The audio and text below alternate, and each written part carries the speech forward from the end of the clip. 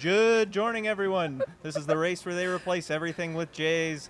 Welcome to the 2025 Javelina Jundred. I'm AJW, joined by my co-host. Chris Warden. No, just kidding. I'm Dan Ryan, and I'm joined with Claire Farrow. Yeah, so we are bringing you guys all the live action here from Mountain Outpost here at the McDowell Mountain Regional Park, just outside of Fountain Hills, Arizona. It's a 100-mile race. There's 5 loops. It's in the desert. It's hot. What are your thoughts going into the day? I'm just interested to see, personally, any new ice mitigation strategies. Okay. Big fan of that technology.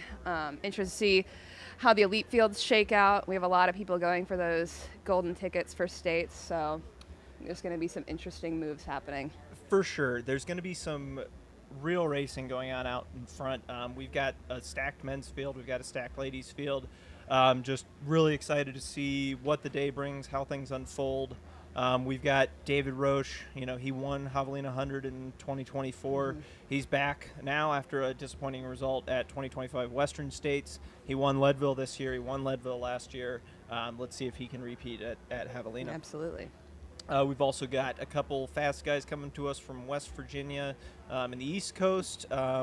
Pretty, diverse set of runners coming to this race. We've got people from North Carolina. We've got people from Colorado. We've got people from Phoenix. The weather today isn't looking as hot as it was last year, but it is still hot, right? We were out in that sun yesterday. It was pretty hot in the direct sunlight. I got toasted. But I'm interested to see. David got pretty close to the course record last year, and so if it's a bit cooler, he might be able to kind of steal that one again this year. For sure. It's looking like the high today is 87 degrees. Obviously, no chance of rain. We're in the desert. But high of 87. It could be a cooler day out there for people than last year. So maybe we won't have to see as many of those cooling strategies, and we'll get to see some historic times thrown down. Yeah. On the ladies' side of the race, we've got Devin Yanko out there, who was first at the Coldwater Rumble. She DNF'd at Javelina Jundred 2021. Third at Western States. We've got Casey Lichtig out there, who plenty of historical results at Western States on, Casey's a legend. 15, 16, 17, 18, 19, all the way through 2025. Pretty amazing. Kareth Arnold out there, second at High Lonesome 2025. First at the Bear 2024. 14th at Western States 2024, so it'll be excited to see how she does. Yeah. She also just did really well at one of the UTMB races. Oh, awesome. Yeah. And then we've also got Tara Dower out there. Obviously, Long Trail FKT this year, AT FKT this year. She just DNF'd Mammoth 200, but she's going to come into this race and see what she can do. First at Lake Sonoma 2025, so she's definitely got the speed to be able to do great here. Yes. And she's looking to reconcile a DNF that she had here in 2023. I don't know if you remember the classic cactus everyone's photo. seen that photo. Somebody even dressed up as her last year, which was pretty funny. That's great. Addie Bracey's racing, Anna Loudon's racing, also a stacked ladies field coming into this race. We're getting a live look at the finish line. Some cool costumes out there. We're going to see how many runners are in costumes, how many Jubilee changes into. Oh, there we got the fire dancer. Got the fire dancer out. The race starts at 6. For people who are unfamiliar with the Javelina Jundred, it's got 5 loops. The first loop is 22.3 miles, and every subsequent loop is 19 and a half, roughly. They've got about 6,300 feet of gain total, which makes it for a very, very fast race. Incredibly hilly, famously. It's pretty sandy out there, too, so they've got, when they go through the wash pretty often. Right, so when they leave the headquarters, they're going to go up a slight climb all the way kind of out to Jackass Junction, and then that backside is a little bit faster than the front side, right? Yeah, it's like a little bit of an uphill on the way out, and you kind of cruise a little bit of a downhill on the way back, which I would say, in my personal experience, feels very significant on your last lap. And then also, a huge thing about this race is the first 2 men and first 2 females will receive a golden ticket to the Western States Endurance Run. Yeah. Which, if they choose to accept it. If they don't, it'll roll down, but... Right.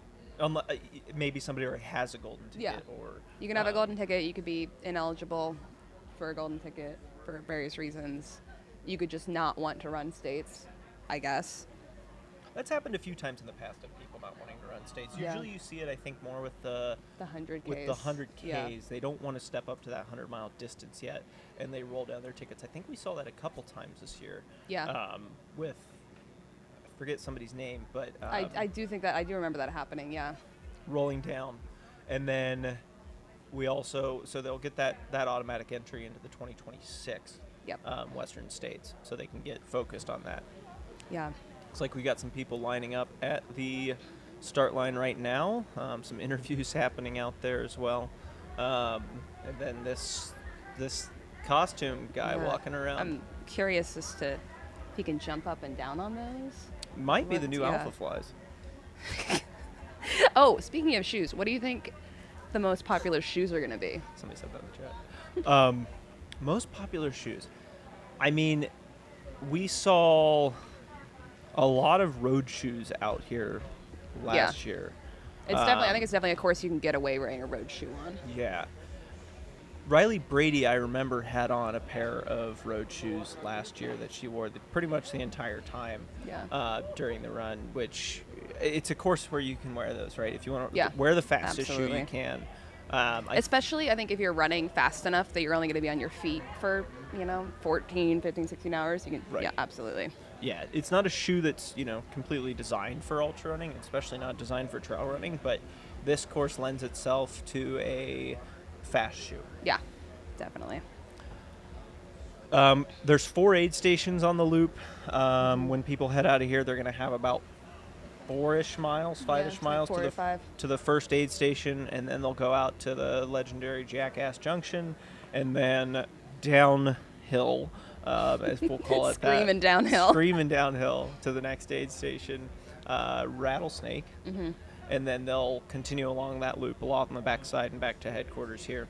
Headquarters is the only place that they can receive aid on the course that isn't an aid station, isn't crewed by people, so they can get crew here. It's a party. There's a ton of tents out there with people setting up. There's costume contests, contests, just a lot of stuff going on here at headquarters to keep people entertained. There's like food truck with coffee. I always recommend this race to people who are looking for a first 100 mile or something, because it is so easy to crew, because you can't go anywhere, you can't get lost. Your crew just kind of gets to hang out. My parents keep asking me when I'm going to do it again, because they had so much fun. It is fun. I mean, we've got people twirling fire at the start finish for people to watch. We've got this guy walking around in this great costume. We've got some people dancing on the stage, disco ball, giant skeletons. It really is a party in the desert for the next 30 hours. We've got a lot of our friends are running it. That's why, in honor of AJW and Chris Warden, they're both out there running the 100-miler. So great luck to both of them, both stand-up guys, great at commentary, and going out there to run 100 miles. Easy. Simple.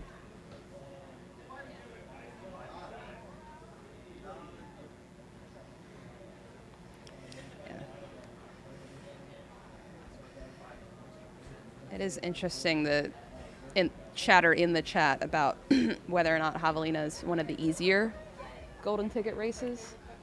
I mean,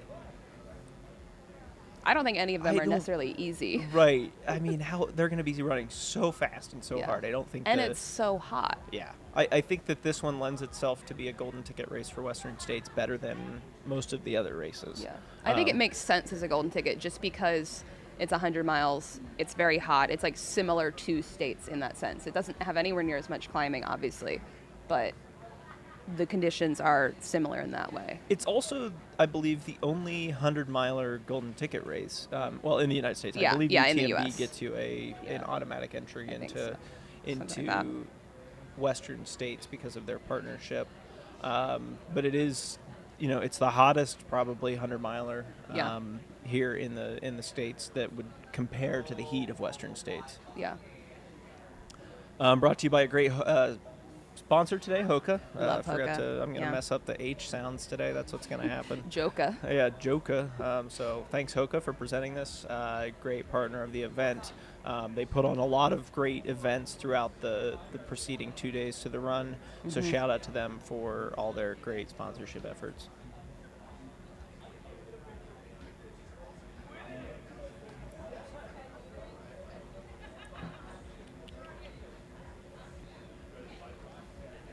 So we didn't talk. So a couple more, men that are running this. We've got Raj Paul, who's out here. He was 4th at Javelina in 2024, and also won Desert Rats in 2024. So we're going to see if he can sneak his way into a golden ticket. He also ran, I believe, sub 12 in the 100-miler this year at Jackpot. So he's very fast. It just is a question of whether or not, you can pull it together on the day.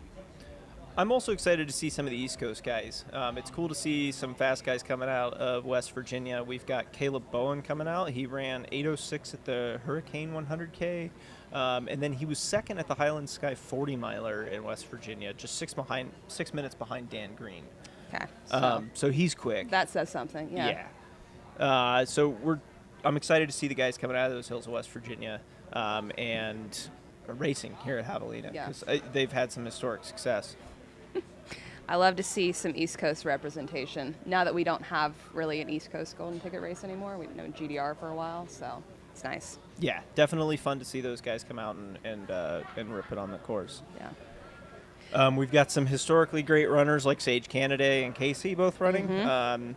Looking at Sage's results, like, he's won a lot of races, a lot of 50Ks, a lot of 100Ks. Going back all the way to 2013, he won Speed Goat 50K in 13, 14, and 15. Wins at Bandera, 4th at Pikes Peak Ascent. Tongue in twister. 2012. So that's.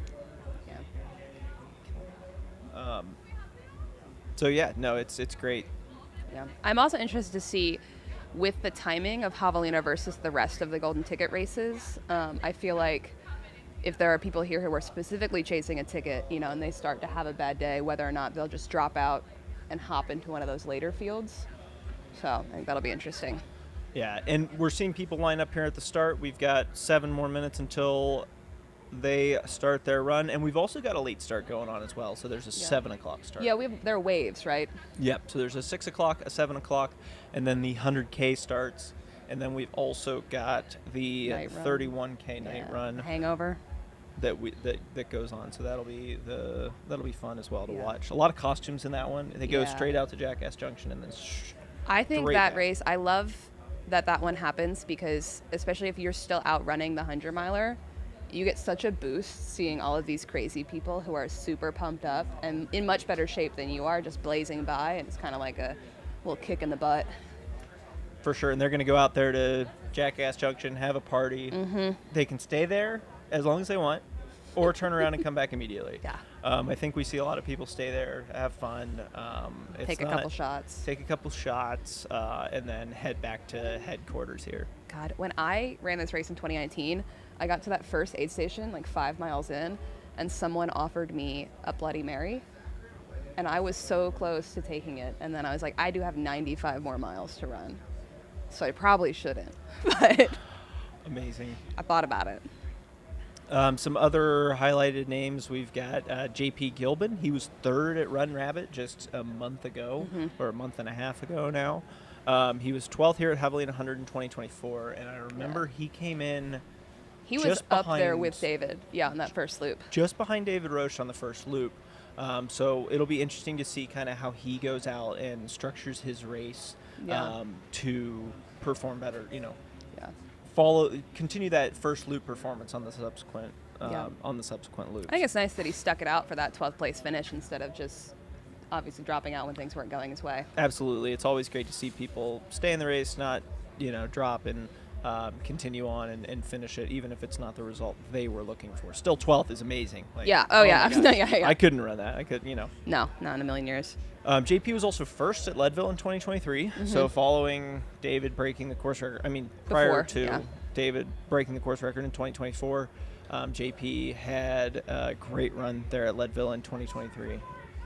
We've got Will Murray of Blairstown, New Jersey out there, second at Black Canyon 2025, fourth Yeah. at Leadville in 2024.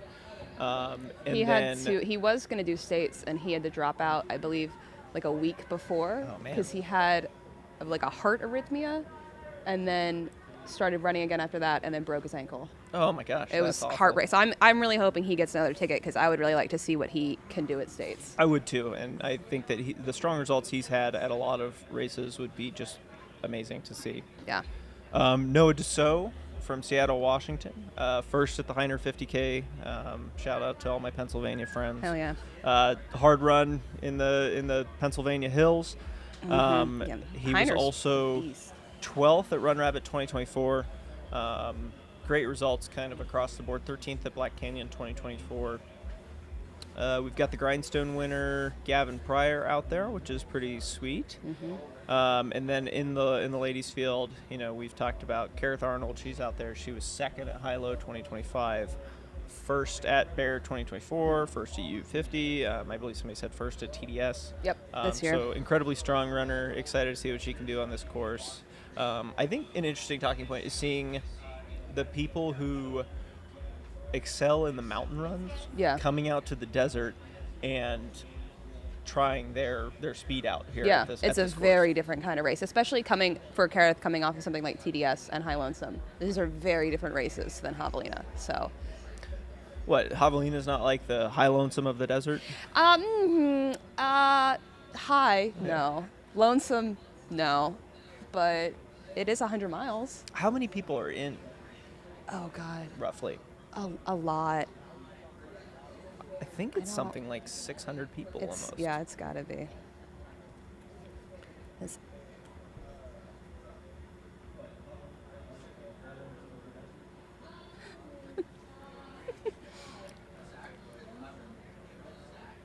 Yeah, someone in the chat asking if a Javelina winner has ever won states with their ticket. I don't think it's only been a golden ticket race for a few years. It has only been a so- golden ticket race for a few years. I'm trying to think back if anybody. Ooh, There's 152 people. 800. 852. Oh that's, my gosh, yeah, that's that's a lot. Wow. Oh, we got some. Yeah, see, there's the Nike shirt We've got the Nike shirt on out Addy. there. There's Roche. Just trying to memorize kits Yeah. because it's the first time. There's Waldo. There's Found him. JP in the button up. Is that Sage with some ears on? I think it might be. I'm Which I'm is curious good. to see I how like quickly that. they just throw those to the side. Yeah. No, a winner of Javelina 100 has not yet won the Western States Yeah. 100. That doesn't totally surprise me, just because it's only been a few years. you Yeah. know? Highest was Arlen. Yeah. Highest would have been Arlen. Oh, we have 2 minutes until start here. Everybody is piled into that start line. They're going to come right by us here at the studio. So we're going to get in on that hype and everybody get ready to cheer some people on as they come by, and then we'll really see what starts going on. Looks like we got JP there in the Javelina shirt. I just wish I could tell who is dressed up as Waldo. I can't tell who's dressed up as Waldo either. Minute and 20 until race start. Oh, it's Andy. Yeah, it is Andy Glaze. That makes sense. Okay. You can tell by the jorts. He's wearing jorts. Shout out to all the volunteers out here today helping with the run. Wouldn't be able to do it without those people working these aid stations for the next 30 hours. Yeah. So shout out to everybody who's here to help and everybody who's hyped to help out with this great event. I love the volunteers.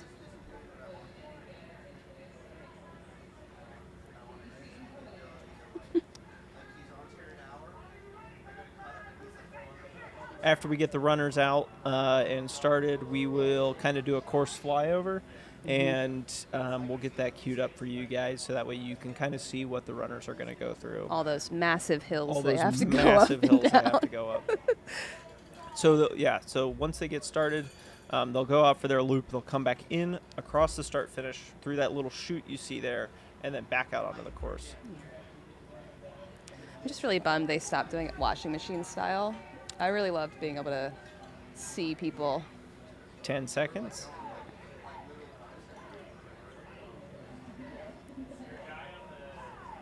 4, 3, 2, go. And they're off. Looks like there's a little discrepancy between our clock and the race start clock. So there we go. People are out of the chute and headed down past us and out onto the course. No idea who's in front right now. It's impossible. It's way too dark to tell. Shout out to our great drone pilots out there. Shout out to them for getting us these shots and providing the coverage for the race.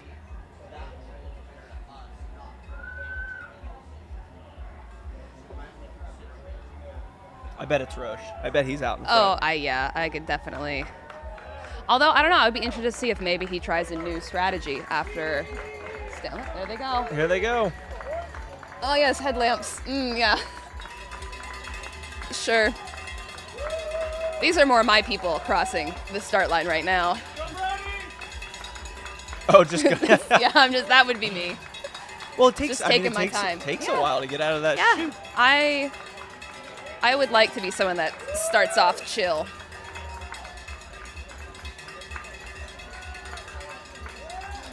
See the sun starting to peak up there in the shot. Yeah. We have, what time is sunrise? They've probably got about 30 minutes until they sunrise don't need their is headlamps. 6:40, so I feel like they'll be able to see pretty soon.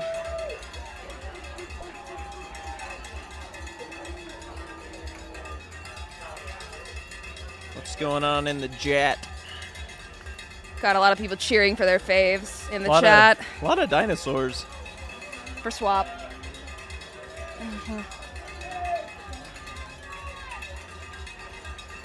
Headed out there under the lights. I would love to know what pace they started at. Oh yeah, that looks like David, the green shorts. Definitely David in the front there. But I mean, he's got a whole pack with him. So got a whole pack with him, and then there's that guy hanging on with him.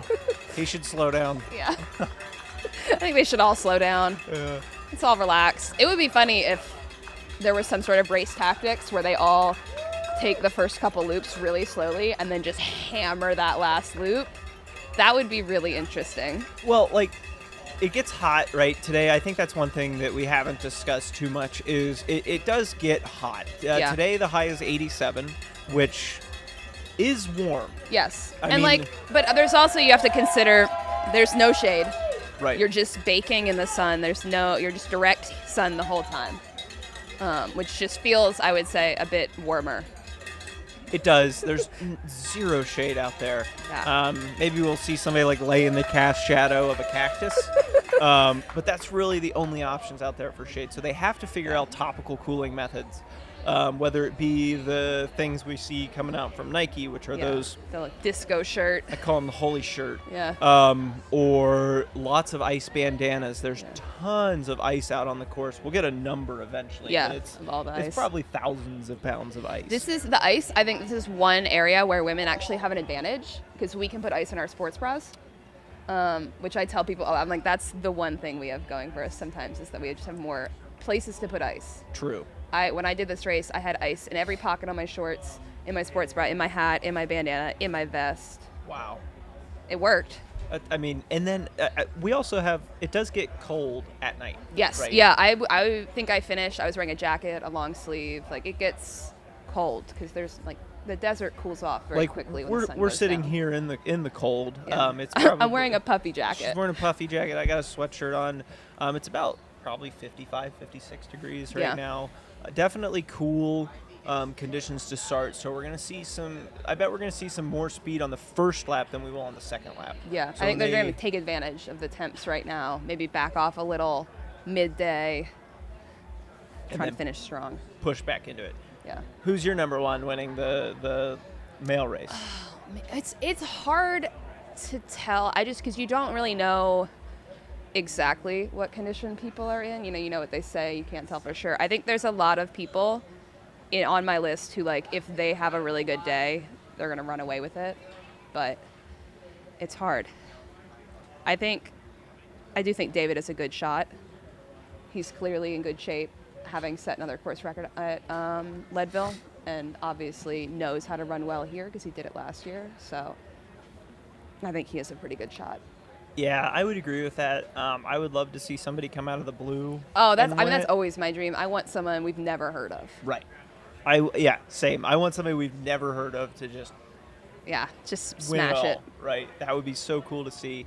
On the women's side, I think I'm rooting, or not personally rooting for, but I think Kareth's going to take it. I think that she's just had such strong results at races that I think that she could potentially win this. Yeah. Also, I'm Team Tara. I would love to see Tara win it. That would be fantastic. And maybe she's got she's definitely got something to prove after DNFing here in 2023 in such a glorious fashion. It's a memorable, extremely memorable fashion. I would also like to see Anna Loudon do well. Yeah. She's definitely got the legs to do it. She's got some speedy results here as well as at other races. She was 11th at Western States in 2024, first at Javelina in 2023. So she's definitely got the chance to kind of to crush it. I like to see Lauren do well. Lauren Pertz. Yeah. Well, interesting about her. So she was 8th at Javelina in 2022, and then 4th at 2023, 3rd in 2024. So I just think that means like second or first this year. You know, that's how that works. Yeah. You only go up. Yeah, and then number one in all of our hearts, obviously, out there is Chris Warden in AJW. Yes, obviously. Do you have any other friends running the race? God, I mean, I think probably a lot of people I know. Right? It's 850, I'm sure. Yeah. I have some people out here crewing that I know, pacing. Everyone who's anyone is here. Look at that line of people. Oh my gosh, that's wild. That's the hard thing about some of these races. When they have so many people, you do get that conga line for a bit.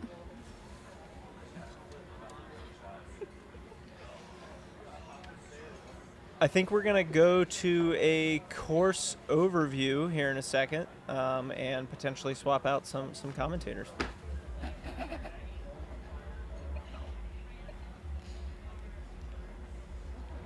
Maybe.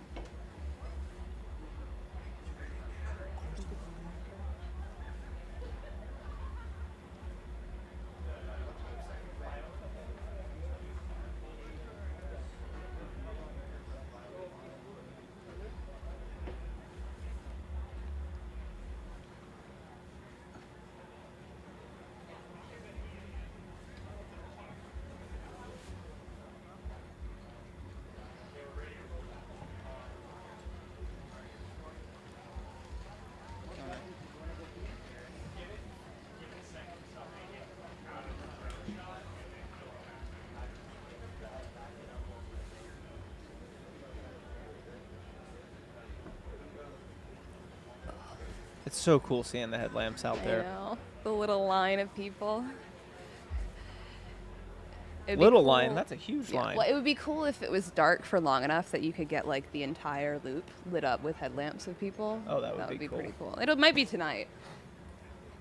Very well could be. We'll be seeing the first male finisher probably around 11 to 12 hours in. Yeah. So 5 or 6 tonight. It'll just be getting dark. Maybe they'll need a headlamp. Maybe they won't. Yeah. And then we'll be seeing the ladies finishers after that, and they'll definitely finish with headlamps on. Yeah. Unless we see a blowout. You never know. Course record. That would be kind of wild in a good way. I'm interested to see the number of kiddie pool of ice dunks we see today. I want to keep a tally on that. I'm curious how many kiddie pools of ice are out there. Yeah. I'm sure there's a CTS one, so they have one at States. Yeah. We'll take you guys to a course overview and just show you what's going on with the course.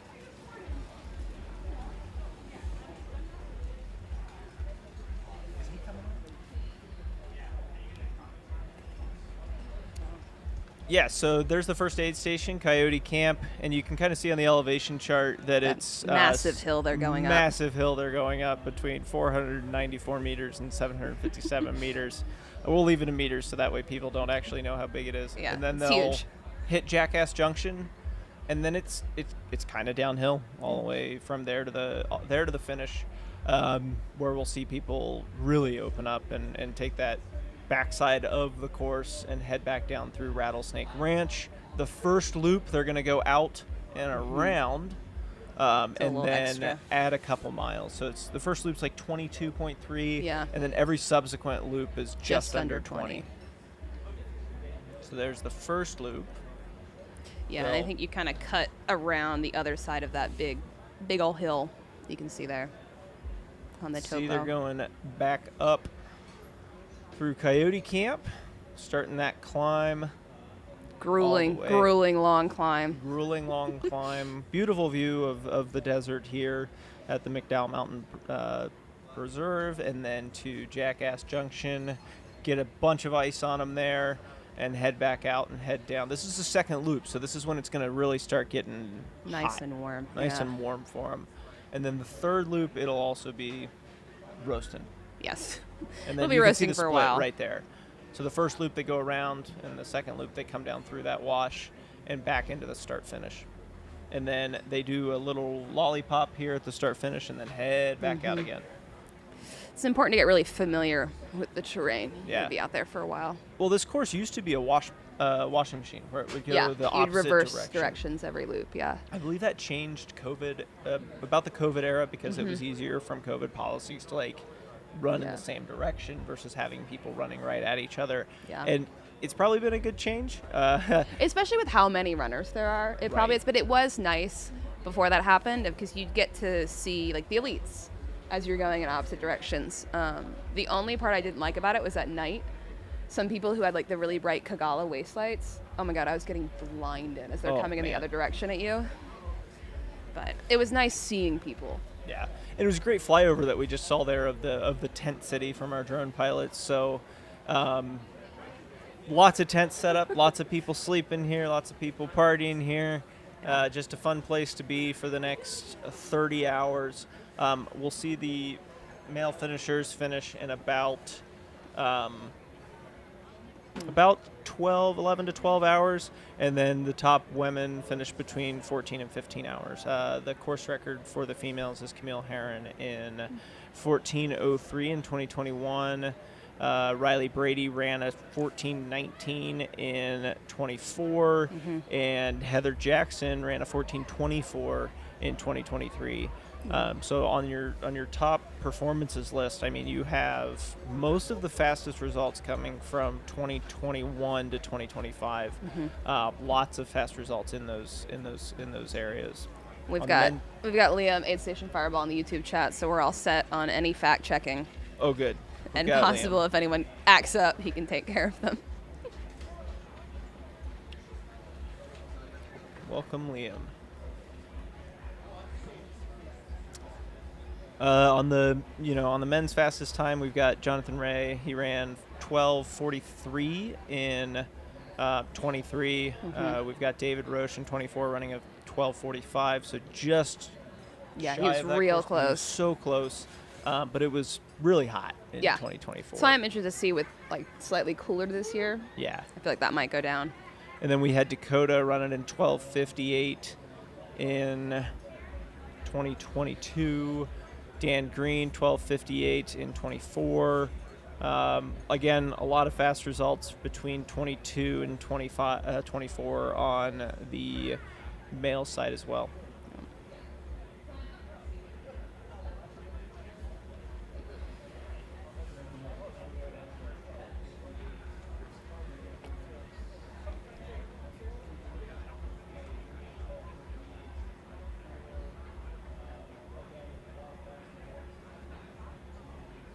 So the other races going on after, there's a second wave of 100-milers occurring at 7. And then there are the 100K runners after that, and then the 31K, which is the night run tonight, the party run. My mom just texted me that it's my name spelled wrong on the thing. Oh, on the ticker on the bottom. The ticker, yeah. Which is fine. 63 degrees here currently. Sun is starting to come up here at the McDowell Mountain Regional Park, just outside of Fountain Hills, Arizona. The first loop is off. If you're just joining us, the first wave has gone out. Yes. Where we're going to see some of the fastest runners here in that event, in that loop, in that wave, sorry. Yeah. And then the second wave, the 100K, all coming at you live here on Mountain Outpost.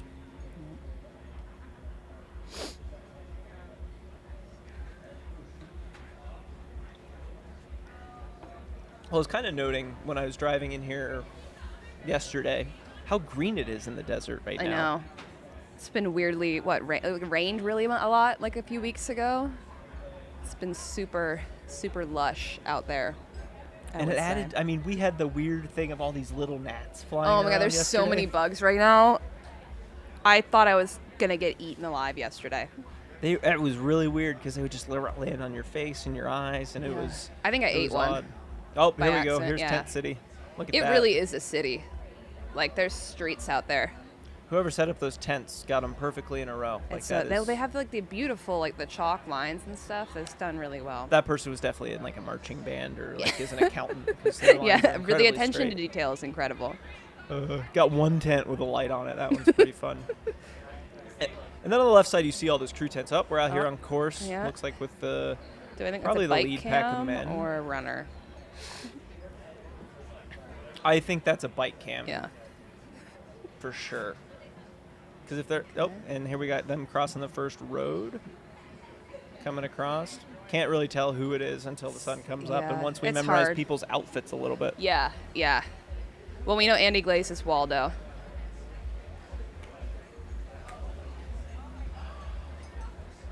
Yeah, lots. I mean, they're so bunched up too. But does this race really ever spread out?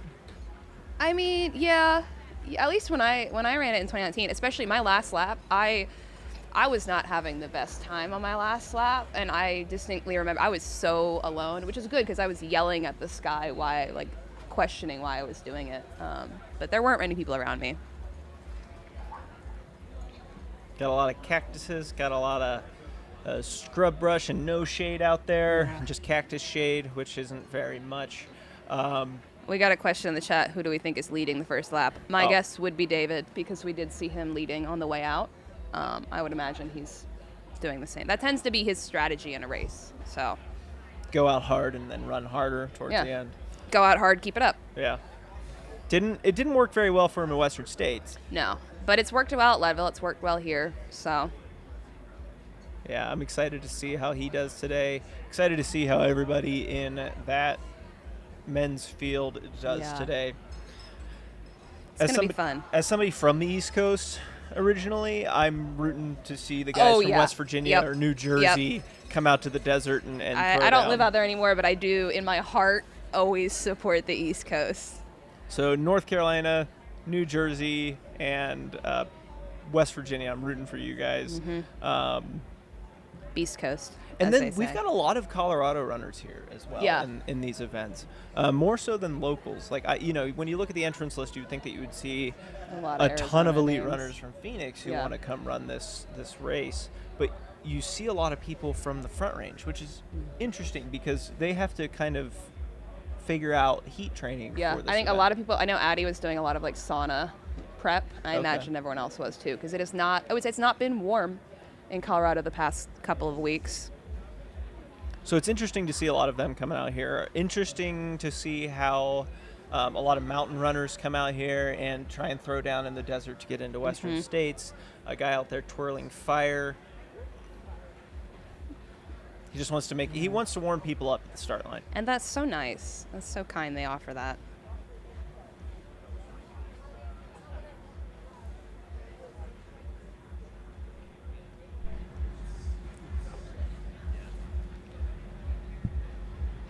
Gonna have the second wave of people probably start lining up in 30 or 40 minutes. Yeah. Headquarters is bumping. I can hear it in the distance. I'm And going to hear that just go for a while. just a constant drone of for the next 30 hours. Keeping us awake. Here we go, back on the bikes, out here with the runners. Is that, I think that's JP. I thought JP was Potentially. Is wearing that a an different Ultra shirt. kit? I thought JP was wearing like Okay. He floral was button-up. he was wearing a floral Yeah. button-up. You're right. I don't know See, who that's what that we're gonna is. do for the first hour of this. Is just guess who's wearing what. Yeah. And hopefully they won't change outfits at any point, because Yeah, they're that'll not just allowed make to. things hard. So.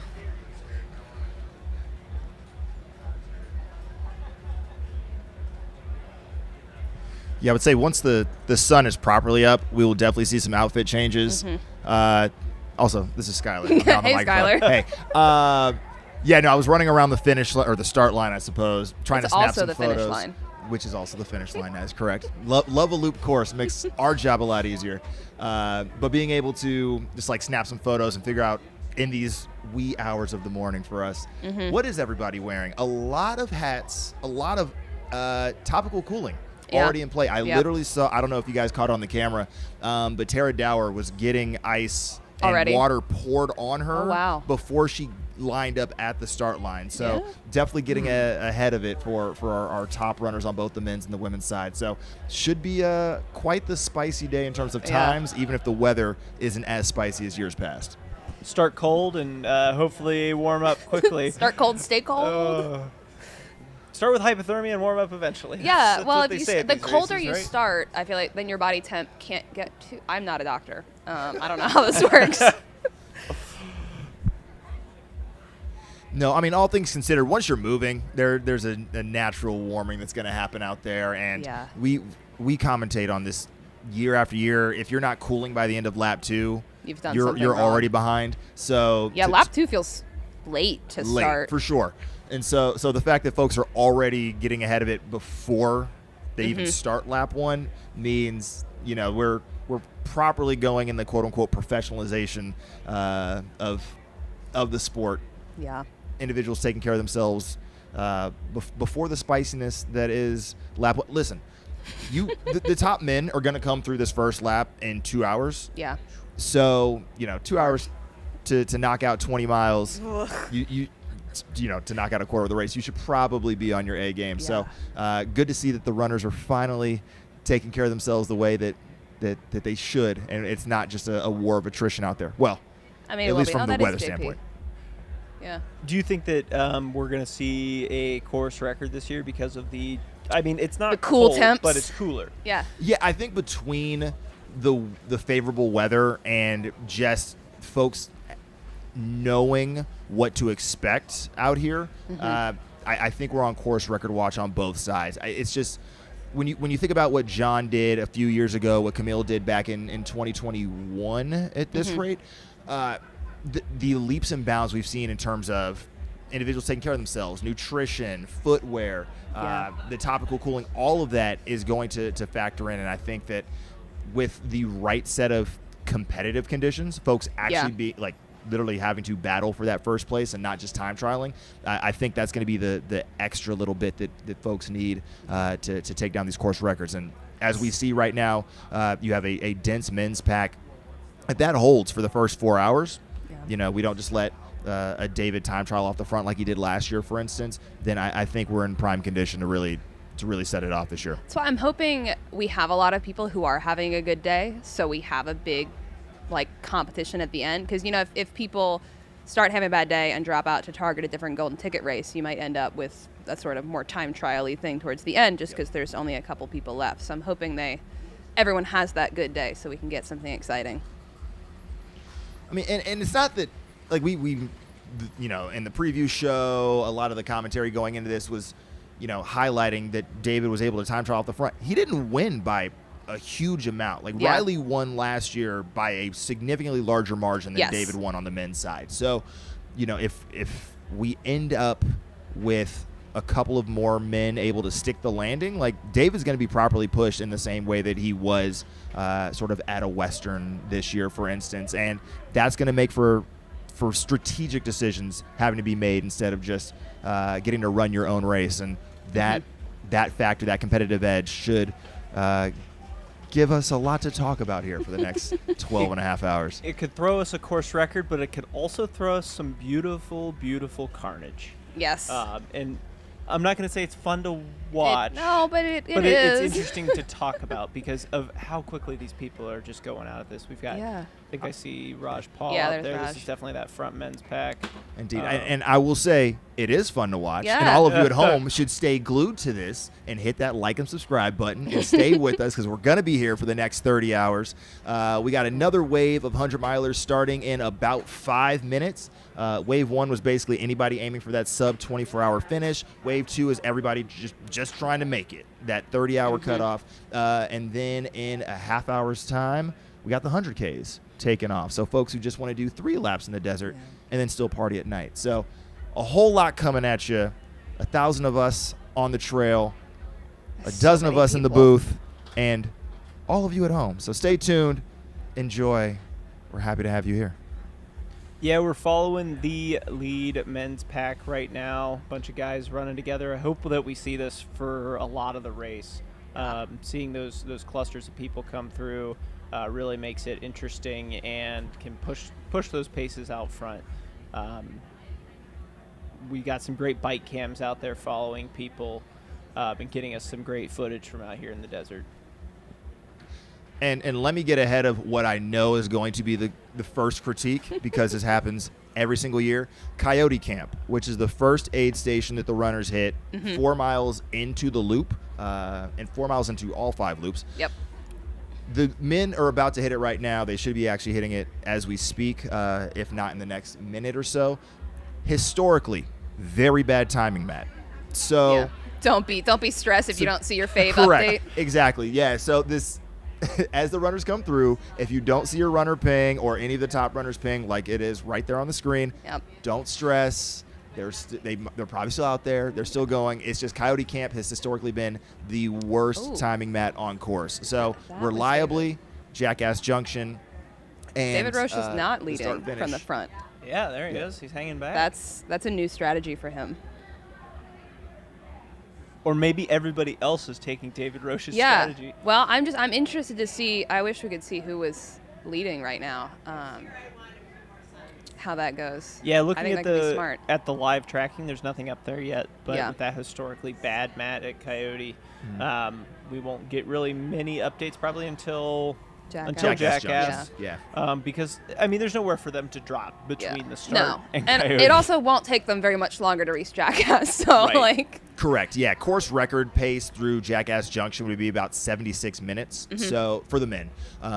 So we're not gonna stress too much about them being on course. However, I will say they are a little bit ahead of course record 4 miles in, guys. Just want Okay. to throw that out there. No, we should extrapolate from that to 100 absolutely. miles. Yeah, no, this is going to be American record day. No, let's not extrapolate by that 12. amount. But that being said, to have, the historical splits typically be about 27 and a half to 29 minutes, and you already have a lead pack on the men's side of 10 going through.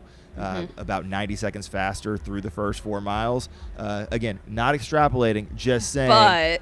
But if we were to extrapolate, more that like folks are looking over their shoulder and being like, everybody else is doing this, I probably need to do it as well. And you see that this looks like a cross country race at the moment. So you can't really like sit and kick in these anymore. Well, not maybe, anymore. As much as I think that would be so fun to watch, but maybe David is realizing that people are going out super hot, and he's sitting back because of exactly that, right? He knows how hot it gets here. Right. It's cool out right now, and people are, hyped up from the energy and the start line and headed out in that first loop. So maybe going through his mind is, we're crossing through Coyote Camp on course record pace, well under it by about 3 minutes. I'm going to hang back, and I know that I'm fast. I know that I'm strong. He knows how to run pretty close to course record pace here. Right. So he's like, if I'm pushing it too far over the course record pace just because it's cool, he doesn't want to have that blow up by taking it out too hot, right? I think people still need to run their race and what they've trained for in this, while also taking into account the fact that there's a pack of guys out there running with him. I mean, it's you can't outrun your own fitness. So if someone's going to beat you because they're fitter than you, they're going to beat you whether you try to stay with them or not. Right. Skylar, who are your top males and top females on this one? Why you gotta dime It's me out hard. from the jump? Yeah, no, let me go over to my fantasy picks. I did have on the women's side, Kareth Arnold in third, Anna Okay. Loudon in second. And this is a homer pick for sure from the Air Viper Racing team, Lauren Peretz. Lawrence, taking the W. yeah. Well, That's her trajectory points to her being first or second this year. Correct. And not only is she an absolute gamer to begin with, but this is also the most fit that she's ever shown up at Javelina. And I know she's a very good crew with her here. Yeah. My realtor, Lauren Daniels, is on her crew. So Here we go. Here's second wave going off. So, yeah, and then on the men's side, I have Canyon Woodward in third, okay, Will Murray in second, yeah. David in first. I want Will to get that ticket again, so but I want to see what he can do at States. Absolutely. You know, I think that missing States might have been a blessing in disguise, like to really, cut his teeth in a competitive 100 before stepping up at Did Western. you see his Strava before he got injured? Yeah. Oh my God! If anyone in the I would recommend checking out his Strava. As we have the ambient noise of the second wave passing behind us here in the booth, the vibes are high. As we mentioned, wave 2 is basically the folks who are aiming for the finish, trying to get sub 30 hours. So they will have until 12:30 p.m. tomorrow. We give them the full 30 hours, even with the delayed start. And based on the traffic I got stuck in trying to get in the park this morning, it's not just these runners out on course that are having a great time, but the additional hundreds of people who are just here to crew or spectate. The folks next to me in the line where they were like, we're bringing in mountain bikes, so like, we're just here to watch the race. Hell yeah. So it's a whole vibe out here. If you can't make it out here in person, we're glad to have you on the live stream with us. So thanks for tuning in. But yeah, energy is palpable out here. Yeah, and we've got a few of our friends running today as well. I know Chris is out there. I know AJW's out there. A good friend of mine, Chloe Schulman, she's out there. She said she wants to finish in the dark. So that would be... It's good to have goals. Yeah, which would be awesome. I mean, once night falls tonight, we'll either see some glorious blow-ups or people really start to cool off with those cooler temperatures rolling in. Like Skylar said, we've got the second wave of people coming out behind us who are just looking out there to go out there and run 100 miles in the desert. I believe there's... Oh, God. Way to go, Jubilee. I think that's the we saw yesterday with the fake belly. I think that's what that was used for. That's hilarious. Yes, that is not what Jubilee looks like nowadays. It's just her in costume. So that's incredible. The Lorax. That's wild. The Lorax is out there. Jubilee's probably changed costumes 3 or 4 times already. Yeah. I'm sure we'll see a lot. Yeah, look how light it is already.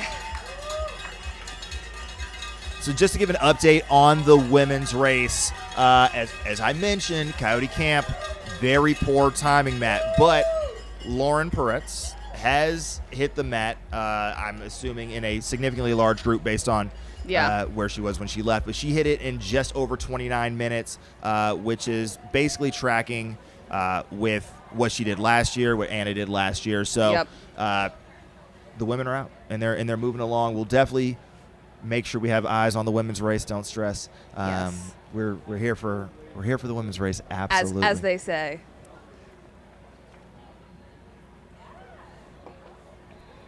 So in the big box, we have the second wave of the 100-miler heading out past those large HOKA beacons. Shout out to HOKA for helping bring us not just the Javelina 100, but this live stream coverage as well.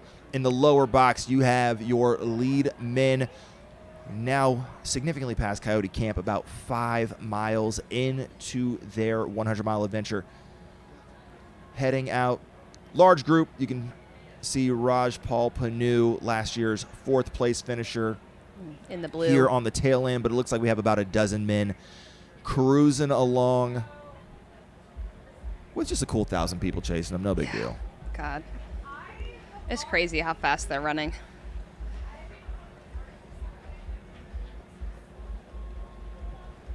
And you all talked about this on the flyover, but this first half of the loop is sort of this douche grade uphill. The grueling Yeah, barely. I mean, it's one of the things where you can barely tell that it's an uphill, except you're running and you're like, why do I feel like ass? And then you hit Jackass and you start going down and you're like, oh, I was running that ever so slight uphill the whole time.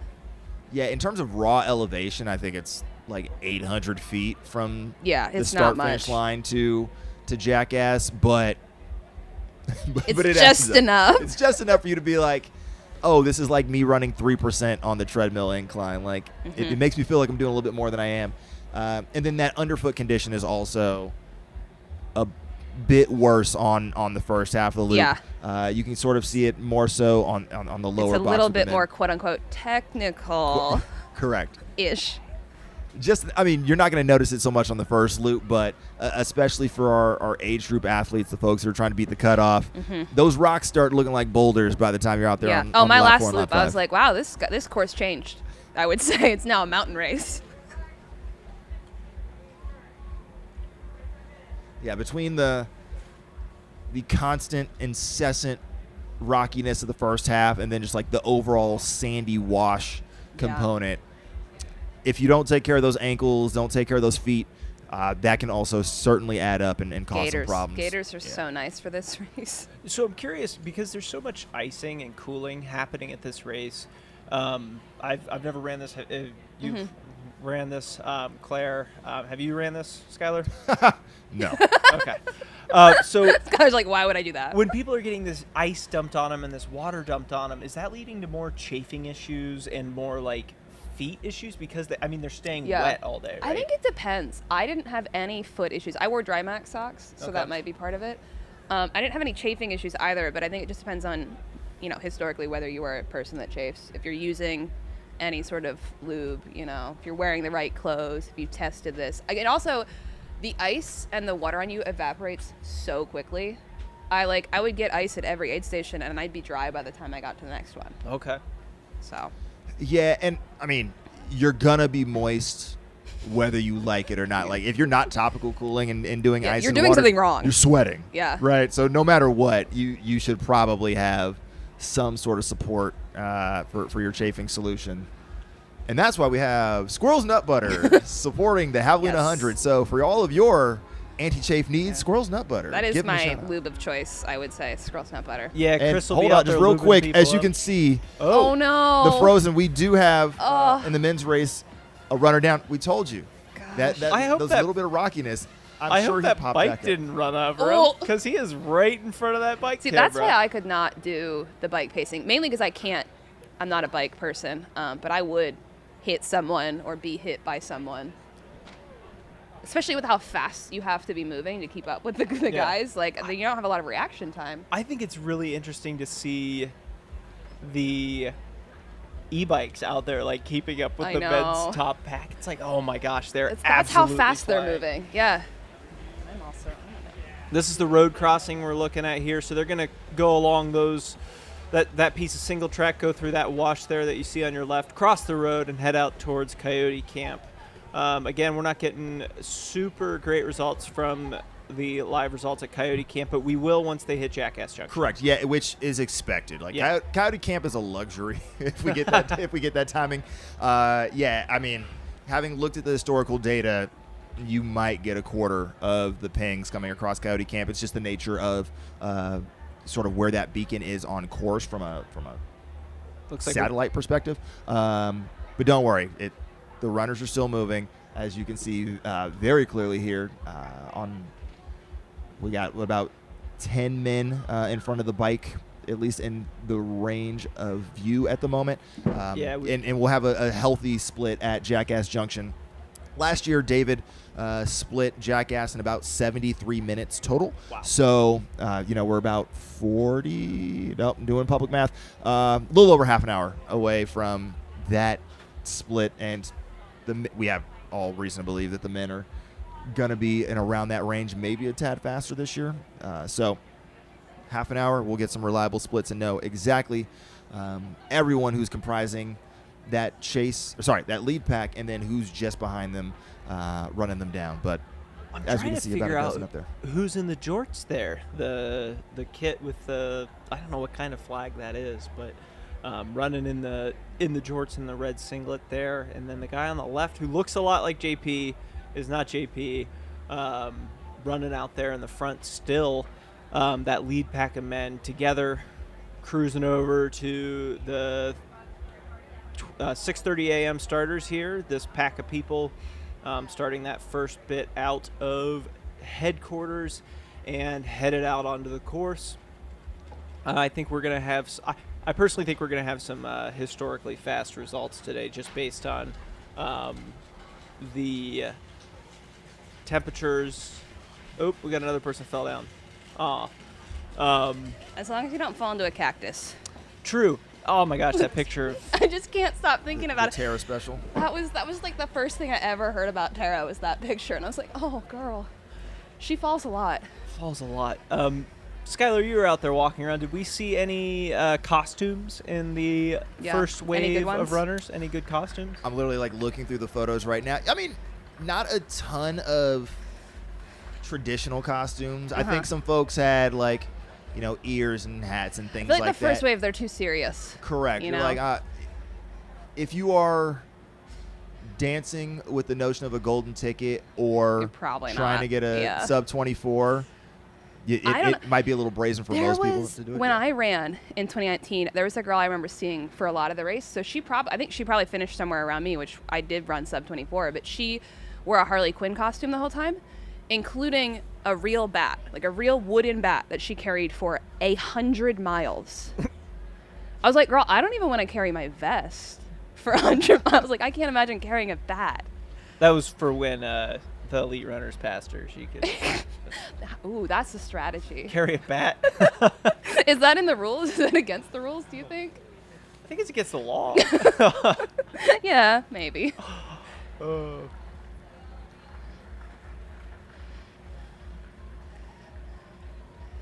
It's like we're cruising here. I would really love to see one of the winners like actually be in a costume. That would be pretty great. Not sure who we're running behind right now, but they're moving quick. Once people come through and we start seeing tracking, we'll be able to kind of like identify who's in what pack when we have the follow cams. So bear with us a little bit.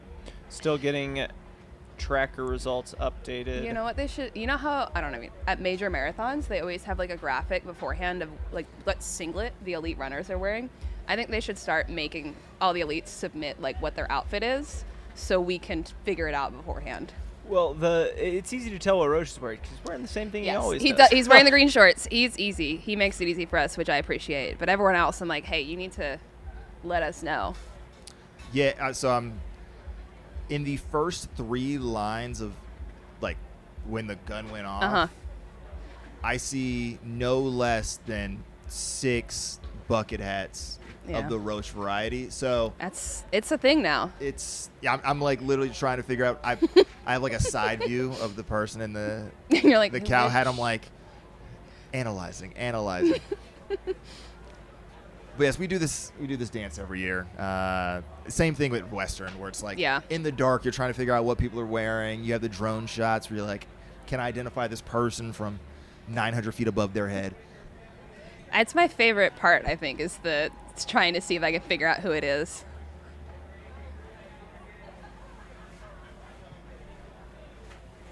It's funny because some of the shots we see, it's like, wow, it's still dark out there. And then some of the shots we see, it's like, oh, it's really light. And then we look behind us and it's light.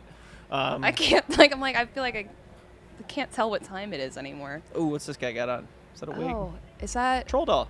Yeah. Oh, wait, I saw someone, they had troll doll wigs like that made out of a bunch of tutus. Oh. Which is so smart.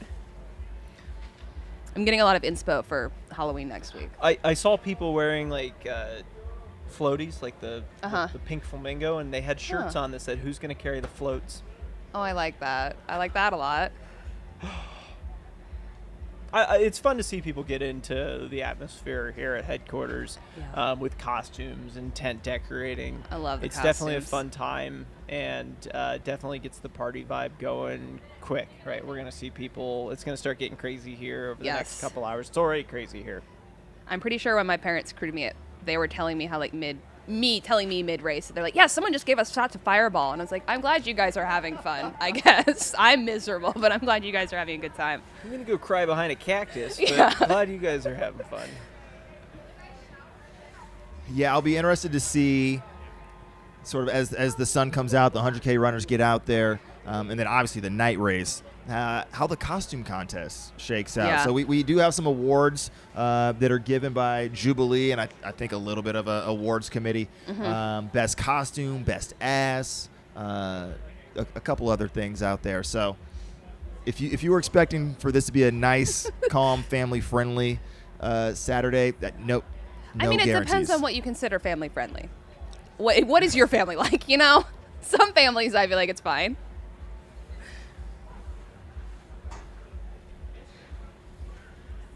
Sun's starting to peek over the mountains over there, and we'll eventually start hitting the runners, and then we'll see faces we know, people we know. Yeah. Yeah, in for a great time.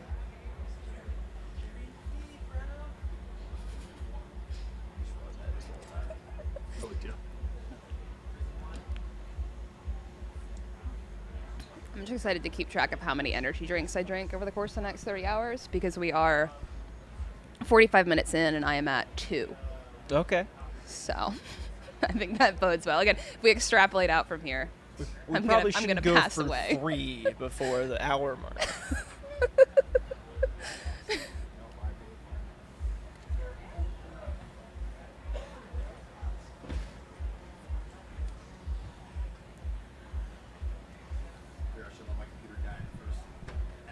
Yeah. It's a great thing to wear out there is a sombrero. I just saw that. Yeah. I feel like there are some costumes you could strategically wear as part of your strategy. But Yeah, the anything thing that always involving blew shade. my mind, a decade ago when I started coming out here was just like people who run in long sleeves. I know. Like, I'm just the sweatiest person alive, so like the notion of running in a long sleeve is crazy to me. But apparently people do it quite successfully. I and stay wet. understand the concept of sun shirts. I just can't do it. Yeah, it just sticks to me. I'm so uncomfortable with sleeves. And so, the fact that you could reasonably wear a costume with the sun shirt baked in, like you could stick the landing. Yeah. 2 birds, 1 stone for sure. I'm too wet. I can't do it. It's just also just like the sensory feel of sleeves. I'm like, I don't want that. I remember Here we last year go. there was a guy wearing like a full beekeeper suit, Yeah. Yeah. and we thought that he was dressed Oh. up as a beekeeper, but it was actually like Part of his thing. it was like a sun-resistant shirt.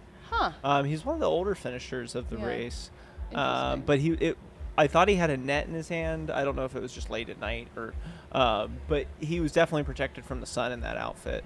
I thought it might be a little warm, but they talked to him after the race, and it He seemed said it like was fine. that's what he does. Like he's ran Huh. this multiple times. He's always worn that. Protects him from the sun. Protects him from the the heat apparently. But he looked like a beekeeper. I thought it was a great costume. Have you seen, I don't know if he's still, at least the year I ran it, and I feel like a couple years since, there's been a guy in like the Flintstones car outfit. That one, again, requires a level of dedication. Running 100 miles dressed up as a car. I just, running 100 miles is hard enough. I don't know, man. Was he running around yelling yabba dabba doo? Yeah, honestly, I think so. One year I saw the Mario brothers out there running together, Sure, and then yeah, Luigi and that's dropped, and it beautiful. was pretty Aw. sad. But they were out there running together. We saw Waldo today. I think that was Andy Yeah. Glaze. I think we've seen a couple Waldos. There's a person running as a bee Oh. or a beautiful butterfly, whichever. Yeah. I feel like you could, maybe like attaching wings to a vest would also probably be a pretty easy way to have a costume. Yeah. Or like Dakota Jones in 2022 when he ran, he just had like a little black dot on Yep. his nose and a Oh. pair of kitty ears, and Yeah. he was a cat. And it was That's like, the all right. classic, like, lazy college girl costume. And I say that because I was that lazy college. I did a black cat so many times. I mean, some would say balling on a budget. That's Yeah. fine. Yeah. I appreciate the effort, you know. There we go. Back with the Cruising. fast pack here. All the hats. Anybody tell who that is? Absolutely not. I can't recognize people by their butts. Usually that's kind of not what I use. Doing it wrong. There's very few people I can recognize solely based on their butt. Right. And I run with them a lot. Yeah, it's people I know. It's more like their stride, maybe. Yeah. Yeah, some people you look at and you can tell their stride from like a mile and a half away. You'd be like, that's Dave. I'm inclined to believe that one of those individuals is Canyon Woodward. Okay. Who has the long hair? There's someone with long braids. So, I like the green shirt. yeah. I thought you don't like colors. I like green. Okay. Yeah, somebody's rocking the USA Backyard Ultra World Team Championship shirt. Oh, flex. Okay. So Oh, someone said Caleb's in the green shirt. that makes sense. Okay. Man, the backyards, that is scary impressive to me.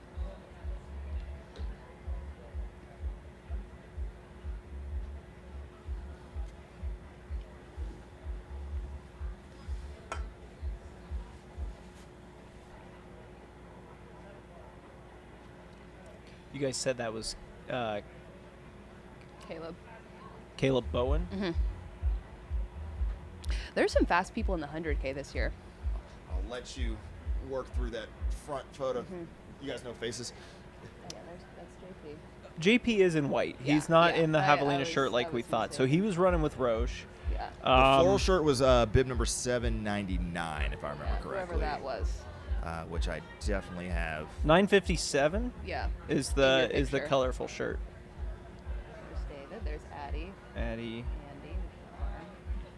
Can't tell who that is. Can't tell who Glitter is. That's what I'm gonna call. Besides the fact they're a HOKA runner. Yeah. There's JP is in white. Okay, he's wearing the same thing he was last year. Yeah. So as we're a little over 50 minutes in here at the Javelina 100, presented by HOKA, we got about 20 minutes or so until these men hit Jackass Junction, as well as the chase pack of what we Unless believe they're is really under course record unless pace. they're super under, and at that point we're definitely gonna start playing wild extrapolation games. But no, they're cruising along. We expect about a half an hour until they hit Jackass Junction, that 10-mile halfway point aid station. We got these 4 men in front. We have a chase pack of about 8 just behind the bike, probably spreading out a little bit. And then on the women's side, we have another pack that was working their way through. We would expect them to be in about 40, a little under 40 minutes. They should hit Jackass Junction as well. So as the race takes shape and our 800-plus runners are now on course, we've also got 100K starting in just 7 minutes time here at the start-finish line. So everybody out there to have themselves quite a day in the McDowell Mountain Regional Park here, just outside Fountain Hills, Arizona, land of joy and happiness. Just made that That's up, but the beautiful. Tourism Bureau can definitely steal that. By all means, go for it. Reach out to Skylar if you'd like to use that Fountain He'll be Hills licensing Tourism that. Bureau. Yeah. I love how you sit down in this valley, because when you're out there, you're looking around and you see all of these really, I'm going to call them pointy mountains. Like they're unique shaped. It's not like your typical just point. They're just very... You said they were pointy, though. They're pronounced. Like they have Okay. unique shapes. Like They got I'd say some one of bumps. them always looks like a finger. Yeah. You've got, various jaggedness. It's a different skyline that you would see it say in like Yeah. Salida or Yes. Oh, yeah. It's definitely different than Silverton. like Colorado mountains for sure. A lot less snow on them, I'd say. A lot That's less one snow. big difference for me. Well, we're sitting down off the Colorado Plateau here in Fountain Hills, right? Mm-hmm. So we've got that geological feature that is the not Fountain Hills, but the Colorado Plateau, where you drop down into the valley. And I think up on the Mogollon Rim a couple nights ago, it was like 36 degrees, 38 Yeah. degrees. I think and it's then cold. Once you drop out of Payson, I mean, it warms up down here pretty incredibly in this basin. What's the altitude here? Oh, I think my watch said we're at like 1730. I don't know how That's accurate right. that is, Yeah. but thank you, Koros, for that on my watch. A lot of skeletons out there. Those big skeletons are I so love funny. them. There's One of so my many neighbors them. in Denver has like 40 of them.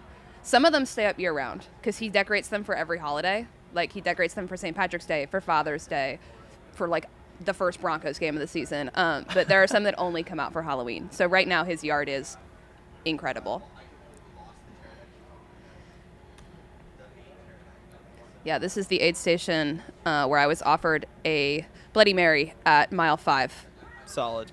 Strong. You should have Which taken it. I should have because I'm still thinking about it years later. The volunteers at this race are top tier, I would say. Still got about 20 minutes, would you say, until people start funneling through Jackass Junction? 15. 15 minutes, Yeah. 15, 20 My minutes. guess is 15. I'm going to guess 12. Okay, fine. What's the over-under? All right, Skylar, are you saying over 15 minutes or under 15 minutes? So we see I think we people should through start Jackass? incorporating sports betting into ultra running. Well, given what happened in the NBA, I don't know if we want to go exactly that route. But This is not brought to you by FanDuel. Not yet. no, I'm FanDuel, we're open. I think we're going to end up with about a 71-minute split for Jackass for the first couple of guys. As you see the crowd building here for the start of the 100K, individuals going to be heading out for 3 laps, There's the Lorax.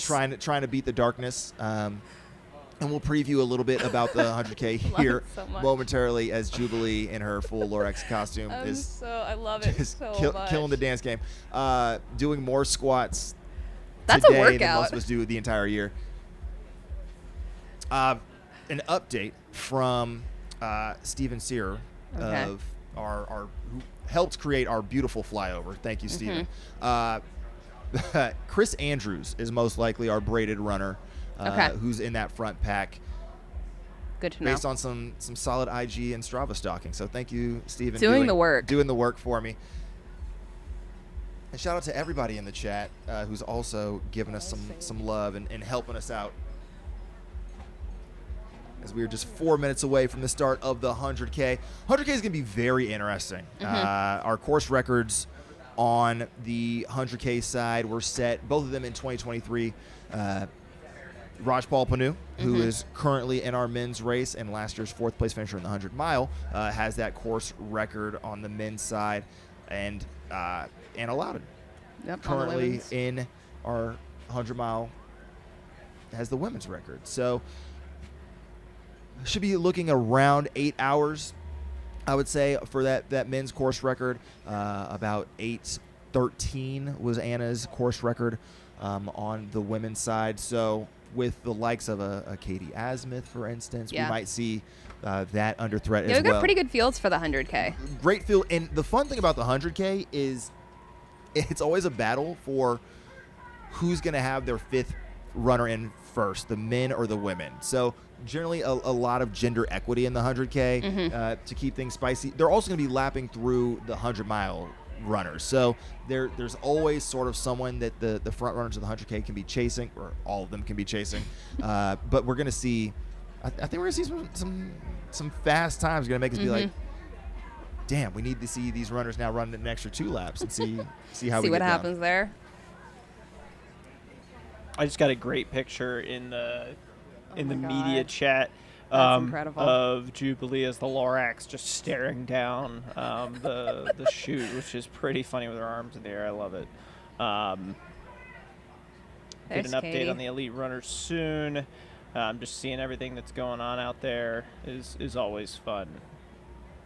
It looks like we've got Addie in that Nike waffle pattern shirt. Rajpal is wearing a blue HOKA kit. Yeah, he's in blue. We've got Anna Loudon in a blue and yellow Brooks kit. Ryan Hartwig is in the Javelina cactus shirt that we originally thought was JP.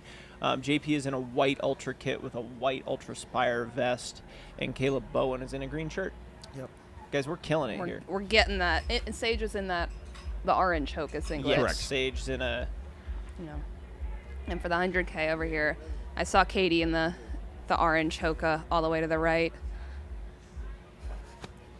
Yeah, and then on the women's side, I think you have Casey is in the sort of like a blue and white or teal and white top. Tara's rocking the white with the the white ultra kit Ultra, and, yeah. and the vest. You have, who else you got? Kareth wearing the white shirt, the ultra shirt. And then Carla's got the orange HOKA kit as well. So as the women's race comes through, obviously Lauren's in the Air Viper Racing Team kit. And the one runner I could not ID was just like lavender on lavender. So Which I'm I love interested that. to see how Jackass goes, so we can properly ID all the women's runners and men's runners as they come through. And again, we are about 13 or so minutes away from the men hitting Jackass, but we are just seconds away from this 100K starting here at the Javelina 100, presented by HOKA here on the Mountain Outpost channel.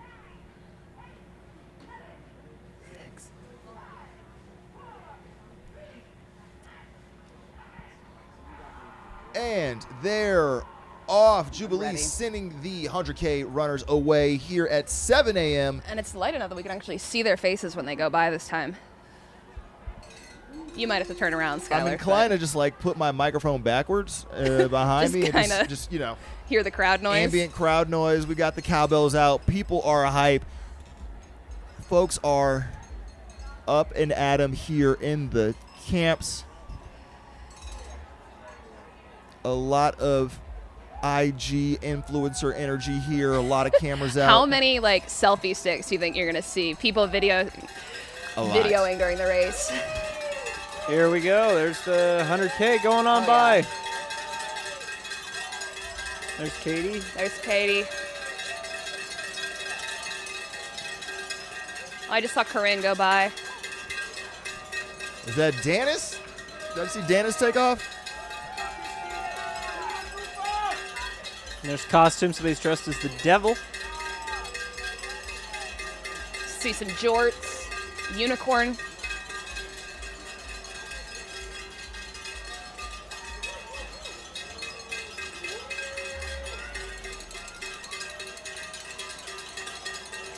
Ooh, Jester. Oh, there's a matching pair of people.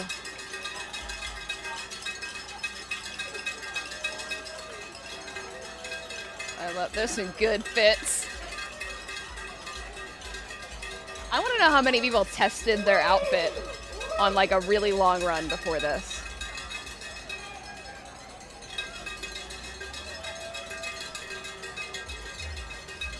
So I is want to this- know how many people focus more on the costume than the training. Yeah. Or just the ratio of like how much Yeah. time did you spend training versus how much time did you spend thinking about your costume. I guess it depends on how the training block went. Yeah. You kind of know a few weeks out whether this is going to be a party day or a race day for you. Yeah. We got some Squid Game outfits Oh. there. Okay.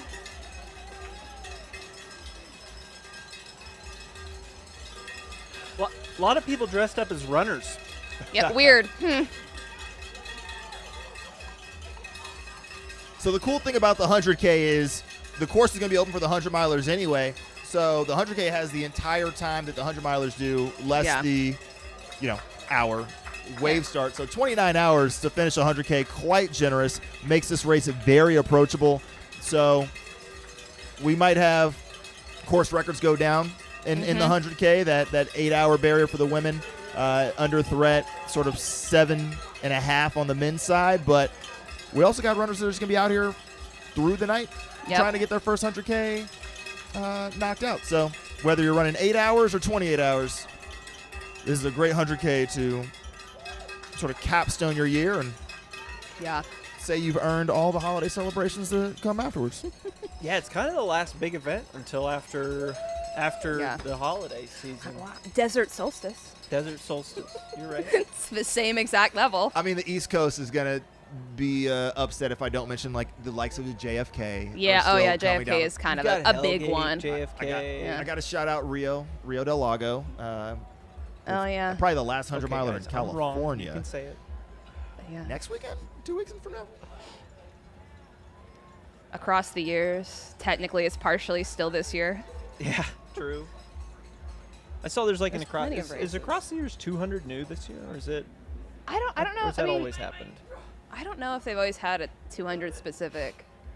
It makes sense because, 72 and above, you're probably going to have plenty of people hitting 200 miles, so you might as well.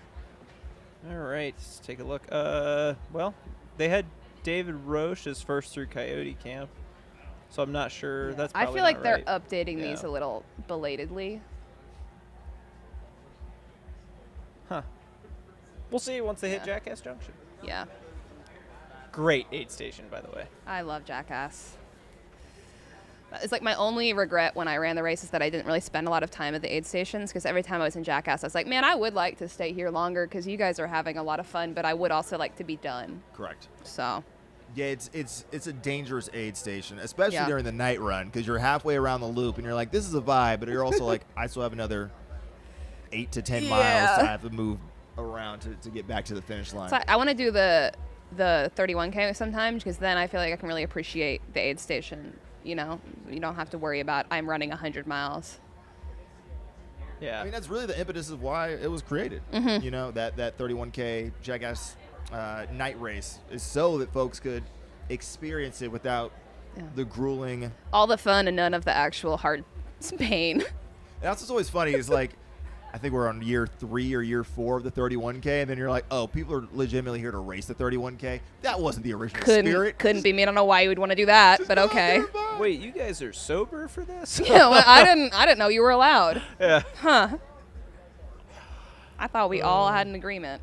I think this is my favorite Halloween party, by far. Yeah. Like, it's fun to come out here, see the costumes, see the camaraderie, the good holiday spirit of Halloween. Yeah. See people out here dressing up and really having a great time, whether it be in the 100 mile, the 100K, the 31K. A lot of Just people go out crewing. and yeah, just crewing. I think if you have a big enough crew that a couple people on your crew who are who like to run and would like to participate in the event will be like, hey, like these 2 people are going to handle it for the night section, and I'm going to go out there and run the 31K. I think Chris Warden was telling us his final pacer is doing the night run, And then gonna pace him. and then going to go out and pace him. So it's nice to be able to get everybody involved. Look at that train of people headed Yeah. out for the 100K. It keeps you from going out too fast, True. hopefully.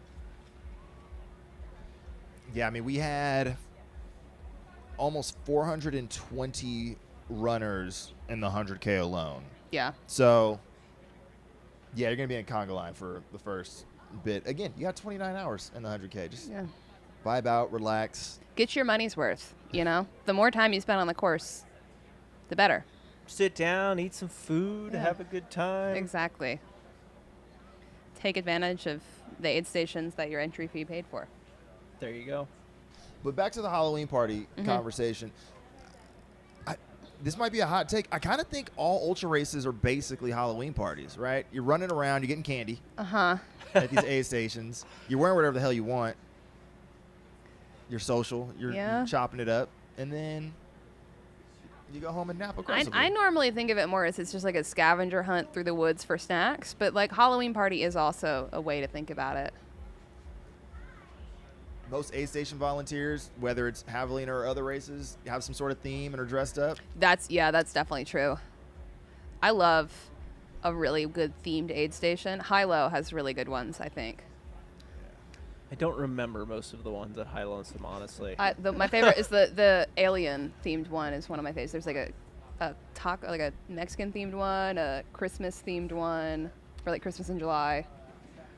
It's good. They're good. I remember going into one at High Lonesome that had this really good pizza, and it was incredibly warm and inviting, and my pacer would absolutely not let me go into this really lovely, warm place. And I'm No, like, oh. that's dangerous.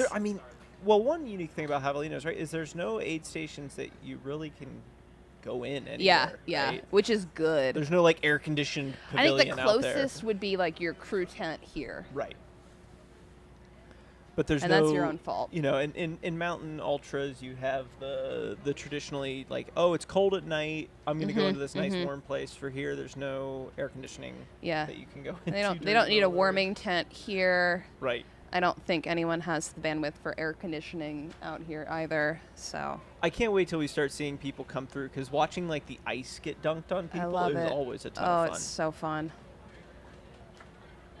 and the different icing strategies. Like we've got what, ice bandanas, ice Yeah. sleeves, Ice hats. ice hats, ice shirts.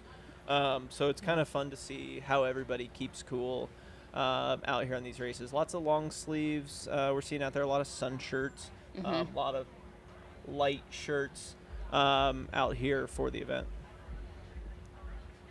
And as we anticipate the lead men hitting Jackass Junction in literally any moment, that might be our first foray into seeing if they're going to also adopt some of that early icing strategy. Fingers As crossed. we mentioned, we had some folks doing topical cooling here at the start-finish line a little over an hour ago. I would anticipate we see at least one person, trying to already cool themselves. I think Will Murray during Black Canyon, notoriously was icing very early on. So super excited to see here in a few moments' time what these men do. If they take time to take care of themselves, or because they're still in a pack of about a dozen runners within a minute of each other, if they feel compelled. They don't want to take that time, lose the pack. Yep. Yeah. What do you guys think about that icing strategy starting so early? I mean, it's I still think it's 56 smart. degrees. I don't putting think that much you're ice not on you. in danger, I would say, of getting too cold right now. It's not hot yet, but you're not also gonna make yourself hypothermic by getting too cold and wet. So I think it's smart. Yeah, I mean, we could look at the official weather, but we have to be 64 degrees. Yeah, we're still in the 60s. An hour ago, it was still high 50s. I threw on a sweater just because it was light and breezy, and I'm not running. But If I was running, I overheat really easily, but I get warm already. Correct. I think. Yeah. Yeah, I don't think there's any downside to icing early, other than when you're standing on the start line for those brief moments. But by this point, they are chilling. And here we here's are at Jackass Jackass. Junction. Nailed it. 71 minutes in. Oh, wow. Crushed it. You did it. All right. You win the pool. Is David Roche in a pool? He's dunking his hat right now, so There he not is, in a dunking pool, his hat. but So So David's definitely. taking care of himself. We have JP out, getting wet. Caleb out, Out. David's out. 1, 2, Yeah, 3, there's a 5 men bunch in of them and out already. of Jackass, followed by More people headed out here. Nice. Lots of belts, lots of handhelds, not a lot of vests. Yeah. Well, when you're running that fast and the rush aid ball. stations are 5 miles away from each other, you don't really need a vest, especially if you're stopping. Raj in and out. That's going to be a big storyline today. Is we obviously how well the runners take care of themselves, but also just how much the stoppage time Adds up. adds up. Yeah. Yeah.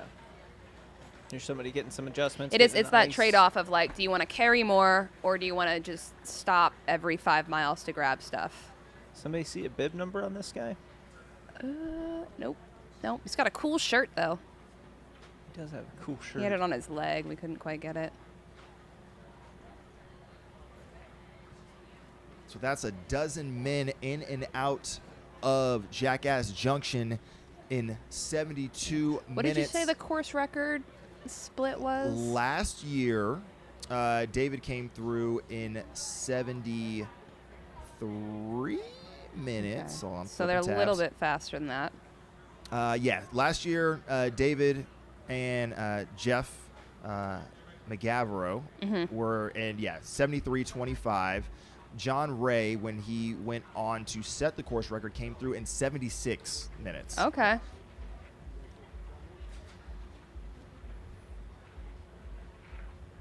So David last year had a little bit of a micro fade. The is that field did come back. Sage? That is Sage In Candidate. his costume with his headband. Wonder if he's giving any sage advice out there. Oh, we have the chat saying that was Rob, who we couldn't get the bib number of, with the Okay. cool shirt. Is Sage a cow? I think he's a cow. It's like a cow headband. He's headed on out. He was saying yesterday that he made his own nutrition for this race. Oh. Yeah. One of my friends did that for Hennepin, which went interestingly. I think he stopped using it around mile 40 something, so.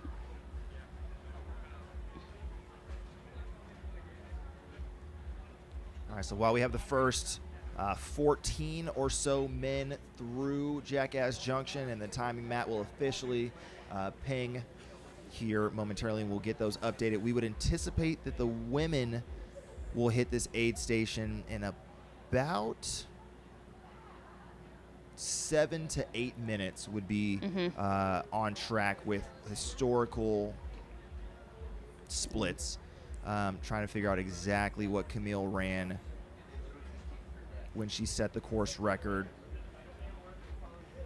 We've got But basically wondering about in the 81 chat or about something, what belts the guys are using. I think David's talked about using the naked belt. Saw some naked belts, saw some raid belts. Raid belt. God, I hear everything about that raid belt. Got another pack of people coming through here. Yeah.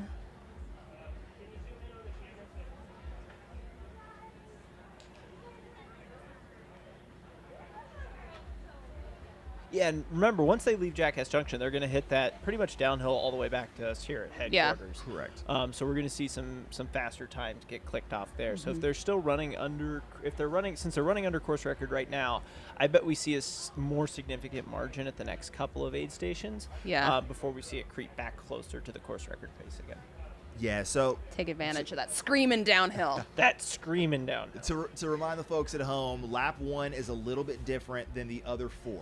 Right, so this first lap ends up being 22 miles. They do not an add-on, but a sort of Extra little bit. outer loop. It's a technical term. Correct. And then laps 2 through 5 are perfectly identical. So we would anticipate the top men at this point being back here at the start-finish line in about 75 minutes. Somewhere in that 2:33 to 2:37 range for the top men to end up back at the start-finish line to run that additional 11 miles or so.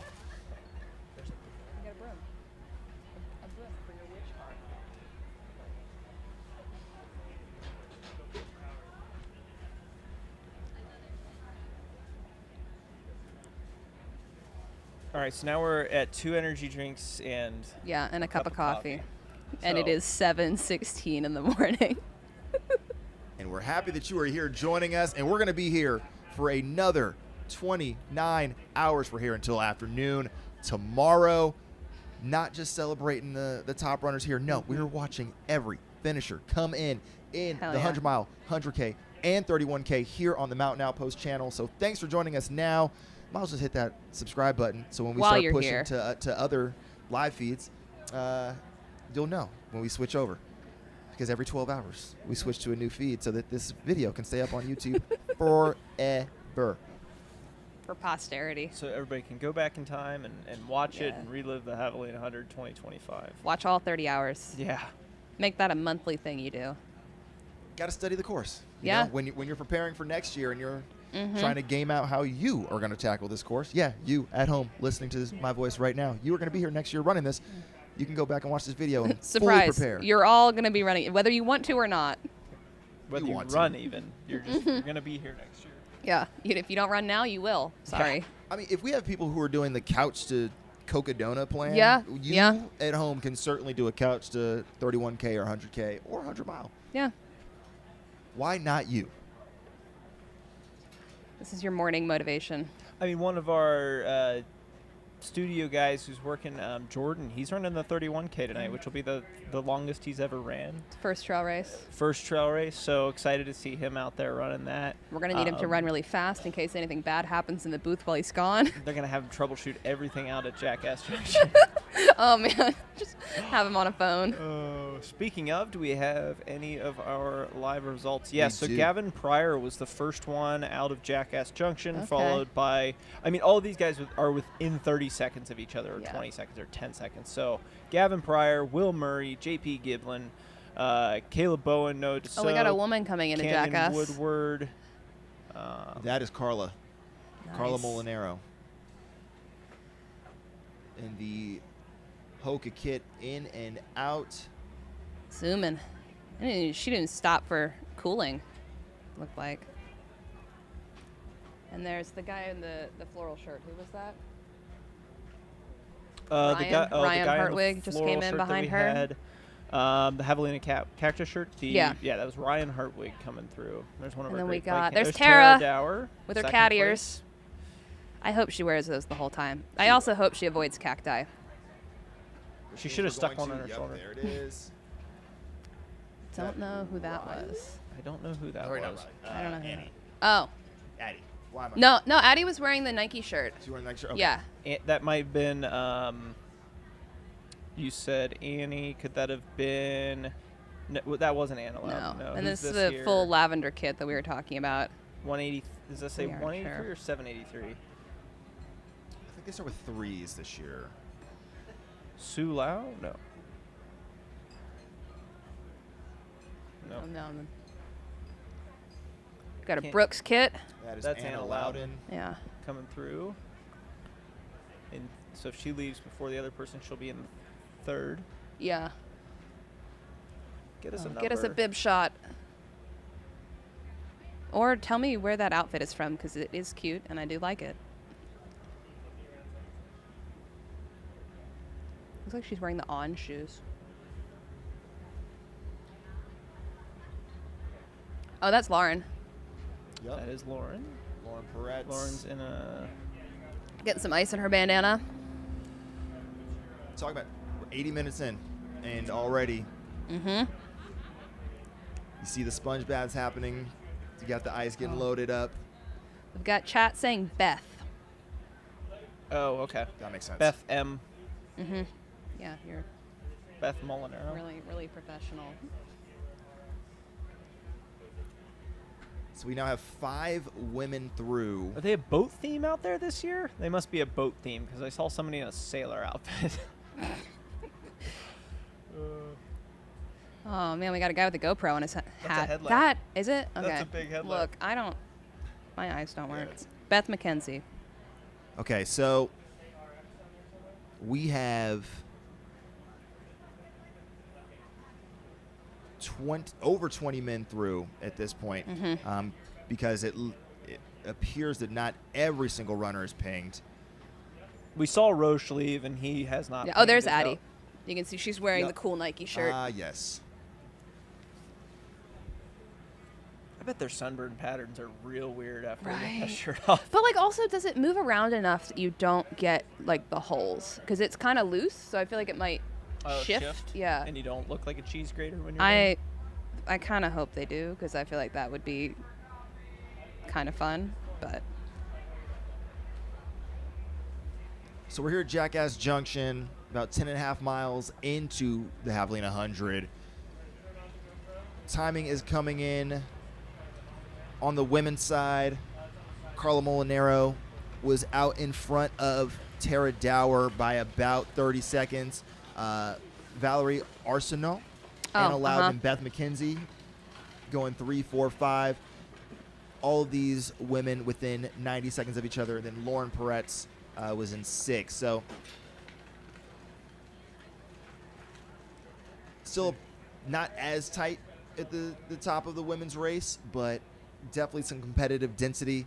On the men's side, officially Gavin Pryor, Will Murray, JP Giblin, Caleb Bowen, Noah Dussault, Kenyon Woodward, Chris Andrews, Raj Paul Panu, Taylor Hitt, and Sage Canaday. We also know that David Roche was in that mix as well. So you have your first 10 men all within 90 seconds of each other on that side as well. And then you have the likes of Brendan Connell, Tomonori Onitsuka, Zach Hauer, and Ben Robinson rounding out that top 15. But we're talking about just a matter of minutes at this point through Jackass Junction. We will see the top men coming back here to the start-finish line at headquarters in just over an hour, about 65 to 70 minutes time. Is that Dev? You ever seen Devin Yanko come through? I don't think so. Is that her right? No, that's not her right there. Is it? That might be Devin. Yeah, that's Devin. That's Devin. Former champion here at the Javelina 100, Devin Yanko.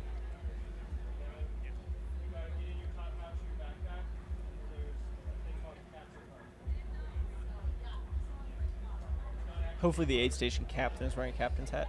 Yeah, that would be actually one way to make them easy to find, I guess. I got someone in the chat asking if Rachel's running. No, Rachel's not running this race. That would be incredible, but She'll I be think live she's done enough. later today. Yeah. She's on the other side today.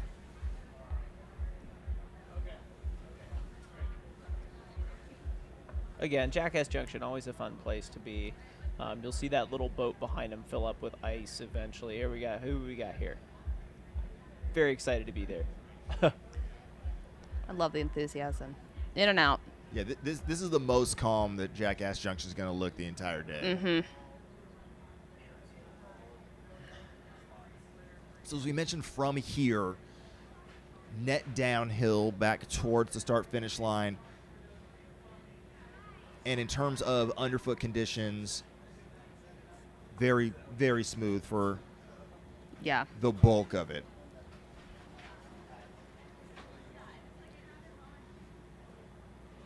So they should be ripping. It should be a good time. Just easy from here on out. Yeah, we'll be sure to let them know when they come past us. Like, all right. Should tell people in Smooth Jackass, sailing. it's all downhill till the next loop.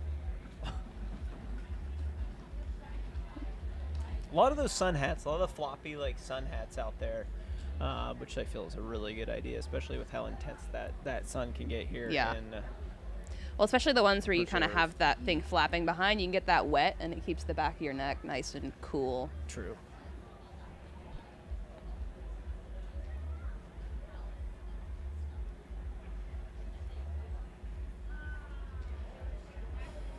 He's got some pretty full bottles there. The distance between aid stations is not that great here. It's pretty No. short distance between aid station. 4, 5 4 or miles. 5-ish miles. Yeah, I think the largest gap is, from Rattlesnake to the start finish on the first lap. Oh is yeah, that's 6.6 definitely miles. the longest. Otherwise, from Coyote Camp to Jackass Junction is 6.5, and that's the longest stretch they'll go. Otherwise, 4 miles from the start finish line to Coyote Camp, 5 miles from Jackass Junction to Rattlesnake, and then just under 4 miles from Rattlesnake to the finish line on the rest of the laps, 2 through 5. Hey, is that was that Chris? Warden. I think it was. Yeah. Attaboy. out there doing the Javelina 100 miler? He didn't have the result he wanted at Tunnel Hill. Hennepin, sorry. I was there. yeah. I saw him. That in Illinois, correct? Yeah, it was so hot. I think the average high for that race in the 60s, and it was 90 something. Wow. It was really rough out there. So he didn't have the day he wanted there, and he was talking to people about. He was telling me he was talking to people about what race he wanted to do next, and I think AJW told him go do Javelina. He goes, nobody there's going to let you drop for one. Yep. Because you know everybody on the course. I believe the quote that AJW used was, "You're mayor of that place." And so it's really smart to come out here and do this one. You should be in a good headspace for a lot of the time because you're running through places where you know everybody and nobody's going to want you to drop. Everybody's going to be happy to see you. It's going to be high energy. It's like having every aid station. It's just like your crew. Yeah. And I think that's super special. Is that Katie? Was I that think Katie? that was for the 100K. That looked like it. She was wearing a HOKA shirt and black shorts. I feel like I've seen her run enough that I can recognize the stride. So this is Coyote Camp, so it's 4 miles in. So that was For the Katie 100K. Asmuth that just came through. She's in the 100K. Yeah. 27 minutes. Okay, yeah. No, that tracks. Yeah. Damn. I know. It's All right, crazy, Katie. but yeah. Katie's back, baby.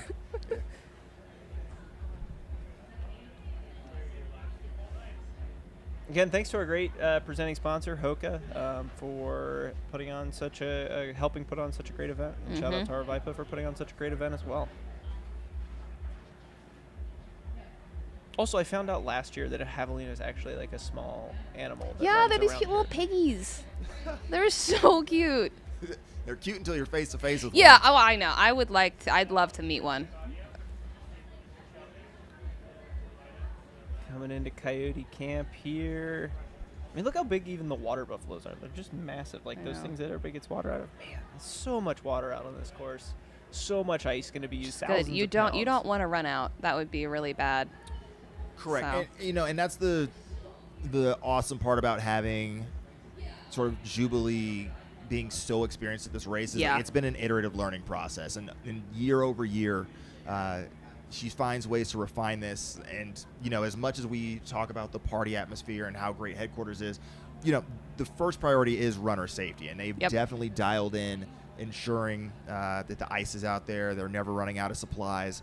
And the runners are all going to be well taken care of for their 30-hour adventure. That's why it's nice, like, you know, you can only crew from headquarters, but you don't really need crew. The aid stations are so good. Correct.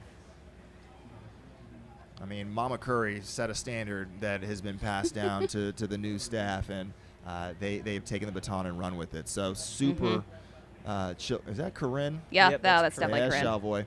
So Katie's running out in front of them. When she came through past us, she was second overall, like out of the start. that's but awesome. she was pushing from the gun. which isn't unheard of. Like Anna last year was second overall, or sorry, 2 years ago, was second in the 100K. I told you that. I want Katie win first overall. in the Could 100K. happen. I'm Very going to well call could this right now, 30 minutes in. That would be great. So we should see people hitting Rattlesnake, I'd say, within the next 15 minutes. Okay. And let me get ahead of it. Yeah, wait, what's the split? Do we know? Rattlesnake also not Historically historically bad the tracking. greatest. Jackass Junction, start finish. Those are the reliable ones. Bank all of your expectations on those. But we would anticipate about 145, I would say, is Okay, so 15 minutes. we would expect. Yeah. Last year, David split it at about an hour, 46 minutes, and obviously they're a smidge under what they were running last year. So, yeah, 144 to 145 split for the men at Rattlesnake. So we'll keep our eyes out in the next 15 minutes to see some pings, and then from there they will have another 10K back around here to the start-finish line, anticipating our first men coming back here through the loop. And then we can, you know, actually see for ourselves who's coming in and out. And then hop out, you know, Yeah. find some crew. We can do some on-the-ground reporting. Excited to bring that to you. We'll also have some field commentators out there throughout the day. Yep. As things space themselves out. We'll have Shelby out at Jackass. So making sure to bring you all the latest and greatest. Thanks for joining us here early, and join us for the next day. Just the next day. Day Just plus. Hang in. Take us out on your long run if you haven't already, and vibe along with us. Take some inspiration from all these runners out here living their best life. We're glad that you're living your best life with us here on the Mountain Outpost channels. We bring you the Javelina Jundred, presented by HOKA. Joka. It's pronounced Joka. H's turn to J's and J's turn to H's. HOKA. That's a real like Denver Nuggets thing to say. Everything's just Jokic adjacent.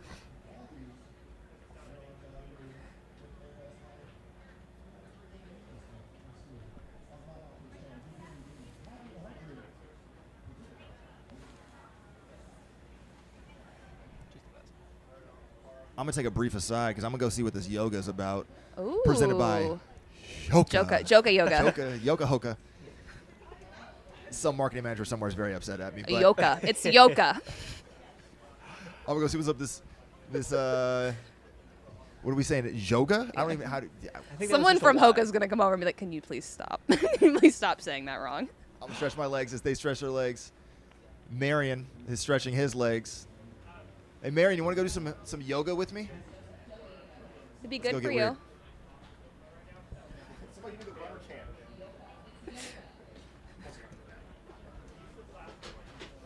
Hopefully we can get a camera over there at I want to Hoka see the yoga.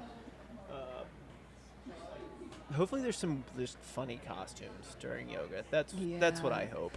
It'd be a good place to try to win best ass, maybe. Yeah. You know? I keep forgetting Depending that's on an the pose. award. I know, I always when somebody forget. ran by earlier, and I was just like, "It's a butt." Yeah. Yeah. Oh, that's a butt. And that's what makes it family friendly. They had it like painted. Sure. And Why the would you not? costume was cut out. Like I was Yeah, just like, yeah. all right. Yeah. You know, if you don't plan on winning the race, you might as well try to win something else, right? Yeah, true. Win a couple free pairs of shoes and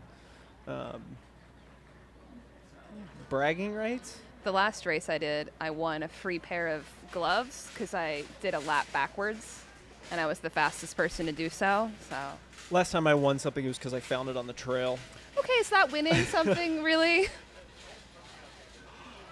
Again, we're going to have the first runners through Rattlesnake Rattlesnake. soon.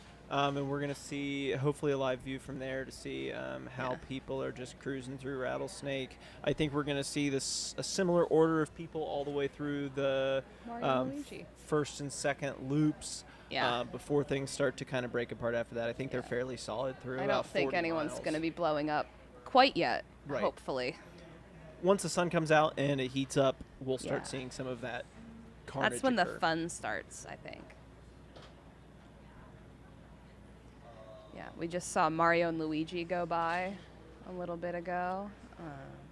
I'm on costume watch. So if you are at the start and finish and you have a good costume, feel free to walk by so I can look at it. Or if it's ridiculous, just come talk to us. Oh, Yeah. I see Elf. Oh yeah. Will Ferrell's Buddy Elf. the Elf's here. Buddy the Elf. That's what I Yeah, was looking come for. on. Good grief. Bad with names, bad with costumes.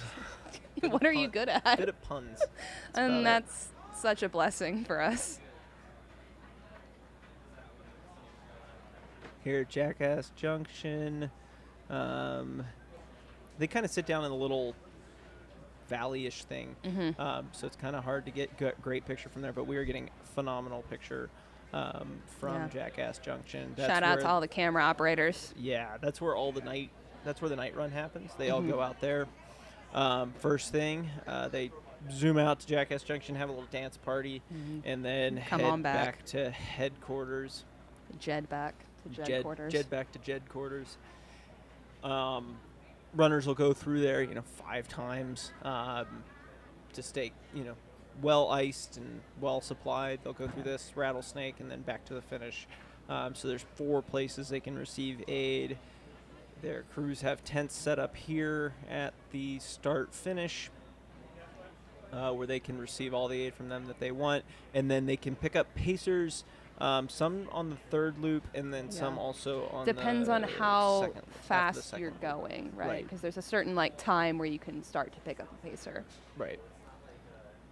So the elite men will be able to pick up a pacer for the last 2 loops.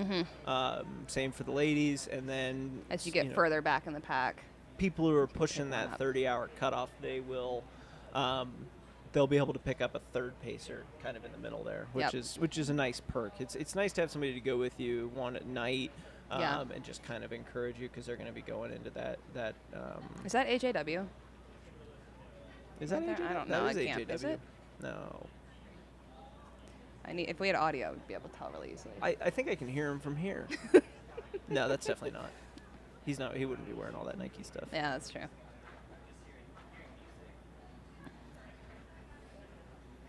I will say this race also, if you don't have a pacer, is still pretty good because there's so many people. You just kind of pick up someone to run with regardless. Yeah. Well, I'm just gonna wander and see if anybody wants Yeah. my annoying It's butt possible. for a loop. I should do that. I need to get a long run in. I don't know when, but That's what I was thinking. I was just like, it might be fun to go wander the desert. mosey. Yeah. Paced my good friend Jason last year. A couple years ago, I went with Jamil for a loop, which was Oh, fun. nice. It was a full moon day, Ooh. so we didn't have to turn on headlamps, which was pretty sick. That's nice.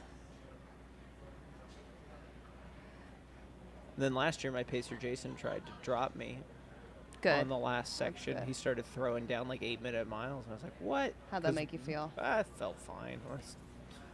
I was fresh-ish. That's an outfit. I would love to someday drop my pacer at a race. I think that would feel so good. Tried I a don't know. couple I don't think it'll times. ever happen, but I would love to.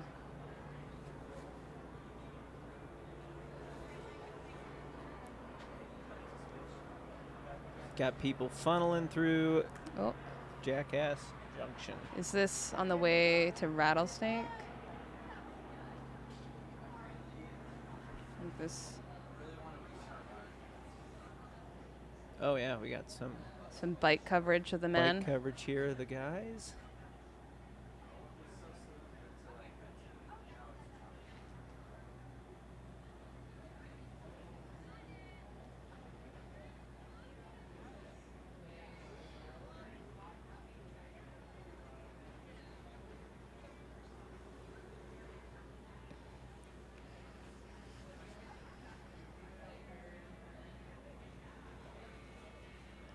This is a really great course to also try and go under 24 hours if you've ever wanted to do that. Yeah.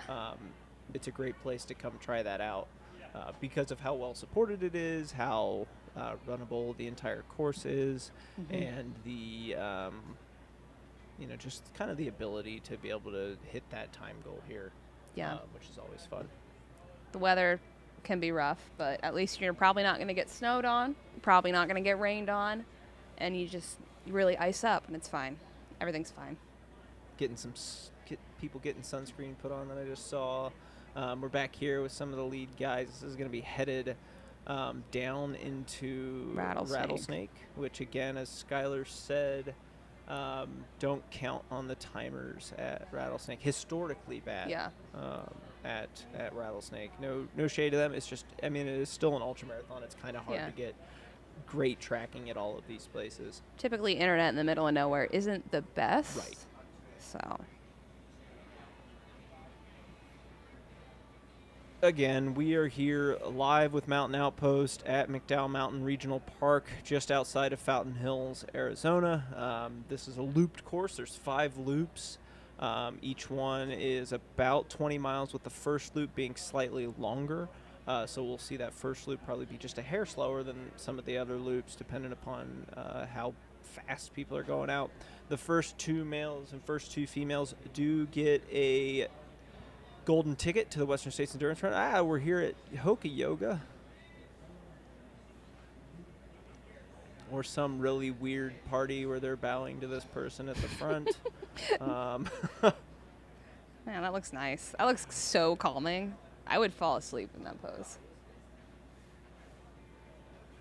We need one of those meme pages to narrate this scene right now.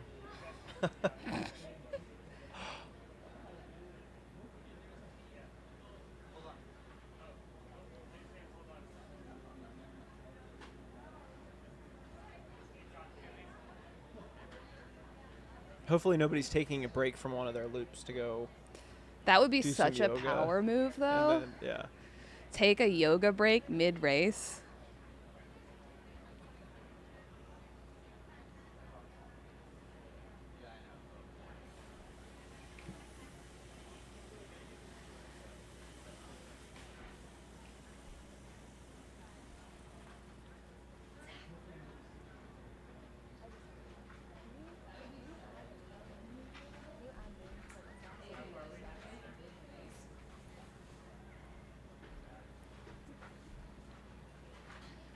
Again, we've got people out on course, just looking at kind of the live results again.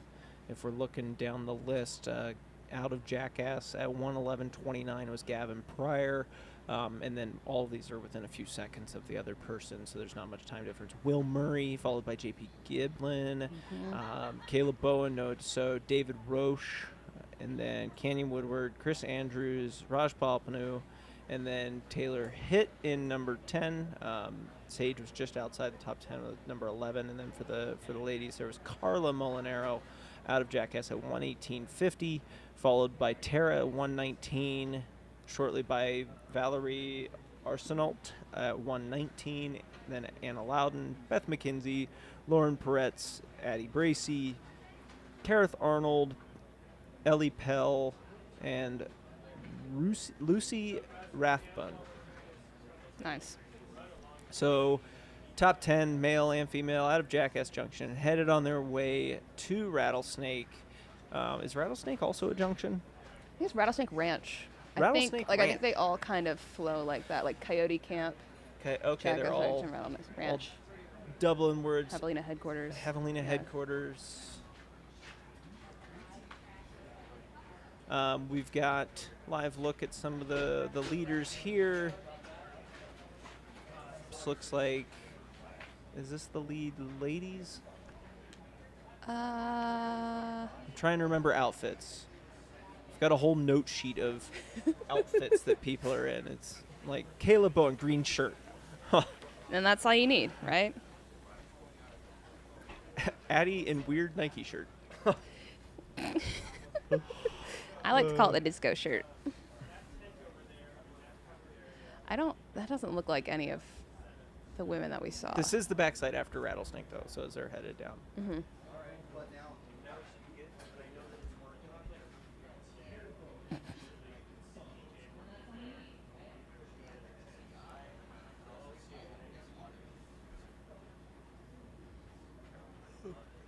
Our great mountain bike cams out there doing some excellent work, so shout out to them for riding around, filming these people who are out here doing their best to run as fast as they can around a desert loop. Schuyler's back from HOKA yoga. Yeah, how was that? How was HOKA yoga? Very low key. Yeah. It's kind of just sitting there, which is my type of yoga. Yeah. Where you I'm a don't have to child's straighten. pose type person for yoga, or corpse pose. Those are my faves. It's like I know who I am as a person, and flexible ain't it. So Yeah. it's nice to just sit there for a hot second, and then I turned around and looked at the the very long coffee line. I was like, I would love to hang out with you all, but we got a job to do, which is bring y'all the fresh hotness on trail right now. As these runners are tearing it up. 75, sorry, an hour and 45 into the Javelina Jundred. Presented by HOKA. Joka. Say it correctly. Yes, Addie is wearing the fancy Nike top. I don't know if I would say it's doily inspired, but Oh, it is doily it's inspired. not. I think it's cool. It is a doily. You're absolutely right. I 100% agree with the person in the chat. That is something my grandmother would have crocheted. Have you heard of coastal grandma as an aesthetic? Maybe that's part of Coastal it. That's where grandma. Nike got it. It's from TikTok. Either out on the trails or on a dresser somewhere. It's multi-purpose. It's multi-purpose.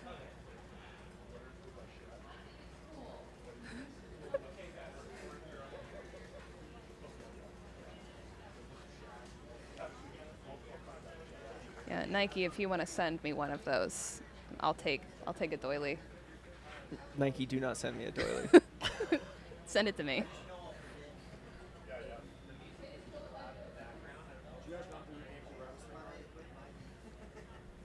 All right, so to update the field, through Rattlesnake Ranch, 15 miles into the Javelina Jundred, David Roche was out in front with about a 15-second lead on Clint Anders in second, Caleb Bowen in third, Chris Andrews in fourth, Gavin Pryor in fifth. Will Murray, Noah Dussault, and Kenyon Woodward were in tow. So the first 8 men were all within 40 seconds of each other. Then a little bit of a gap, and I mean, we're talking a half a minute back to Taylor Hitt and Rajpal Panu, JP Giblin and Rob Mulcahy, and Sage Kennedy. So your top 13 men into and mostly out of Rattlesnake Ranch at this point. 3 minutes separating your top 13. So definitely everybody's still in the mix. In the mix right now, Mr. Waldo, Andy Glaze. Fan favorite. He really should have dressed up as a glazed donut. Did he get shot? What is? How what is the would one holes do in the that? shirt? I don't know. Yeah. Figure it out. Model's a bit easier. Still working on cooling with that shirt, too. It looks like he's got strategic holes cut out of that thing. Yeah, I thought that was part of the costume. No, that's probably just for heating strategy. That's smart. I don't think Waldo historically had holes in his clothes. Yeah, in this economy, you know, it's like, who knows? Speaking of this economy, people looking real chill right now. Megan Roche, and I was coming back from yoga. She was just sitting there reading a book, just like absolutely relaxed, hanging out. And this will become a storyline here in the next 20 or so minutes, 30 minutes. But because of the large J-shaped nature of coming into and then back out of headquarters, crew placement and where you have your tent is gonna be a storyline. Do you pick up your team closer to the entrance off the trail into headquarters, and so you have the quarter-mile run in and back out, or is your crew mostly set up by the proper start-finish line or somewhere in between? So it makes it a bit hectic to figure out who's talking to their crew when, when folks are exactly starting and stopping relative to the timing, Matt, but we will bring that to you. I did see Megan very close to the start-finish line, about 8/10 in from the finish line. So a little different placement than they had last year, but we'll see how it works out for Megan, David, and the Roche clan. Well, also, I mean, it's also interesting to see, like, when they come in off the trail, if their crew hands them a bottle that they can drink while they're running down into headquarters, turn around at the turnaround, and then head back to their tent and get dunked in ice, another bottle in hand, and out the door.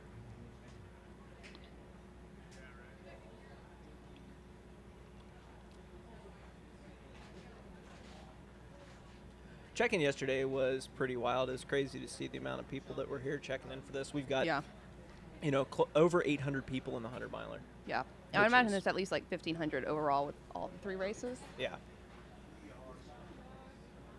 Which is definitely one of the largest fields of races in the United States. Yeah.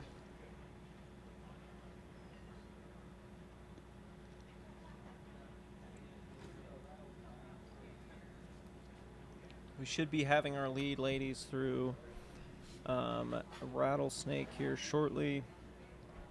Oh, there's some good footage of Zach.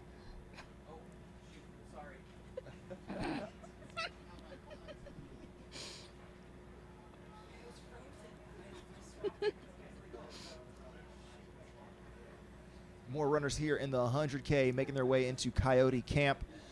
Coyote Camp is 4 miles into the loop, into all 5 loops. So these runners, 50 minutes into their journey, 100K started at 7 a.m., so just subtract an hour off of that elapsed time. And they're vibing. They got another 28 to go if they want to. Carla is the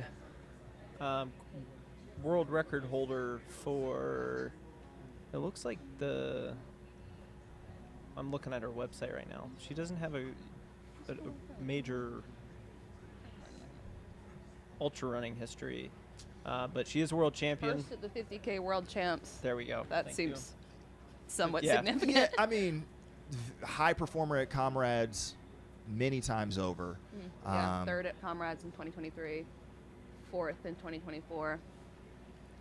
Was also a part of HOKA's Project X2, if I'm remembering off the top of my head. That's so definitely no stranger to running fast on the somewhat flatter, I should just say like non-mountainous ultras. Yeah. So this should be interesting. I think this is her 100-mile debut, though. So we'll see how that if it translates. resume translates over to the 100-mile distance. But clearly, based on how she took it out, she is not intimidated by the full distance whatsoever. Having been our first woman into and out of Jackass Junction about 40 minutes ago at this point. So 30 minutes ago. I can do math. It's fine. It's hard. Either way, she's Math killing is it. really hard. Well, not all of us have had 3 energy drinks. I've had 2. Had- 2 energy drinks and a cup of coffee. Yeah, I've only had the cup of coffee, so. Well, whose fault is that? It's mine. Yeah. I know. It's fine.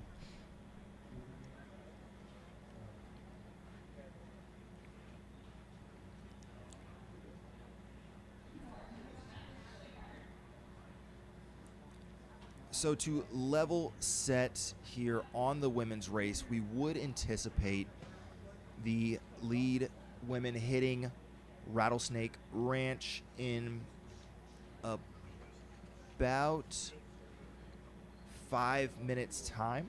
So Carla and Tara were out front of that women's race in the 100-mile distance. We'd anticipate them hitting Rattlesnake here, as I said, about 5 minutes. Meanwhile, in the men's race, the next ping we should get would be here at headquarters. They have about 6.5 miles from Rattlesnake on this slightly longer first loop to the start-finish line.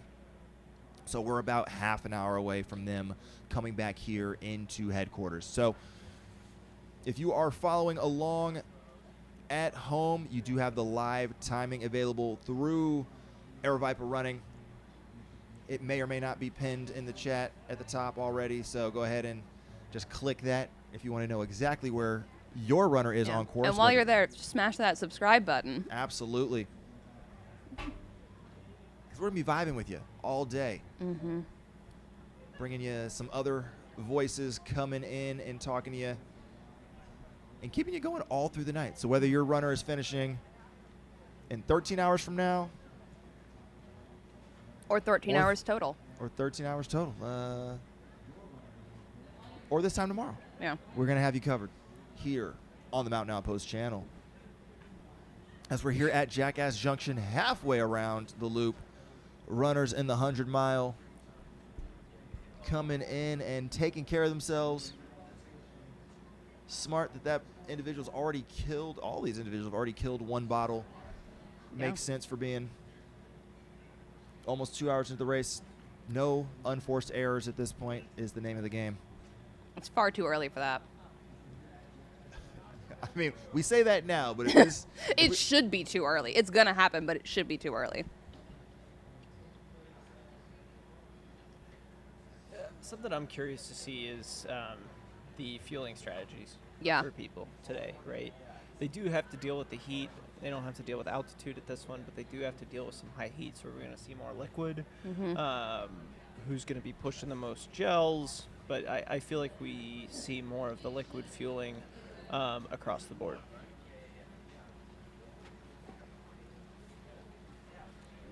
I think the one thing I have been enjoying a lot in the sport is seeing how people are fueling, like on social media afterwards. They're like, I ate these things. I'm always so curious. Yeah.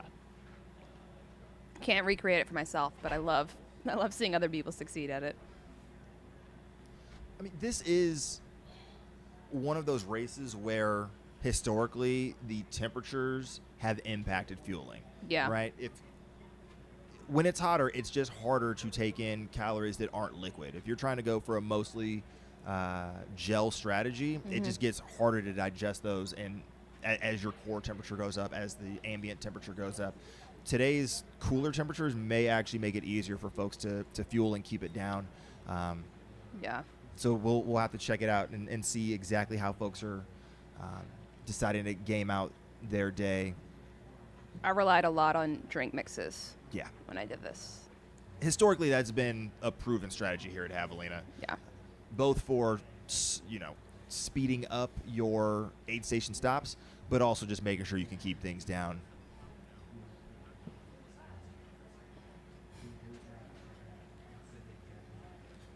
As we see folks fueling up with Roctane, brought to you by Goo Energy. I want to know what flavor Roctane. Sponsor. It looks like the strawberry hibiscus.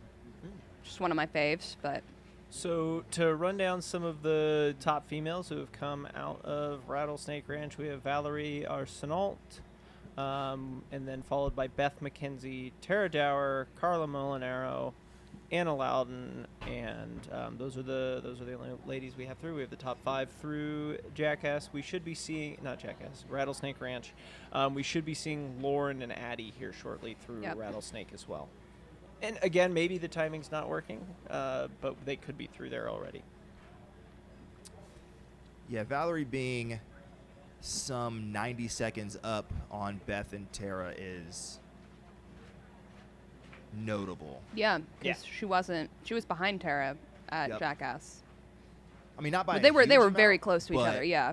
Maybe she's just That would feeling be a it big more gap, on though. that on that descent from Take advantage of that again. Jackass. Correct. Screaming downhill. Yeah, Valerie. straight downhill. Yeah, Carla cheat, to of Valerie course. would have been about 90 seconds at Rattlesnake. Sorry, not Rattlesnake, at Jackass. So to flip that, That'd be in significant. the 5 miles here. Yeah. Not gonna say she was necessarily putting in a push, but yeah, definitely let the legs go a little bit and open up on the descent. And now she's got a 6-mile journey on her way back here That's a good to the bucket start-finish hat. line.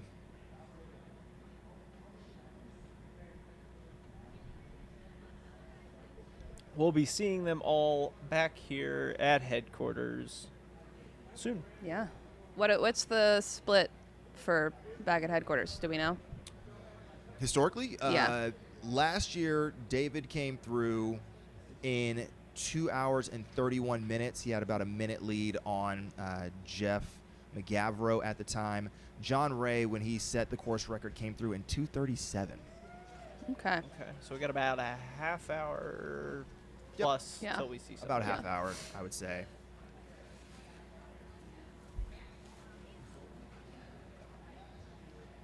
Yeah, last year when David came through, that basically was the fastest ever split from a finisher of the 100-mile distance. So I'd anticipate that that's probably the bellwether we should be looking at. Yeah. You never Which know. leads me to believe It's cooler. if these runners hold to David's pace early and then move to John Ray's pace late, Yeah. Could have course a record watch. good day. And a little 1240 action could certainly be in play, yeah.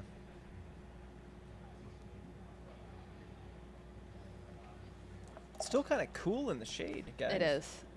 Sitting down in the shade.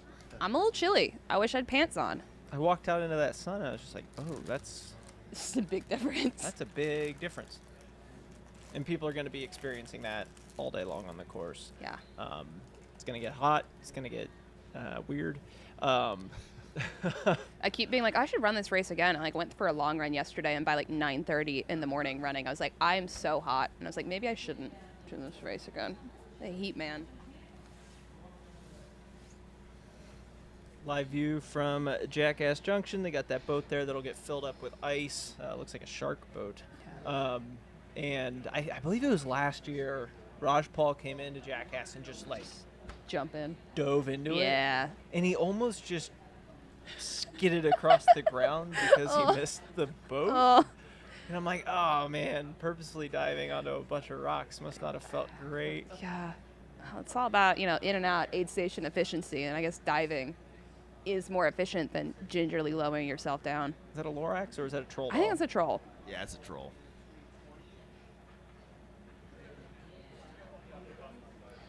I like seeing people running and getting into the spirit of Javelina. It's, Yeah. Quite pleasant to see. I think sometimes you see people in costumes. You're like, how? It's a hunt. It's I know, 90 and you're just degrees like, out. How are you running this loop in that? I feel like you should almost get a handicap Yeah. depending on your costume. Jackass Junction there. Oh, so we're just gonna tempt people with heat stroke? Okay, maybe not. Within reason. Because then you're gonna have some elite athlete training in, That would, God, the heat suits. in a mascot costume. Someone with those giant blow up ones. Oh. That would be nuts. I couldn't do it, but If you I could want figure out some someone way to. to put a compressor in there and just have it blow cool air, it might be good. Yeah. But I feel like that's But a harder the amount, engineering the stuff you'd challenge. have to drag around with you to have it blow cold air, I Yeah. feel like would be a disadvantage. Just a little cart. Are you allowed to have that? I don't think probably not. Are we gonna start seeing the ultra cart behind people, not the hand bottle? Please don't. I mean, technically, it's a handheld. Anything's a handheld if you try hard enough. Having almost broken several limbs in airports by people who don't know how to deal with luggage behind them, I don't know if I want to tempt fate. Yeah. I think there's a few too many people in this race for that. Some of whom in this 100K should be approaching this Jackass Junction aid station in about 10 minutes time. We would anticipate the 100K men here. In 10 minutes would be Raj Palpanu's course record time, and then another 10 minutes back would be in line with Anna's course record time in the 100K. So just as we're seeing those 100 milers in Jackass, 100K going to be speeding through in due time, just as these lead men are speeding towards the start-finish line here at headquarters. Just over 2 hours in to the 2025 Javelina 100 presented by HOKA. Joker. So good.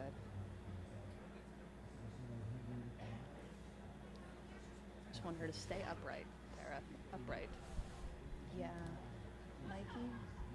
So to level set the field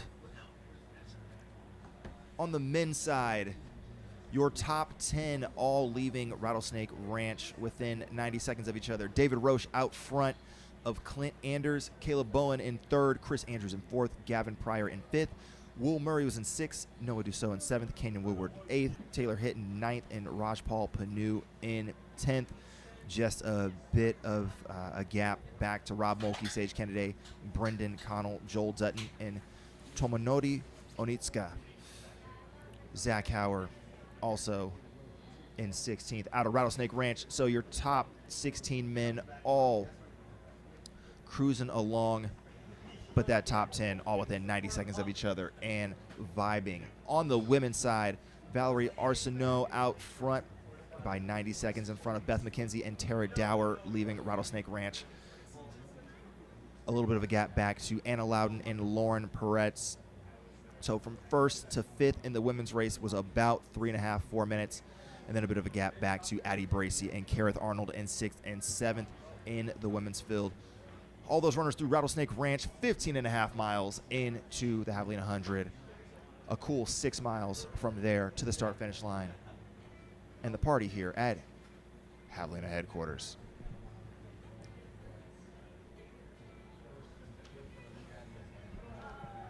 People still trickling into Rattlesnake Ranch here on the first loop. Then they'll start that downhill down to Rattlesnake Ranch.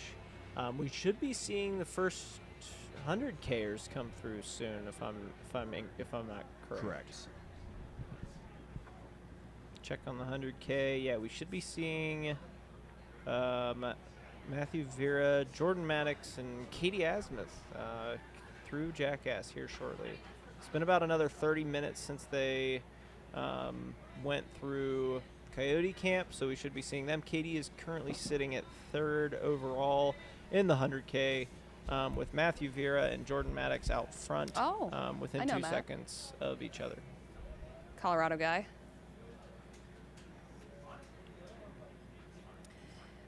Question in the chat. The 100K winners, no. 100-mile winners get the golden tickets, not 100K. Correct. 100K is just racing for love of the game. I mean, we've seen a pretty strong pipeline of 100K success to 100-mile. Oh, yeah. Here at Javelina. You've already seen all the loops. Just go run them 2 more times. So maybe it's course preview. Maybe Katie's, eyeing. Maybe she wants to come back here and run the full 100. We'll see.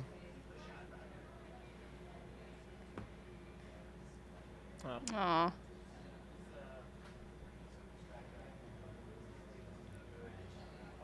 It goes to show that shout out for Mark. Everybody out here has a story. Whether you're at the front of the pack chasing one of those 2 golden tickets and a direct entry into Western States, or you're just out here on your own personal journey. Everybody's got a story.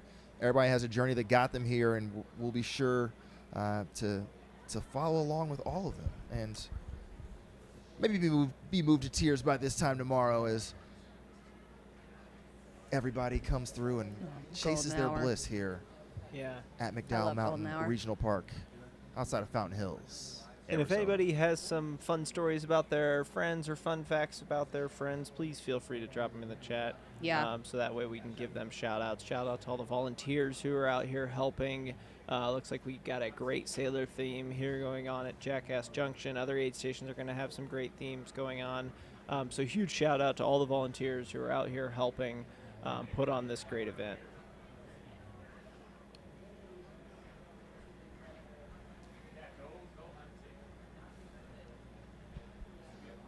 So as we're following our top 5 or 6 men here from our phenomenal bike cam, holding it upright, we anticipate they will be here in headquarters in just over 20 minutes.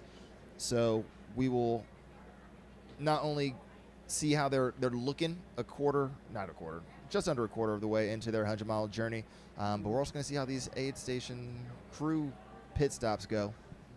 Yeah, we'll get some first-hand accounts of maybe how some runners are looking.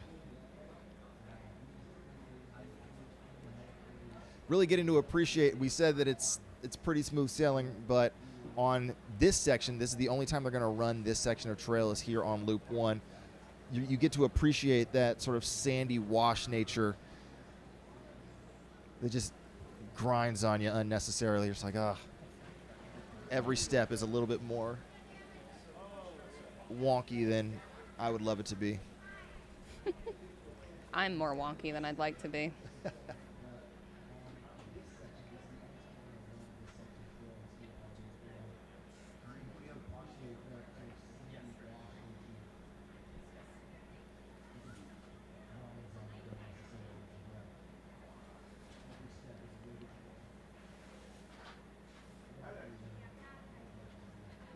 Looking at the course there, I mean, it can get, sandy in a few places, which can get some grit in people's shoes and kind of maybe start to cause foot problems for people. But other than that, there's not really a lot of technicality associated with the Javelina course. The most technical part is that, like, quote unquote, climb from the start to headquarters or to Jackass. Yep. Right. I mean, and on paper, elevation-wise, we're talking only a difference of 800 feet, but it's not just smooth up and down. It's these little rollers. And yeah, and the first loop has a little bit more gain than the other loops just because of that additional longer. Additional section.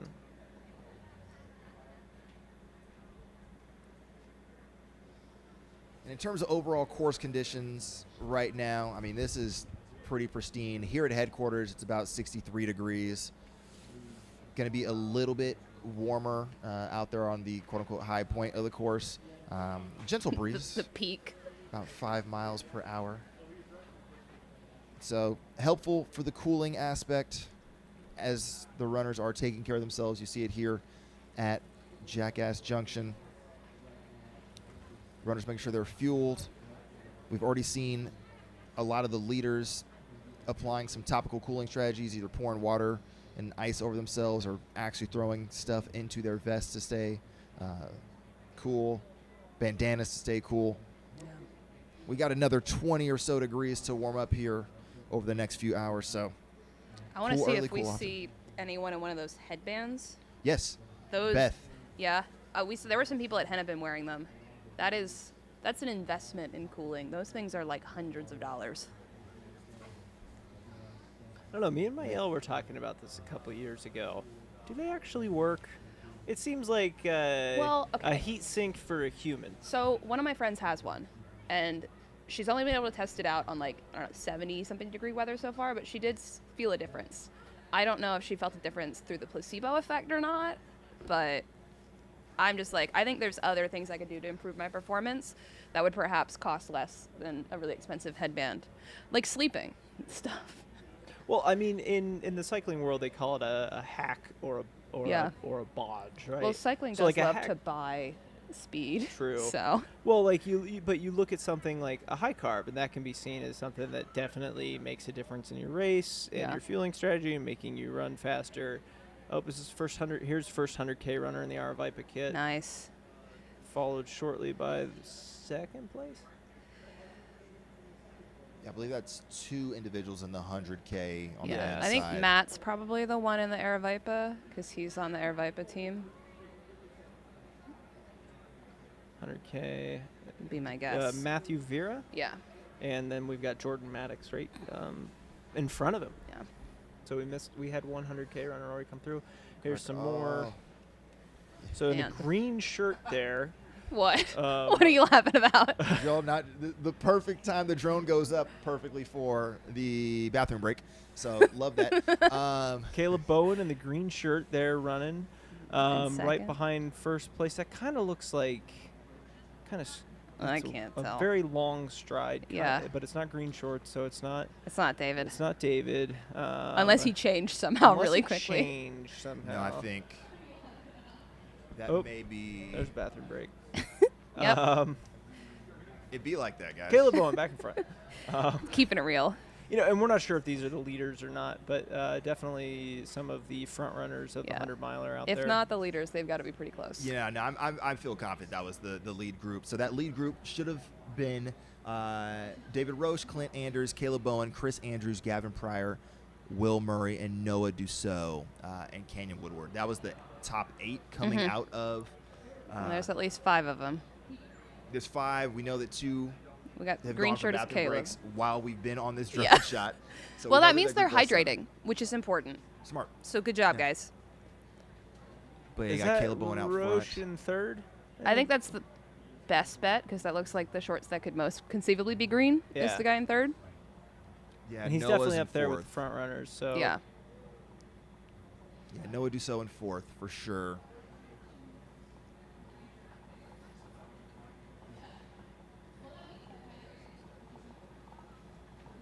We got someone else. Yeah, so they're going to have this winding Yeah, that's section, net downhill from this point God, it's so green. towards the headquarters at the start-finish line. it is so cool to get this shot here. Yeah. Just watching the race unfold.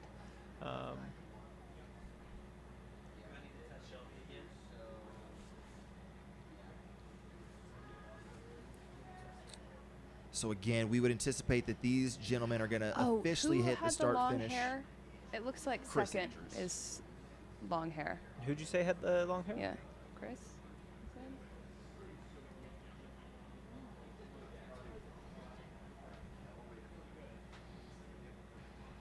Yeah, so these gentlemen will be at the start finish line. We would anticipate in about 12 to 14 minutes they'll hit the timing mat. And again, it becomes a story of, are they stopping the C crew before they hit the timing mat? Or are they stopping the C crew after? So that stoppage time that they take here in headquarters, if at all, Yeah. will may be a little bit difficult to suss out exactly based on the split, but that's what we have the on-the-ground cameras for, the bike cameras for, and us running around to keep tabs on it. But these men coming in hot, we have 6 on screen and a 7th should be sort of just outside of it up top. Yeah, in last year when David came in, he was followed really shortly by JP. So it'll be interesting to see, one, how JP's pacing his race because he kind of fell off. Still got a great 12th place finish, but he fell off a little bit off of pace and struggled, I believe, on the 3rd loop. So I'm curious to see where he comes in, where David comes in, and kind of what everybody's pacing strategy is. Yeah. Because the race is kind of starting to really unfold here at the front. We've got a little bit of a breakaway pack, it seems, from the rest of the field. And, I mean, there's still probably only 3 or 4 minutes ahead of everybody else. But I think that's I'm Will. starting to see a little bit of separation. Got a couple people back there. That's green shorts there in, like, 5th.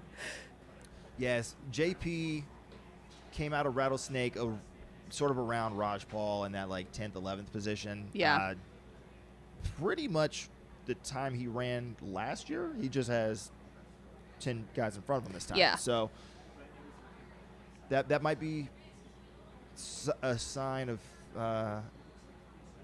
having learned from his previous experience. Don't Yeah. necessarily go with the pack. Go within. Well, especially That's what going you with the guys who are going out really hot, especially if they're people who've never run this race before. There's, maybe the thought of like, I'm just going to let them go and see if they come back. And, even 5 years ago, you would expect the group to come back to you. Yeah. The past couple years, this race They might not. has really held on. Yeah. I mean, David had a little bit of a micro fade last year, but it was still able to hold off Mogavero. Yeah. But at this point, we're sort of seeing this across the board. This isn't even just Javelina specific. If you're not in the top 15, Yeah. this You part of have the to race- go with everyone, or Correct. you're going to get so far behind. Even if some people blow up, enough people are going to keep it together. Yeah, if you have a dozen people in front of you, Yeah. the odds of one of them sticking the landing, pretty good. You just can't use that strategy anymore. But you have to balance that with running within your own abilities. You Yeah. have to know yourself and Absolutely. not overextend, especially this early when, the notion used to be it's cool, bank time early. You can't overextend in bank time here unreasonably. Yeah. You think Caleb Bowen's just singing Country Roads in his head the whole I time? really hope so. That'd be beautiful. feel like there's a Javelina John Denver remix to be made somewhere out here. And I think you might be the person to do that. So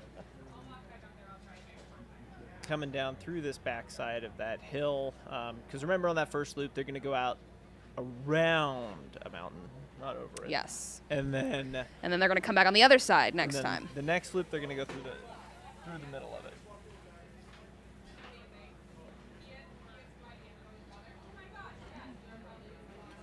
About 10 minutes until we start to see somebody back here at headquarters. Great drone shots. Awesome work by the drone pilots getting these really lovely switchbacks out here in the McDowell Mountain. The drone footage is so nice. So nice. And this is why I'm asking everyone in the elite fields to send us their outfits ahead of time. Again, it would make it so much easier. And also, everyone gets a different color maybe they have to wear. It would make it a lot easier for us.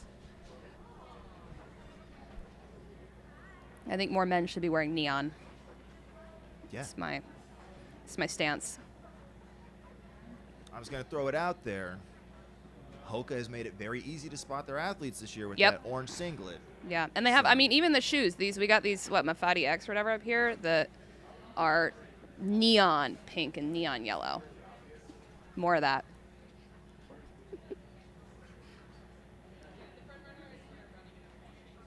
So we are about 10 minutes away from our first men hitting headquarters, 22 miles into the Javelina 100, presented by HOKA.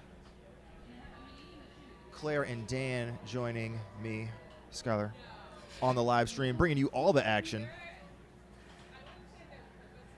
Meanwhile, in the 100K, our first men are through Jackass Junction, 10.5 miles in, and our lead women should be imminently in that aid station as well. So keeping tabs on both the 100-mile and 100K here throughout the day. When do you think the first guy in the 100K is going to pass the first guy in the 100-mile? They won't.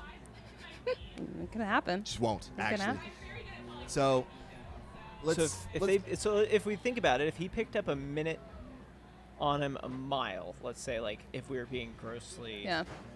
I don't do math, I don't. so. He wouldn't be able to make up that distance. What if they all crumble? Well, 'Cause it's an hour difference, right? Yeah. yeah, let me put it this way. John Ray, for his course record, split 100K 7 hours, 32 minutes. Yeah. And the course record in the 100K is Raj's 7:15. Yeah.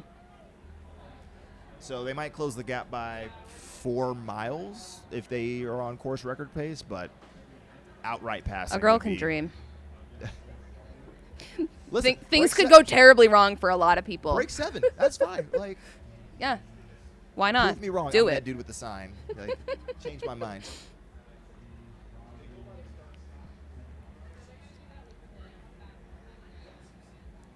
We have here on screen with there's headquarters right there. So it looks like we're going to be having some guys come in here shortly. I see us. Yeah, this is about a mile out, I would say. Okay. Yeah, 3/4 to a mile out, Yeah. I would say.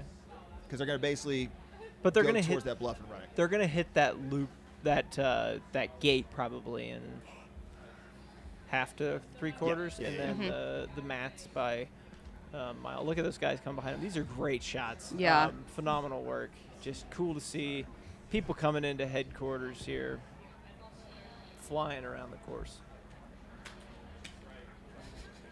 Oh.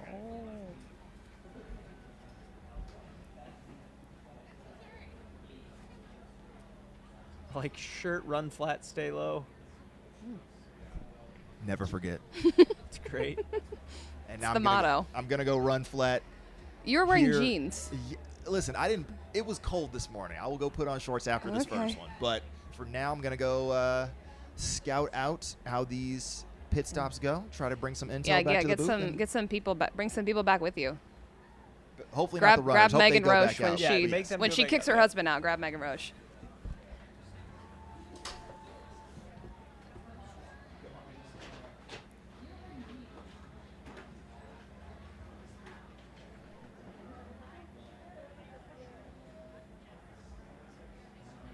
Starting to feel some heat creep into the tent now that the I'm still cold. the sun. I'm still a little chilly too. I'm sure if I stepped out But it's a into dry the sunlight, it is a dry. Well, yeah, it is a dry cold. Here they are. They're coming back in. We've got this is the long. Is this long hair? Is this Chris Andrews? It's so hard to tell. Absolutely flying. I believe this is our first place male. Yeah. It's getting real close. Those tents are getting a lot bigger on that drone shot.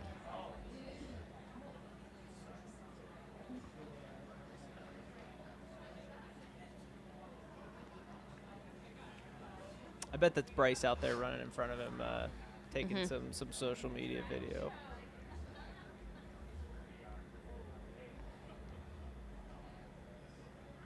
Coming back in to headquarters, we have our first place runner. I'm just waiting to hear everyone start cheering, you know? Yeah. I mean, look at And that. That is cowbells. just amazing. So they're going to come in. They're Wow. going to go to their left down into the tent city, make a J pattern, Sure. and back to the start line where that camper right there is on your left. They're going to come in, turn around in the chute through a little turnaround slot, and then head back out. They can receive crew right now. Nice. So once they come in, they can receive crew. We're going to see a bib here shortly from one of our runner cams. I see him out there.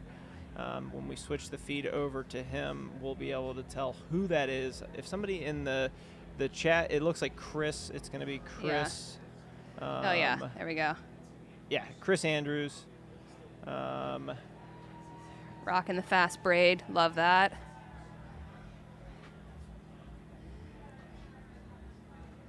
Coming in, we'll see his strategy. Yeah. This weird stuff happened in the tent city. I mean, neither confirm nor deny that weird stuff 25-year-old happens. Chris Andrews coming in hot, leading the Javelina 100-miler. He's gonna be coming by us here in Oh a yeah, second. I see him. Yep, there he is. Flying. Cruising on through. Cruising. Yeah. I tried to Oh, figure he's out stopping what at shoes his he crew. was So wearing. he's stopping at his crew right up the road here before. Oh, we got and then second coming through. Here comes Caleb Bowen down from Huntington, West Virginia, on his way through. Looks like he's running really calm. We'll see if he goes back up Yeah. to the.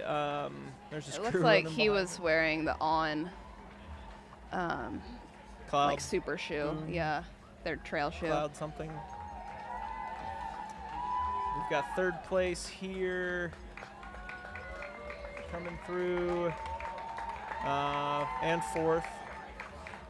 Nice. And fifth. Yeah. Not very far apart. Not very far apart. 10 seconds, 5 seconds Yeah, between them. that was really quick. And then here's Mr. David Roche. Yep. Looking good, chatting with his wife. Another one. Another one coming through.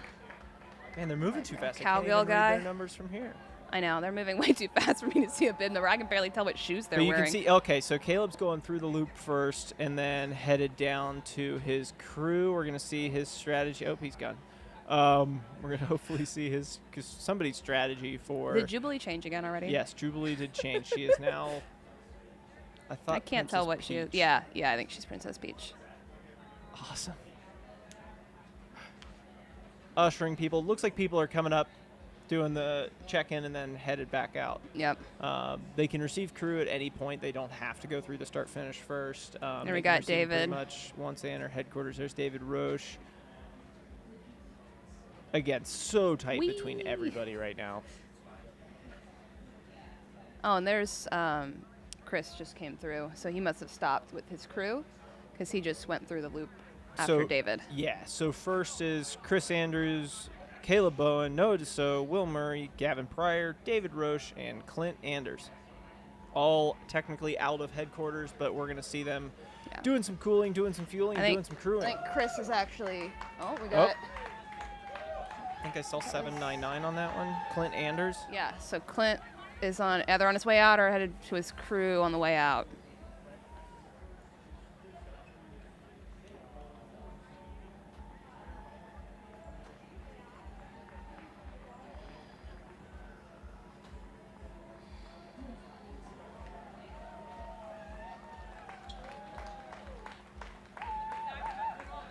And we've got Chris coming through, followed by someone else.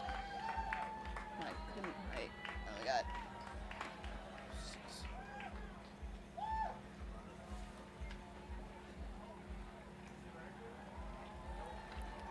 Do you know the cowgirl hat? I'm trying to. I think 456 Noah Dussault. I think he was just the one who went by. And there's David. Oh, he's wearing a different pair of green shorts than I think he usually wears. Oh, and there's Caleb. Oh, JP just came in. JP just came in. A lot different race than he was running last year. Yeah, which is maybe good. Got a bucket hat on the way out. See, that's the good. That bucket hat is an ice pocket, which is nice.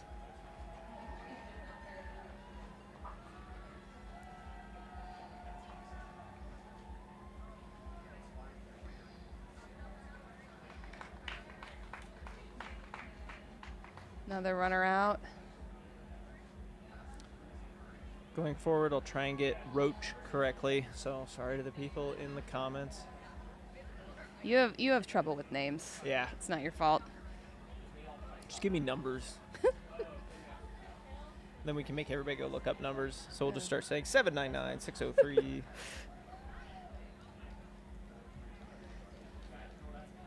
There's Raj Paul. Looks like he's drinking a Red Bull. Nice.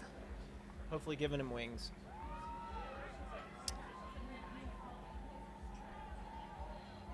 Guys headed back out onto the course.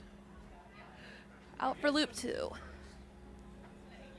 It looked like that. That's Chris.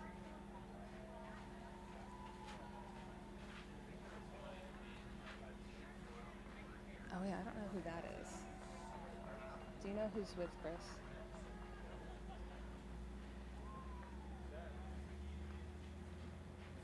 So we've got Chris Andrews there with the long hair, who is Skylar, being did led you see by.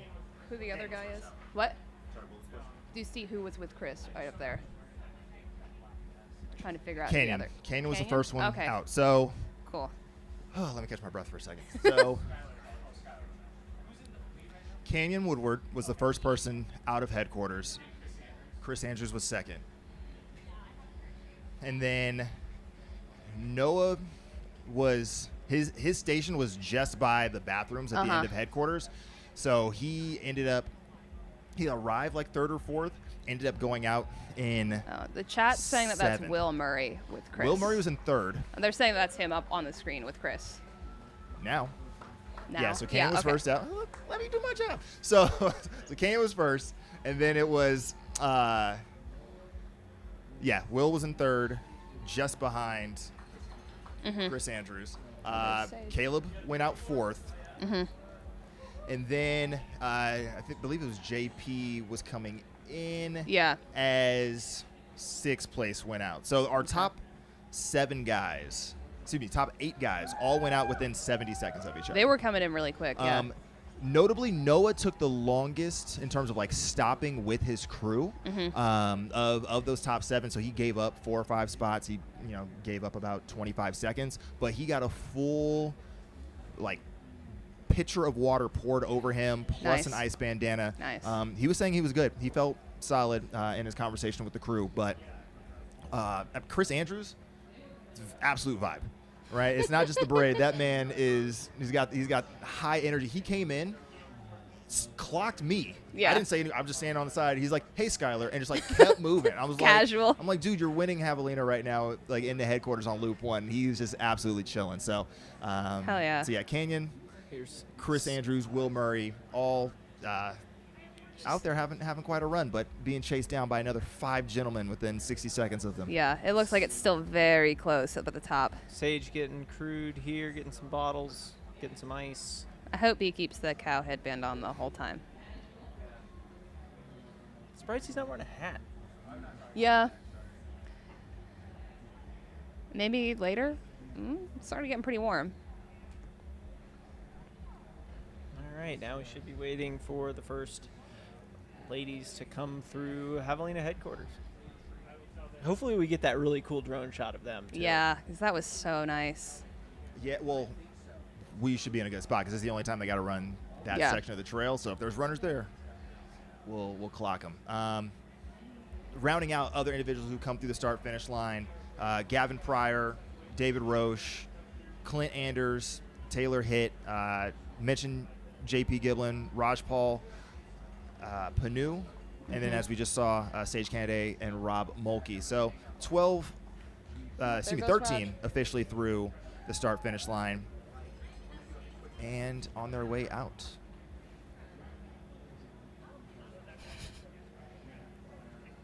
Meanwhile, the party is still going at the finish line.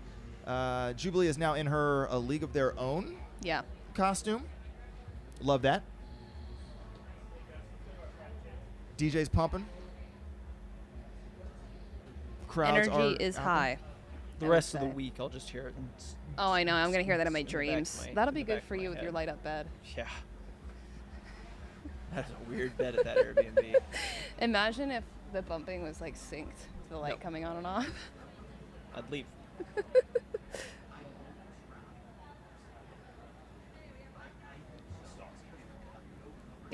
Bring some people back.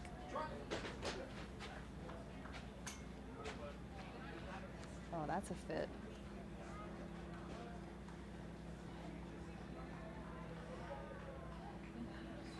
I'm really here to get fashion inspiration. I'm not here to get fashion inspiration at You all. maybe should be. Could learn something. Looks like they got some ice buckets there. Nice. I have been seeing people just carrying bags of ice all around New Zealand. There's another one. Yeah. Well, in the headquarters, like expo tent here that they have set up, they've got there ice goes for Sage. sale. Oh, Sage is a hat now. Sage See? is, okay, Sage put on a hat and ditched the ears. And he's Bummer, headed but I out get it. With a bucket hat on. Looked like he was pretty drenched down as well. So Yeah. nice work, Sage, on cruising through. I mean, Sage, great runner. He's got Speed Goat wins from 13 to 15, Black Canyon's 100K, Kendall Mountain a few years, fourth at the Pikes Peak Ascent in 2012, and also won the North Face 50 when that was a thing back in 2014. So he's got some historically great results. R.I.P. North Face 50. Well, he went through some pretty major health issues over the past year. So seeing him back out here competing is really promising, and it's great to see him out here doing what he does best and running fast. Yep. We should be getting the top women here soon. Remember, out of Rattlesnake Ranch, it was Valerie Arsenault, Beth McKenzie, Tara Dower, Anna Loudon, Lauren Peretz. I got some fun stats from our buddy Liam at Aid Station Fireball. The top 11 men are through Loop 1 faster than the previous fastest opening loop in race history. Wow. Which was JP's time last year. So they are still continuing to go out pretty hot. Are we going to see some wonderful blow-ups or a course record performance? That is the question. Or both. Yeah, or both. And then those top 5 women, we should be seeing them at any point now coming into Javelina headquarters. So first place male was in... Trying to do some quick math. Any time now. Within the next 5 minutes, we should be seeing the top ladies come through headquarters here. I got some question in the chat about how far the loops are. The first loop is a bit over 22 miles, and the 4 loops after that are about 19 and a half. So. And somebody was asking if Sage is on high carb. Sage was actually talking yesterday about the gels that he made for himself. So he made some lemon lime flavored gels that he makes himself, and he's out here fueling on those. I'm not sure the exact grams of carbs numbers, but I'm sure it's in that high range of 80 to 100.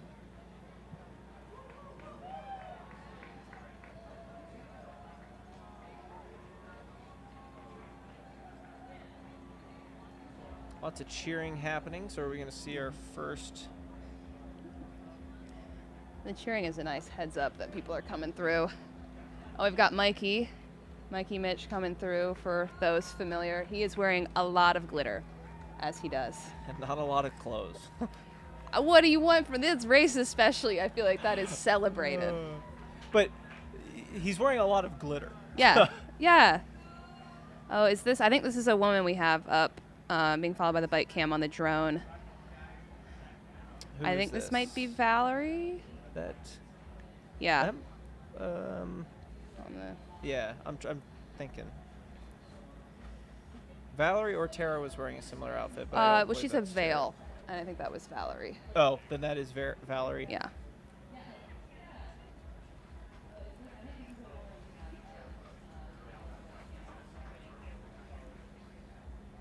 Somebody asked how many people are taking part. Over 800 in just the 100-miler.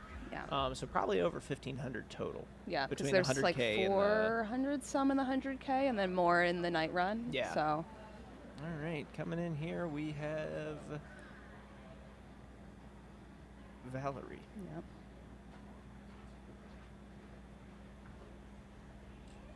Yep, Valerie Arsenal is headed in to headquarters. Jetting in to Jed quarters.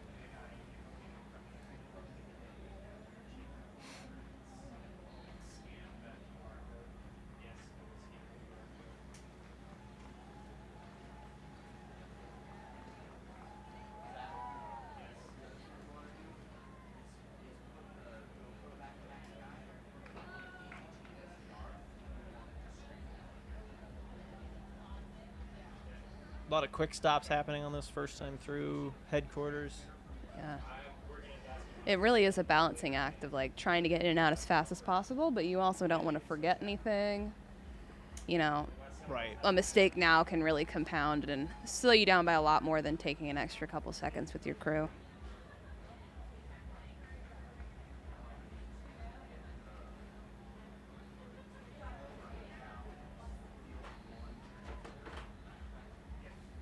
All right, she's about to cross into headquarters. Yep.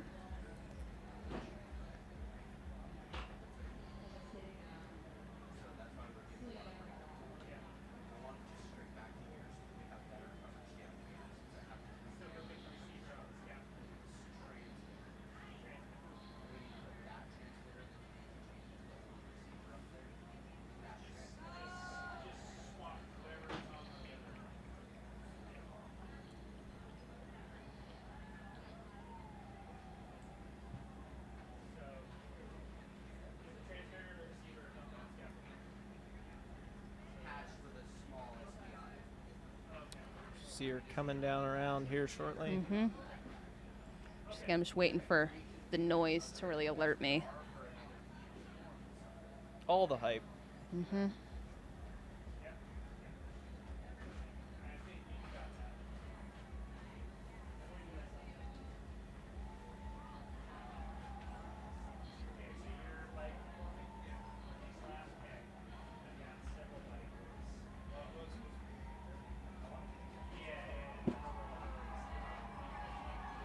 Oh yeah, she's definitely getting, I feel like that sounds like she's getting close. Yep. Oh, there's Mikey. I feel like he has a shot of winning best ass. Oh, here we go. I think Valerie's coming through. There she is. Cruising through. Looking really good. I think she's wearing those Adidas Trail Super shoes. I feel like the Tecton X3 as well as the Ons have been popular choices today. Yeah. I like those Adidas shoes. They feel very fast. Yeah. I haven't seen any road shoe pairs yet. There was, I swear, I couldn't tell if someone was wearing a pair of ASIC road shoes, but they were moving too fast for me to be able to tell.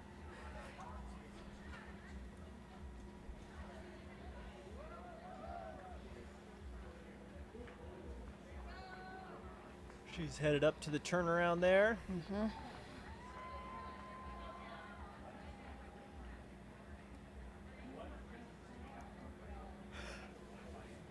I personally think we're going to see a course record tumble Yeah. today. I just think there's so many, especially men right now, on that really fast pace, Yeah. the chances, even if, you know, half of them crumble, the chances are still really good. Yeah, with 10 people being out there, you know, cruising like that, one of them's going to stick it. Right? Yeah. At least one of them's I would got to hope. have a good day. Yeah. Oh, Here we go. There's Tara Dower. yep. Along And with, gosh, what's her name? Carla. Carla and Tara came in together just now. Yeah, Carla Molinaro Literally stride and in Tara stride. Dower were running right beside each other, probably 10 seconds back from Yeah, Valor. not very far behind, as you can, Yep, you can see them passing cross each other there. right So they're there. going to head up there. It looks like most people are opting to get the in and out done first, and then Then it take looks a like stop we for might their have crew. missed Beth McKenzie come in. She might have maybe stopped. Okay.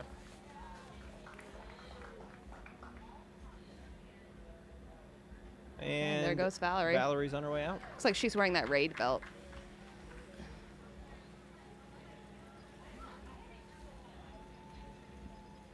There's Tara and Carla. Getting a whiff of sunscreen in the air here. Yep, there's Tara going through. Oh, there's Beth. Okay, She's there's right Beth. behind them. Yep. She must have been right in that pack of them Yeah. because there was a lot of crew, a lot of people there talking and getting information on how Yeah. what people needed.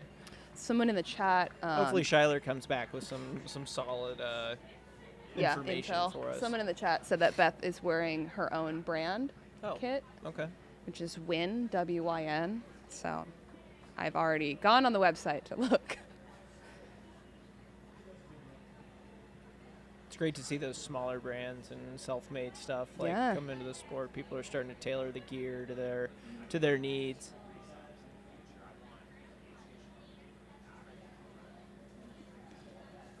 Valerie is headed out. And on the left view there, you can actually see where people can also get crewed. So that's where people can, who don't have like the tent in Tent City or are just kind of in and out all day. Oh, she's can stopping set to up their get crew. cooled Okay, off. So, yeah, getting some more water dunked on her. Smart choice. Very smart choice.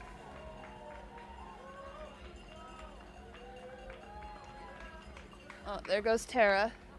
Tara's out. That's my girl. I'm rooting for Tara. Yeah. She's so funny. And she can kind of do it all. Yeah, yeah. All those long trail FKTs, and then also she can run very fast. Yeah, it's crazy. All right, so Valerie is the first one out, and then it looks like followed by Tara. Nice. Yep. That would she's be out. terrifying to have her running behind you. Oh. The day is so young for you to start with that already. Well, that could be good Halloween Okay, we costume. got Beth and Carla Headed out. step and step heading out. And then there's Anna Loudon coming Yep. in the Brooks kit. So tight pack of ladies still there Yeah. at the front. I do like to see the race still nice and close together up the front for both the men and the women. Yeah.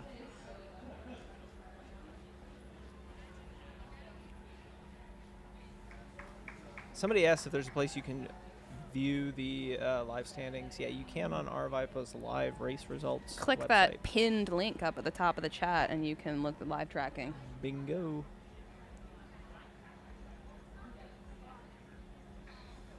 For those asking for the comparison to splits from last year, yeah, as we said a little bit ago, the top 11 men were all through lap 1 faster than the previous fastest ever lap 1 time, which is Right. from last year. So And also it's going to be about 20 degrees cooler today. yeah, Than it was. we are last looking year at for a speedy race, I would guess, for the next 4 loops.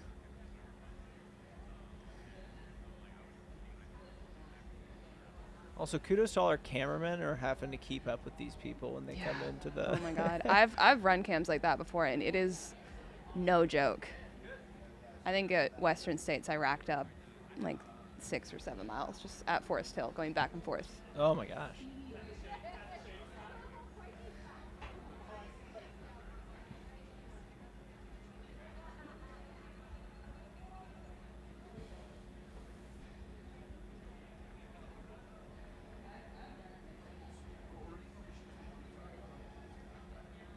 Tara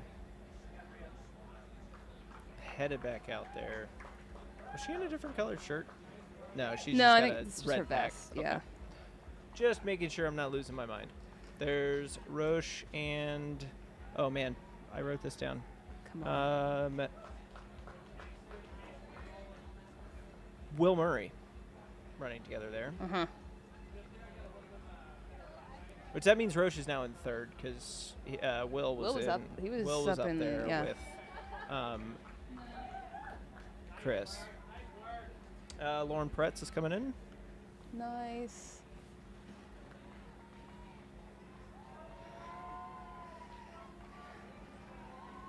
For the guy in the chat saying this makes you want to race, but not this one because it's too fast.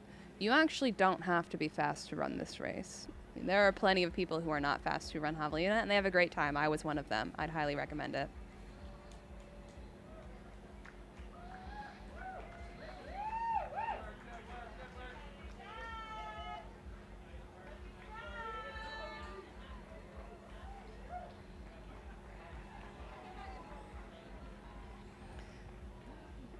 Got someone in the chat asking if anyone's wearing alpha flies. I haven't seen any yet. Haven't seen any yet. That really actually doesn't mean anything.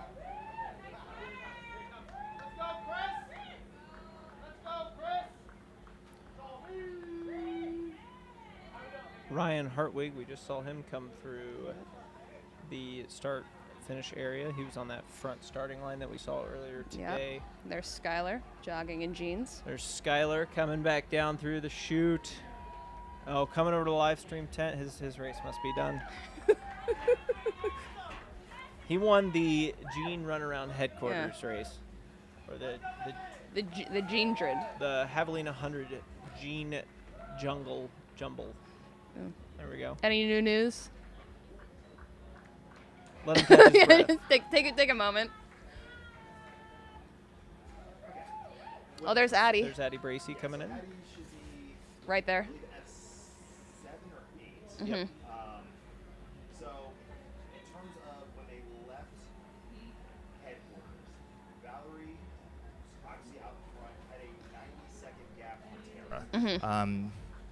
Valerie was talking to her crew on the way out, sort of like getting intel, like obviously like how the Where rest of the everyone women else were looking. Yeah.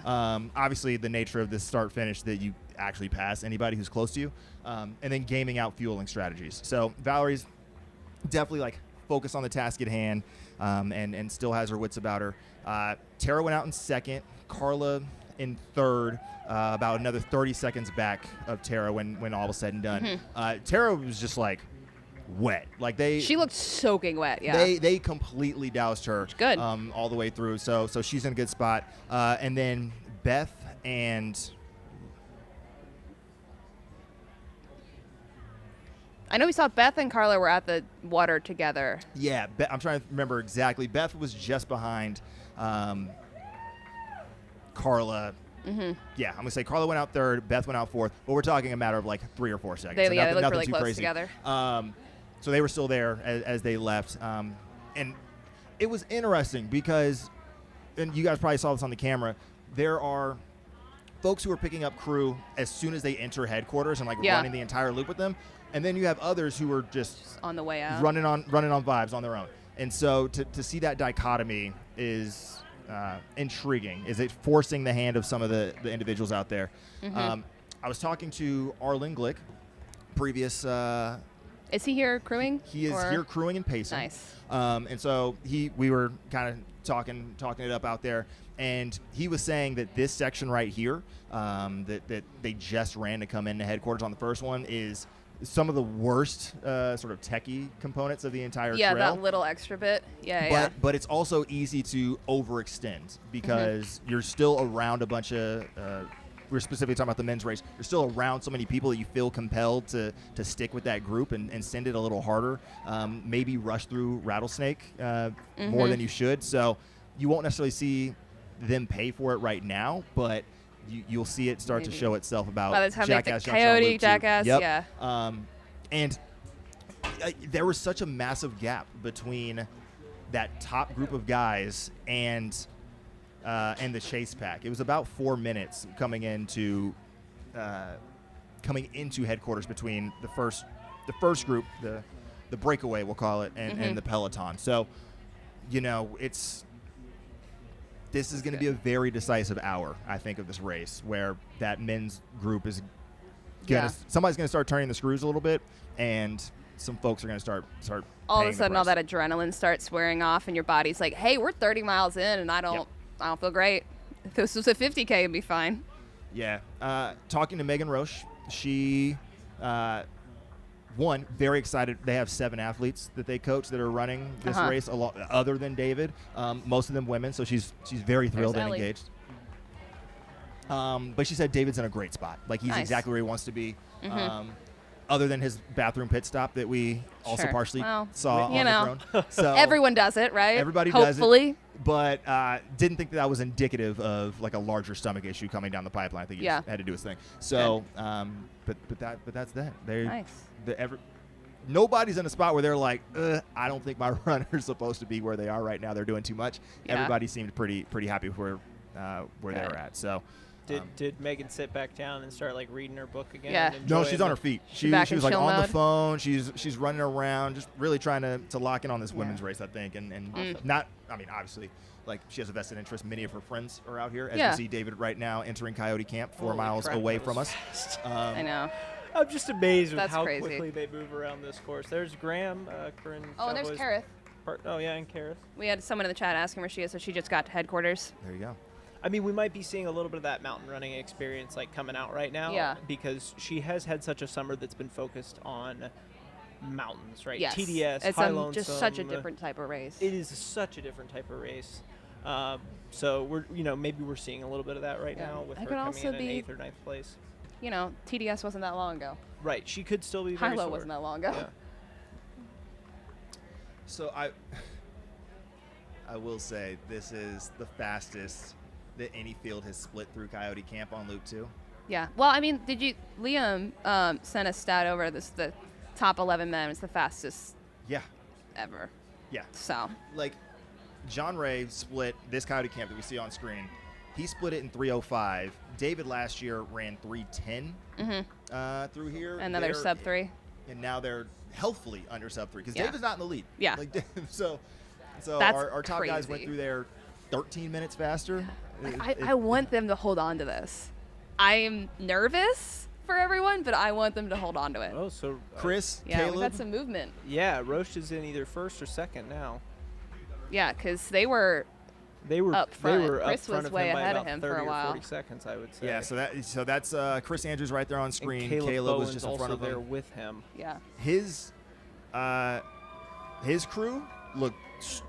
He looked stressed. He wasn't stressed, but his face was like, I don't want to mess this up. So When Chris came in, when he was coming through, there's Devin Yanko coming in. When he was coming in here, he looked calm but panicked. If that makes any Yeah. sense to people.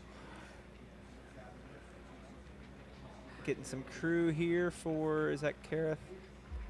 Yeah, Kareth, I think yeah. that's Kareth. Yep. Sunblock, always smart. And there's the mermaid guy we saw. There's some really good costumes.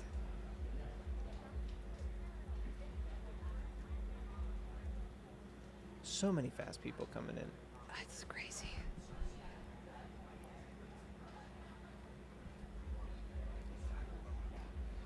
Guys, we have not updated people on the 100K in a little Yeah, while, what's so happening over I'm the gonna 100K? I'm gonna do a brief update of that while we have people coming in. We have Jordan Maddox out of Rattlesnake Ranch at 145. That's not right, but yeah, Jordan Maddox, Matthew Vera, Katie Asmuth, and Eric Mia, all out of Rattlesnake Ranch. We should be seeing them at any moment coming through this aid station. I mean, yeah, coming through for the first loop shortly. I guess I'm doing the math wrong. I guess we'll probably have about 20 minutes before they come through, actually, Look, math is so hard. because they started on a half-hour mark or a full-hour mark. Hour. They Full hour started at mark. 7 Okay, so we should be seeing them. eventually. So they left there about 12 minutes ago. So maybe 20 minutes. There's Arlen coming through. Facing Nice. something. I think someone said he's pacing, helping Levi. Correct. There's another Nike shirt, the doily. Oh yeah. Man, I Those need people- to get me one of them. Oh, there's our mermaid and Kareth on her way out, it seems. It's merman. That is, you are right. It is a merman. That was my bad.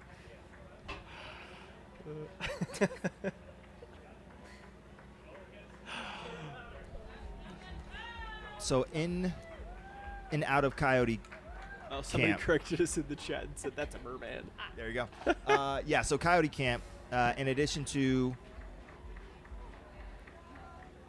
Chris and Caleb and David, we've also had Kenyon Woodward, as expected, went through, Noah Dussault, Clint Anders, and Will Murray. So the Will, Clint, and Noah and Kenyon Woodward, first through fourth, going through about a minute up on Caleb, Chris, and David, as we saw on the screen. So our top 7 men through Coyote Camp.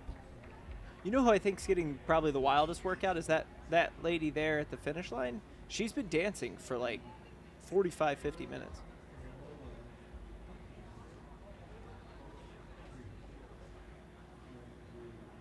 I will say that the soundtrack at the finish line is just banger after banger. So it is easy to keep that dance groove going. A good playlist has highs and lows, but this one is just highs. Just highs, as a DJ should. Like you're trying to keep crew awake and functioning for 30 hours. You can't really lull it out. You got to just play heaters. They're not playing some Bob Dylan up there, like putting the crew to sleep.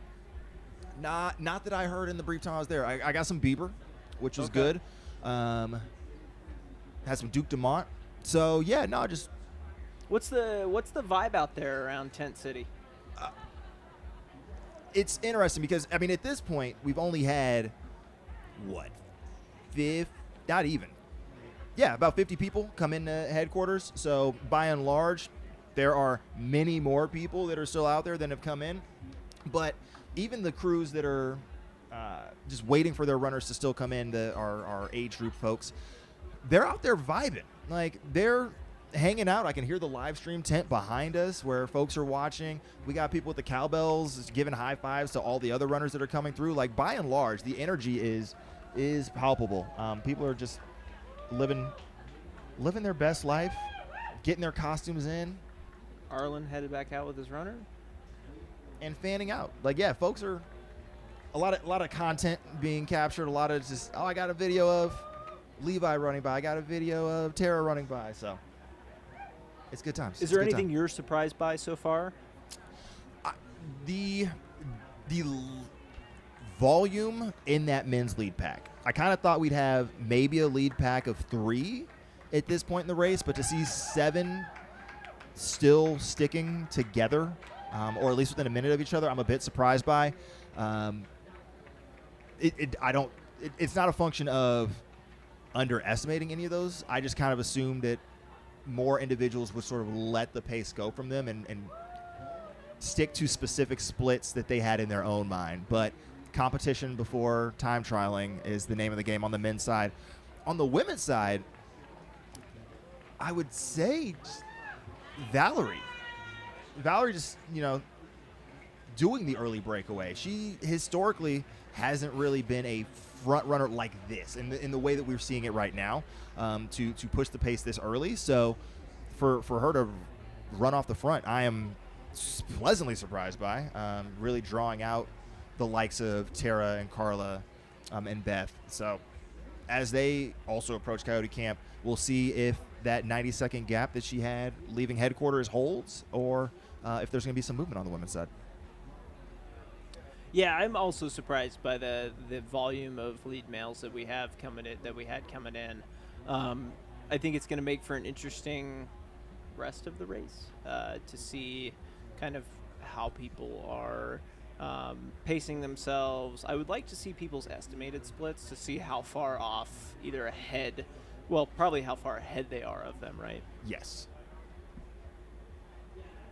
So we did see David go into Coyote Camp first, but it doesn't look like his tracker has updated with his out time.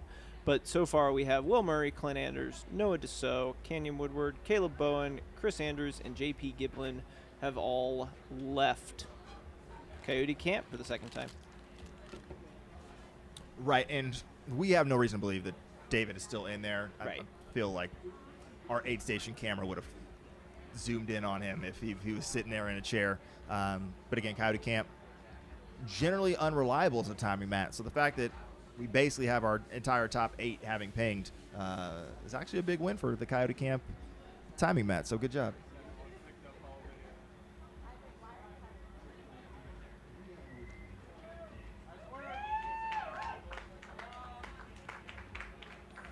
I think this is one of my favorite live stream venues just because you're sitting here like Right on when the people course, are essentially. coming by Yeah. you. It's a ton of fun.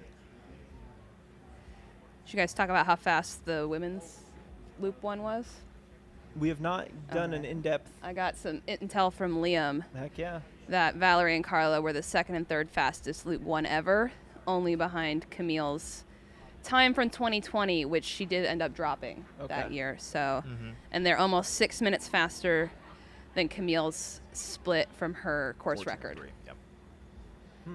So, Are we gonna see a women also up on the course record right now. Dang.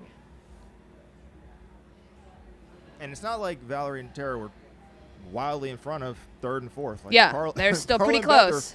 Are only, another 90, not even 90 seconds. I think it was like another 45 seconds back of Tara when they all left headquarters. So Yeah.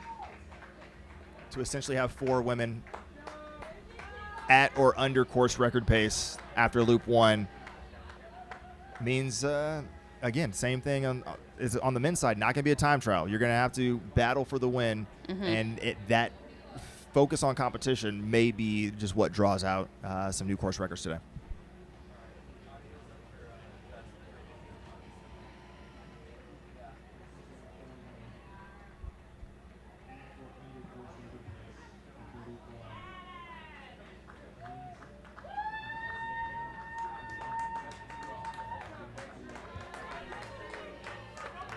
Oh, Casey.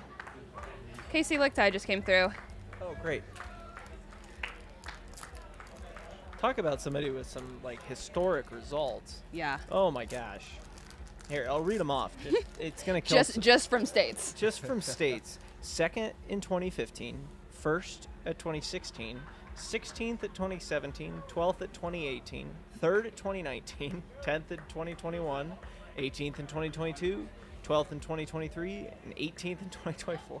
That's crazy. She has her, 1,000-mile buckle, right? 1,000-mile buckle Yeah. this year.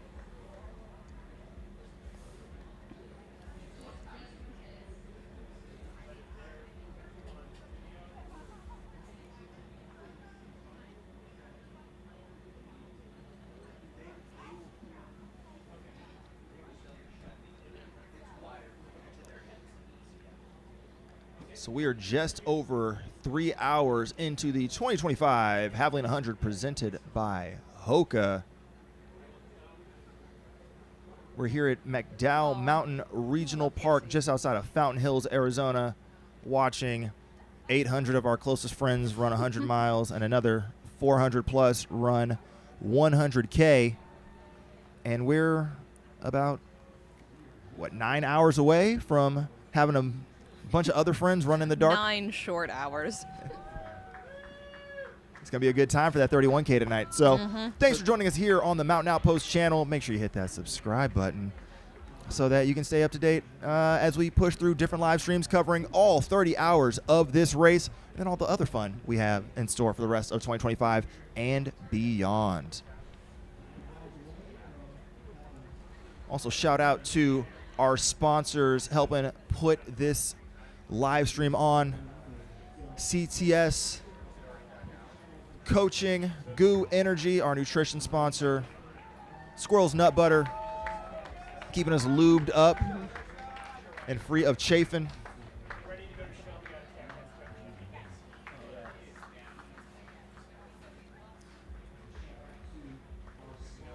And shout out to all of our volunteers, both on the live stream, the bike cams, the runner cams, the folks behind the screens, and all the 8-station volunteers. Speaking of folks out there making things happen in the field, we've got Shelby hanging out at Jackass Junction. Shelbs, how you doing?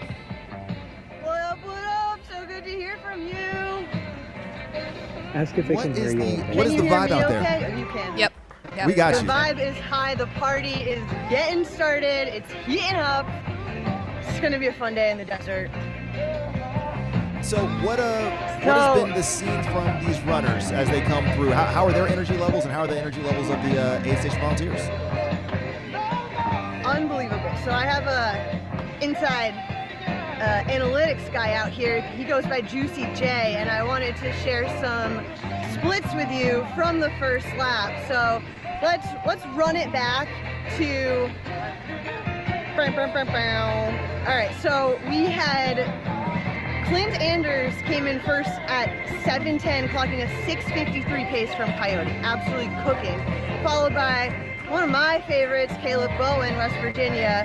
He was about 4 seconds before David Roach, who was running a 7-minute pace, and David went right to the bathroom. I was surprised to see, I heard you guys talking about it too. There's been a lot of bathroom breaks. I mean, I guess it's good. We're all human and our bodies are processing, so that's good to hear.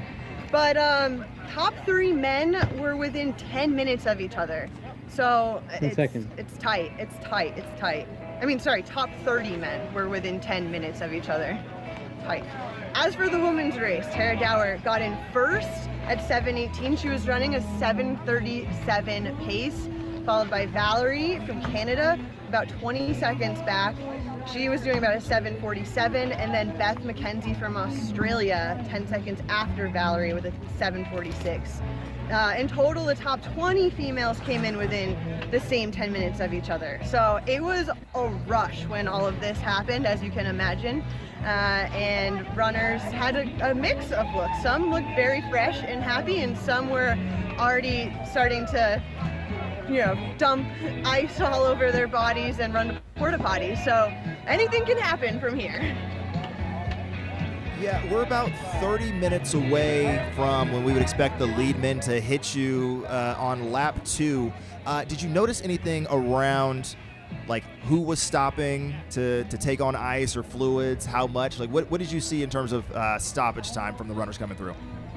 Honestly, it was still very, very, very quick. I mean, even David Roach's bathroom break, I didn't pull out a timer for it, but it was fast.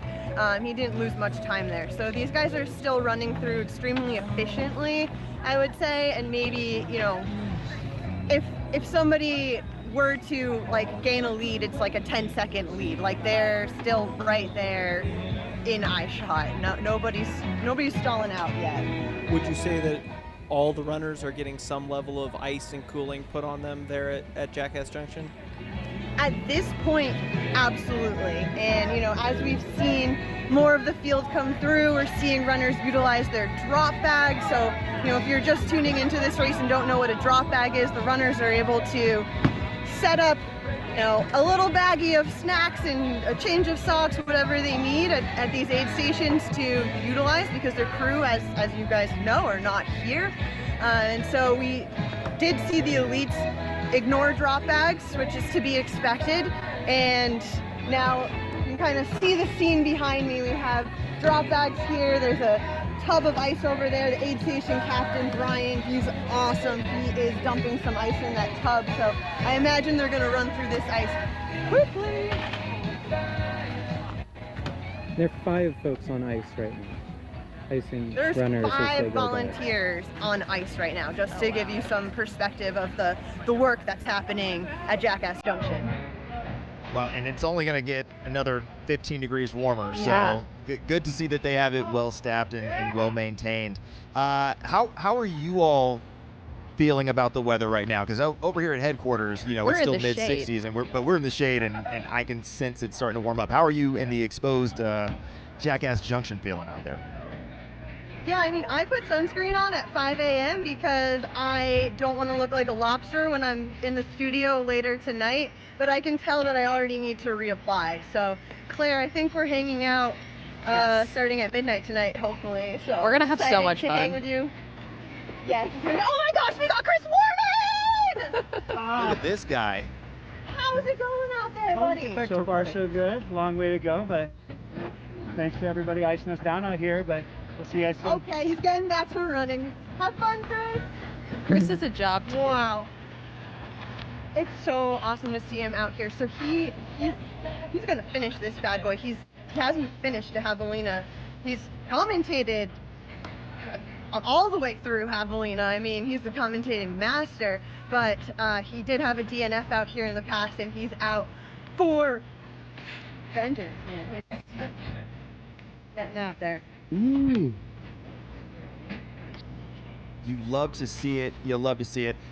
In terms of the volunteer support, you mentioned the 5 on ice, but how many folks are staffing the rest of that aid station? Because between the 100 milers and the 100K, like Jackass Junction is a whole scene. So how is it being staffed, and how are folks taking advantage of those volunteers out there? Yeah, I can get you an exact count next time we pop on here, but I would say there's at least 20 volunteers out here between the ice, the nutrition, the drop bags. There's a lot of helping hands, and it's been, we saw Andre Lee's a fan favorite with Air Viper running. He came through and he was able to hand his headlight to an available volunteer to say, hey, can you put this in my drop bag? So like, that is really cool to have that level of support in such a crowded race. Yeah, speaking of support, you can't see this, but we just had Tara Dower clear Coyote Camp, getting a full ice down from the volunteers there. So great to see that our runners are being well supported all around the course. Shout out to Air Viper Running and Jubilee for pulling everything together, and all volunteers being out there. Shelbs, one last question for you from me, and I'll look at the other hosts if they got anything that they want to ask you. But in terms of your preparation, you obviously know this race well. You're out there at Jackass Junction, a scene that you know well. What are you looking forward to on lap 2? What are you keeping an eye out for?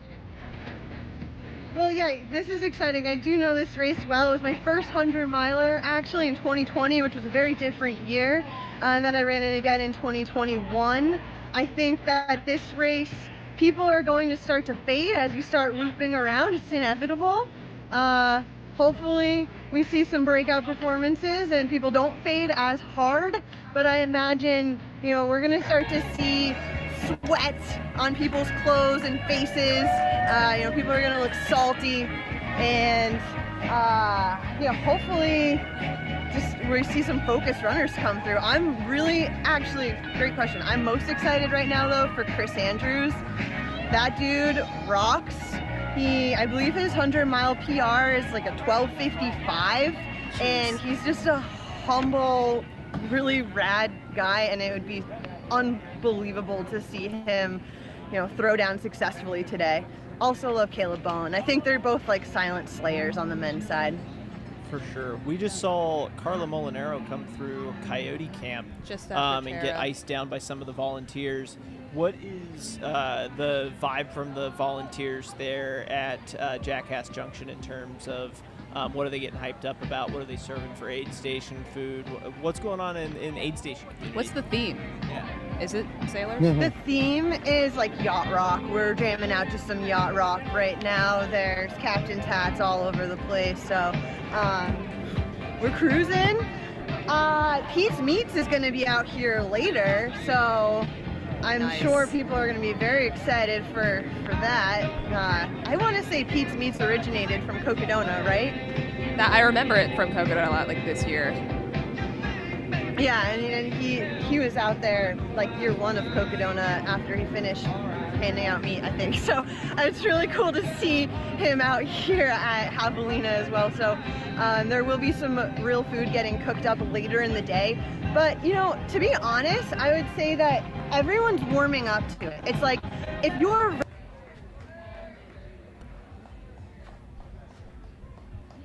We seem to have lost Jackass May have lost Junction.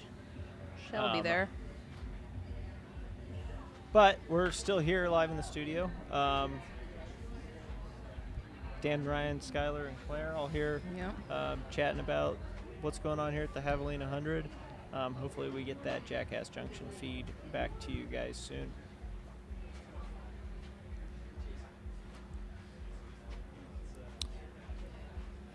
So we're 2 hours and 18 minutes in the 100K. Yep. So we should have our first Coming through. runners, plural, coming in to the start-finish area. I'll say imminently, definitely sometime in the next 10 or so minutes, we would anticipate them coming through. Meanwhile, we are probably about the same amount of time away from our lead men hitting Jackass Junction, where we just had that report from Shelby at. So a lot of action happening. Meanwhile, we've seen several of our women clearing Coyote Camp about a marathon. Got, I think, at least 4 go through: Valerie, Tara, Carla, and then we just saw Beth. Exactly. So that same 4 group, they were separated by just a little over 2 minutes when they left headquarters. Pretty close to that same gap, having left Coyote Camp 4 further miles down the trail. So that makes about 45 minutes from now. I'll say 40 minutes from now, we would expect to see those women hitting Jackass Junction as well. So less than 10 minutes till the first men, about 40 minutes till the first women hit Jackass Junction. And that'll be a proving ground, because you're halfway around the loop, 30 miles into this 100-mile adventure, and it is getting hot. So if you screwed anything up earlier, we're about to start seeing that exposed. If you've overextended yourself, especially on that little extra bit, I feel like that's where that starts to make itself known. That's an interesting strategy. Guess Do you think the cape helps with like airflow and get out of the sun? Bold move. Yeah, I respect it. I bet if you got that thing wet, it would keep you pretty cool. A wet blanket? Yeah, everyone loves a wet blanket, famously.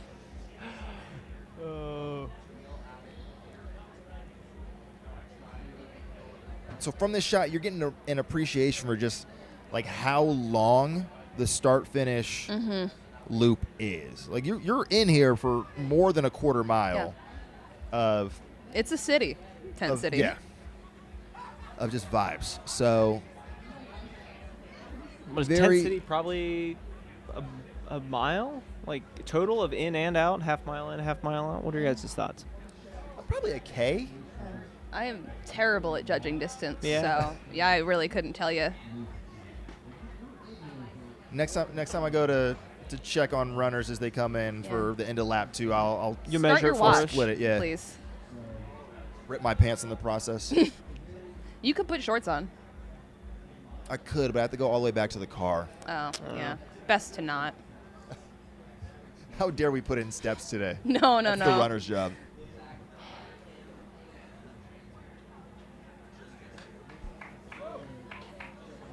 All those great sponsor tents there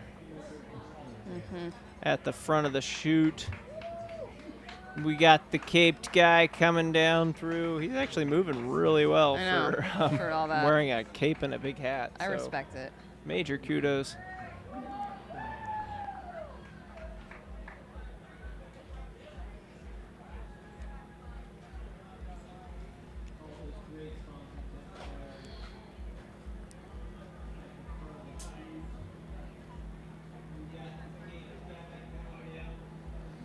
And so our drone is going back out,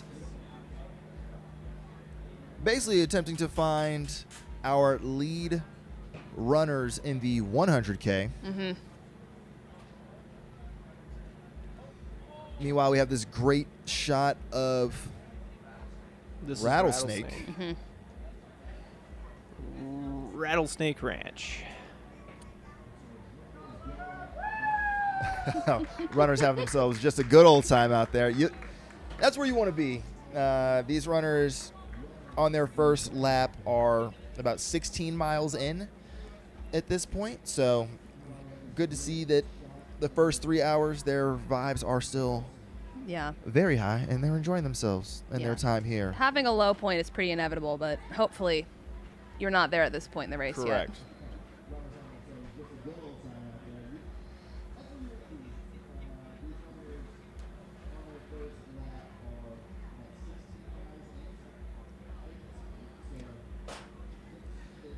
And this is Coyote Camp.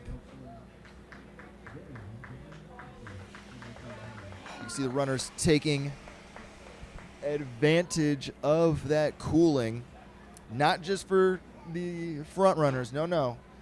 Everybody Yeah. playing it smart out there, which is advisable because we are It's heating up. certainly heating up. Everybody playing it cool out there. Hey.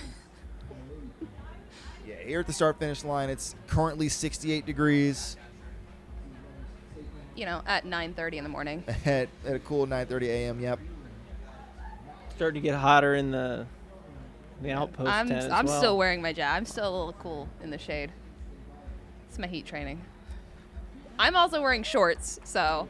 Valid. Yes, I have gone to the T-shirt, but I was also running in pants I am and about Yeah. to ditch the actively pants. sweating. So No.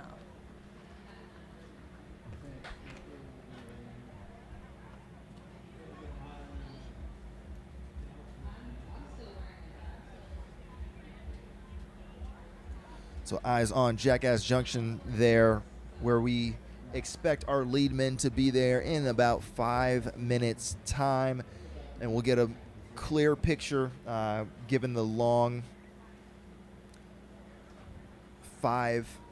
6 mile stretch from Coyote Camp up to Jackass Junction, and a good amount of the And again, climbing of the loop. grueling uphill. Grueling uphill, a Up douche the grade mountain. uphill. Oh, that's Lauren at Yep. Coyote Camp.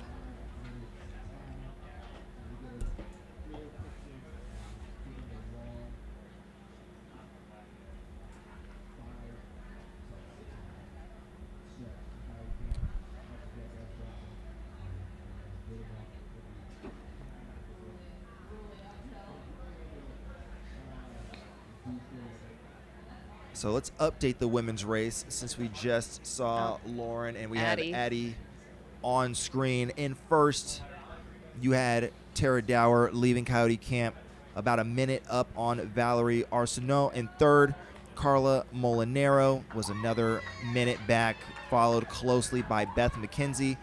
Anna Loudon was in fifth place at 3:21 elapsed, and then we just saw Lauren Peretz go out in sixth, followed closely by Addie Bracy in seventh, another 4 minutes back of Anna. So our top 7 women now through the Coyote Camp aid station, a marathon into their 2025 Javelina 100 adventure.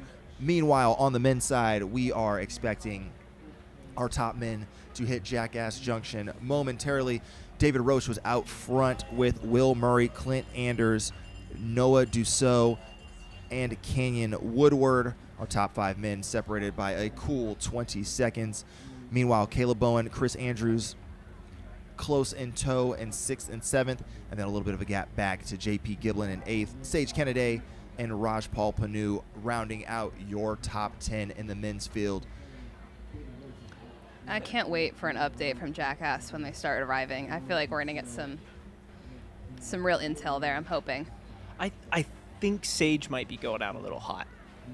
Okay. Watch it. So hot take. Yeah. Um, We'll revisit put a pin in that one. We're gonna come back to that. Because when he came through headquarters, Yeah. he looked He didn't look taxed. super fresh. He didn't Yeah. look like the first 8 guys, right? Yeah. He looked pretty worn out, not worn out, but he looked like he was taxing it a little hard. Well, I mean, there are people who look like that the whole time. Have you ever seen Zach Miller race? He looks like he's Been shot the whole time. yeah, like that. Some people just look like that. I don't think Zach ever looks like he's having a good time. No, Yeah. no, but he does fine. Not when he's racing. The rest of the Yeah. time, he looks perfectly Yeah, chipper. yeah. It's like, has he been gritting his teeth for the whole Just 35 clenched the hours? whole Just time. clenched. Well, at least to Sage's credit, when he that first loop didn't have any headwear on, he did Yeah. pick up a hat on the way out. He did so, look like he got a lot of cooling done. So yeah, that might so have- so he's at least be playing helping. it smart. and Logically, he has been doing this for a long time. So in Right. theory, he does True. know himself. In Guys, theory. I'm just providing us I know, some I love hot it. I love it. takes. Keep the hot takes coming. Oh, I'm on a perfectly okay hot with you take. taking it. Yeah. All right, what are your guys' hot takes on the day? What have you seen that you're like, ooh, God.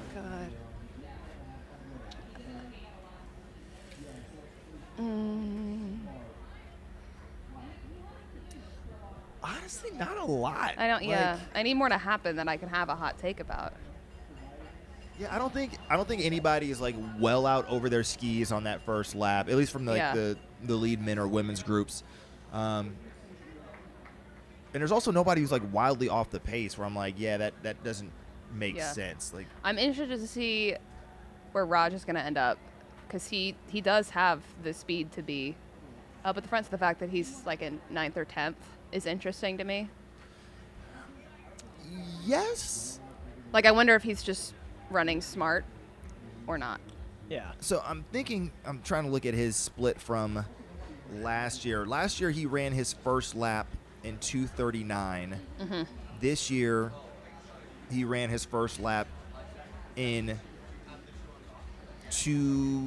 little over 2:30. Yeah, so faster.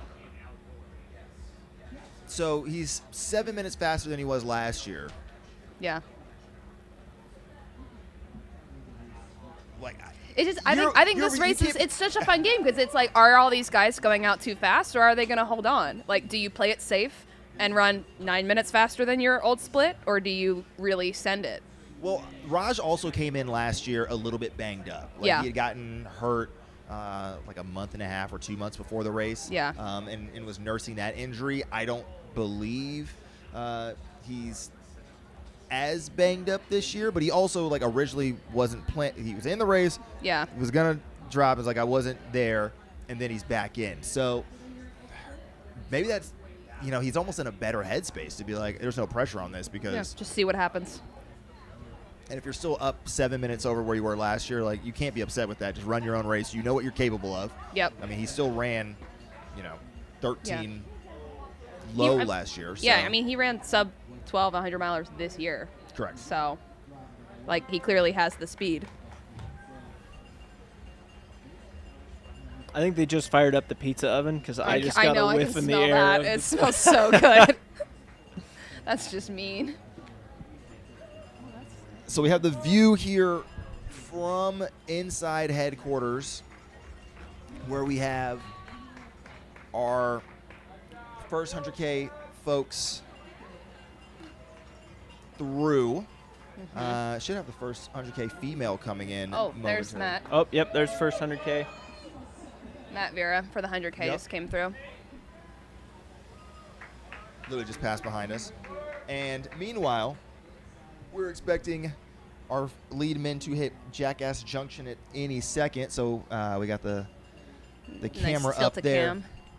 Rule of thumb at home, if you see folks that look like they might be big Jimmy Buffett fans, that is Jackass Junction and the sailor theme. If you see a bunch of tents, you're at headquarters. See anything else? You're at one of the other two aid stations. There you go. Helpful.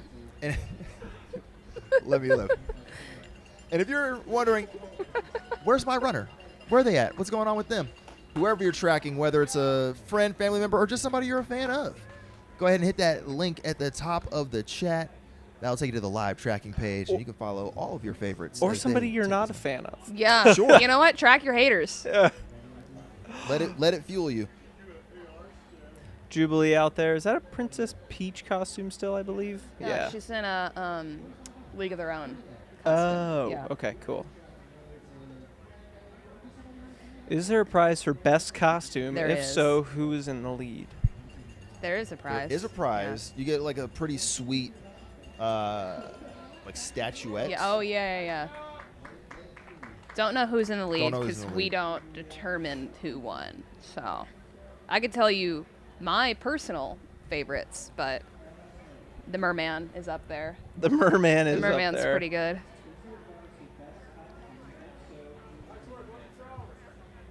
Oh, Matt's already headed out. It was 100K. That was a very quick turnaround. Yeah. I know his coach. Actually, I don't know if he's still his coach, but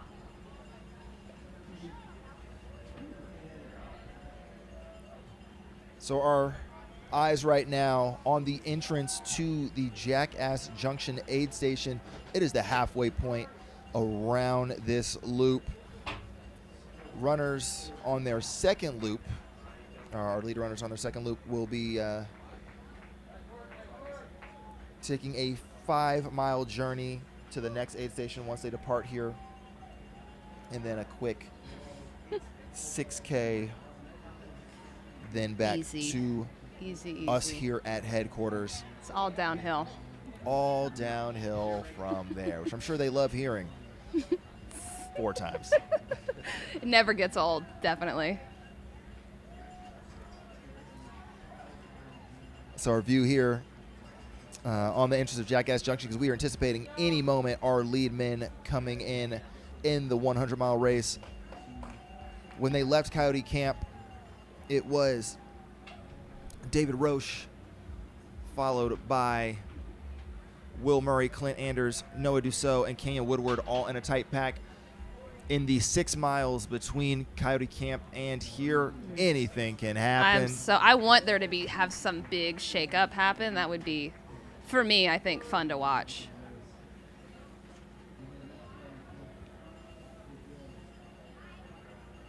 Meanwhile, we have a good number of our age groupers here on screen on their first lap, heading on around. Still well under cutoff. These runners have a full 30 hours to finish their 100-miler, so break that down.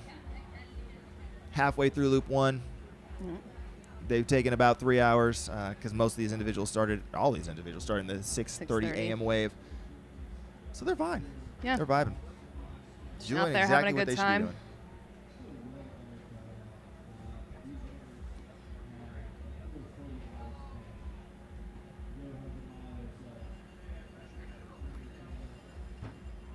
Yeah, and then you also have the 100K folks who have the 29 hours to finish 60 miles, Yep. which is super sweet. So if you're thinking, hey, 100K is in my future, It's a good no one. better place than here. You just have Michelle Unless- Blanco was hanging out with us on screen, getting fueled up there in her 100K.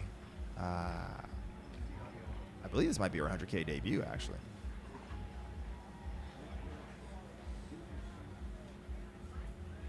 Yep, in her 100K debut. So, Michelle Blanco getting fueled up. She has run a 25K, a 50K, Double it again. and now 100K. Yeah, apparently. So next up, 200K. I don't know how to. What is that? 120 miles? Yeah. Maybe start with the 100 miler. 125. I mean, you could do Sedona Canyons, right? True. Yeah. True. No pressure. They should they should remarket that as a 200K. Which race? Sedona Canyons, because it's 125, which is about 200K. All right. It's our quick math.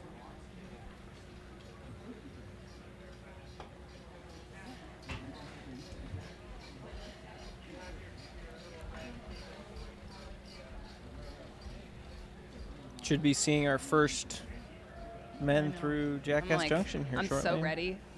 Like, every time a little person pops up on that hill, I'm like, how well are they moving?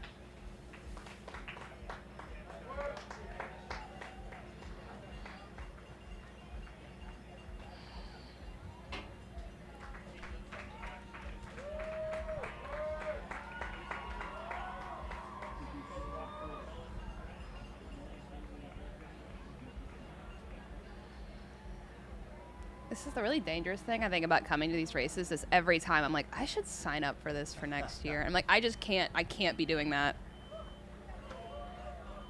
I mean, you can. No, I can't. No, I can't. I mean, at some point, if we all get on the Javelina hype train, there'll be nobody left to actually commentate the Exactly, race. yeah. Zach would be really upset if we all did that. So that's my rationale. That's what I'm going to keep saying. But Guys, you won't get me to sign up for this one. It is too hot and too flat. Yeah. I resent the too flat statement. But I will flat. co-sign the heat. Oh, it's got a massive climb and a massive descent. I'm sorry, guys. Yeah. There's a huge hill. This is the Hard Rock 100 of the McDowell Mountain Park. Everyone calls it that. It's Yeah. weird, yeah. So meanwhile, on screen, I believe, is that a 100K runner do we have?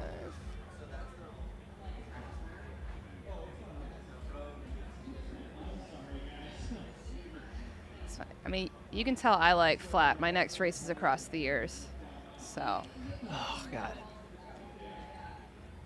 Yeah, I was trying to explain to my students this week. They were asking me. They don't know I do this. None of them are watching. They was like, "What's the furthest you've ever run?" And I was like, "You don't want to know." 78 miles or whatever. I ran it across the years. And they're like, "That's crazy." I'm like, "Yeah, but it was flat though." And I forgot that I was talking to teenagers who have no concept of like flat ultras versus mountainous. I was like, I don't know why I'm trying to justify this to you. Like, it's fine. Yeah. You were impressed by the 78 miles. You should just leave it there. Yeah. Just believe that I'm a better athlete than you. Just let me ego check a bunch of teenagers. That's what they need. I mean, somebody's saying way not to get people to sign up for this. People should sign up for this. Like, it's a great race if you like being out in the sun and the heat and you like that type of running. It was my first 100 miler. But not every ultra runner likes the same type of running, right? I think a prime example of this is seeing how people even train, right? You're looking at Kareth, and she's a very strong, very fast runner who's had excellent results this year and is kind of struggling right now. I mean, not even really a hot take at this point. But she was in my top 3 on my original prediction. Yeah. It's just a different type of running. Yeah. I just paced a friend of mine at Hennepin, which is a similarly flat 100 miler.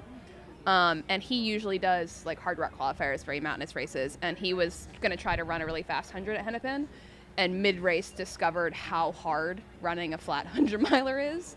Because you use such a different, like you're using the same muscles the whole time. You don't get those breaks to hike uphill, etc.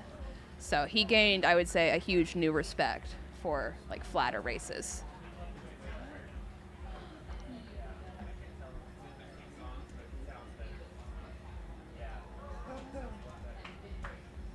Looks like we got somebody coming through to the start-finish to cycle back around and head back out. That's awesome. I just got to say, people in the chat talking about Pinhoti, also incredible race. As someone who's raced a lot in the South and Alabama, Pinhoti is like one of my bucket list races. So you're going to have so much fun. Yeah, there's so many great races out there for people to try and do either in your area or if you like to travel for them. If you're in the Southeastern Trail Runs, David and Mary Jo Tosh, very good race directors. Oh, cool.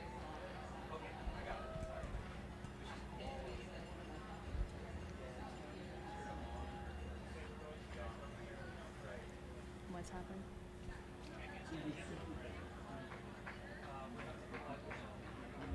All right. We're going to throw it on over to Jackass Junction with our lead men preparing to come through imminently. I believe we got Shelby back on the scene right there at the entrance. Shelby, talk to us. What are you on the lookout for right now? Shelby! Hey, oh, a friend of mine just ran by. I'm on the lookout for happy runners, and there's a lot of them. They're everywhere. This is amazing. I can't believe we're already on loop 2. What? So you know this aid station well. As the lead men are preparing to come in, sort of what's happening just on the other side of that hill behind you? Like what are they seeing as they approach this aid station? Our audio is cutting out a little bit from the studio, so I'm gonna walk closer to Gus because I think my earbud is getting pulled. What was that? Just try as we have David Roche. Sorry, is that Will? Who is that? Did you see that? White coming through. This is Mr. Pryor coming through. Bunch down, get bunch down. Gavin. For water, just Gavin pour. Pryor. Just pour. As fast as you can. It doesn't matter what the skills. Just pour. All right. 2, 3, 4.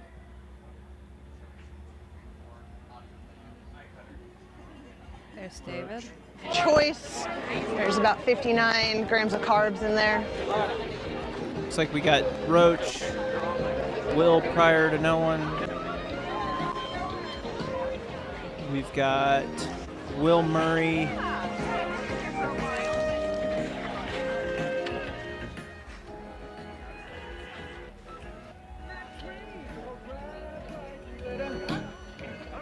All right.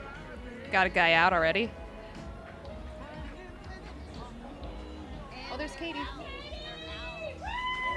Katie Asmuth first place 100K woman. Katie Asmuth just came through the start finish.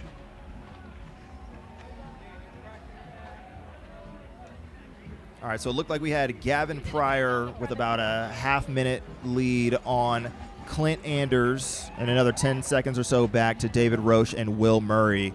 Shelby, any takeaways from sort of what they were grabbing at that table over there? Because I know that the shark has ice in it, but what else were those gentlemen trying to snipe up and use to fuel themselves?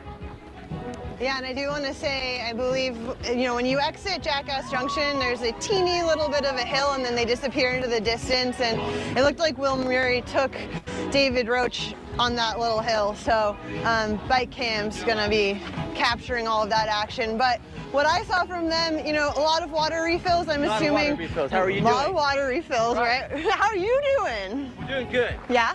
We're having fun. Good, that's the name of the game. Right? Yeah. 8 days, I'm gonna have a total right knee surgery. Oh no, knee surgery. Here, we'll walk with you. Yeah, so oh my goodness. Good times. Yeah. We're gonna handle it. You're gonna handle it? Yeah. We're gonna get it. I had to drop to the 100K, but I'll finish this race. Yeah. I gotta prove to my kids that you can do anything. You can do anything. Right. Who needs knees? Right. That's Came what back from a surgery's heart for. attack 3 months ago. No way. So, What's your name? David. David, nice to meet you. I'm Nice to meet you. Shelby. Nice to meet you. Wow. Oh my gosh. I hope you have so much fun out here. I love this race. It's the best race ever. So you've ran it before? Oh yeah. Yeah. So just gonna take it easy, not overdo it, run my race. I got a lot of time to get to that finish. So we're gonna get there. Yeah. Slower, but we're gonna get there. Hey man, strong and steady is the way to Right? go. Yeah. All right. Yeah. I'll see you later. again. I'll be here all day. All right. Nice to meet you. That was fun. All right, we were talking about what those elites were grabbing at the aid station, and I wanted to say, hey, I just have too many friends out here, guys. I'm sorry. Too popular. Oh, it's so fun. It's kind of nice to not be running and just saying hi to people.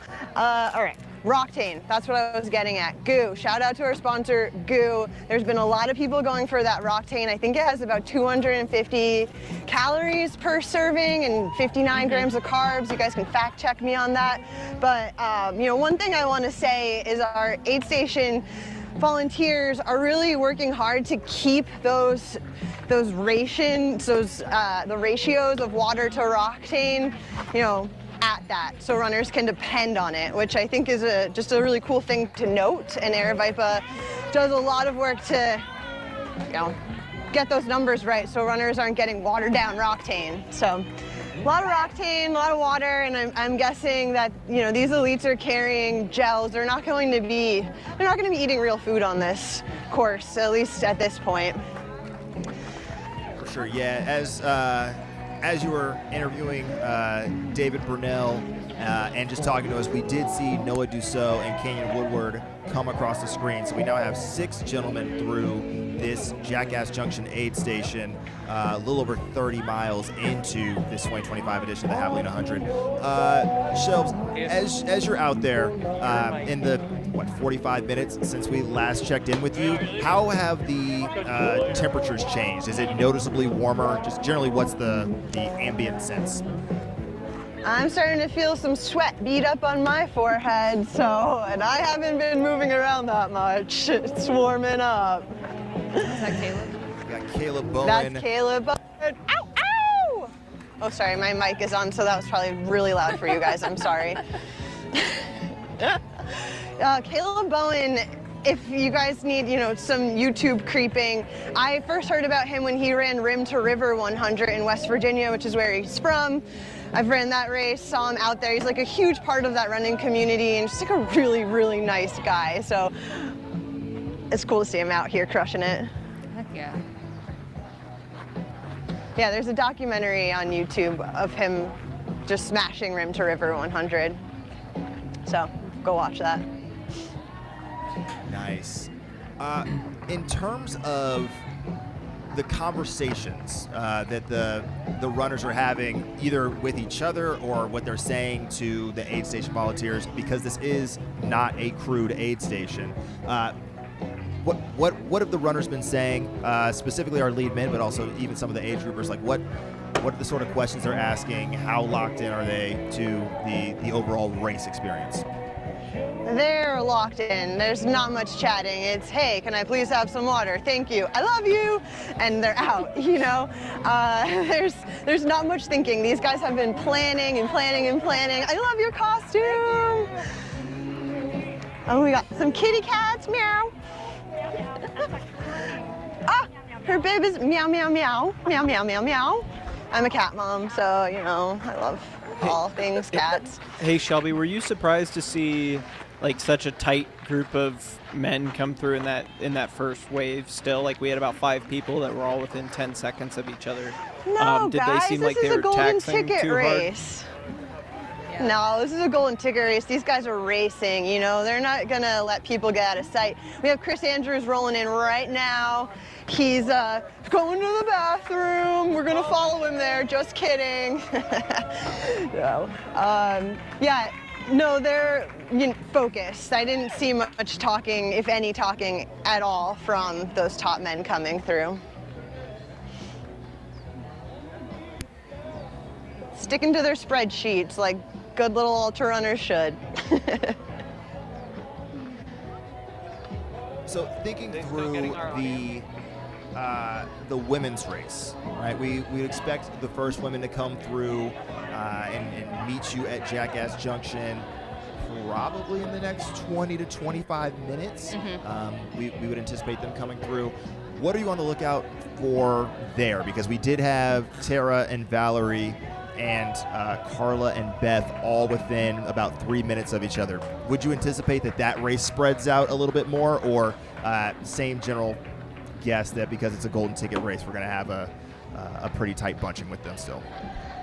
I'm gonna guess it's a pretty tight bunching still. I mean, it's still early on in the race. I'm gonna be really curious to see how wet they are. Yeah. You know, we've been talking about them dousing themselves with water. Like, how quickly is that water evaporating off their bodies between Coyote to Jackass?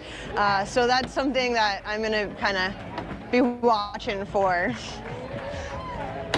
No, that's a Chris good point, the Andrews longest going stretch. Yeah, Chris Andrews is going to get some water dumped on his head. Speaking of that, he's going to have a heck of a time with his hair. As somebody with long hair, those braids get just dreaded. Yeah, buddy! Get it! May hold on to water for longer, so who knows? Yeah, Chris Andrews, That's our true, early, it's going to get heavy. early leader, now exiting in, what is that, about 11th place on the men's side? I think lower. We're going to guess 7th? Yeah, I don't think we've had Ish? like 10. 8th. I'm going with 8th. Call 8th. it. Nice. Making an executive Yeah, I decision mean, here in the studio. They're halfway through their second lap, so it's too soon to know what's going to happen. Yeah. We've got some great follow cam footage from Jackass to Rattlesnake right now of the front runner men. It looks like they're all just kind of running together, hopefully staying cool, and as we await the first ladies into Rattlesnake. Is the aid station in like full swing? You're gonna go right when that it way. comes to crewing people, getting drop bags to people, icing people?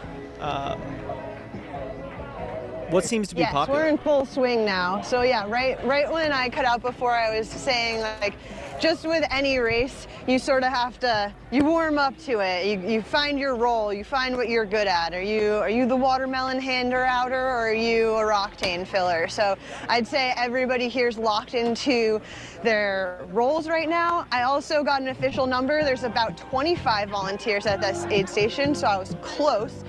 And we got JP Giblin rocking through.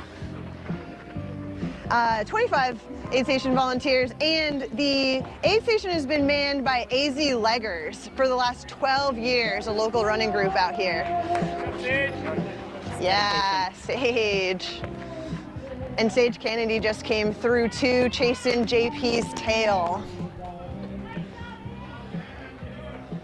Have you Yeah, noticed he looked anything really good at at the it. aid station being extra popular? like a certain flavor of Roctane or gel or anything? It looks like it's the red Roctane is the one that is getting handed out the most. But wait, I have a friend here. So how are you? Daisy? Are you having fun? Yes, I'm having an amazing time. Can you tell everyone who you are, where you're from? I'm Daisy, Elements of on IG.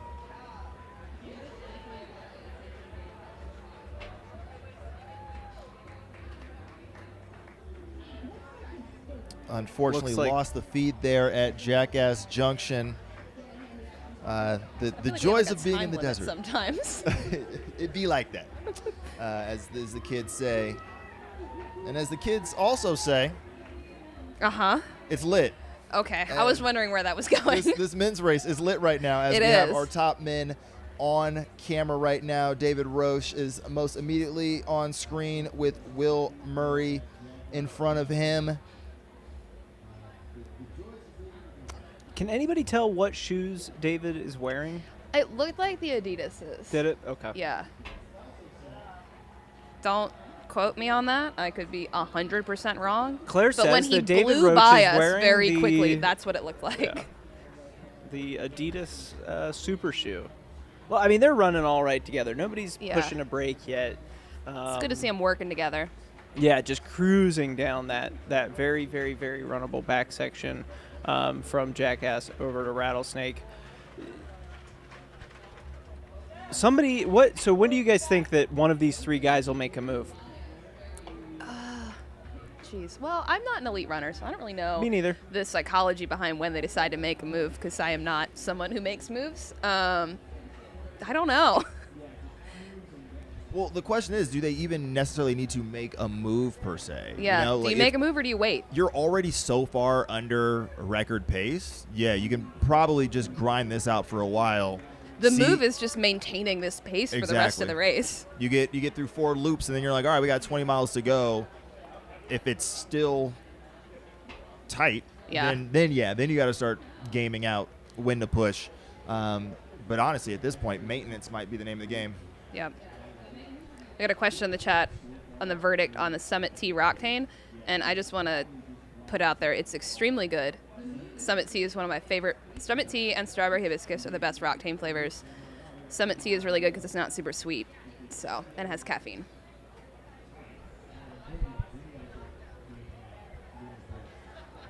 So on screen, we've got David Roche, Will Murray, Clint Anders, and Gavin Pryor. You can see our fourth runner just a little bit up there, as they are also passing some of the 100K runners, the nature of the beast of the lap course here at Javelina Jundred. These gentlemen have about 3.5 more miles until they hit Rattlesnake, which will be their next aid station, and from there, a little over 3.5 miles to the start finish. So all told, we expect them back here in headquarters in a little under an hour.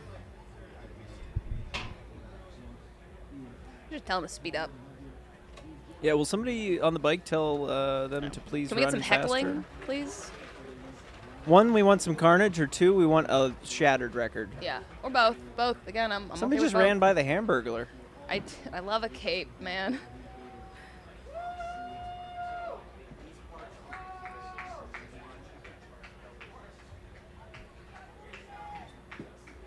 Do you guys think that they're like having a conversation like with each other, or just focused? Well, that's what I was kind of wondering Yeah. with Shelby. Like, I'm always interested, especially when I'm like in field, and just like hearing what the conversations are between runners and the volunteers or their crew, to get a sense of like how they're taking care of themselves, what they're prioritizing. Like the questions they ask, what they're asking for, usually indicate like how that last section went and Yeah. what they're anticipating.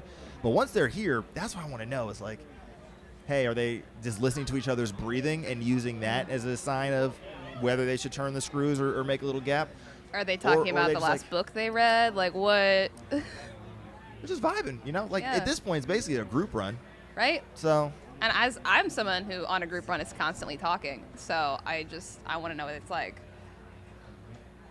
I mean, there is a psychology where you can get in people's heads by being that person who's Yeah, talking if all you're the like time. chilled out, like yapping away, and everyone's like, Yep. "Well, I'm having to work super hard. What the hell?" Correct. Only one vest in the group. Like, just make some observations, right? Yeah. All super shoes for sure.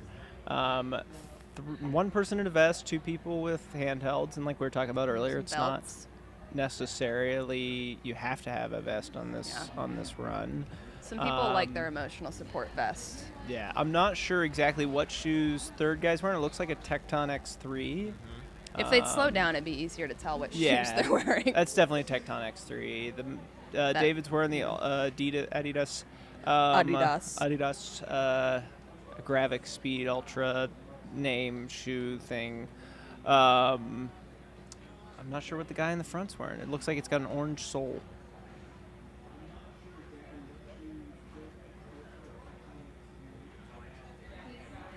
Yeah, going back to the vest v belt discussion, obviously there's the carrying capacity component, but the vest also has the added benefit of, carrying that ice. And so if you want to like literally just put ice in the vest and use that, there's some component there that can be of benefit. Well, that's what I was saying earlier. Like, my one thing, I think as a woman, you have a bit of an advantage because you have a sports bra that you can put ice in. And men don't usually get that. But a vest, you can get close.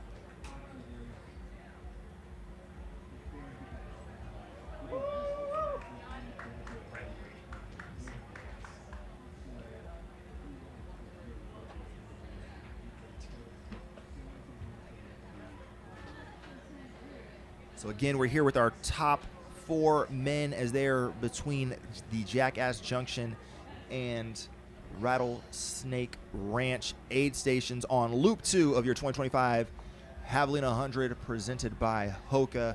We are also awaiting our top women into that Jackass Junction aid station, a little over 32 miles into the race. We would expect our women to hit that aid station in...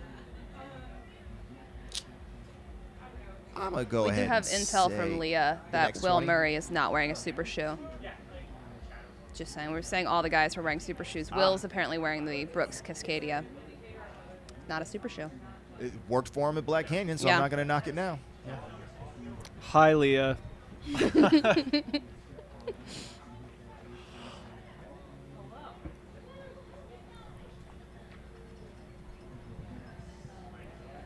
Does anybody know how tall Pryor is? I don't know how tall any of them are. That's not actually a stat that I keep in my head. I usually carry a ruler around. Yeah. I will Google that. Are you going to get a correct result? I don't know. Okay. It's going to be somebody. It's on the internet, so it must He's be a correct. height. Well, I was actually just going to go find his college profile because that might be a random Yeah. stat that they do actually list. He's probably taller than 5'5", shorter than 7 They foot. listed at 6'4", Okay. according to the 2022 roster at Charlotte, where he Sure. was a standout athlete. So, allegedly. There it is. Speaking of standout athletes, we are joined by one right here in the booth. One legend of this race. Kind of a big deal. Maybe you've won it last year. Riley Brady, how you doing? I'm doing well, Skylar. How are you? I'm doing fantastic. What brings you to these parts? I am crewing and pacing my friend Mickey Davis, and I am super excited to be on the flip side for the first time ever at Javelina. Getting to experience race headquarters and just be on the other side of things. How is it race morning being on this side versus towing the line, trying to go get a golden ticket? Like, how is your anxieties knowing that you now have a different set of responsibilities for your runner? Yeah, it's honestly still a little stressful because I really want Mickey to have a good day out there, but certainly a bit of a calmer morning, like no trouble eating breakfast, so that was really exciting. So you're no stranger to the pointy end of this race and the competitive aspect of it, having already gone through a loop and a half. Not so much for Mickey, but for the front end, what did you notice? What were your initial impressions? People are coming through really fast. This year, I checked the split as the first women came through. I was like, wow, they are cooking. They're moving out there. I think So I listened to the preview episode on Single Track with Finn and Brett and Leah, and Leah said something about we are back in the era of attrition, and I think she's right. I think we're going to see some good drama today, maybe some blow-ups. But yeah, people are moving out there, and it's really fun to see that they're like putting themselves out there and going for it, and like some people I'm sure are going to hold for the day. So that'll be cool to see how it shakes out. Riley, what do you see as like the crux of this race? Like, what is the point that you have to push past in this event? Yeah, so I really think this race is really only one loop. It's the third loop, because the first loop you feel fresh, so that doesn't count. Second loop, you're probably still pretty fresh, so that doesn't count either. Third loop is the heat of the day, so like you actually have to run the third loop on the course. And then like you just have 2 more loops left, and like those don't count, right? Like you're going into the night on the 5th one. So you tell someone on their 5th loop that it doesn't count. I don't know how that's gonna go for you.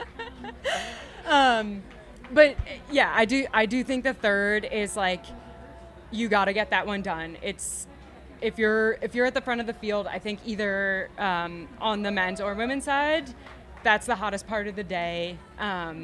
So once you check that box, it's obviously not going to get easier after that, but just kind of knowing like I've passed halfway, past the major heat, got 2 more. Mentally, I think that's very manageable. From the sort of the topic du jour, the topical cooling strategies. Obviously, this year is set up to be cooler than when you ran it last year. But what have you noticed in terms of how folks have stepped their game up? Not even just the front runners of the race, but even our age groupers seem to really be investing in topical cooling. Have you noticed that trend, and why do you think it's so important, if you do think it's important? Yeah, so it does seem like people are doing a pretty good job of staying wet out there, wearing ice bandanas. You're right, not just at the front of the field, like kind of throughout. And I do think that is essential. 80 degrees to me doesn't feel that hot when you're just hanging out. But if you're running in the desert in direct sun, obviously producing heat, like you need to stay cool. You got to keep that core body temp down. So I think it's really smart to make sure you're stopping at all of the aid stations, really staying wet, wearing that ice bandana. It's pretty much non-negotiable at this point, especially if you're competing at the front of the field. A few extra seconds icing down might save you minutes or hours later in the race. So we're anticipating the lead women to be coming here into Jackass Junction in the next few moments, functionally. That gap from Coyote Camp to Jackass is the longest stretch between aid stations of the entire course. What are your recollections of that stretch, and sort of what do you anticipate here on the second loop that might be going through Tara and Valerie and Beth and Carla's minds right now? Yeah, so all my friends who I spoke to before the race, I warned them about this section. Like that is the hardest section of the loop, because yeah, it's only 6 miles, but it's slightly uphill, but it's so slight that you don't quite realize you're running uphill. It just feels hard.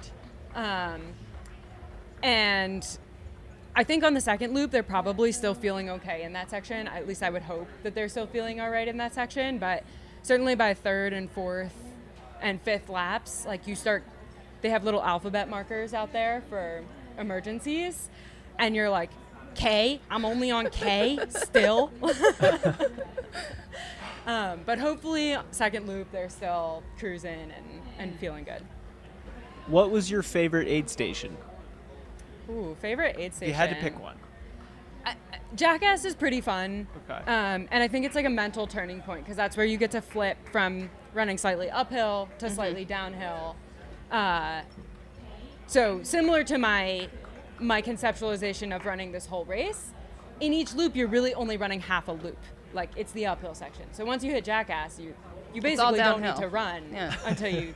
Yeah. It's a cheater course at that point. Exactly. You're just throwing yourself downhill. Speed boost. So let me get this straight.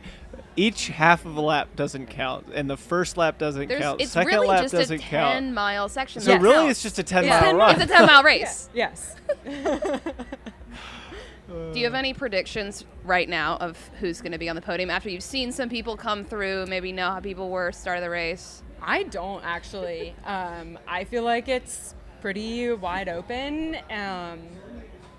yeah, there's a lot of strong athletes out there, and I think like we are going to see attrition. So I think after the first loop, it's still anybody's game. We Yeah. are very, very early in the day. There's a lot of time. What is up next for you on your racing calendar? I'm actually going to do CIM, the road marathon, in December. Oh, yeah. Awesome. And then I'll be back at Black Canyon trying to punch my ticket back to Western States. That's a nice progression. I support that. Yeah. Yeah, I mean, net downhill, rolly courses. Love it. Well, it's worked out well for you in the past. But before we let you go and get back to your duties of the day, can you tell us a little bit about just mindset? You know, you obviously are a fantastic runner in your own right.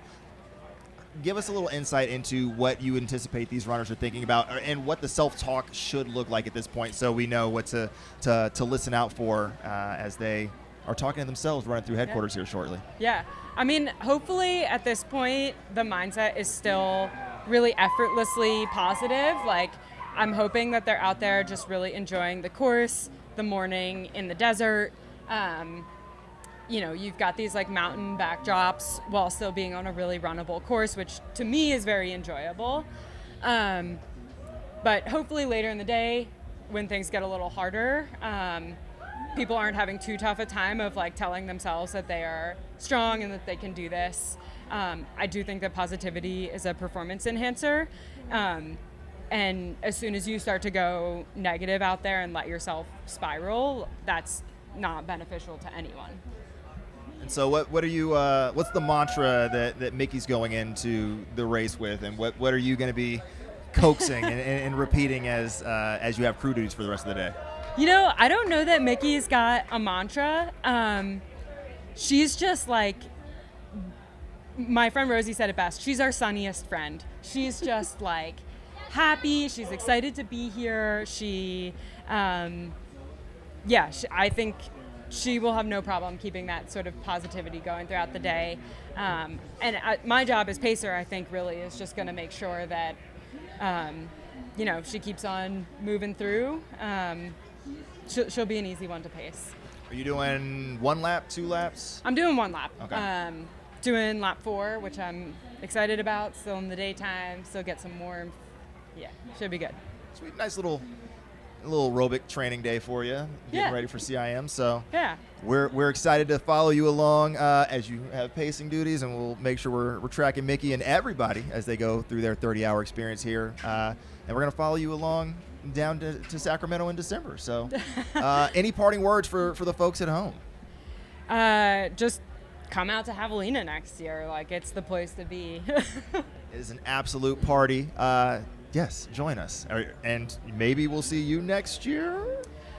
I don't know. I definitely am going to come back to Javelina. Right now, the future is up in the air, though. We'll see. 2026, anything can happen. Anything can happen. Love it. Riley Brady, thanks for joining us in the studio, and we'll see you out there. Thanks so much, We guys. reserve the right to pull you back in, so don't go too far. Okay. All right. Thanks, Riley. And meanwhile, we still have the top men here on course as they are making their way towards Rattlesnake Ranch.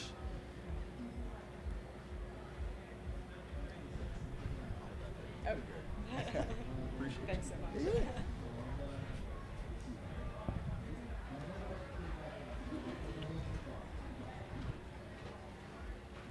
So getting you up to speed, lead men right now, Gavin Pryor, Clint Anders, Will Murray, David Roche, all out front, making their way to Rattlesnake Ranch. Had a little bit of a gap on Noah Dussault and Kenyon Woodward, Caleb Bowen, Chris Andrews, and then JP Giblin and Sage Kennedy rounding out our top 10. It looks like Gavin and David kind of pulled ahead a bit of the bike. Yeah. And then on the women's side, we have our 4 out front. We had Tara Dower and Valerie Arsenault separated by about a minute when they left Coyote Camp, and then another 2 minutes back to Carla Molinaro and Beth McKenzie, and another 4 minutes back to Anna Loudon, rounding out your top 5 in the women's race. And as I mentioned, we anticipate that they are coming into Jackass Junction very soon. I would anticipate in the So- next. It looks like Tara has already come through Same with Valerie. Jackass. So Tara's in perfect. first at 4:06 with Valerie at 4:11. So Tara's got about 4 minutes on her. Perfect. Followed by Carla Molinaro. She's not out of Coyote Camp yet, but we should be seeing her shortly into Jackass Junction. Yeah, literally. But that's a minute. move. Tara Yeah. moving into first over Valerie. Valerie was kind of leading the charge headed out of headquarters. So seeing her kind of slide back and Tara take a little bit of a lead to her. She was also ahead of her at Coyote Camp too. Oh, that's Valerie, I right. think. Yep. So Valerie just slipping a little bit. I wonder what their gap was. Let me look at. Yeah, I wonder if it's Tara. I wonder if Tara sped up or if Valerie slowed down, or both. So Tara had at Coyote Camp. She was at the second time 3:15, and if we look at Valerie, she was at 3:16, so they had about a minute, and Tara looks like she gained a couple minutes on her. So maybe Tara's surging out there a little bit.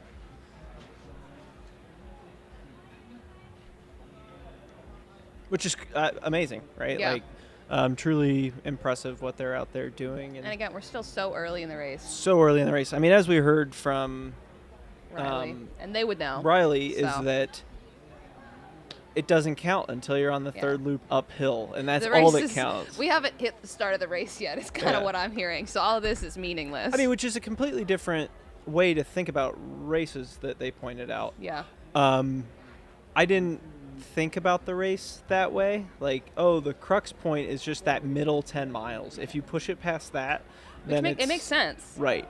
And I'm sure there's still highs and lows in that second half of the race, but that was a very interesting perspective that I don't have. Because usually I'm just like, oh, you're going aid station to aid station. But for them to give that perspective on the event is super interesting. Because once you hit that middle 10 miles, you just tell yourself, I have to push it hard here because this is the race. Yeah. And like there is that mental aspect of like, oh, we've hit the hardest point, we're past halfway, I just have to hold on, and that's a lot easier than once you've hit that point, it's easier to hold on than try to make a move.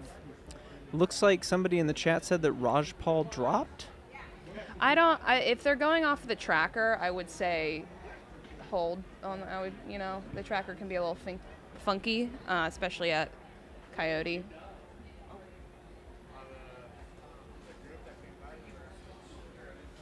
He's been in Jackass Junction for 20 minutes, if that's the case. Nothing yet. Hopefully, maybe we'll get contact with. I'd like to get some boots on the ground info Boots on the ground. one. Shelby, who knows everybody out there. Yeah. Our expert. Our expert in the field. Might have some more information. They just run so smooth. I Looks know. like they're headed into Coyote Camp. I want to look that good Rattlesnake running Ranch. like a mile. Right? I remember last year, like,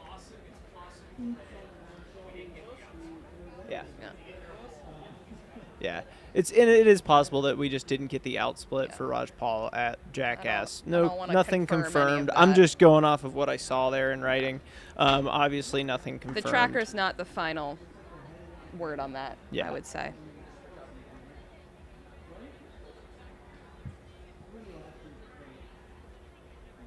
But yeah, so fluid, so smooth. It's clear that. Oh, okay. Looks like Shelby just put in our WhatsApp group chat that Raj Paul did drop. Curious At is the story there. Jackass. I mean, when he came through the first loop, he kind of looked like he was. Well, that's why I was wondering if he was like running in 10th. Oh, it's just his something knee. with his knees. Okay. Yeah. Looked like he was wearing a few braces on his knees when he was running through. So.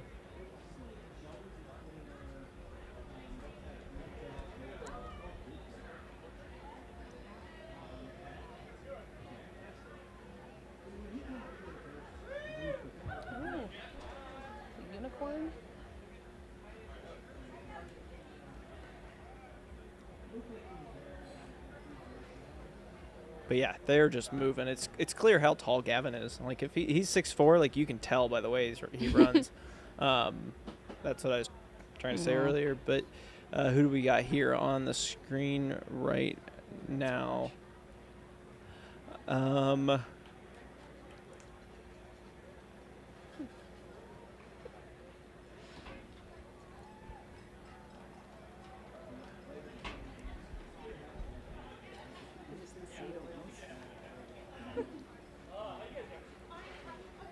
Who's that on screen? That Is that Will? Will Murray, Yeah. not Bill Murray.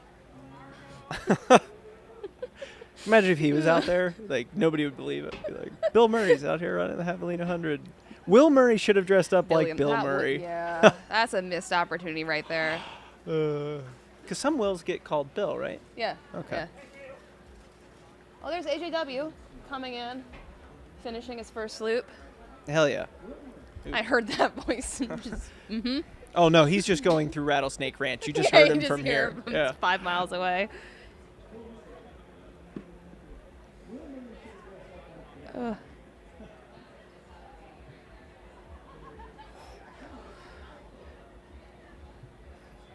Follow cam doing all the work right there. I know. I wonder how. I hope like all the bike cams are like recording how many miles, because I'm so curious to how many miles they do going back and forth. Well, I remember one time somebody at Hard Rock they were running back from the rock to the river and back, and they ran like 30-something miles. Yeah. And people at Cocodona doing runner camps are doing that. I only Oh my did gosh.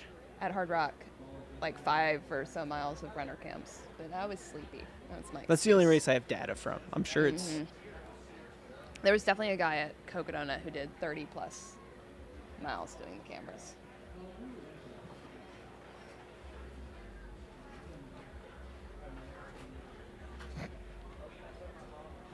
It was sad, just a sad little pair of feet.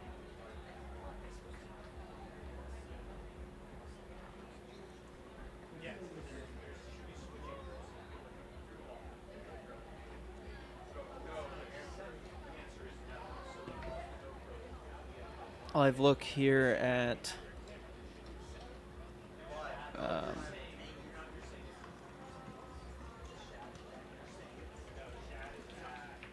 Oh. So I'll go ahead and give you guys a rundown of the top runners as we know it from the tracking, not official.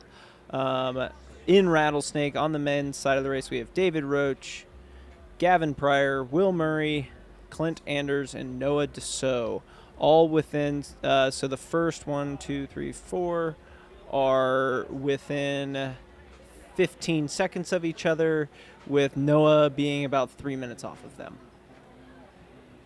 Still anybody's race, obviously. Loop 2. Yeah. Well, no, the race hasn't started yet, as we've heard. It's about to, It though. doesn't start until Loop 3. Loop 3 uphill, Yeah, yeah. per Riley Brady. That 10-mile race. I do think 10 miles is one of my favorite road distances, so.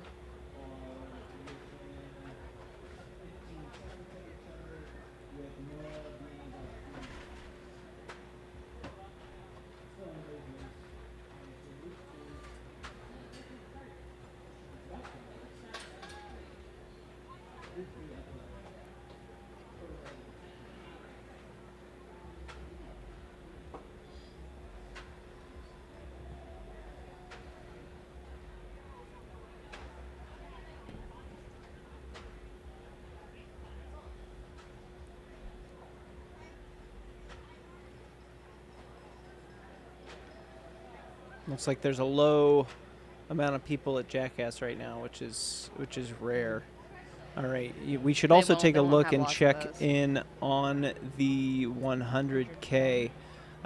Through Coyote Camp the second time, Matthew Vera at 3:02:30 and Jordan Maddox at 3:02:32. So an absolute heater of a race going on there. And then followed shortly by Katie Asmuth at 3:21:20. Katie for the overall win. Go Katie, she is killing it. That's my hot take. Is that? I don't even think that's a hot take. Said I want Katie to win overall.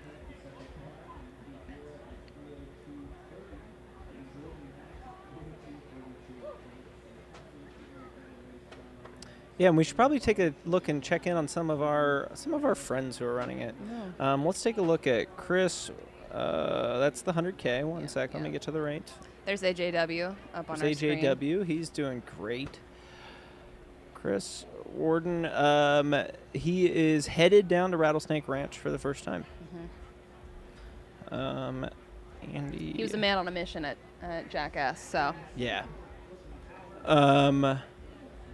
AJW is headed out of the start finish. Just past us in the Yep. booth.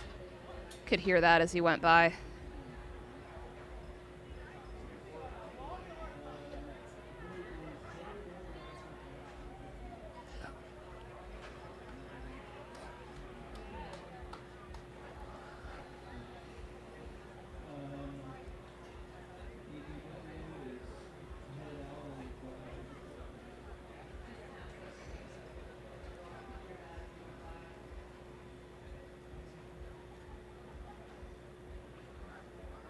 Live look at the start finish there. Jubilee hasn't changed costumes again. I'm surprised. No, disappointed. She really. was the I was Lorax hoping for an earlier hour today. every costume.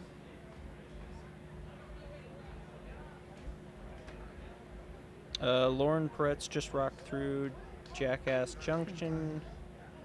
So. Have we had. Did we get Beth and Carla through Jackass? Let me take a look. All right, on the ladies' side, we have through Jackass Junction the second time, Valerie Arsenault, Beth McKenzie, Anna Loudon. What did happen to Tara? That seems. That's odd. Maybe. Well, I'll read down through this, and we'll figure it out once we actually get eyes on them all. Valerie Arsenault at Jackass Junction at 4:13, Beth McKenzie at 4:16, Anna Loudon at 4:20, Lauren Peretz at 4:24, Tara Dower at 4:06. She was in at 4:06, so maybe they didn't get her out time. Yeah, I don't know. Yeah, either she stopped there or they haven't gotten her out. Yeah. Split. Probably just hasn't updated. Yeah. would be So my we'll guess. definitely see the update of that at I think we would know. if she was Rattlesnake stopped Ranch. there. Yeah.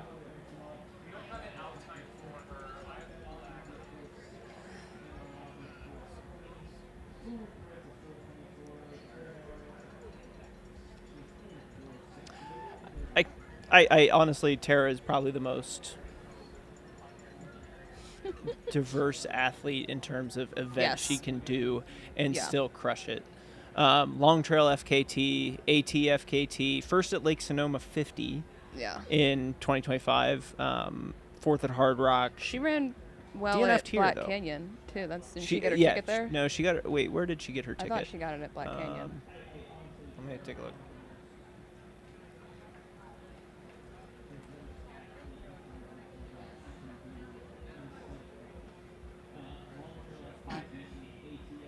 Okay. Yeah. So it sounds like Tara has a 5-minute lead out of Jackass Junction, which is awesome. Yes, she was second at Black Canyon 2025, This year, where she yeah. got her golden ticket to Western States. Anti-cactus. I hope she has anti-cactus armor on. That girl needs to not fall. Or I mean, she seems to do well even when she does. So.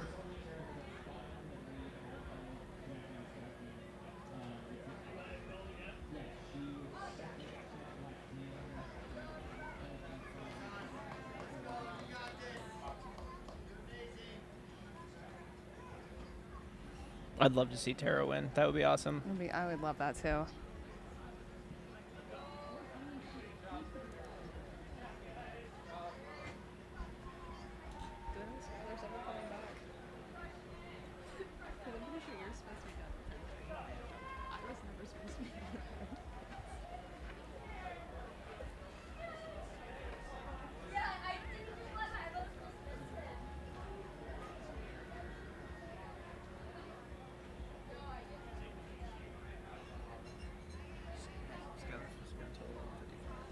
I know he went to get changed, but I assumed he was coming back.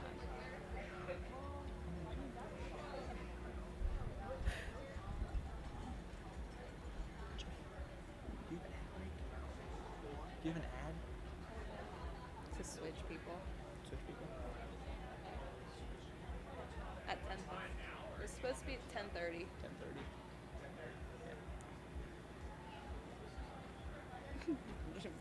Both just out. You can leave. I would like to. Yeah. Do you want me to stay until Skylar? I mean, I can wait. I'm assuming he's coming back soon because he just went to get changed. I don't know how far away his car is. Still more craziness going on here at the Javelina Jundred headquarters. Lots of spooky time still to come. We've got the 100Kers, the 100 milers out there on the course with the 31K starting later tonight. Yeah. In a few short hours, really. Yeah, a few short hours till that one starts.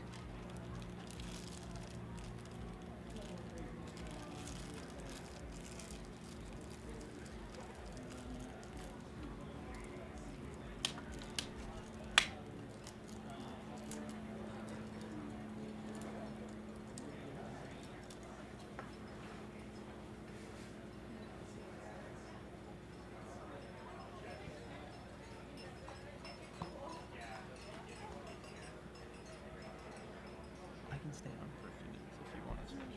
Okay, I don't care. I'm good. I mean, I'm assuming Skylar's gonna come back soon. Midnight. So I'm fine. Yeah. I've got time.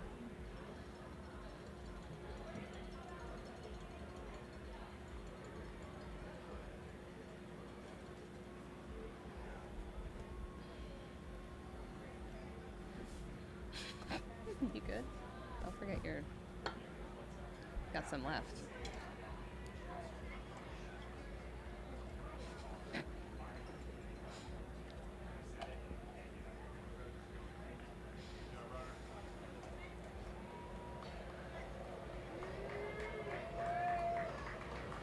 It's kind of liberating when you can't see the YouTube comments to answer them or get yelled at by them. They're fine right now.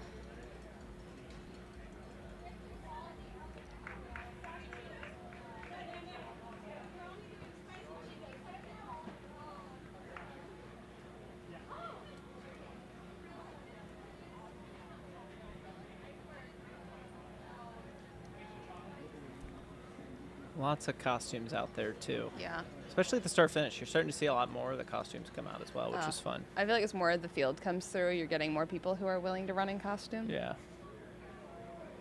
I saw somebody dressed up as a pit crew member. Like an I F1 like that. pit crew. Yeah, that's good. If you could get your whole crew to dress up as a, I like that a as lot. a pit crew, Yeah. and then you could dress up as a car. As a car. I don't know if I'd want to run dressed up as a car. Just put like a couple wheels on your shoes. Like tape Is them to the that- side. I thought you were going to say like wear Heelys and just kind of Oh, cruise. On the there way you you're go. Mountain the way bike up, you Heelys. got to run, and then Yeah. on the way down. Well, from that's the only part of Jackass, the you course can that just counts. Heelys. Yeah. I'm gonna be sticking to that line. For Yeah. the rest Oh, of the for way. sure. It's just a 10-mile race. How hard could it be?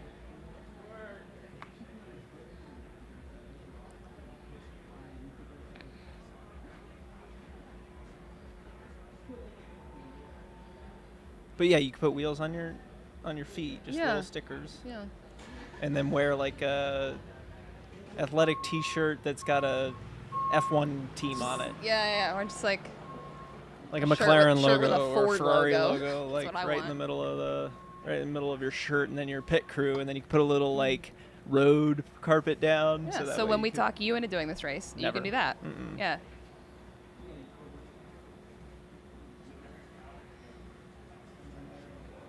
any other race. Except, actually, I'd rather do Javelina 100 than like across the years or something like that. I think across the years sounds so fun. Hence why I'm doing it. It's good for you. It's vitamin B5. It says right there. It's a B vitamin. It's good for you.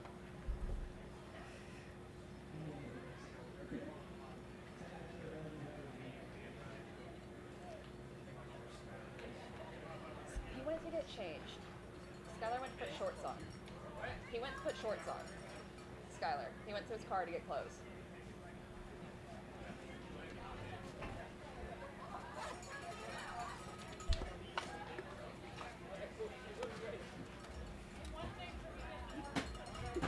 I'm Dan.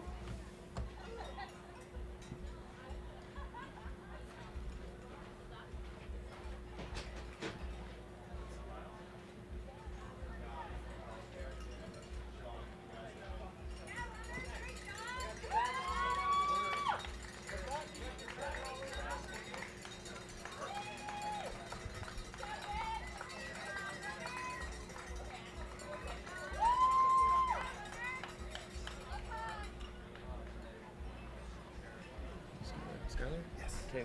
Nice to officially meet you. Yeah.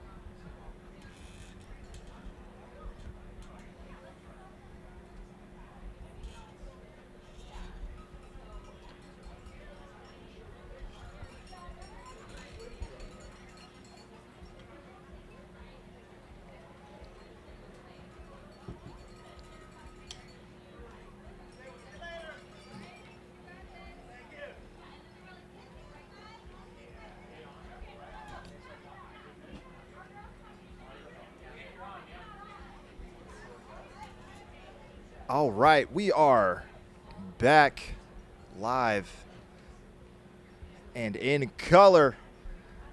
He's Caleb. I'm Skylar. We got you going here at the 2025 Javelina Jundred presented by HOKA. Eyes right now on Coyote Camp as we have runners heading in to the first of the 4 aid stations that they have around the course.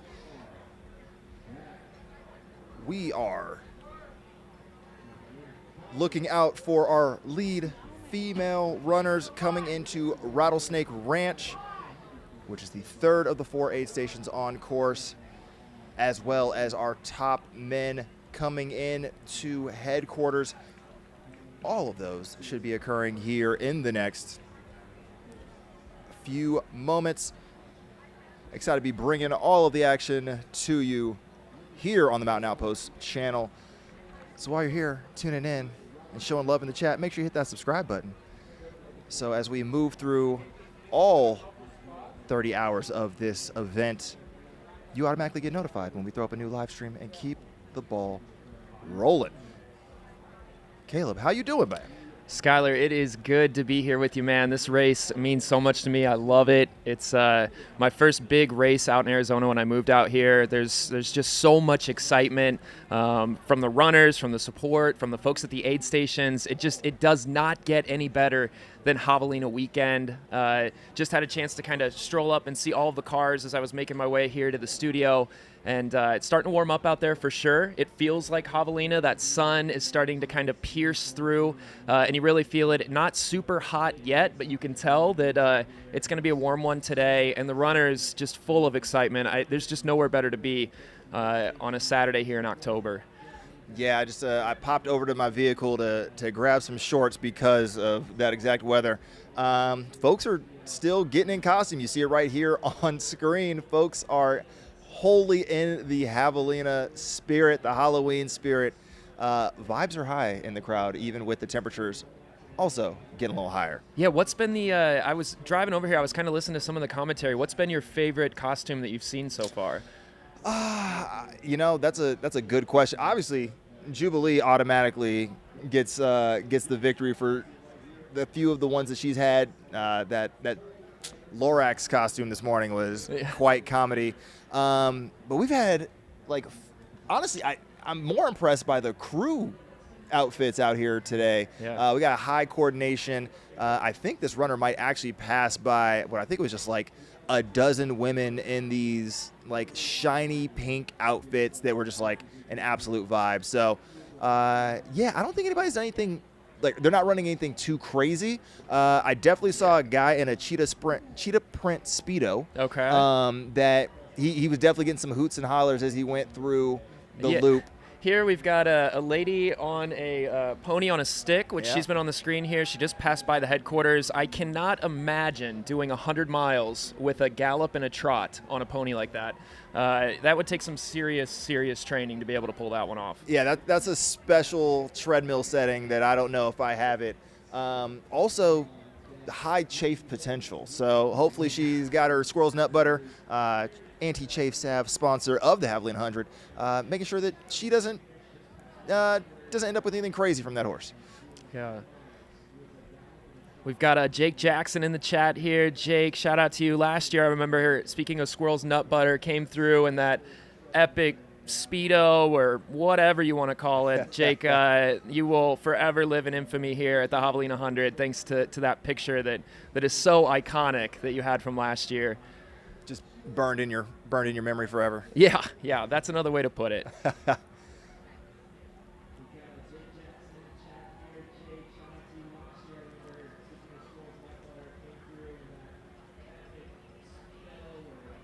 So I'm looking at the historical split data.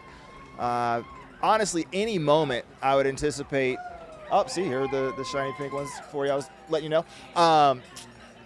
Any moment, we would expect our top men to be approaching headquarters. Last year, David Roche split 4 hours and 50 minutes at headquarters, and we know that the gentlemen have been quite a ways ahead of his splits from last year. So literally any moment we might start getting a bit of that camera footage here for the quarter-mile loop in headquarters. And then the women hitting Rattlesnake Ranch, I'd say in the next also about 12 to 15 minutes at most. I would expect presumably Tara still in front to hit that aid station.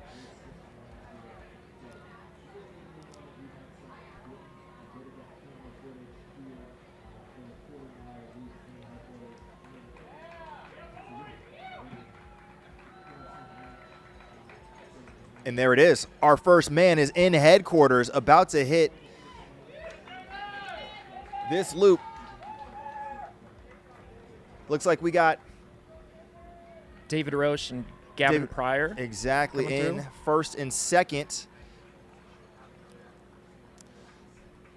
Probably about 10 seconds or so away from seeing them from this shot. Third place, Will Murray, getting bottled down by the CTS crew right now. So our top three men all within 20 seconds of each other. All looked cool, calm, collected, stoked to be out there. Just smooth as butter, them running here past us. Yeah, so you had Gavin being supported here. You'll see it on screen in just a second by the Boulder Boys.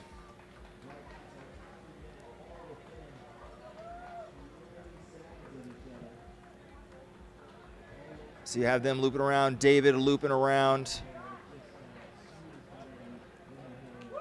And Will should be swinging in.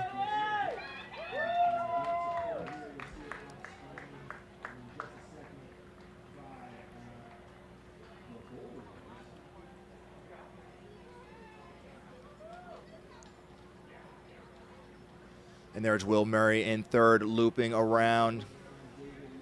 So that CTS tent is actually fairly close to the finish line. So if he does any stopping, it'll be basically just at the end of this long shot that we have. And we got eyes. Well, we can just look actually behind us here. Mm-hmm. Yeah, the strategy here for these three is going to be so fun to watch. Will they kind of hang tight here on this third loop, or is this the point where somebody starts to kind of try to make a move?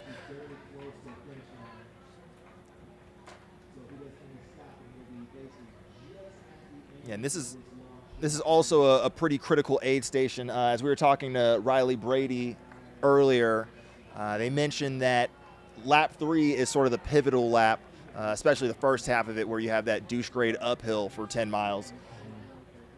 And so if somebody wanted to force the issue, maybe make someone take a little less time in headquarters than they otherwise would, could really get them exposed as they head into this critical juncture of the race, some 4 hours and 45 minutes in to the Javelina 100 presented by HOKA.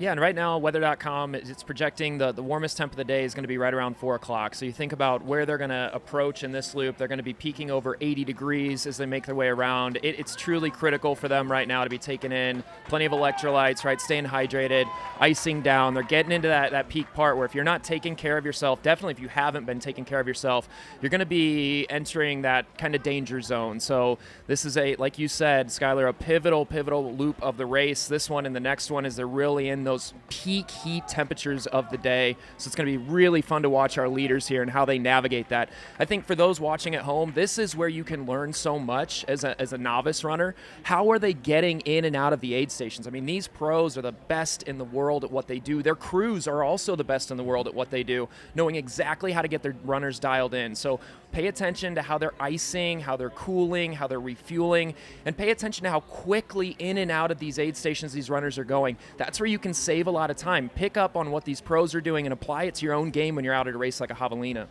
Absolutely, yeah. You can see even in this drone shot, a lot of the gamesmanship that's happening is, talking to the crews is happening on the run and not a lot of stoppage time.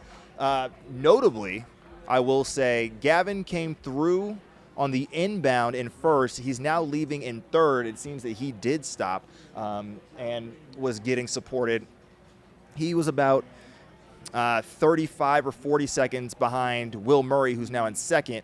And Will was just, probably 10 or 15 seconds back of David as they head out. So David Roche in first place, leaving Javelina headquarters some 42 miles into this 100-mile adventure. Will Murray in second, Gavin Pryor in third. With David's experience here, just throwing down last year, how do you think that impacts him now as he's going out on that third loop, right? He's been here before. He knows what to expect. He knows what that peak heat in the Arizona desert, especially on this course, what that feels like. Where do you feel like he's at mentally versus the other competitors who are hot on his heels at the moment? Yeah, David is about 5 or 6 minutes ahead of his splits from last year. So he's got to be feeling good about, not having to completely overextend from his experience last year to be in front of the race. I think he's probably quite okay with Will and Gavin being there with him. Mm-hmm. David is sort of like called out for being this time trial type specialist. Leadville being out in front for both of his victories there. How he won here, he was well out in front, but he comes from that short sub-ultra and 50K background. He's not a stranger to being in tight races. And so I think coming out of Western States this year, he sort of refocused his mental game, and I expect that, given the competitive background he has and his newfound appreciation for the competitive environment, he's in a great headspace. Now, who I'm really interested in, wondering where their headspace is Will Murray. Yeah. Had a just like a banger of a Black Canyon race, sort of, breakout star of the event, and then didn't have the chance to capitalize on his golden ticket at Western States with the injury. So this is Will's first foray into a 100-miler since that injury, and this is actually the first time we really get to see Will in a competitive 100-miler full stop. Interested to see what his mindset is, and if it's more of a I'm just trying to survive and see where I'm at by loop 5 versus is he hunting right now and wants to make a move on David here in this critical third lap. Yeah, really something to prove for both David and Will, throughout the season with the Western States for David and then Black Canyon for Will, as you talked about. Coming in here and wanting to show that they're the top dog and wanting to earn that golden ticket to get back, to Western States for David, and Will obviously wants to be there too. Yeah, and it's probably worth pointing out, since we haven't done so in a while, this is a golden ticket race. It's the only 100-mile golden ticket race for the Western States 2026 edition. So the top 2 men and the top 2 women are going to have the opportunity to earn a direct path into next year's Western States if they so choose. If they decide to pass on that golden ticket, it will roll down as far as 5th place. So even though we have full intentions, at least for David and Will, that they would accept their golden tickets, there's no guarantees. So certainly still something to race for that back part of the podium as well. But we have the overhead shot here of David and Will working together as they head out of headquarters, probably about half a mile out at this point, as they work their way towards Coyote Camp here, and what will probably be the halfway point when they hit Jackass Junction in a little over an hour from now. Yeah, and something for those that don't live in the desert, aren't used to the desert, to really appreciate about this shot. 2 weeks ago, we had quite a bit of rain, 5 straight days of rain. And so as you look at this shot, it's so vibrant and green, which it's the desert right now is absolutely beautiful. I mean, just got buckets and buckets of rain, and you can really see that out there. And it's just beautiful. Some of the trails right now have kind of grass growing around them and different things, and it's a different look than what you would typically see out here. And so really appreciate that as you're watching these overhead shots. You just don't get to see this very often.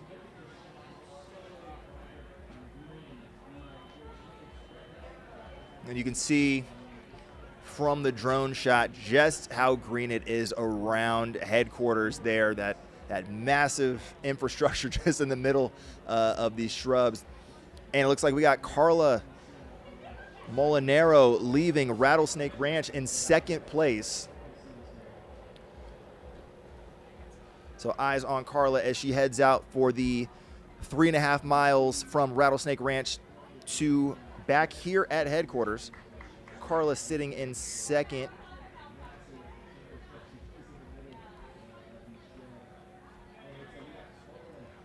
Chasing down Tara Dower, who was in 1st place.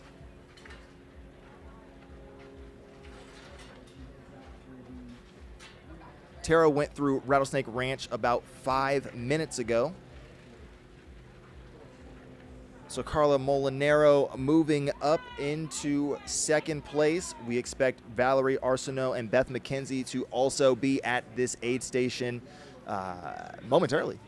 Essentially, they were only separated by a few minutes when they all left Jackass Junction some 5 miles prior to here. So certainly 5 miles is an opportunity there's opportunity to open up some gaps, but we anticipate those 3rd and 4th place women coming in here any second now.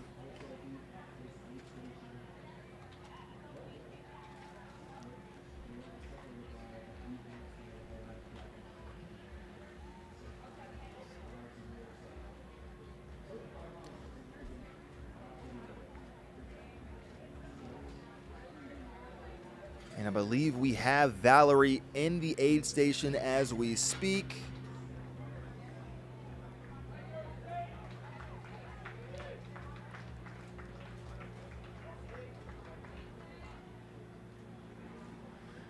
Yeah, and as we're looking at this aid station shot, one of the things to really, really appreciate here is just the volunteers' ability to switch gears, right? Like, you have these lead elites that are coming through. It's like a NASCAR pit stop for them. It's in and out. They know exactly what they want. They know how much of it they want. They want to be in there and out of there in seconds. And these aid station crews are so good at being able to do that, the volunteers, of giving them what they need, but then also being able to kind of flip the switch and cater to folks that are coming in that need a little bit more love, right? That maybe need 10 minutes or 15 minutes. They might need a motivational talk or something like that. And they're able to do that, immediately. And it's so fun to watch. It's such a special event, such a special community that we have here. Yeah, and just really got to shout out the aid station volunteers for keeping all of our runners out there moving. As we got Sage Canaday also moving here at the start-finish line. Sage coming in 8th place right now. So as we mentioned, we had Gavin Pryor and David Roche and Will Murray as our top 3. Clint Anders sitting in 4th, 4 minutes back of them. Another minute back to Noah Dussault. Kanan Woodward, another minute back, followed by Caleb Bowen and now Sage Canaday. Your top 8 men all through lap 2 and headed back out on to lap 3. Sage getting the full watered down treatment at that HOKA tent. Yeah, I'm excited to watch Sage here, and kind of, he's so good in that kind of that 100K distance and where he's at there. In a race like this, really excited to see how he handles the back half of the race.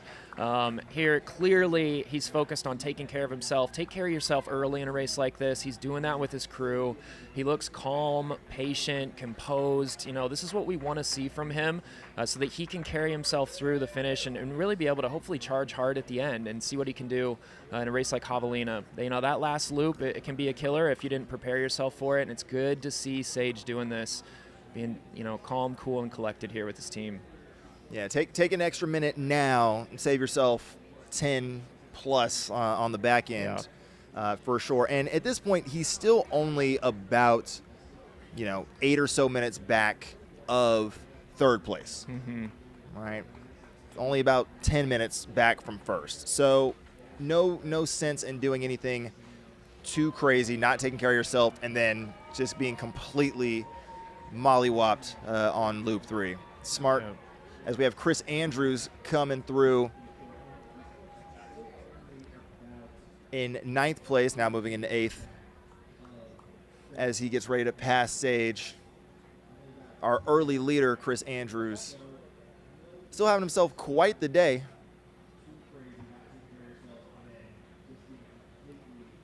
Showing love to all the crews.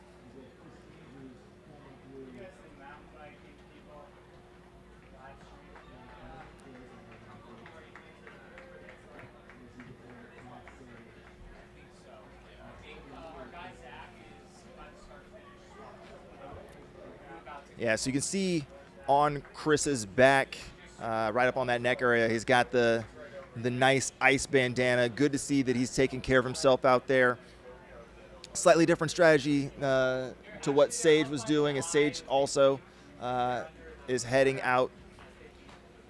Sage has the ice in the hat and along his neck. Chris getting re-upped here. Yeah, the ice in the hat thing never works for me. I try to throw that stuff in there, it bounces out 3 seconds later, always totally frustrating. So I'm a big ice bandana guy. The sun sleeves, too, can be kind of a secret weapon of being able to shove some ice in the sun sleeves. Kind of some desert tips and tricks. Another thing that's great, if you don't have ice and you're out on a hot run like this or at a race, is just having a spritzer bottle, right, where you can have a little 500 ml. Take that with you, and if you don't have ice, you can kind of do the topical cooling, spray your arms off every now and then, and that works great too. So lots of different strategies that you're going to see these runners out here deploying today.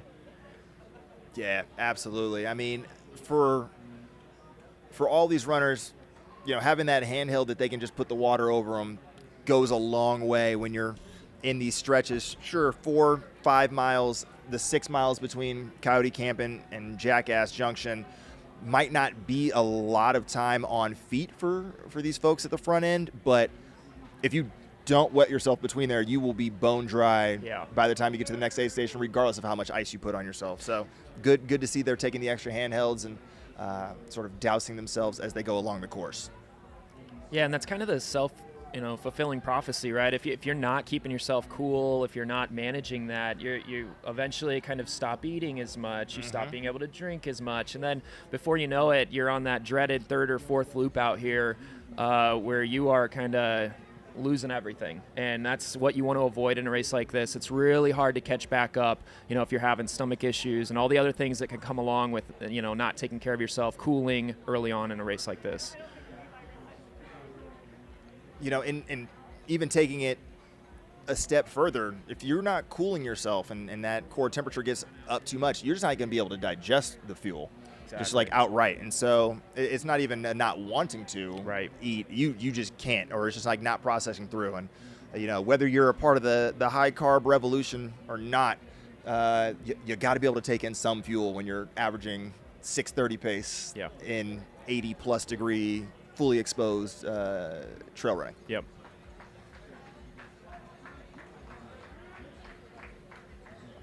So we got JP Giblin on screen here. JP sitting in about 11th place. We saw Chris Andrews go out. Rob Mulkey slipped in behind us here. Not necessarily on camera, but he was, I'm not going to say worked by any stretch, but he looked to be stressed as he was yelling at some folks. It wasn't the, hey, how's it going sort of yelling. He looked like he had some concern. I don't know whether that was he was trying to bark some orders or he just isn't in the greatest headspace right now, but we'll have to try to catch Rob on his way back out and see if he's looking a little bit more spry. Meanwhile, we do have Raj Paul Panu back in headquarters. He was an unfortunate drop, but he looks to at least be moving around well here in headquarters from our vantage point. So good to see that he's up on his feet and still got his wits about him.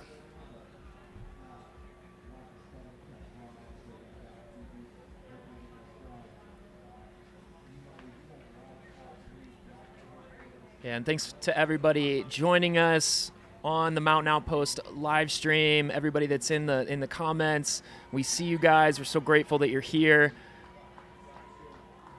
What an awesome Saturday to have together. Folks from all over the world watching amazing humans doing amazing things out here in the Arizona desert.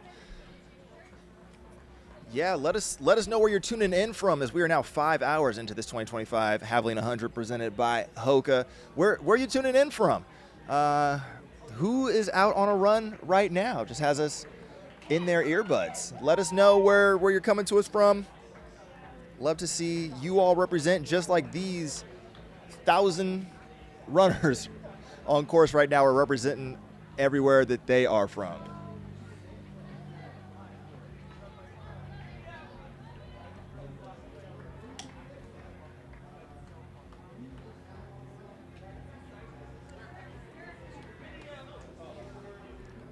As we're following along the 100-mile on course right now, with our top 10 men now through, also want to show some love to the 100K that is currently going on. Jordan Maddox and Matthew Vera are our top 2 men out of Jackass Junction about 5 minutes ago. So they are more than halfway into their 100K adventure, going neck and neck at this point. So that'll be a fun race to watch as they work their way downhill towards us here at headquarters. Eric Mia is in 3rd place, should be imminently into Jackass Junction himself. And then Katie Asmith and Corinne Chalvoy are our top 2 women, followed by Ariane Hendricks Roche. So our top 3 women separated by 10 minutes at Coyote Camp. Anticipate that Katie Asmith should be approaching Jackass Junction in the next 10 to 15 minutes as well in that 100K edition. 3 laps here in the desert. Yeah, Corinne in that 100K, I'll have a chance to be on the live stream with her tomorrow morning, getting through golden hour and through the end of the race. Really excited to hear from her and how her 100K race day adventure went. Obviously, she's having a fantastic day so far in 2nd place. One of the things that I really enjoy about Corinne and doing the live stream with her is she has the most amazing snack bag that I've ever seen, and she will bring that thing up. We'll have it here. I promise you we'll have it in the morning, and it's filled with all sorts of goodies. She's an incredible human, an incredible mom, and just an incredible runner. So cool to see her doing great work out there today. Absolutely. The pride of Castle Rock, Colorado. Not to be outdone, Graham, her husband, also in the 100-mile right now. So I'm he's sure having a great race too. He is absolutely crushed. It's still solidly top 20. Last time I checked, I suppose I should flip back over and verify exactly where he's 33rd right now. Okay. Overall. Cruising, yeah, 26 male. So he's having himself quite the time out there. Airvipa Racing Team member. So yeah, I'm sure we'll get some beta from them out on course, representing Colorado, and a lot of you in the chat also repping Colorado. Love to see it. Also got to shout out all my people back in the Bay, San Francisco. Stand up. And yeah, some people getting ready for Rio del Lago next weekend. I thought it was 2 weeks away, but yeah, Rio next week. Incredible. That's a fun race as well. Sharing some of the same trails out there as Western States there towards the end of that Western States course, but Rio del Lago, quite the beast. So enjoy it out there, and looking forward to being back in that Auburn area in early December for the Western States Lottery, which many of these individuals are getting tickets into as we speak.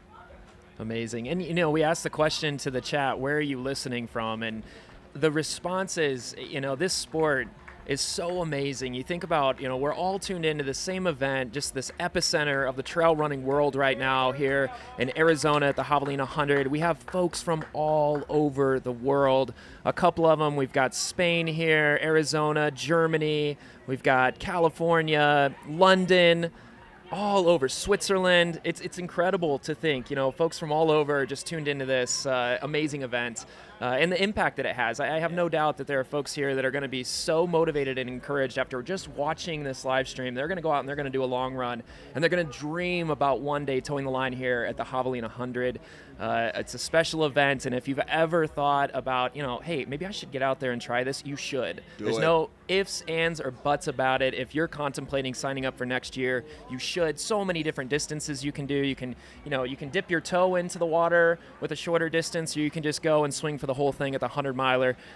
Whatever you decide to do, you're going to have a great time. This race is special. Yeah, I mean, if you're like, there's no way I'd ever run 100 miles, 29 hours to finish 100K. Like, that's fairly generous compared to a lot of races you'll find elsewhere. So if you want an approachable 100K, one where you know that you shouldn't be super pressed for time and can enjoy your experience, next year, join us here at the Javelina 100, 100-mile, and 100K. And if you're like, I just want to party, we got that night run too. Yeah. Come through for the 31K and just have yourself a ball. And Skylar, one thing I will say though, you know, if you sign up for the 100-miler, it doesn't mean that you have to run a full 100-miler. So last year what I did, I had the best strategy through the first 50 to 60 miles, and then I just simply walked the last 40. So, you know, you can run 60, walk 40, you'll have a great time, you still get the same belt buckle. Very true. Very true. For those that didn't realize that was a joke, I had the worst race strategy of all time and felt like I was going to die on the last loop. So, yeah, shapes and sizes for all. So we're talking about how approachable this race is. Inherently, the question is, talk to us about the weather. This is a relatively cool year, topping out at 86 degrees.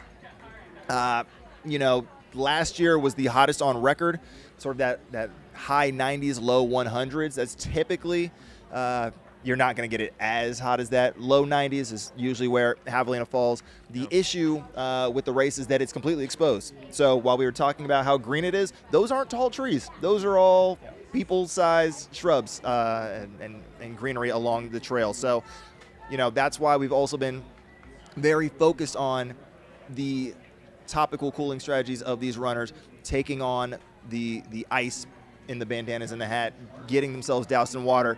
So even though the heat sounds bad on paper, we've gotten smart in the community about how to stay cool and take care of ourselves out there. So with 20,000 pounds of ice out there on course for all of our runners, you certainly can make sure that you get out here and take care of yourself and make it to the finish line, however fast that is for you.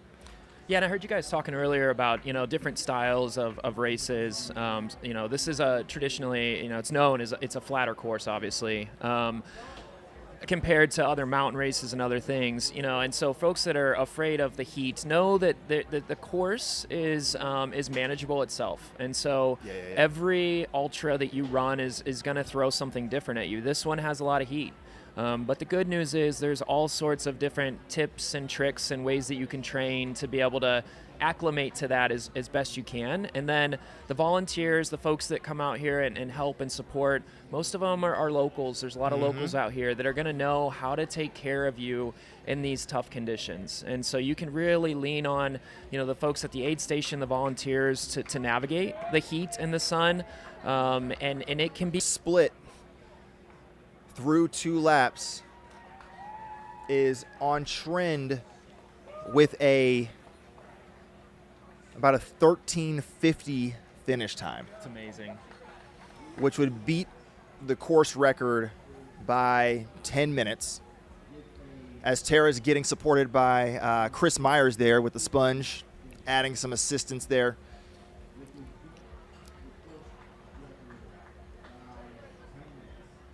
And this is a mind game, right? Because you have a quarter mile in headquarters. So runners that are within a few minutes of each other should see each other.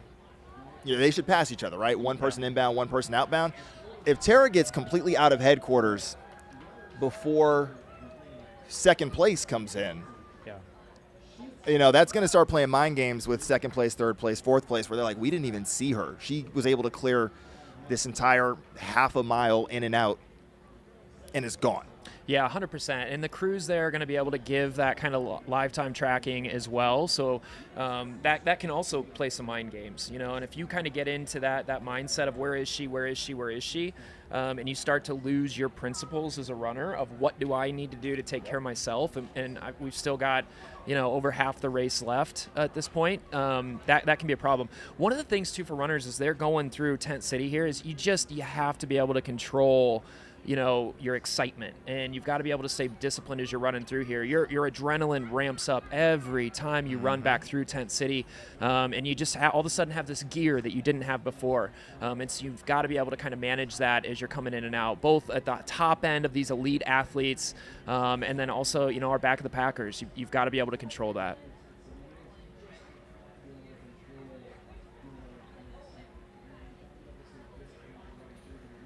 So we got eyes over Javelina headquarters here, that start-finish line. Our top folks have hit that bad boy twice and are now out on loop 3. We got Carla Molinaro coming in towards that start-finish line right now. You just saw her on the screen.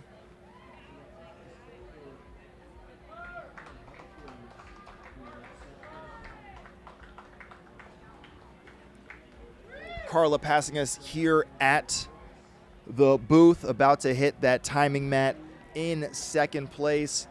She looks strong, man. Looks strong. Looks very strong. For her first 100-mile effort, got to be feeling pretty good 40 miles in thus far.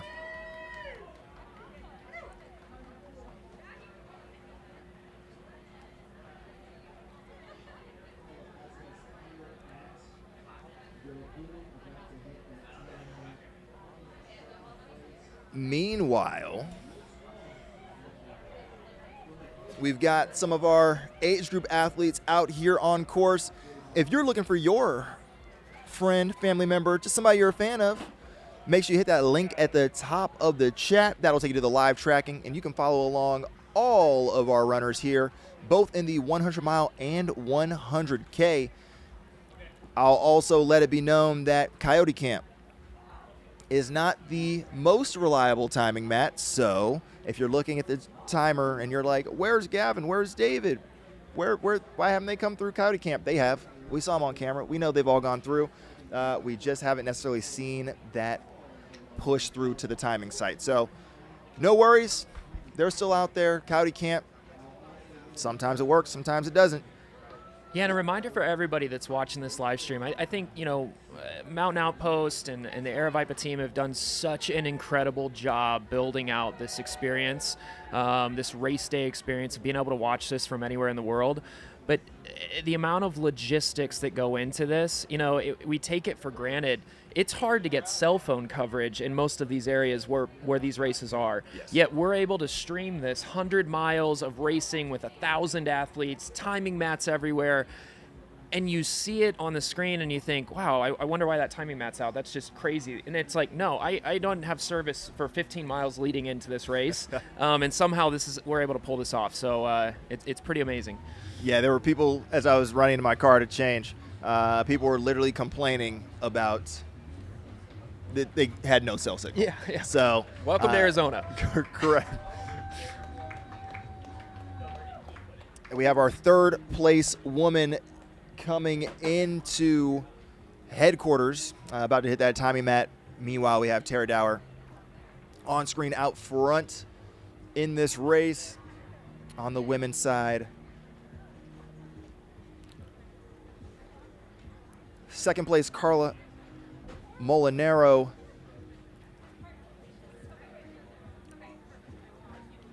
Was about 6 minutes back of Tara Dower. And then Valerie Arsenault.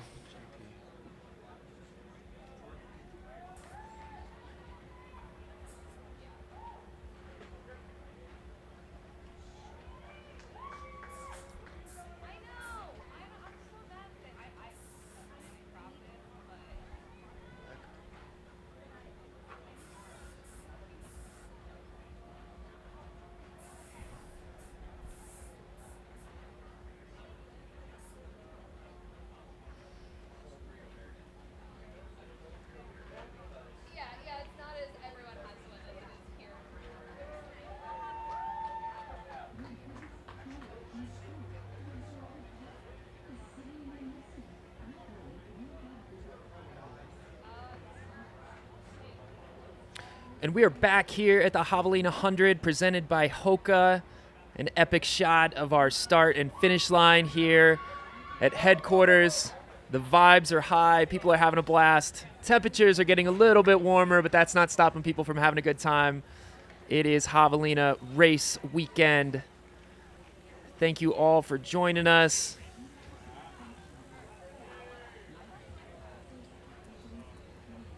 And for those in the chat, yes, we are so back. We are back.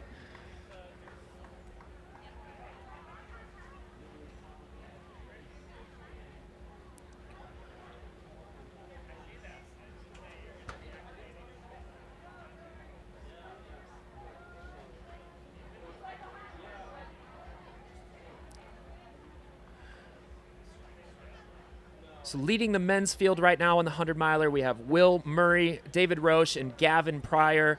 All three are through Coyote Camp. We've had a chance to see them run through headquarters here recently, and all of them looked fresh, doing everything they can here to stay cool as the heat's starting to warm up. Here on this third lap, that's going to be one of the big keys to success today as the temperatures continue to climb. We're looking at a max temperature today of around 84 degrees, so a little bit cooler than what we've seen in years past. But hot nonetheless, so important for these guys to continue to cool and hydrate. On the women's side, let's pull up where we're at with that.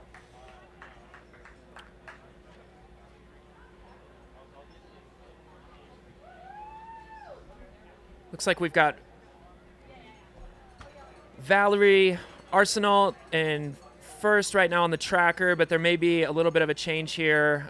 We know Tara actually went through here first, and Carla Molinaro was second through headquarters. So again, out in the desert, a little bit difficult sometimes to get service and signal on some of those tracking mats. So I do expect what you're going to see online to shift a little bit here as folks continue to progress towards Jackass. I think that's probably going to be our next real big update once they go strolling into there.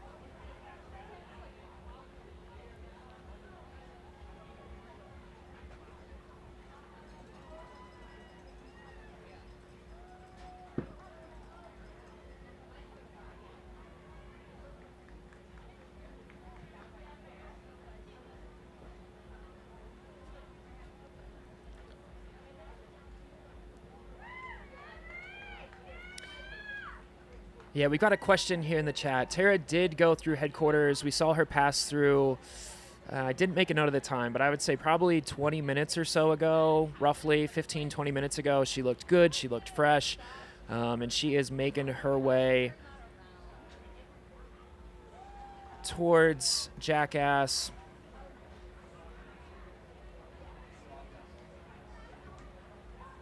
Temperature right now here in Fountain Hills is about 80 degrees. The sun is piercing, so as these athletes continue to make their way around, they're going to start to feel it. This is really, the part of the race where you're going to find out who went a little too hard too early, who wasn't super patient. Those that were patient in those earlier miles took care of themselves. They're really going to start to reap the rewards now over this next kind of 2-3 hour stretch as we get into that peak heat of the day. So going to be fun to watch that. As we've talked about earlier in the race, really pay attention here at headquarters as you see folks stopping at their aid stations, their crew tents, and see how they're fueling. It's going to really tell the story of how the rest of this day is going to unfold. You're going to see folks on that elite side that are going to be in and out super, super quickly. Make a mental note of that versus others. We saw Sage Canaday earlier, who was pretty diligent at his tent, taking on lots of ice, doing some different cooling techniques and replenishing, all of his carbs and electrolytes, getting that belt packed out. So those folks that are doing that now are setting themselves up for later in the race, versus others who have a different strategy. And it's not that one is right or wrong, but that's where the fun in these races, is had. And we see these storylines start to unfold in loops 3 and 4 throughout the peak heat of the day.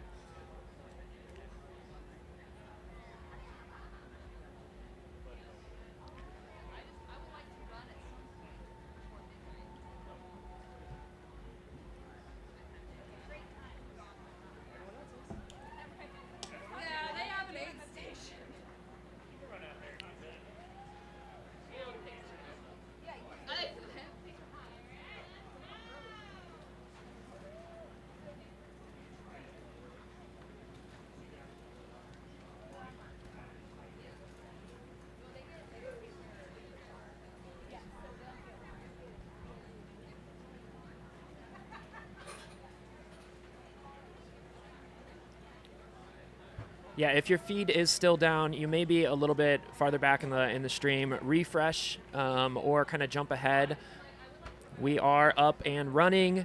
Got great shots here of headquarters. This view here is kind of what runners see as they make their way out of headquarters, back out onto the course.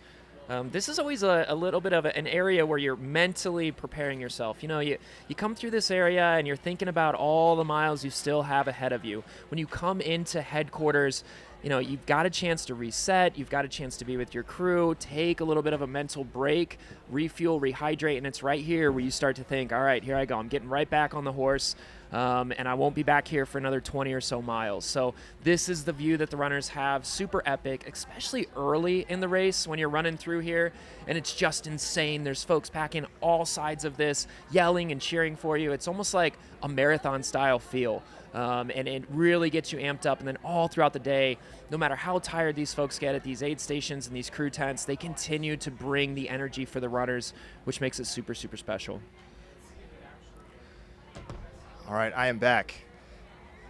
Very warm out there. I was following that very tight women's race. Even though Tara and Valerie out front, that was a very close, 4 through 7 women that came in.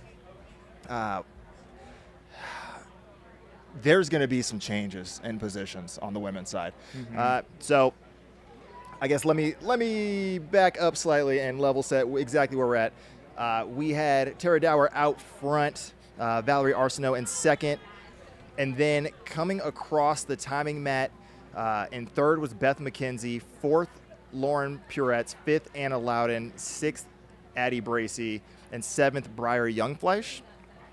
All right. Even though Beth came across the timing mat some 7 minutes before Lauren, only went out ahead of Lauren by maybe a minute and a half. So So Beth took a lot of time here in the aid station and was vocally frustrated as she was working her way back out to start her third loop. So don't know exactly what she was working through. It seems like she's in a bit of a mental low patch. Her crew, after she took off back onto the trail, didn't seem super thrilled with where her head was at. And so to then give up only 90 seconds to the places behind her might be a bit of concern. Anna Loudon looked good as she passed. Lauren Puretz looked very focused. The two of them were only separated by about a minute. And then Addie was, when she came in for that loop or to hit the timing mat, was chugging a Coke, and facial expressions looked pretty pressed. She looked pretty worked. So it'll be interesting to see how it shakes out for her. But yeah, I would say that this podium is still definitely up for grabs, even with Tara and Valerie out with a somewhat healthy gap for first and second at the moment. That third place is anybody's for the taking right now, with about 4 minutes separating 4 or 5 women. Yeah, and the race here at Javelina, when the temperatures start to get warm, that's when the race starts. And we're starting to see this race actually start.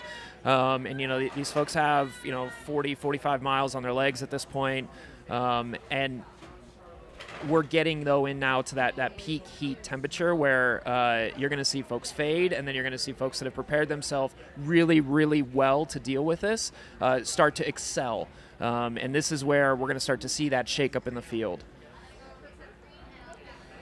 Yeah, the cooling is definitely necessary right now. It's currently 78, 79 degrees here in headquarters, and in the quarter mile that I jogged around, I was already baking. So if runners don't grab some ice here, don't completely soak up and take something with them out onto the course, by the time they get to Coyote Camp, and definitely by the time they get to Jackass Junction, life is going to be real hard for them.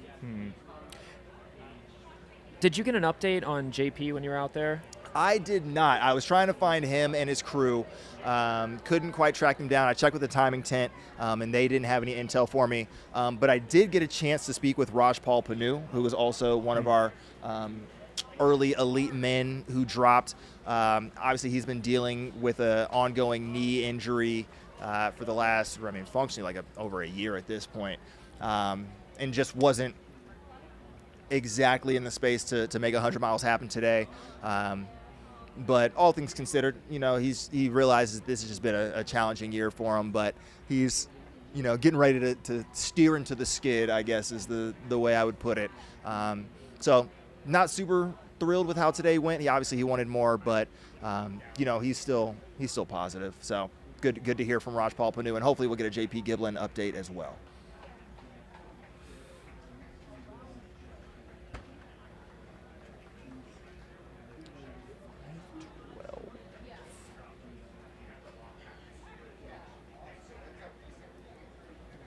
So as we are a little over 5 hours and 45 minutes, we are expecting our lead men to hit Jackass Junction in about 15 minutes time. Meanwhile, our lead woman, Tara Dower, entering Coyote Camp as we speak.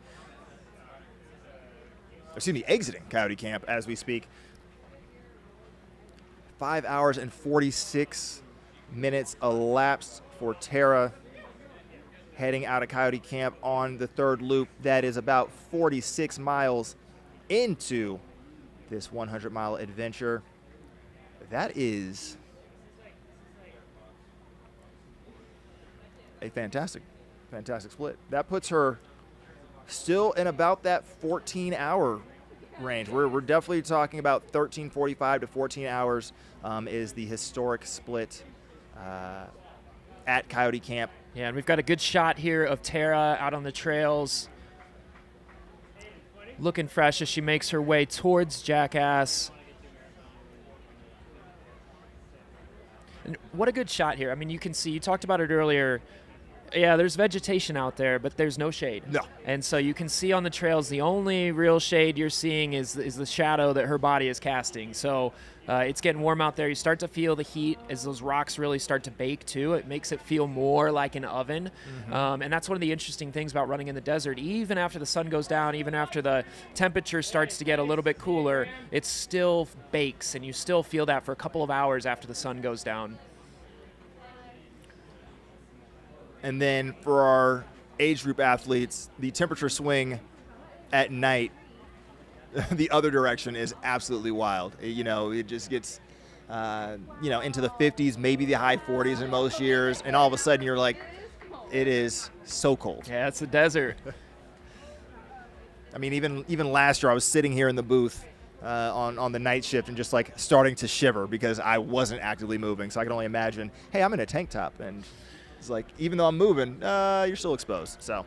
Yeah, and for the folks that are going to be out there kind of all night, you have to be a little bit careful of that when it comes to icing and water. There is a certain point where you want to cut that off because you're not going to dry as quickly. And so if you continue to ice a little bit too late into the night, you are going to get very chilly until those clothes dry, which is another fun little wrinkle to a race like this.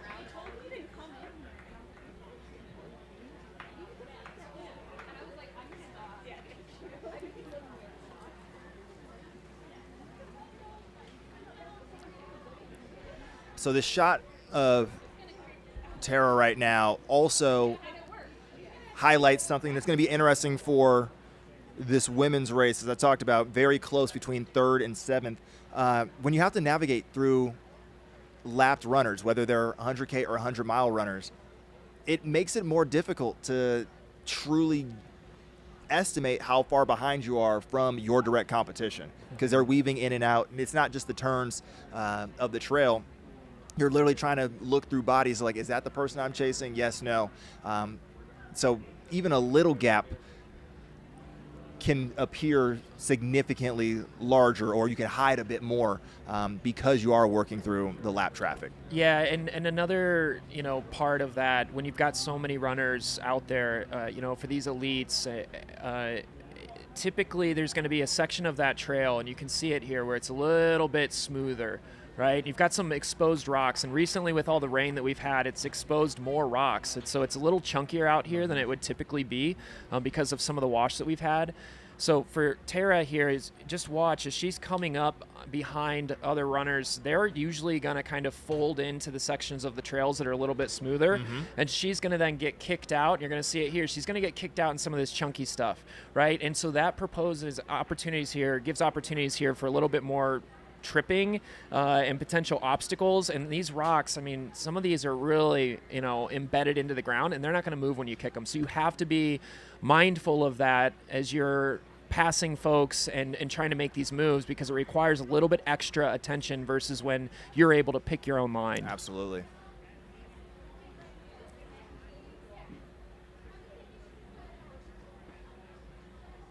Yeah, it's kind of akin to like mountain bike racing, where it's like you can take the path of least resistance, but when you got to make a move, you got to make sure that you don't completely wash out in some of those turns or chunkier sections. Very akin to what Tara and many of the passing runners are going through right now.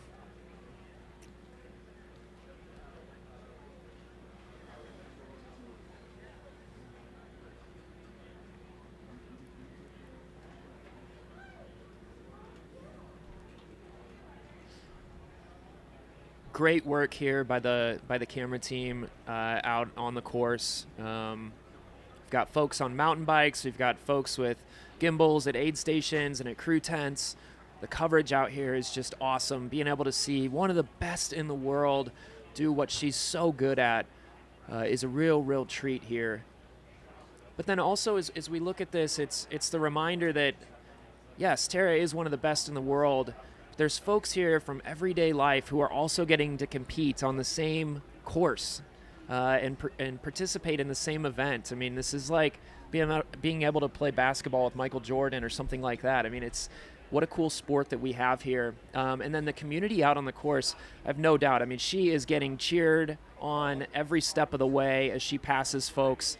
as are all the runners. You know, whether you're front of pack or back of pack, that's one of the neat things about this course and it being a looped style is that it's not that point to point where all of a sudden you've got massive separation between runners. You're constantly circling around and you get to see a lot of the same people over and over and over again, which is really, really neat, and it makes for a very special atmosphere here at Javelina.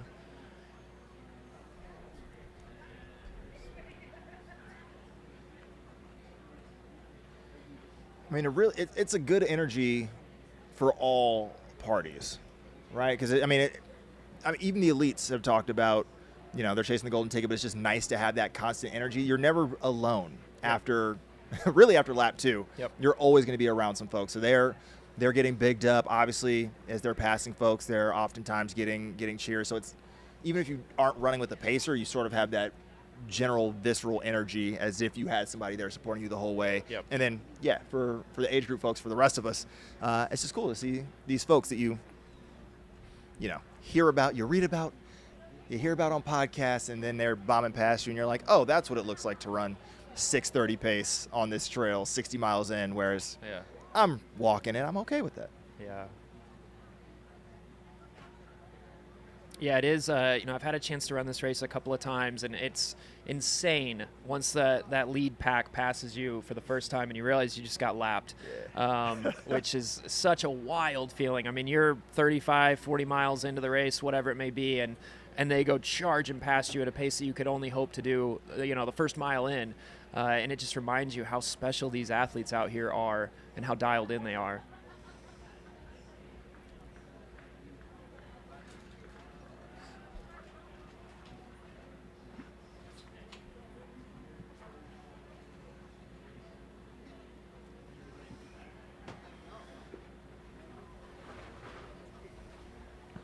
So we've also talked about how the section between Coyote Camp and Jackass Junction is objectively the worst part of the course.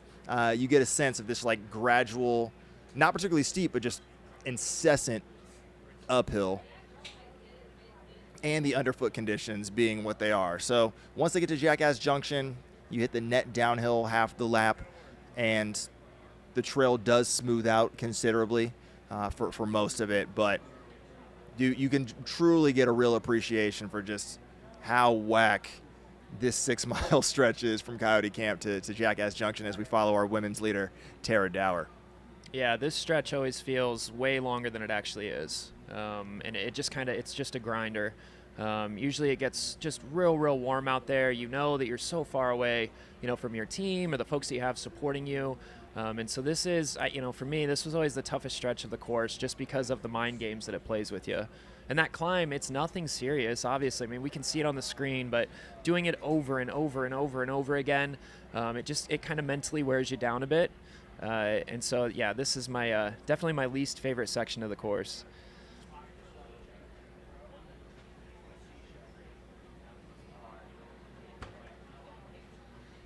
As we mentioned, this is the longest stretch between aid stations of the race. This 6 miles from Coyote Camp to Jackass Junction. And as much as we've harped on, hey, you gotta be wet, you gotta be iced down when you leave Coyote Camp, now you can really see why. Like, yeah, this is super open, super barren, and not a cloud in the sky. So if you fail to take care of yourself properly, this isn't just for the elites, this is for everyone. If you fail to take care of yourself properly at a Coyote Camp, that next hour plus for you, it's just going to be absolutely miserable. But yeah. Tara looks to be, you know, she's moving well. Moving well, has learned from her past experiences at this race, both positive and negative, and is really just putting it to the field right now as she has a healthy, I think it was like 6 to 7 minute lead on Carla Molinaro in second place here at the 2025 Javelina 100 presented by HOKA.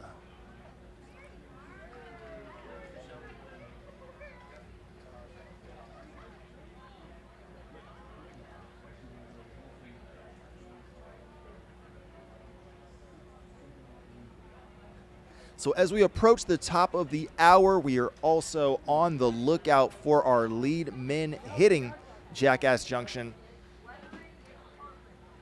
they are in this same stretch we just talked about, that 6 miles between Coyote Camp and Jackass Junction. Any moment now, we would anticipate our top men to stroll into that aid station halfway around the loop.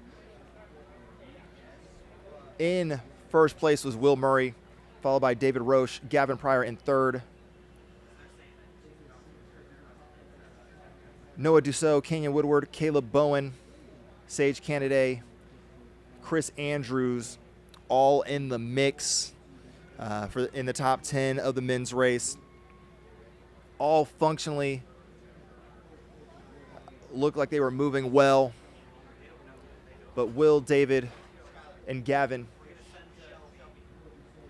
had a healthy gap on the rest of the field. We expect them in to Jackass Junction. Jackass Junction, where we have one Shelbs in the field. Shelby, how are you doing? How's it looking out there? What up, what up? First of all, I have a challenge for the chat right now. We need to name this skeleton. So I can't see the chat, but I hope we get some names coming in and tell me later what we go with. But anyways, it's awesome out here. I got to see the 100K women come through a second ago. Katie Asmuth, Corinne Shalvoy, my fellow favorite female commentator. It is definitely heating up. We are seeing more people spend time in that ice bath. Like I said earlier, we are seeing salt stains on clothes. I just saw a guy go by with some like salty like booty swipes. So I mean, people are working hard. I do want to say it's been a minute since we talked, but when Tara Dower came through, it was so fast, so fast. The fastest transition of the female pack for sure. So yeah, that's part of what we've been up to. How about you? What are you seeing? Well, on the women's side, we are seeing quite the battle in this 100-mile. Tara Dower is charging towards you with a healthy lead over Carla Molinaro in second, but super excited to see these men rip in there. We have the top three all separated by just 90 seconds or so, and they should literally be running right at you here literally any moment. Again, well under course record pace. It is cool to see that the men are sticking together. I was wrong when you asked me earlier if I thought the pack would stay together or not. Tara had, 3 to 4 minute lead on second place, so they are starting to splinter off. We'll see who hangs on. Shelby, how are the vibes from the aid station volunteers out there?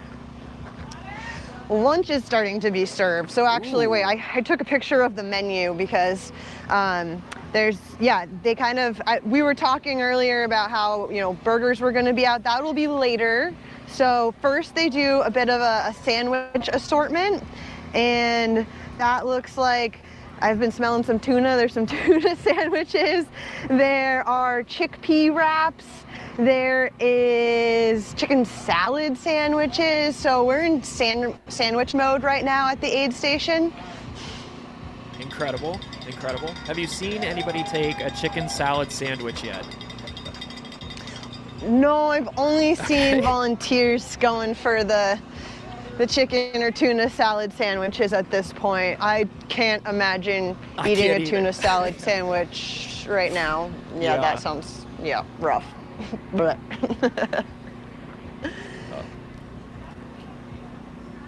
Awesome. And then how warm is it feeling out there? We have the luxury right now of being in some shade. We're seeing the temperatures starting to climb. Looks like it's around 80 degrees. Are you feeling that Arizona sun? Absolutely. We had to move our stuff around a little bit to get some shade. I've put more sunscreen on. I've also had to put bug spray on. So this is really, really unique for Arizona. There are a ton of these little gnats around. So you got to hope the runners are moving fast enough that they're not getting nailed by gnats. And we got Will Murray. Will Murray in the house. His bib's covered, but he just rolled in looking really good. Yeah, Will Murray with the open fuel shirt. Yeah, and see, watch that. He just filled up his water, not much interaction, going right to the ice, getting ice dumped down his shirt. And that's how the elites are doing it. Not much interacting, not much talking. Some please and thank yous, and they're on their way. So it looks like he's throwing some ice in the vest.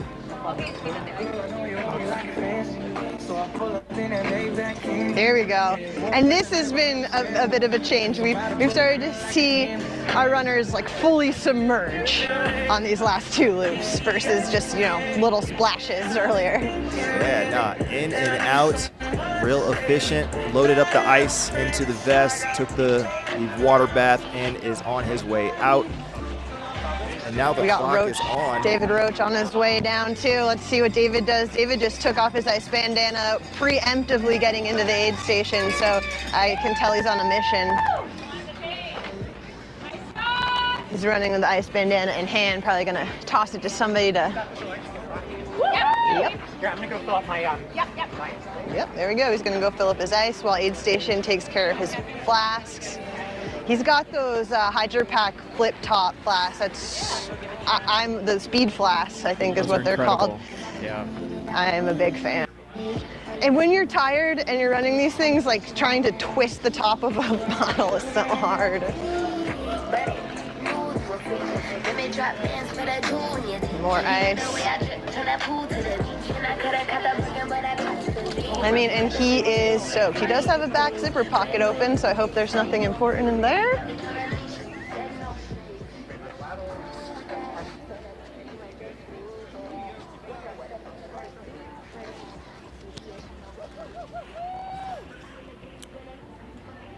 Tried to cover my mic for that one, but it felt weird not cheering. Yeah, so David is out about 80 seconds back of Will Murray. So Will Murray leaving Jackass Junction in first place, David Roche in second place, and the clock is on for Gavin Pryor, who should be our third place male coming in here momentarily. Did you get a sense, Shelby, of what David was throwing in the bottles? Was it Roctane or some electrolyte drink, or was he going mostly like straight water? That was straight water. Straight water. So, yeah, I mean, like I said earlier, Summit Tea. Summit Tea. I lied. So yeah, he's going for the Roctane Summit Tea flavor. I like Goo Roctane. I think I first tried it at Mammoth Trail Fest, and there's some caffeinated ones too, which is always nice, especially at this point in the race. You know, it's time to the race is on. Shelby, did you get a sense of between Will and David? Are they kind of look like they're feeling in a similar range of emotions right now, or did one look more stressed than the other? Well, I want to say that Will looked maybe a little calmer. He kind of was more self-sufficient, whereas we saw David like hand off his bottles and then go to the ice. So I don't know, it's hard to say, but if I had to choose, I would say that Will was a little bit calmer. Okay.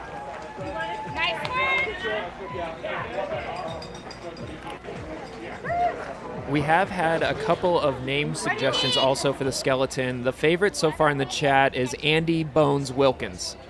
So, yeah, that's the leader in the clubhouse right now.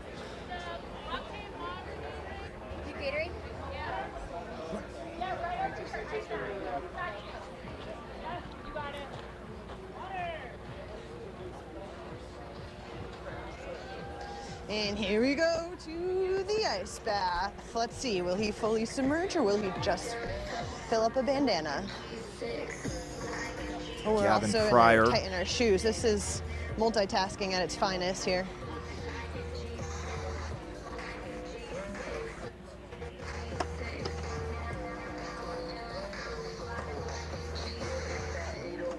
Gavin Pryor's flexibility getting his foot on that table to fix his shoe is really impressive. Significantly easier when you're 6'4".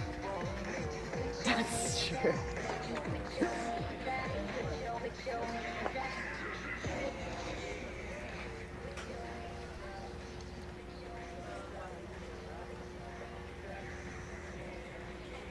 as you can see, look at these aid station volunteers. And you're looking at Brian, the captain of the aid station, with the captain's hat and captain's shirt.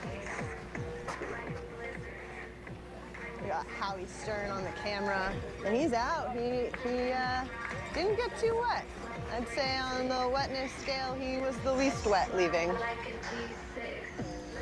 So, verify what we saw, because it was just a little grainy on our side, but it looked like ice in the hat and arm sleeves, and then the sponge off there at the end. Yes, correct. So I was just saying, of the three that have gone through, he looked the least wet leaving. For sure. Yeah, so that was Gavin Pryor in third leaving. So we had Will Murray in first, about 80-second lead on David Roche in second, and then another 3.5 minutes back to Gavin Pryor in third. So our top three men separated by about 5 minutes here as they leave the Jackass Junction aid station just over halfway into the 2025 Javelina 100 presented by HOKA. And we're starting to see this aid station fill up again, as you probably just witnessed my kind of clumsy walkthrough. All of a sudden, there's a ton of people in here getting serviced by the volunteers. Not too long ago, there was a bit of a lull. So I imagine as a whole, there's, you know, the field, you know, clumping up and gapping out. Yeah, you do sort of see these sort of natural packs form of age groupers. Like we see it a lot when around sort of pace bands, like, oh, the people who are just trying to break 24, the people who are, you know, trying to run 20, like you see these nice little clumps happen. So it makes sense that you'd see some of these folks on their second loop working together, trying to keep each other motivated. Yeah, a lot of friends being made today. Yeah, a lot of friends being made. Yeah, I mean, it's interesting in thinking about, like, you know, when Katie Asmuth came through for the 100K, she didn't have many people around her. So for a race with this many people, you can still find yourself in a bit of a no man's land, which is surprising. But trail you're running, kind of always, everyone's going their own speed. Exactly, everybody's going their own speed. You're kind of working through groups. It's not that you're completely by yourself. You're actively passing individuals, but in terms of folks running your own pace, or that you can spend a considerable amount of time with, yeah, it might be a little harder to come by for those at the front of the race. Yeah.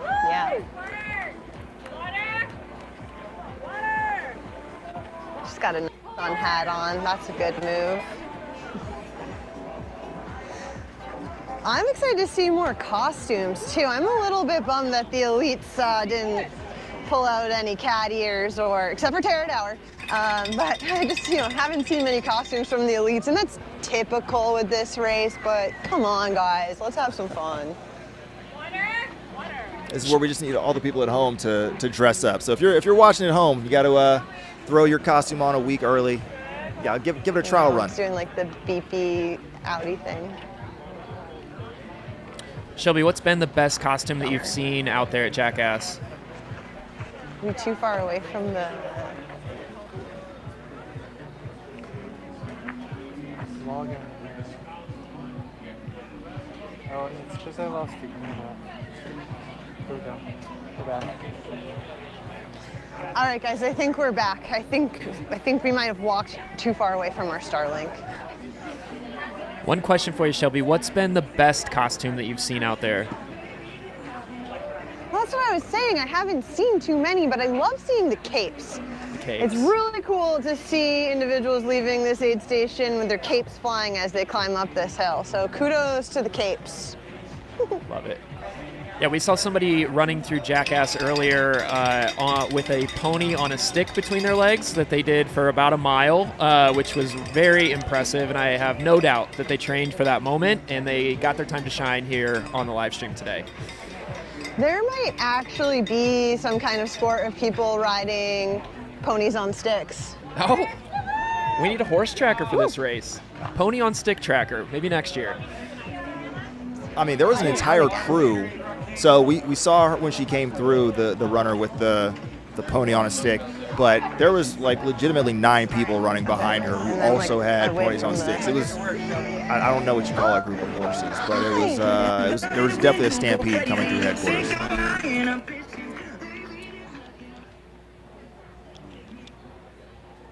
apologies for losing you there for a second. We are going to our Starlink so you don't cut out on me. But yeah, we were talking about people riding horses. I thought Man Against Horse was a couple weekends ago, but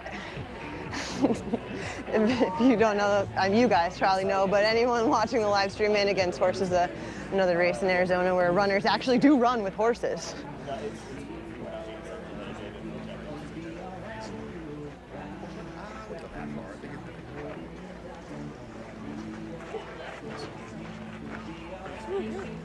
Ow, ow!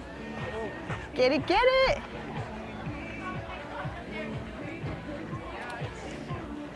Shelby, as you've seen folks coming in here to Jackass, are you starting to feel, are you starting to see the heat, I guess, taking a toll on runners' faces and kind of your everyday runner versus the elites?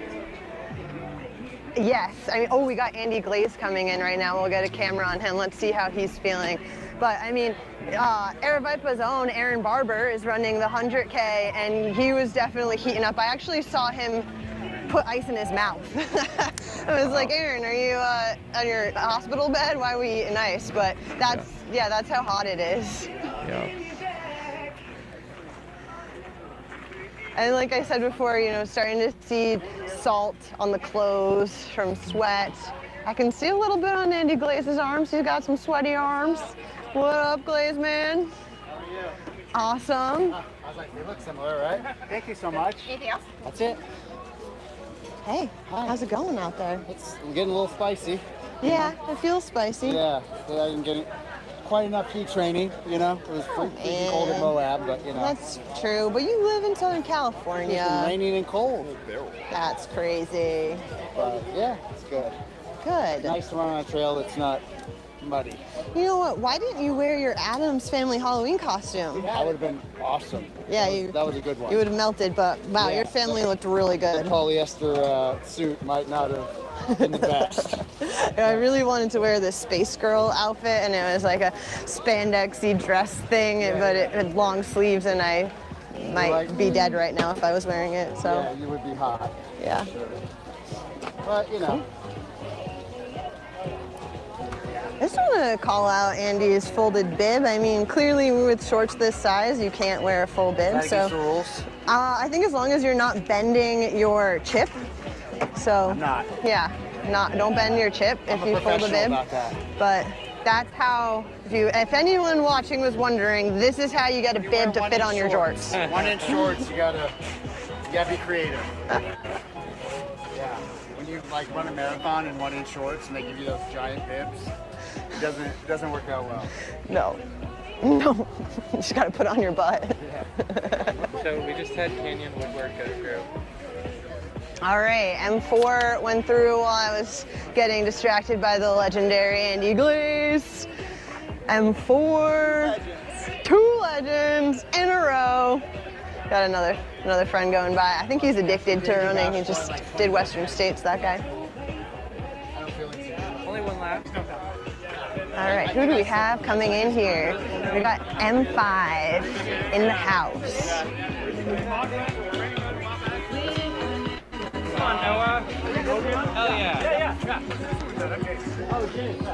Straight to the ice. He's got the same jorts on as Andy, but he went for the bib pinning on the shirt. I believe that's Noah Dussault in the Jackass Junction aid station M5. It's been about 14 minutes since Will Murray, our men's leader, left this aid station. So Will Murray in first, David Roche in second, Gavin Pryor in third, 5 minutes separating 1 through 3. Canyon Woodward just left the aid station a few moments ago, and now Noah Dussault. So in fifth, Noah Dussault. Sorry, we were being harassed by Chris Warden as he is finishing his loop. Yeah, Chris asked if we could take him back, but unfortunately he's got bigger, more important things. He's got to go get that Western States qualifier, so we're gonna make sure he stays out on the course. Sage Kennedy just came through. It's good to see Sage out here rocking it. He's an OG. Sage moving up. Yeah. go. Yeah, if Sage is in 6th, that's up 2 spots from where he was earlier, coming in the that bright HOKA kit. Makes it very easy to spot him. Yeah, and again, Sage being super patient in these aid stations. Good to see. Taking care of himself. We talked about that earlier, and now you see starting to make a move up the field. He's moved up 2 spots, and so this patience here is paying off. Oh man, all right guys, there's a costume that we should probably address really quickly. I don't know if it's safe for YouTube actually, but there we are. So we saw Sage take 1 Pringle and some ginger ale. He put some ice in his flask, which is a nice move. That cold water feels better than warm water. And I do see, you know, shorts are getting sweaty. Hopefully he's staying on top of his electrolytes, and he's out, he's moving well. He skipped the ice bath. First one that we've seen skip the ice bath.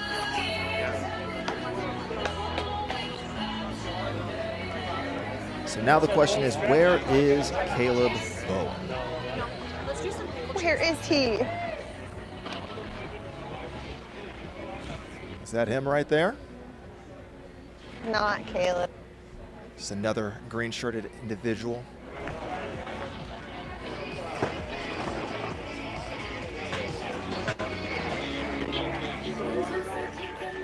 Just kidding. That is Caleb. He snuck right behind me.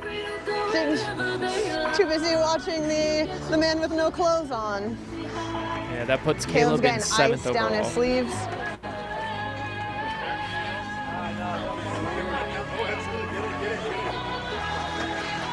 All right, so as Oh, we got a Caleb full Bowen soaker. gets ready to take off from Jackass Junction, he'll be about 17 to 18 minutes back of first place, Will Murray, and we are approximately 15 to 20 minutes away from seeing Tara Dower enter this very aid station. We are going to roll to a quick set of ads, and I'm going to get out the seat and hand it over to somebody significantly more qualified to talk about both data and running fast, Leah Yingling. So I'll see y'all later on the call. Caleb, it's been real. Yeah, it's been great, man. I'll First catch time we've you had a soon. chance to do this together. Indeed, and it won't be the last. So hold it down for me. Take care of Leah. And all of you at home, take care of yourselves. I'll see you a little bit later. Stay tuned in here to the 2025 Javelina Jundred presented by HOKA.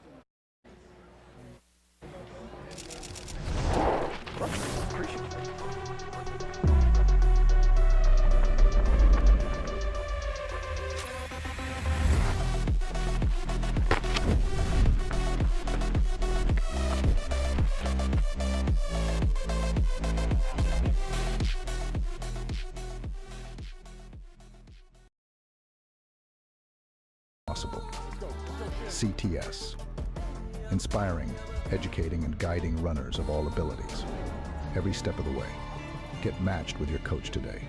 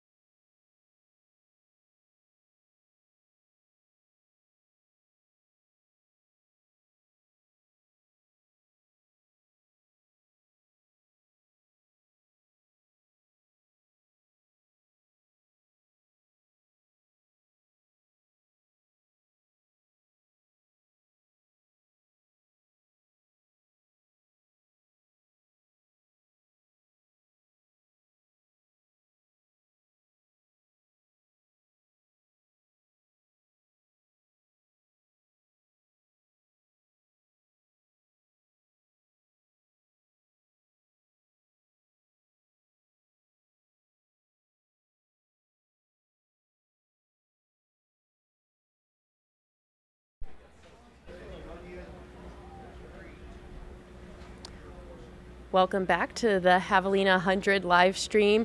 I'm Leah Yingling, and I would love to thank Skylar Hall for holding down the fort here. I'm tapping him out for the afternoon. Really excited to be on the mic with you guys today. We have an exciting race out there, and it is heating up. Yeah, some good action early, Leah. I'm Caleb. It's great to be with everybody. Javelina is one of the most special weekends of the entire trail running year. And so to be able to be here and see the folks coming in and out of headquarters is a real treat for us, and we can't wait to bring you guys the action. Caleb, you ran this race a few years back. What can you tell our audience about what these runners are experiencing out there? We have our cameras on Will Murray out there, who is leading the men's race right now. I'm not sure where your position was in the field that year, but I'm sure you ran through this time of day. How was it? Yeah, it was good. You know, a tale of two different races for me. Will just looks great here as we've got eyes on him. But first year, I managed to pace myself well, and it was a really enjoyable day. Last year, I was having the race of my life through 50 miles, and then the last 50 or 40-ish were absolute torture. So two different kind of races for me, and that's where, you know, as we watch this, you know, together and we see these athletes that are trying to cool and hydrate, that was one of the things that got me last year. Is I fell behind on nutrition. I knew I was, but the stomach just kept having problems, and I knew at some point it was going to bite me. And that's really, folks right now are kind of in that danger zone where it starts to get warm. You start to think, you know what, I'll wait another mile or two to eat. And then 1 mile turns into 5, and 5 turns into 10. And before you know it, you are way, way, way behind. And so folks right now are going to have to battle that. You got to get food in. You got to get calories in. Stay hydrated through these warm hours and set yourself up for a good, you know, last loop. Because if you don't, walking the final loop is not a lot of fun, even though the vibes are high. And we could see on our race clock, we have 6:26 elapsed. We know historically that the men's leader will finish under 13 hours. So these guys are about halfway through the race. There's still a ways to go. For anybody that followed Javelina last year, we saw David Roach come out with the win, led close to wire all day long. And for reference, Will Murray, he checked into Jackass Junction right around 6:02, and last year's race, David Roach was 6:15. So Will and David both are running close to 12 to 13 minutes up on their splits from last year. I think this speaks to the slightly cooler day out there today. I left our air-conditioned Airbnb for the first time just about an hour ago, and I got really overheated just walking to our media tent here. So I know these runners are experiencing it. Something that I really liked that Will Murray said in his pre-race interview was that he was taking 2 liters of water out with him on each loop.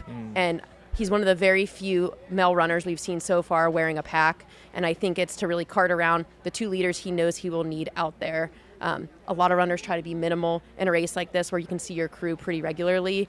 I love that Will is preparing for the conditions. He knows himself, he knows his sweat rate, his sodium requirements, and he's really catering to that. Yeah, and doing that, you know, if he gets into a situation where he doesn't need to consume all that water, he can do that topical cooling and use it to keep himself, you know, cooler and spray himself down occasionally and have it help with that too. There's not a lot of risk if you're comfortable carrying that amount of water. But you're right. I think that the temperatures this year, although it is hot, and those that are watching are going to laugh because it's in the 80s. And it's like, who could possibly run 100 miles in 80 degrees? Last year, I mean, it was in the mid-90s. And so we are seeing some very favorable conditions for this race specifically in this time of year. And the runners right now at the top of the pack are definitely taking advantage of that. Yeah, and I think a lot of you following along at home, David Roach, who's currently running in second place, he's a household name for many of you. A lot of big fans in the chat. Will Murray and I would say Gavin Pryor are a little less known for our audience. Will Murray busted onto the scene this past year at Black Canyon, earning a golden ticket, not far off the overall win there, just behind Seth Rolling on a similarly hot day, especially in February. The desert feels hot when you're coming from any other climate, truly. And at that time, Will was living in New Jersey. He was a school teacher. Since then, he has left his teaching job and moved on to tutoring so he could follow running a little bit more intensely and do the training that he wants to do.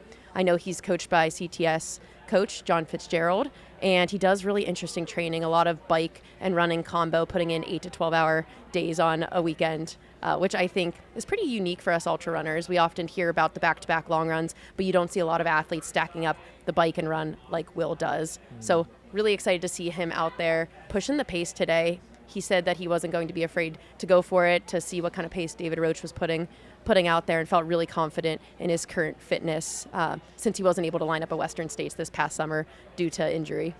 Yeah, and how do you think that he's approaching, with David having such a great race last year, coming back, the defending champ, right? Who knows this? He's obviously hungry too. He wants to get back to Western States. And so for a guy like Will that comes into this feeling so fit, obviously, and just so ready to take this on, do you think that he's able to stay within himself and just focus on his splits, his race, what he's doing? Or do you think that the David factor comes into play for him, especially now that we're halfway through the race? I think he's doing his own thing, and I think that's a perfect place to be. Run your own race. You might be feeling a little bit pressure behind you, but he's leading the pace. He's calling the shots right now, and I think it seems like he's running within himself. Seems like his fitness was amazing this past summer before not being able to start Western States, pulling out with injury 10 days out. And I think he's only been able to stack his training since then. He made a comment that he thought he was fit prior to Black Canyon last year, and he can't believe what kind of fitness he's been able to gain working under CTS coach John Fitzgerald since then. So I think that speaks volumes to his confidence that we see him laying down right here in front of us on the screen. Mm-hmm. And again, these shots it's just incredible. It's so easy for us to take these for granted, but he is just out there. We've got a bike cam following him. We made a joke earlier. You barely get cell phone coverage in this area, and we're able to live stream this, and he looks so smooth running through these beautiful, beautiful trails here at McDowell Mountain Regional Park, just east of Phoenix. Beautiful day, no shade as you can see. So as you're watching this, think about this. Yes, it is flat, right? It is a flatter course, but right now the temperature is again approaching 80. We're going to see a high of 83, 84 degrees out there. And you'll see a mix of runners, right? He's got the long sleeves that he's rocking. We're going to see ice bandanas, ice sleeves, that type of stuff. And then you're going to have runners that are going to do a totally different strategy, who aren't at the top of the field, who may be riding ponies or in big cowboy boots and hats or potentially Speedos. So you're going to see a range of folks out here taking on this epic course. Absolutely. We have some questions in the chat about what is the average pace that these front runners are running.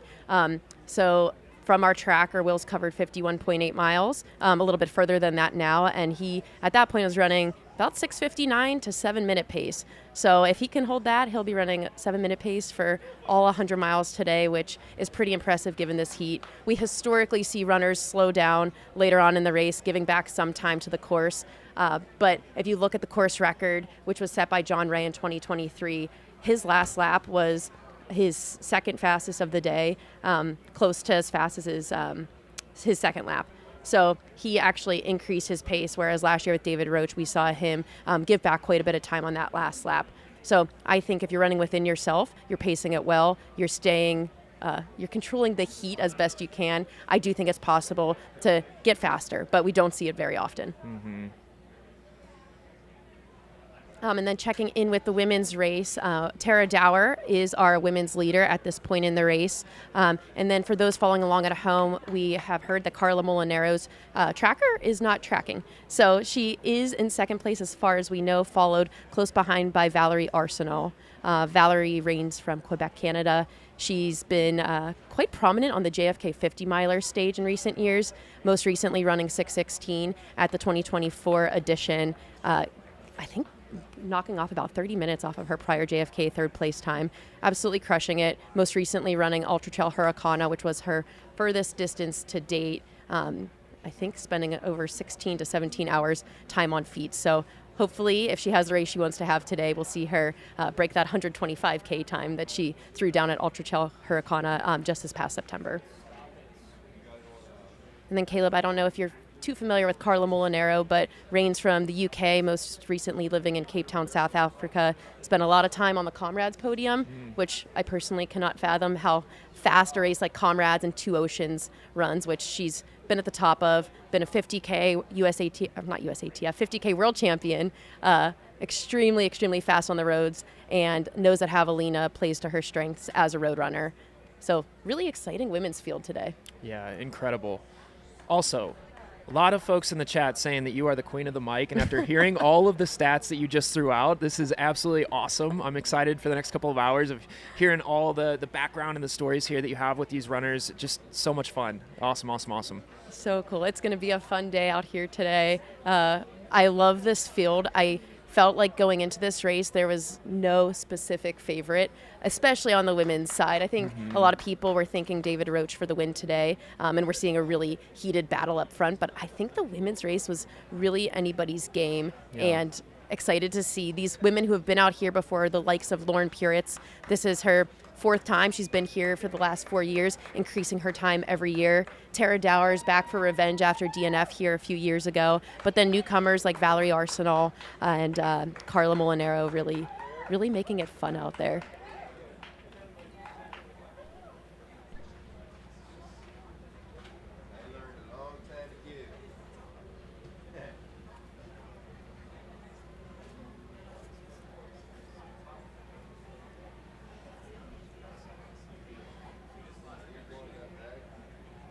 All right, and now in studio, we are joined by CTS coach Addison.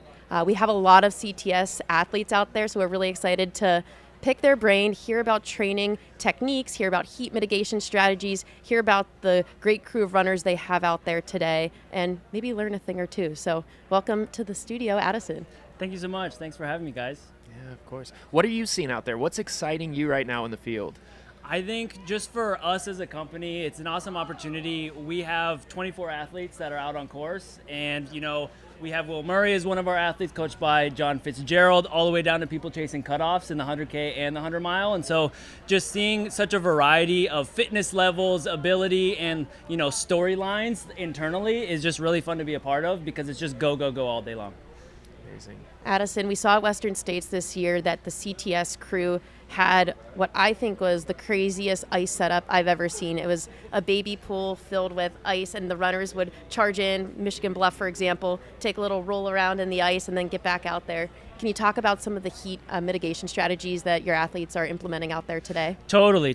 Yeah, that was definitely a big kind of flagship thing that we wanted to get rolling in Western States, and we're doing that here as well. But I think you can do a lot of different things as far as, pre-cooling, making sure that you're not burning yourself too thin early on in the race. And so finding that balance between going out strong and taking advantage of the cooler temps, but not getting too excited, and raising that core temp, I think, is really big. And then of course, when they're coming into aid, we have the opportunity to help them out in that whole horseshoe on the way in and on the way out. And so we're meeting them at the trailhead, we're working with them all the way down to our tent. They're jumping in the pool there, and then we're getting ice in their bandanas, we're getting ice in their hat, we're getting ice in their sleeves. So ice in as cold water as much as possible throughout the whole thing.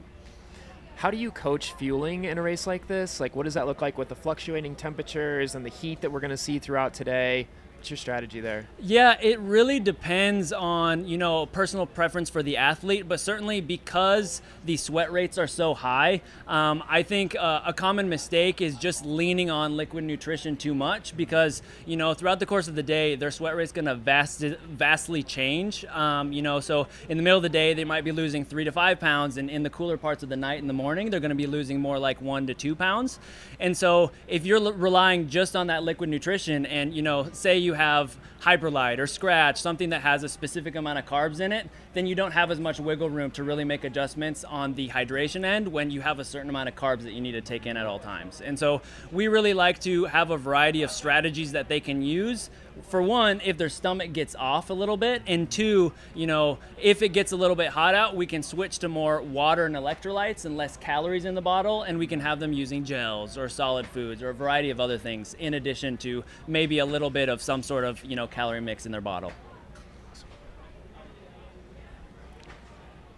I think as a follower of ultra running, we've seen a lot of training techniques come to the forefront of ultra running over the last couple years. Everybody talks about the carb revolution, heat mitigation, etc. What do you think's been the most important strategy from a true training perspective for your athletes?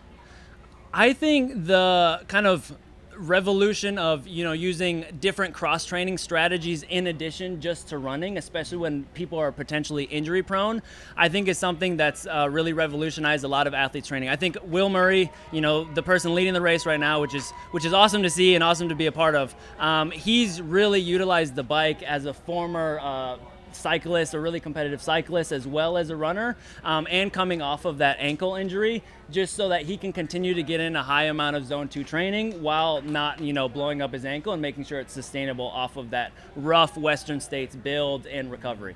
And we'll keep an eye here on screen. That was Will Murray rolling through Rattlesnake Ranch.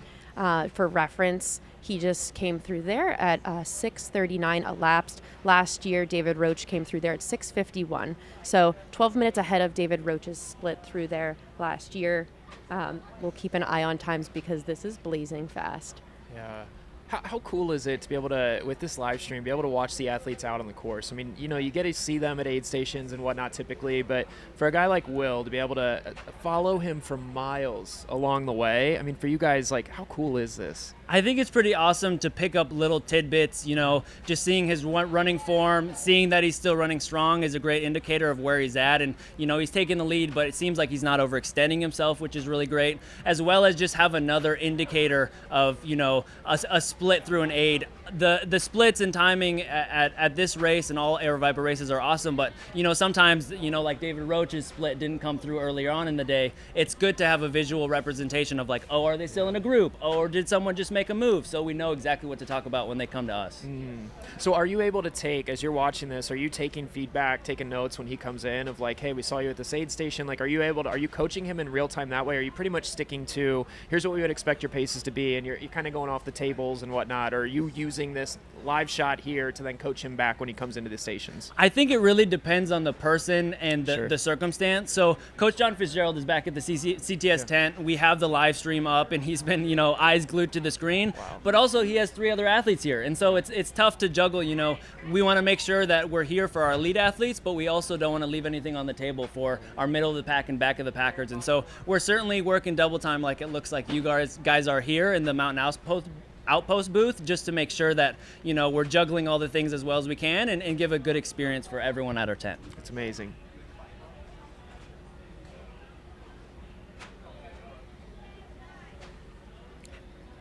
Addison, how do you take somebody like Will, who just had a great base at Black Canyon last year, proving his worth in this sport, running extremely well against a bunch of sponsored runners? Will doesn't have a sponsorship, I'm sure. He's hoping to gain one by ideally having another golden ticket performance here. How do you guys deal with athletes who are already working at the top of the sport and have training that's been working for them? Yeah, I think, the biggest thing for us when we have a new athlete come in the door, whether an elite athlete or someone in the middle of the pack, is to first and foremost not screw things up. Like sometimes that may be drastically changing things because we see some real room for improvement, but sometimes it's staying the course a little bit and just injecting some confidence because they know that we have worked with a lot of athletes and we have a decent reputation in the sport, and so it's just giving them an additional confidence that what you've been doing has been working really well. Let's just keep doing what we're doing and maybe make minor tweaks here and there specifically for a race course, because I think at the end of the day what's so awesome about ultra running is there's so many different races out there that have a variety of demands in terms of heat, of course, mountainous technical terrain, and of course duration. And so training is going to look a little bit differently to be as specific as possible for different races. And so a general philosophy on training may be awesome, and we're just making little tweaks to get them ready for a specific race. Awesome. On our screen now we have race leader Tara Dower. She's in the top right you see. She just came through Jackass Junction at 6:41 elapsed. We have some questions in the chat about how that relates to course record splits. Camille Herron does hold the course record here. I know, at least with reference to the second fastest time in race history, which is Riley Brady from last year. Tara is just checked in 20 minutes ahead of Riley's split into Jackass Junction there last year. I'll try to get an update on Camille's time, but I have a feeling that Tara is running under that or very close.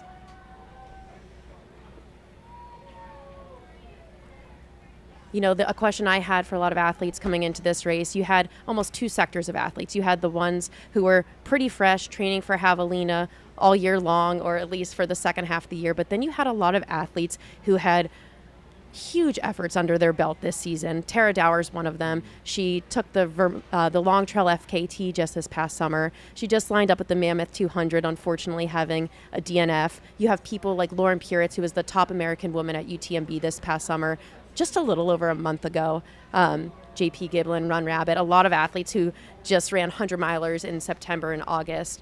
How do you, as a coach, encourage athletes to bounce back from big efforts like that? And do you encourage them to bounce back? Because we see a lot of athletes doing it quite well, but then athletes like Will Murray having a particular focus on a race like this. Yeah, I think a lot of it comes down to the long-range plan that was put in place at the start of their season, wherever that is, whether it's, last year at this time looking into 2026, or, someone who's starting the season maybe injured and then they're trying to jumpstart their season at the end of, the season, quote unquote.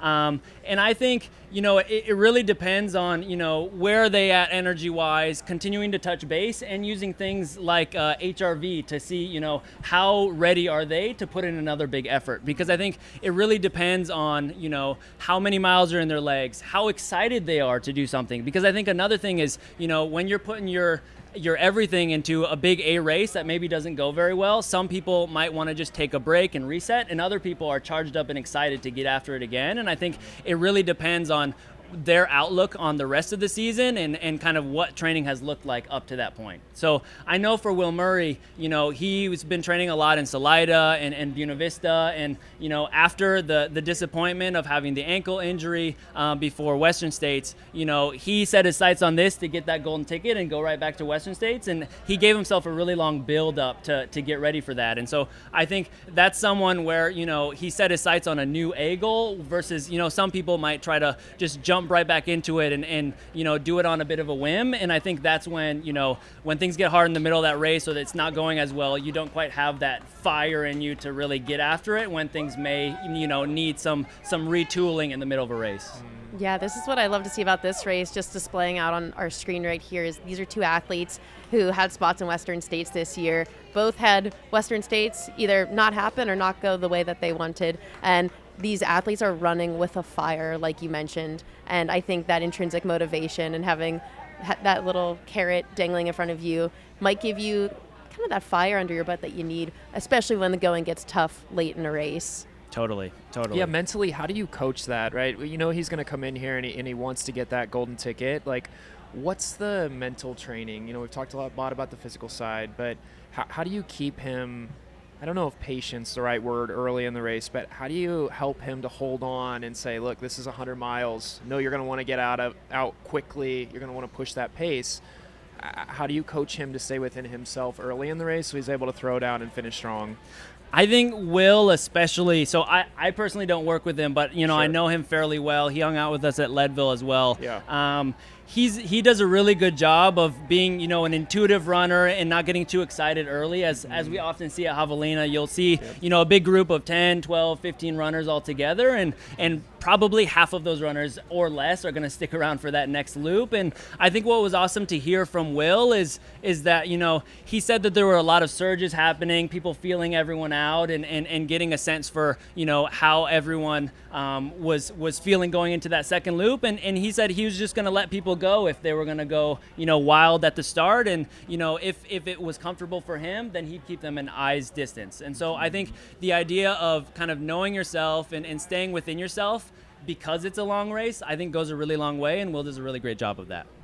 Awesome. Well, Addison, it's been great having you in studio. It's Addison from CTS giving us some ins and outs of training, of strategies, of what these athletes put in those off hours to have performances like we're seeing today. Thanks for joining us, Addison. Yeah, thank you guys for having me. Yeah, have a good one. All right, thanks, Addison. And just to recap the men's and women's races so far that we're seeing out there, we have Will Murray in first place on our screen, followed not too far behind, 2 minutes at Rattlesnake Ranch by David Roach, and 3 minutes back from David, and 5 minutes overall, Gavin Pryor in third. On the women's side, we have Tara Dower. She's the only woman that we have checked into Jackass Junction so far. She checked in at 6:41 elapsed. We are keeping our eyes and ears on the ground for Carla Molinero out there, who was running in second the last we checked, and Valerie Arsenal, who is running in third. Yeah, and kind of the view here with Tara, a couple of years ago there was a fire that went through this area. in McDowell Mountain. And so you're seeing the burn scars of that. And then recently we've had so much rain, so that it's that cool stark contrast of the green that you're seeing start to come back to life in this section of trail, which is really, really neat. And how cool was that for some inside baseball from Addison of just like what coaches, how they train their athletes, prepare them for this, both at the elite level down to kind of the back of the Packers. Fun stuff. It's really cool, and I think it really applies to all of us, especially newcomers coming into the sport. So much can be gleaned from people like Addison, from social media, from podcasts. People are really willing to share what they're doing to find success. That's something David Roach has been really well known for over the last year, is his transparency with training strategies, fueling, shoe, gear options. And I think a lot of amateur and veteran athletes alike can pull some insights from both athletes and coaches like Addison there. Yeah. We've had some questions regarding course record watch today. As a reminder, John Ray holds the course record on the men's side, running 12:43 back in 2023. I said earlier he had an extremely fast last lap that year, running 2:28. We don't see a lot of athletes throwing down that late in a race. So we will be on course record watch on the men's side this year. When John ran his course record, he checked into Jackass at 6:25 elapsed, and we saw Will Murray check into there at 6:02 elapsed. So definitely running well under course record splits out there today on the men's side, and very similarly on the women's side with Tara Dower running very close. I'm going to try to get us some specifics, but we do know that she is running 20 minutes faster than Riley Brady's winning time here last year. So, Caleb, I don't know about you, but Gavin Pryor was a name that came onto the scene for me largely this past year. He's a young gun, I think 24 years old. We saw him compete at Golden Ticket races this past year, having his best performance, just narrowly missing a golden ticket at the Canyons 100K. What are you excited to see in his race out there today, currently running in third place? Yeah, kind of what's his strategy going to be? He's got two really obviously stout runners right ahead of him. And what's this going to look like as he's coming into these aid stations? Kind of what's the demeanor going to be? You're right there. You're right on the cusp of a golden ticket in third overall. And so when do you go, right? Because at some point you're either going to have to or you're going to hope that one of those two guys falls back. So when do you take a swing? When do you go for your move? That's going to be fun to watch from Gavin. That's a great point. We saw Gavin Pryor this past summer line up a Twisted Fork 68K out in Park City, Utah. Both him and Noah Dassault ran out there and had pretty aggressive racing strategies. Gavin went off the front really early on and I think was going for it to see what he could hold. Had some nutrition and heat mistakes early on in the day, and he ultimately fell back to, I believe, a third place position. And I think he had a lot of learnings that day, things that he could apply to another hot race here like Javelina. I did see that he had a broken collarbone earlier this summer, back in July, after having a really great streak of training. And seems like he's back on the horse, feeling really confident in his training and ready to run with the best of them today. Yeah, and we should see those leaders coming in here to Javelina headquarters in the next 15 minutes or so, 10, 15 minutes. That's going to be fun. They're going to come cruising right past Leah and I here in the studio. It's going to be epic. I'm very excited. I love where our studio is positioned here at headquarters. We get really great insight into, just the athletes' faces, what they're saying, what we're hearing be said from crew to crew, etc. We heard Skylar earlier today give some insights into some runners that were less than happy, I would say. Yeah. So we see the good, we see the bad. Often we also see the ugly.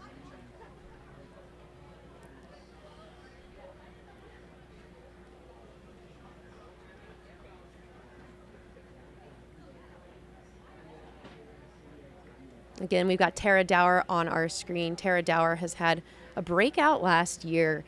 She is the current FKT holder on the Appalachian Trail. Followed that up with a golden ticket and a second place finish at the Black Canyon 100K this past February. in a race that some people would have thought wasn't quite her strong suit, but she has shown that she is extremely versatile. Yeah. It's something that she prides herself in. She's run races like the Umstead 100, running a very fast time there. She's run JFK 50 miler several times. She races road marathons, flat fast 50Ks, and then goes after these long trail efforts like she has in the past year. So for someone that's watching from afar and often up close, I really don't think there's much that Tara can't do. Has a Hard Rock finish to her name as well, and she's showing out there today that she can do a little bit of everything. Yeah, it's incredible. It's incredible, her range. You know, she's a real Swiss Army knife here as an ultra runner, and being able to see her, you know, earlier this year at Black Canyon and the effort that she put forth there, and then following along on all those epic adventures, you know, that you were just referencing. And then today, it's so strong. And so being able to just throw down in any race, but also, you know, she's somebody that she's earned so much respect that she walks into every race and people expect for her to be at the top. And so there's a lot of pressure, you know, with something like that. And she just continues to show up, and she continues to swing for big, epic, scary, crazy goals. And she almost always delivers, which is incredible. Absolutely, and she had a pretty heartbreaker of Western States this year, getting sick just the week prior after really vocalizing her focus and her determination with Western States, hoping for a win or podium out there. So I know Tara wants to get back there. She's been really vulnerable in her YouTube series, talking about the tough days and really rolling with the punches, taking what she can learn. I do think she's turned over this leaf of focus this last year where she's pulling in all the experts, from nutrition to mindset, to really focus on these performances like this one today. We even saw her pull out of Mammoth 200 early so she could focus on Javelina and still have legs for this race. And I'm seeing it play out pretty well so far. I know we're a little less than halfway done here, but excited to see what the rest of her day looks like. Yeah, and what's cool about somebody like Tara is that because of her range, she's able to inspire people across kind of all walks of life and all interests within the sport, right? So if you're somebody that loves 100-milers, well, you can be inspired by her too if you focus just in on kind of that niche community. Or if you're down to 100K or these epic multi-day races or FKTs and things like that. So she's really like inserted herself in all of these different blocks of the trail running community, which is just so cool. And I think that kind of makes that tent bigger and bigger and bigger for this space where you have somebody like her that's just bringing more and more and more people to the action, which is a real treat for all of us. Absolutely. Our most recent update for Tara was leading the race at 6:41 elapsed from Jackass Junction. And I think we just had, who was that? Carla Molinaro just went through Jackass, I believe. We had eyes on her. Yep. And for reference, I know we were talking a little bit about Riley Brady's race from last year, just because that was one that I had splits written for. So thanks for your patience, everyone at home. Course record split on the women's side was Camille Herron at 6:58 elapsed. So it would be 1 minute from right now on the clock that Camille Herron would have rolled through Jackass Junction. So we are seeing Tara Dower quite a bit up on course record pace right now, about 17 minutes.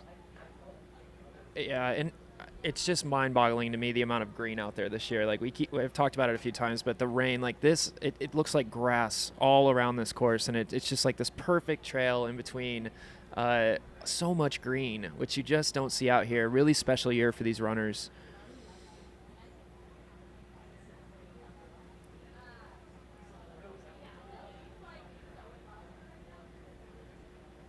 And we'll keep an eye out for our third place runner into Jackass Junction. On the women's side so far, we have Tara Dower and Carla Molinaro.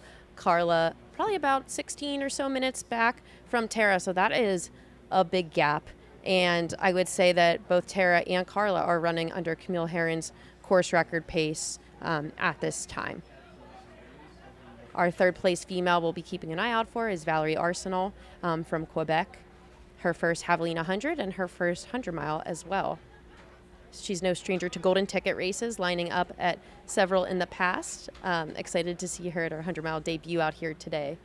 Carla Molinero also is a 100-mile debutante, and they're racing against a pretty prolific 100-mile racer right there on our screen right now too. So excited to see both the veterans of the distance and the newcomers battle it out there today, because I do think 100 miles poses very interesting challenge that something like 50 miles and 100K do not. What a fun race for your first 100. Just a blast. There's the people out here, the environment, the culture of it, iconic. It's a really cool place to be. We've got our eyes on headquarters there. You can see it is a party atmosphere. Tons of tents lined up. Often runners are sharing tents with some of their friends, with fellow athletes, and we see lots of costumes out there today. Not too many on the lead pack. However, I think some are there in spirit.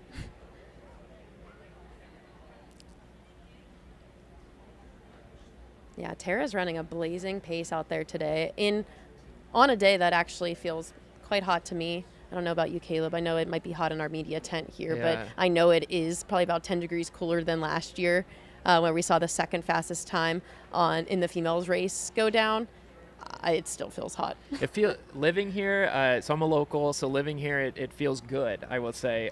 If you're used to that summer heat, today doesn't feel so bad, but for those that don't live in the area, I'm sure it feels quite warm. And for those following along at home, the last split we have for our lead women is Jackass Junction. That is 51.8 miles into this race. So the ladies are over halfway done. We see just over 7 hours on the clock. If they were to even or negative split this, we are seeing sometimes under 14 hours. And we have never seen that be done before on the women's side here and at let's Javelina. give her credit too. She's got the ears on, right? So she does have a costume, so we She's can a say pseudo costume. Yeah, she's crushing it in a costume. So mad props to Tara as well on that. Yeah, often we see these runners do a kind of minimal costume. So yeah, props to Tara for doing a kind of minimal costume out there. She's joining in on the fun. We'll give her credit for it. And then for those of you curious about what type of paces our leaders are running, we told you earlier our men's leader, Will Murray, was running about 6:59 to 7-minute pace. Tara, at her 51.5 miles elapsed, is running about 7:45 pace.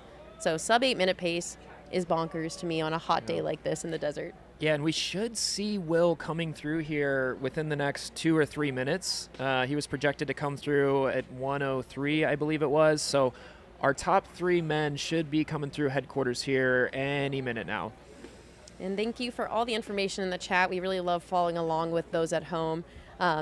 We have Jonathan sharing that Valerie Arsenal, our current third place on the women's side, ran Black Canyon just this past year and was actually close behind Tara, who then went on to get second place and was a golden ticket recipient. So yeah, like we mentioned, Valerie is no stranger to these golden ticket races, to the competition. Question mark is the 100-mile distance for her, and so far she's absolutely crushing it. I will say a couple race favorites have unfortunately DNF'd in the field, Kareth Arnold being one of our most recent DNFs. She's had a really long season, but an exceptional one nonetheless. Most recently, winning the Hurricane 100K, getting a really nice prize purse there, and running that, I think, like 10 days after TDS, where she was the first American to ever win that race out in Europe. So Kareth, I hope you're getting some nice rest and recovery. You're a huge inspiration for all the moms out there with just 2 little ones, and she earned her first golden ticket at the Canyons 100K just a few years back when she was 7 months postpartum. So shout out, Kareth. We all know you're extremely tough, have a ton of resilience, and we're excited to see you back out there for a golden ticket race in the near future.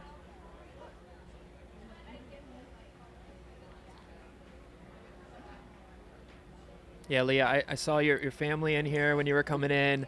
Your sweet little baby there. Like, what is that like as a mom now? Like, getting back into training, experiencing that. You know, we talk about postpartum. Like, what is that process like? That journey? It is tougher than you would think. I'm currently about 13 about 3 months postpartum. And when I was doing my research on Kareth, I read that she had won a 50K at 10 weeks postpartum. And I was telling my husband, Mike, that I absolutely could not fathom. So way tougher than you think. All right, we got our eyes here on headquarters. We are expecting our first place male runner here, Will Murray, into headquarters.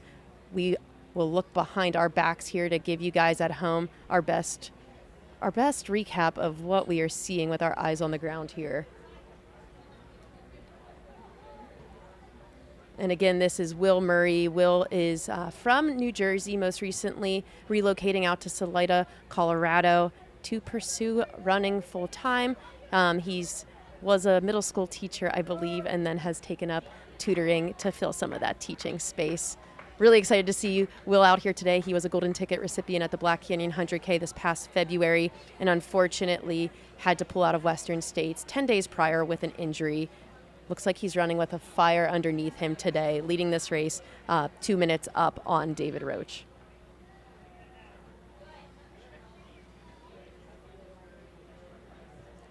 Will Murray is currently unsponsored in the shoe department, so if there's any brands following along at home, I'm sure Will would appreciate some love after this race if he can nail another golden ticket race.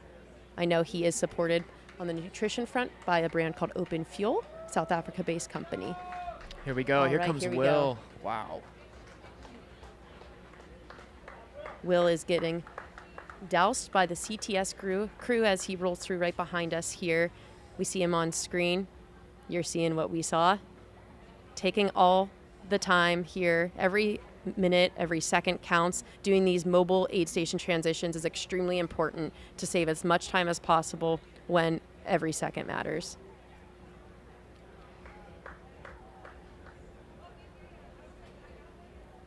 So this is 7:06 elapsed on the race clock. Will has now accomplished 3 loops out there, blazing fast.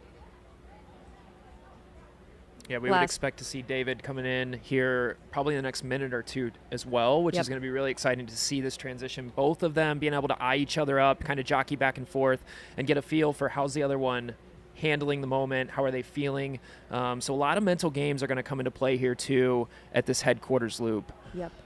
And for reference, last year David Roach rolled through here at 7:18 on the clock. We just saw Will come through about 7:05, 7:06 elapsed. Pretty crazy, about 12, 13 minutes ahead of David's split from last year, which was the fastest third lap time in history. If we're talking course record splits, so David Roach does not have the course record, John Ray does from 2023. When John Ray ran his time here, he came through at 7:32. So that is still 26 minutes from right now. What are we seeing on the screen there, Caleb? Yeah, so here we've got the ice bath that we heard about earlier from Addison, CTS coaching, really trying to soak him down, reset the body, cool everything down. It's so nice. You've got about a 4 or 5 mile stretch going back up to Coyote Camp here, and being able to have those cool clothes and stay nice and cool, have that shock to your system. This will carry him through really until he gets to the camp, and then he's got that ice bandana that he's putting on there. Tons of topical cooling going on. We're approaching the hottest point of the day. We're in the low to mid 80s right now, and these runners are going to have to settle in here. We're going to feel this heat for the next 3 hours or so. So this is ultra critical right now for them to stay on top of the cooling. I love the teamwork here too. Everybody has a job. Everybody has a position, right? They know what they're doing. They know what he wants from them, and they're carrying out their roles well. Yeah, we see that ice bandana he's wearing. This is a new brand to come to the scene. I think we saw Killian sporting this at Western States this year. It's called East Peak. All right, we got our second place male into headquarters. This is David Roach. Just about 3 minutes or so. My rough math, 2.5, 3 minutes behind. They're going to get a chance to pass each other here. This has got to be a cool feeling. Yeah. Will knows that he just knocked out his whole aid station transition extremely fast. He's just passed David right on screen. It's got to feel pretty cool to be like, okay, I just transitioned. I'm out of here, and you're just coming in. A little boost. For sure. There goes Will. Will just passed our studio. Definitely has a pep in his step. He has a pep in looks his real step. springy right now. He almost looks too good. I don't know, Will. I'm feeling pretty confident in him being able to hold this. He looks awesome. The one thing that I love that he shared in a pre-race interview was about his hydration strategy. So if you see the back of his pack right there, you can see a 500 milliliter flask. He's carrying 2 bottles up front. He is carrying 2 liters with him on every single lap out there. He knows himself. He knows his body. He knows exactly what his sweat rate, his sodium loss is, and he's prepared to take a lot of water out there to ward off any cramping, any heat-related issues that could arise out there on a loop. Yeah, and for some of the, amateur novice runners at home, when we talk about sweat loss testing, sodium loss, like these are things that you can do as well. It's not just for the elite athletes. It's always great. You can do those tests. There's resources online that you can go through. You can do sweat loss tests at home and really get yourself dialed in. So if you're running a race like a Javelina, throughout the summer, you can do these sweat loss tests and understand what your rate is. And then when you do come out to the desert, you know what to expect, right? For an 80-degree day, I'm going to sweat this amount. You can do the sodium loss tests through different companies online, and you yourself can get dialed in here too. That's not just for the elites, and that can be a real game changer for your own 100-mile journey or 100K or whatever you have on your schedule. And I do think Black Canyon was probably a good tune-up for him this year with related to the heat. He got to practice some of those early strategies there. I think he was one of the few people who was doing cooling with a nice bandana right off the bat out there. And I think we saw him from the very beginning of this race doing the cooling strategies as well. And I think that'll work in his favor. On our screen, we see David Roach heading out of headquarters here. He is our second place male. And we should be expecting Gavin Pryor here into headquarters soon. At our last checkpoint, he was our third place male. And these guys are running well under course record pace out there today. Like I mentioned, John Ray holds the course record here from 2023, and Will Murray was running nearly 30 minutes under that, somewhere in the 25-minute range. So I would say that Will, David, Gavin, all running under course record splits out here today, and David running faster than his times here just last year. So last year, David Roach split into headquarters at 7:18 elapsed. If you're looking on your clock here, we're seeing about 7:11. So he's running up about 7 or 8 minutes faster than he did when he had his great day here last year. Yeah, I think both of them looked good, but I think Will looked really good when he ran past. I agree. Just so fresh. He just looked so fresh. Really cool to see Will having the confidence to front run out here today too. Yeah, I mean, you think about it. I don't remember exactly when he came into first. I believe that is Gavin Pryor here into headquarters here behind us. Yep. 7:12 elapsed on the clock. Yeah, I don't remember when exactly Will took first, but the length of time that he is going to hold on to this if he goes on to win this race is just incredible. The amount of pressure that you feel if you're in a situation like that, I can only imagine, especially with the defending champ right behind you, just a few minutes. So he's going to feel that as well. And that's going to be really fun to watch of how does he handle that. He's got that defending champ right on his heels. He's about 3 minutes ahead of him, 4 minutes, and he's got 2 loops left. Pretty cool. Very cool. And Will is no stranger to 100 milers. I know he has a Leadville 100 finish behind him. David Roach, too, repeat Leadville 100 mile champ, coming off a winning course record there just this past summer. Something that David didn't really encounter at Leadville was being challenged up front. And today we're seeing not just Will Murray challenging him, but Gavin Pryor, 24-year-old, just right there behind him. Gavin ran Grindstone 100 miler, winning that just last fall. And I think he's excited to have another stab here at the 100-mile distance. Getting a lot of feedback in the comments about Tent City and how incredible it is. I will tell you, it is just as incredible in person as it is on your screen. Just amazing. The tents, the people slept here overnight in to get ready for the race. All of these crew tents that you're seeing on your screen right now on the right. And the cool thing about it is, yes, everybody kind of has their own home crew tent, but every tent here is supporting every runner, which is another thing that makes this such an epic race. The vibes out here, the community support, the ability for folks to lift, runners up if they're not feeling super great is one of the things I would say that makes this race so special. And we've got over 1,000 runners out on the course. I mean, put that into perspective. Tent City is massive, but the number of runners out there too, it's just nonstop community.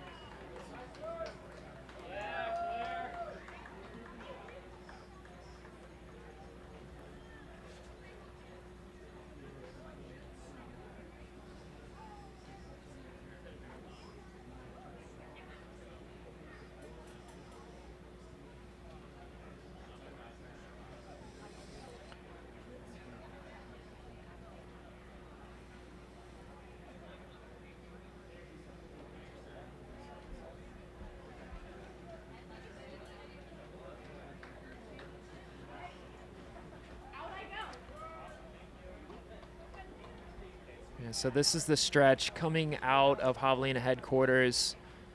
We've got David Roche on the screen here. And this is really where you start to think like, all right, I'm back at it again. It's nice, when you come into headquarters, it's kind of that reset. You see your crew, you get the ice, you fuel back up, and you have a second to take a breath. And then you leave headquarters, you've got this incredible shot of energy from the crowd and from the crew tents and everybody that's there supporting you.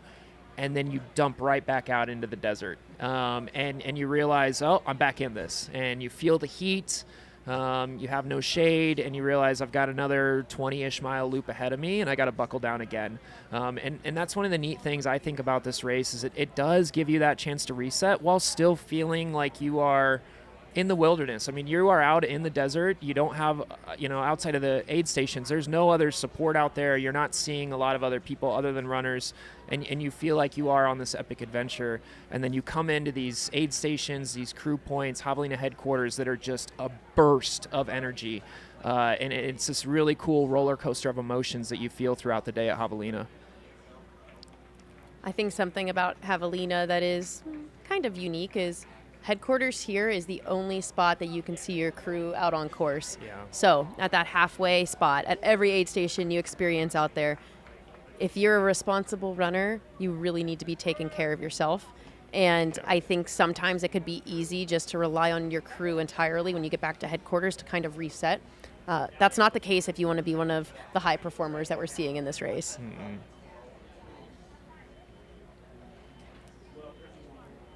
On our screen here, we've got women's leader Tara Dower still up front with pretty significant lead on our second place Carla Molinaro. Tara came through her last aid station at 6:41 elapsed. That was at Jackass Junction. She's absolutely crushing it out there today, gunning for another golden ticket. Carla Molinaro, who is from the UK, who's sitting behind her by over, I think, a 10-minute gap at this rate. This is her first golden ticket attempt. Has multiple podiums at Comrades, at Two Oceans. Is known historically as a very fast road runner at the ultra distance, 50K world champion just a couple years ago. And she's been spending some time in Phoenix and on the course here, getting used to the terrain, knowing full well that this is a course that suits her strengths. The climate in the UK is not quite the same as the climate here, so it's good that she's been able to get a little bit of training out here, because very, very different weather patterns and things here in the Phoenix desert. Absolutely. Yeah, Carla currently lives in Cape Town, South Africa, where they get some weather.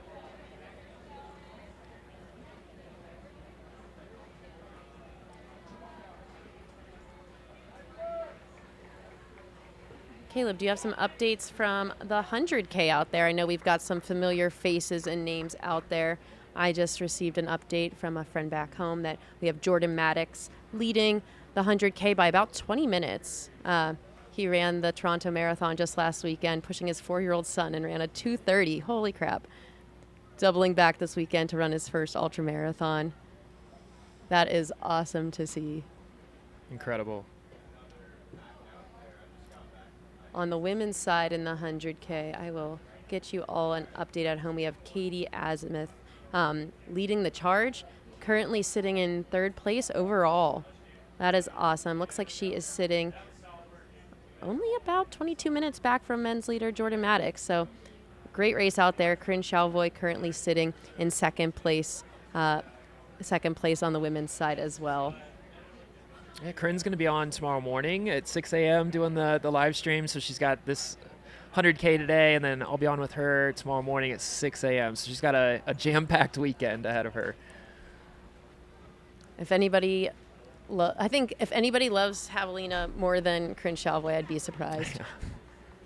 I think she came equipped with about 10 costumes here last year. I can't even muster the energy for a single costume.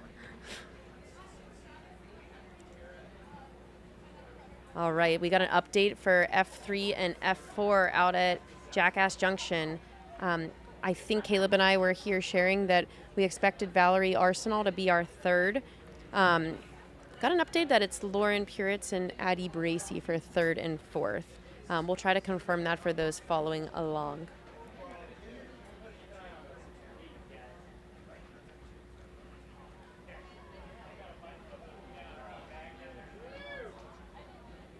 No, looks like we do have Valerie still in 3rd out there. So we've got Tara Dower into Jackass Junction at 6:41. Carla Molinaro 14 minutes back from Tara. And Valerie only 1 minute back from Carla. Beth McKenzie's out there too in 4th place. So it looks like that was our 5th and 6th, Lauren and Addie, into Jackass Junction. Awesome. And here we have F1 and F2, Tara and Carla on the screen. Great shot. You know, the other thing that's great about Tara today is she's had 0 cactus injuries. So that's another a win for her as she continues to crush this course.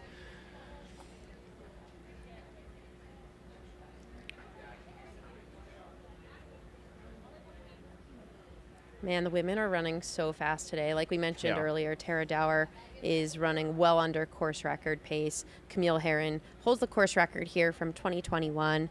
Riley Brady just last year ran the 2nd fastest time in history, and Tara's about 20 minutes up on course record pace.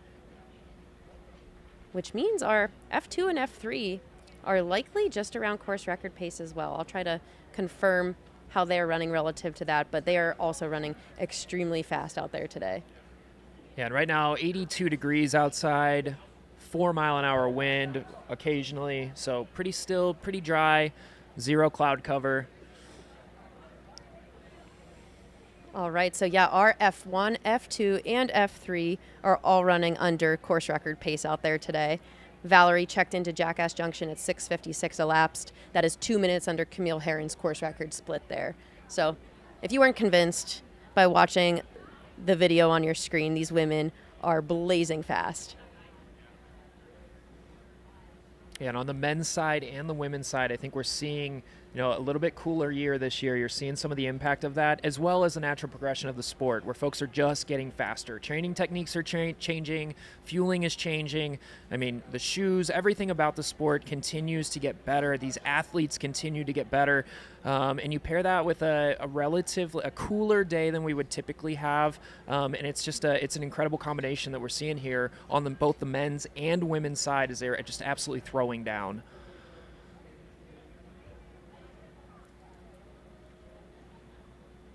Looks like we have Tara Dower into Rattlesnake Ranch just on your screen. That is 7:21 elapsed.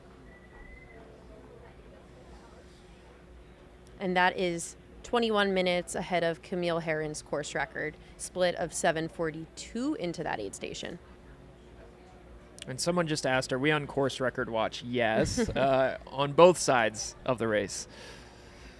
Women are about 21 minutes. All 3 women are under course record pace, and all first 3 men are too. I do see that we had Canyon Woodward check in 4th place into headquarters here. Canyon is such an awesome runner, most recently coming off what I would consider a breakout performance at UTMB, finishing 13th place in a time that most years would place him in the top 10, reigning from North Carolina, and is no stranger to the 100-mile distance. I believe he is coached by David Roach out there as well. So, yeah, coach versus athlete.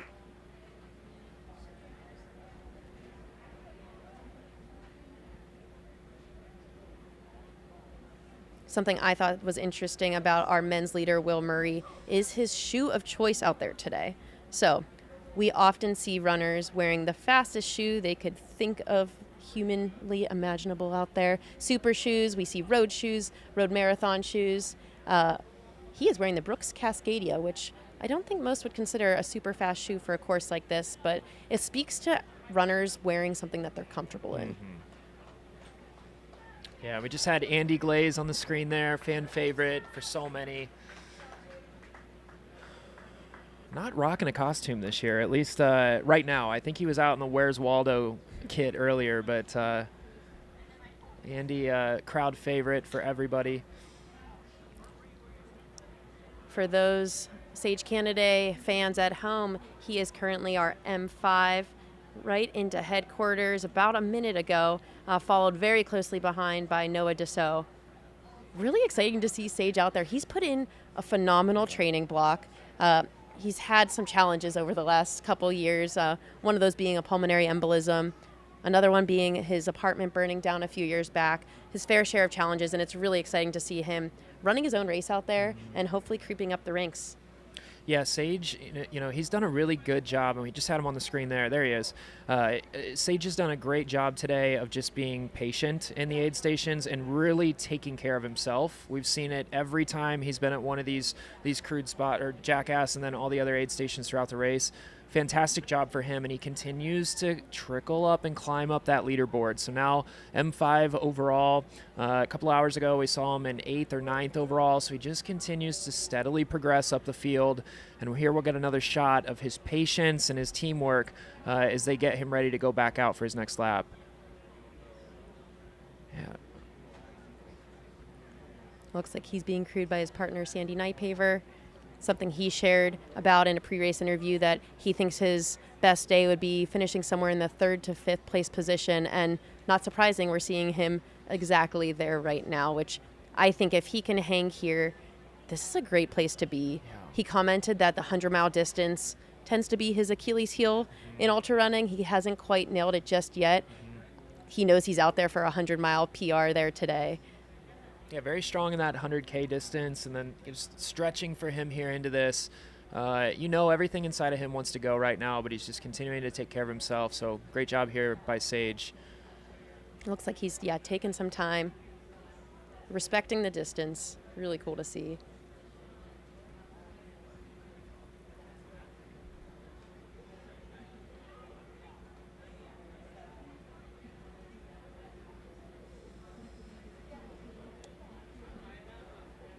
Awesome to see Noah Dassault in the mix as well. We saw him burst onto the scene just a few years back with a top 10 finish at Black Canyon.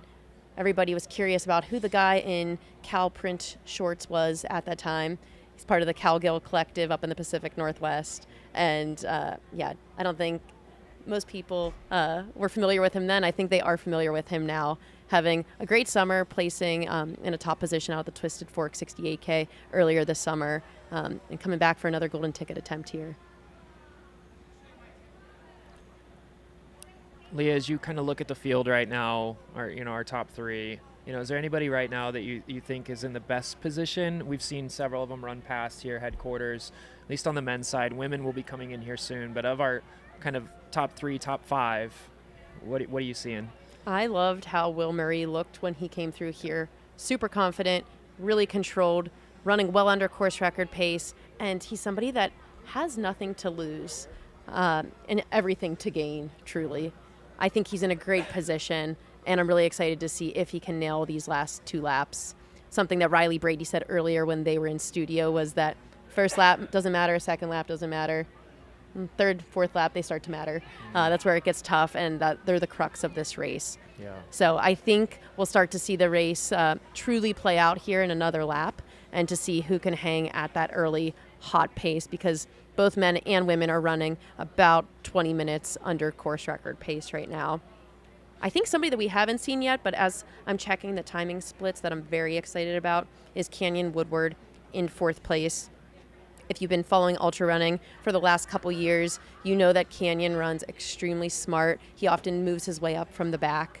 He has put himself in so many golden ticket races over the years, but he also races a lot of the more grassroots, low-key races out west, back on the East Coast to get the experience. So he knows what it's like to be a front runner, but he also knows what it's like to be a chaser. And I think he's got to be feeling confident coming off of his 13th place finish at UTMB this year. This is a drastically different race, but somebody like Canyon has a really versatile skill set, similar to, like we mentioned, Tara Dower on the women's side. Yeah, and really just 12 minutes back for him, so he's within striking distance. And I will say, I agree with you on that Will front. Like, you can't fake the way that he looked. It's easy to kind of try to posture as you're going through, and you know that this person that's right behind your heels is right there, and they're eyeing you up, and you're eyeing them up when they were running through headquarters. But Will just looked so fresh, and you just can't fake that this far into a race with the heat feeling the way it is and whatnot. Everything about him said that he was in a good spot. We talked to CTS coach Addison here in studio just a little bit earlier. Will Murray is coached by John Fitzgerald, who is an incredible coach on the CTS front, also coaching the likes of Adam Peterman and Jeff McGavero.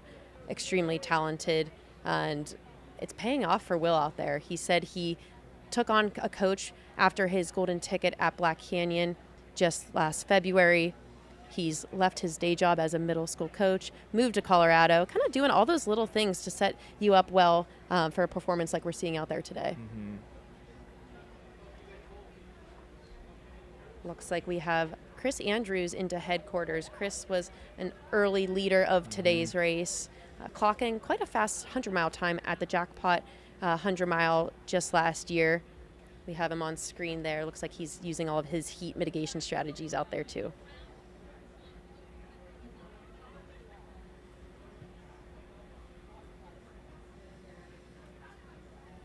I love that in the chat. We have someone sharing a little bit about Canyon Woodward. He's also a fantastic author, and they highly recommend reading some of his write-ups. I love the day and age of ultra running that we're currently in. I think people are pretty transparent about their good days, their bad days, and sharing with the public when things don't go quite as planned. I think Canyon is one of those runners who isn't afraid to do so. He definitely has the name of an author. That is, what an epic name to have published on a book, It's the best. I heard just this past week that his siblings, we've got Canyon, we've got Forest, we've got River. I think that's pretty awesome. Yeah. Quite the nature-inspired family.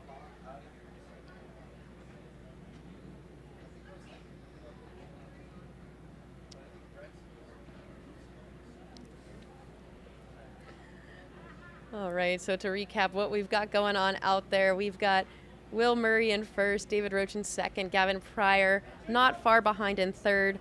All of those guys running under John Ray's course record splits after their third loop here at the Javelina 100-mile.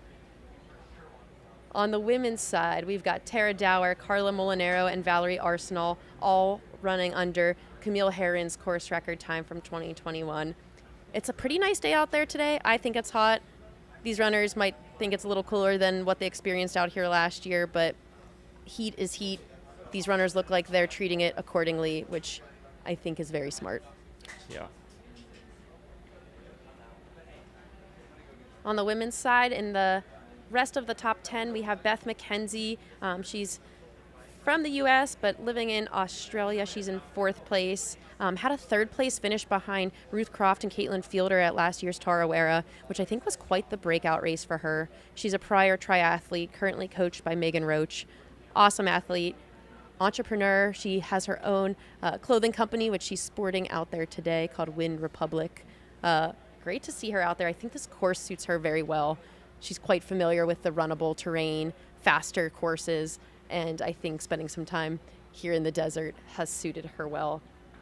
And then in fifth place, we have Lauren Puritz. Lauren was last year's third place finisher, running 15:00, not quite breaking that 15-hour barrier. Something that I love about Lauren is she keeps coming back for more at Javelina.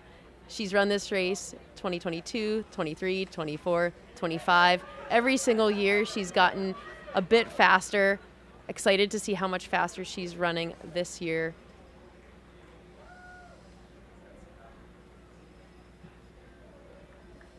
Looks like she split her second lap 1 minute faster than she did last year when she was running 15 hours. I mentioned earlier on the live stream here that a lot of these runners have had quite the summer of running and racing under their belts. Lauren is definitely one of them. Most recently finishing top American female at the UTMB in 8th place. Another unsponsored runner out there was also the highest unsponsored runner at the 2024 Western States, finishing in the top 15.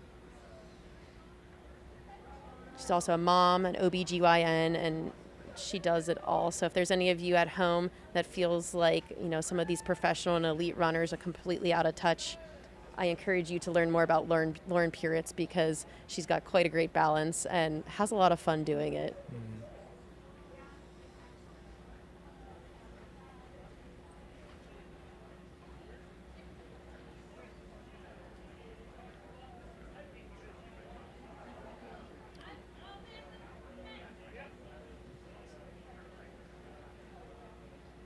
We should be expecting Tara Dower into headquarters relatively soon. We had her split at Rattlesnake Ranch at 7:21 elapsed. So probably in about the next 10 to 15 minutes, Caleb and I will give you a good update on what we see behind us as she and the other women pack lead comes through here right behind us. Yeah, and on this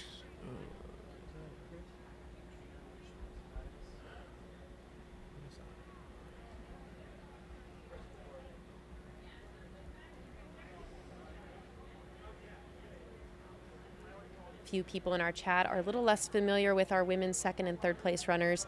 Second place is Carla Molinaro. This is her, I think, third golden ticket race attempt. I think she's had 2 attempts at the Canyons 100K. One ended in a DNF, another a less than ideal result for her. This course suits her extremely well. Multiple podium finisher at both the Comrades and 2 Oceans out in South Africa. She lives and trains in South Africa currently and is a 50K world champion on the roads a few years back. And then our third place woman is Valerie Arsenal from Quebec, Canada. Most recently raced the Ultra Trail Hurricane 125K. This is her longest race to date, was Ultra Trail Hurricane. Took her between 16 and 17 hours, and she's hoping to race 100 miles faster than that out here today.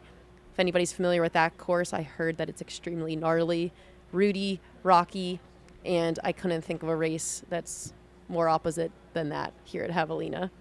Yeah, we just saw a guy go back out on the course in a giant cape that was a dark color as well. That guy certified crazy here. Yeah, you'd get some good shade benefits, but quite warm. Here we have, is this Carla Molinaro? Yep. Carla Molinaro out here on the course. Our current F2, looking strong. 7.5 hours into the race. This is her 100-mile debut. She looks awesome. Yeah. She's got a great running gait. Just extremely fun follow in the sport too. I know sometimes as trail runners we don't follow the road ultra runners quite as much in the sport. Carla is such an inspiration. She does a little bit of both, but definitely leans more on the road running front. She has run across all of the UK in one go, which is really inspiring. I can't imagine doing that myself. But something I thought was fun is she came to Phoenix to train for the Javelina 100 over the last month and took to Hinge to make some running buddies. Oh, wow. I don't know how that worked out for her, but definitely worth trying for people who come to a new area, want to make running buddies. Lots of apps out there to help you do so. Yeah, maybe we'll have to ask about that in the post-race interview and see how that worked out. Here's Will Murray back on the screen. Like we mentioned earlier, Will is taking 2 liters of water out there on the course with him today, and he is still filling up at aid stations. I think he's doing it right. Yeah, he's doing great. Love the ice in the arm sleeves here. Again, super patient. You're seeing that as a trend across all these top athletes. Just super patient here, doing the work that needs to be done, not rushing out of this. It's about a 6-mile stretch from here into Jackass Junction. So you definitely want to get ice down. Take full advantage of the aid station there. This is a long stretch, and the stretch gets pretty warm, and you feel definitely more secluded. So good on Will there, doing what he needs to do for this next 6-mile stretch. We have a fun question from Finn Melanson in the chat about surprises out there today. Caleb, do you have anybody that's been a particular surprise for you? I don't know if it's necessarily been a surprise, but somebody I've really enjoyed watching is Levi Yoder. Levi is really one of the best backyard ultra runners. He's been on Team USA a couple of times, and he's taken a swing here at Javelina in the 100-mile distance. And so I've had a lot of fun tracking him and watching him. I mean, this is a guy that's used to that gruel, the grind of a backyard. He's done over 300 miles in that format. And so the mental and physical fatigue that comes with that, I'm really curious and excited to watch him in these later stages of the race. I don't know that right now he's having the day that he would hope to have heading into this, but he's now in a point where he's probably super uncomfortable, which is a point that he likely absolutely loves and cherishes. So I'm excited to watch him navigate the rest of this race. Yeah, I think it takes a special breed to run 100 miles, to run 100 miles in the desert nonetheless, and to do a lot of these wild endeavors that we see these runners doing. Mm-hmm. I think a surprise for me today, and it really shouldn't be, is Will Murray. I think he came onto the scene at Black Canyon and surprised a lot of people and showed that he absolutely belongs at the front of the pack. I don't know. I think I might have counted him out expecting a similar performance, but we are seeing exactly that, a similar performance out of him that hopefully isn't shocking that many people, but I am a bit surprised by it. Yeah, and I guess maybe like the overall speed of today, I guess, the number of folks that are under course record pace. That are under course record pace right now, I guess, could also be a surprise, and we'll see how that holds up.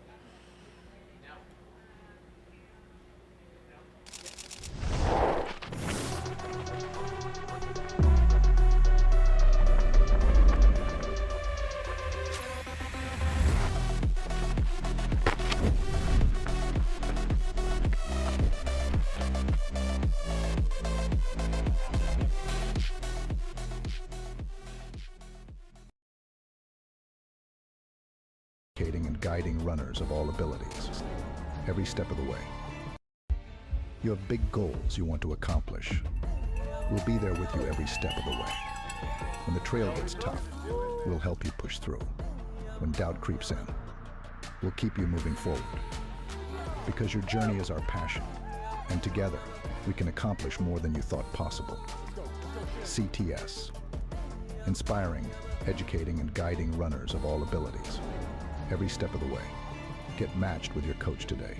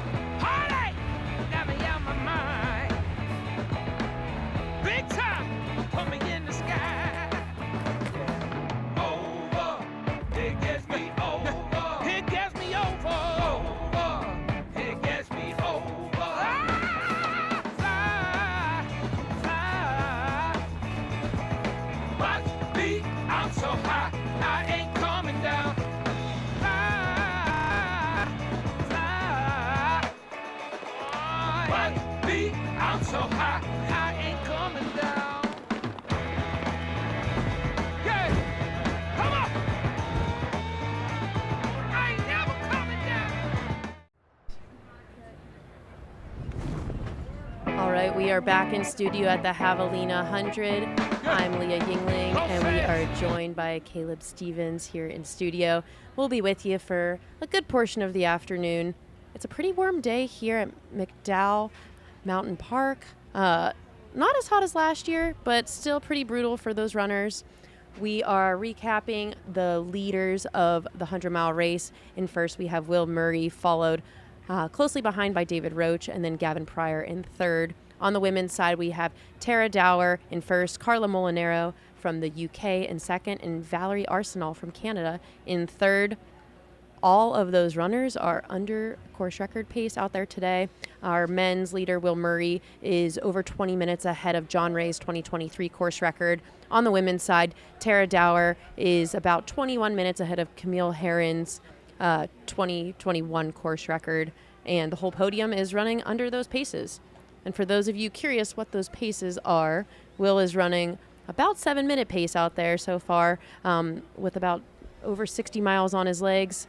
And Tara is running about 7:45 pace elapsed out there for over 50-some miles. So blazing pace on a blazing hot day here in Arizona. Yeah, the runners out there are absolutely crushing it. We're seeing records likely to be broken today. They just continue to deliver.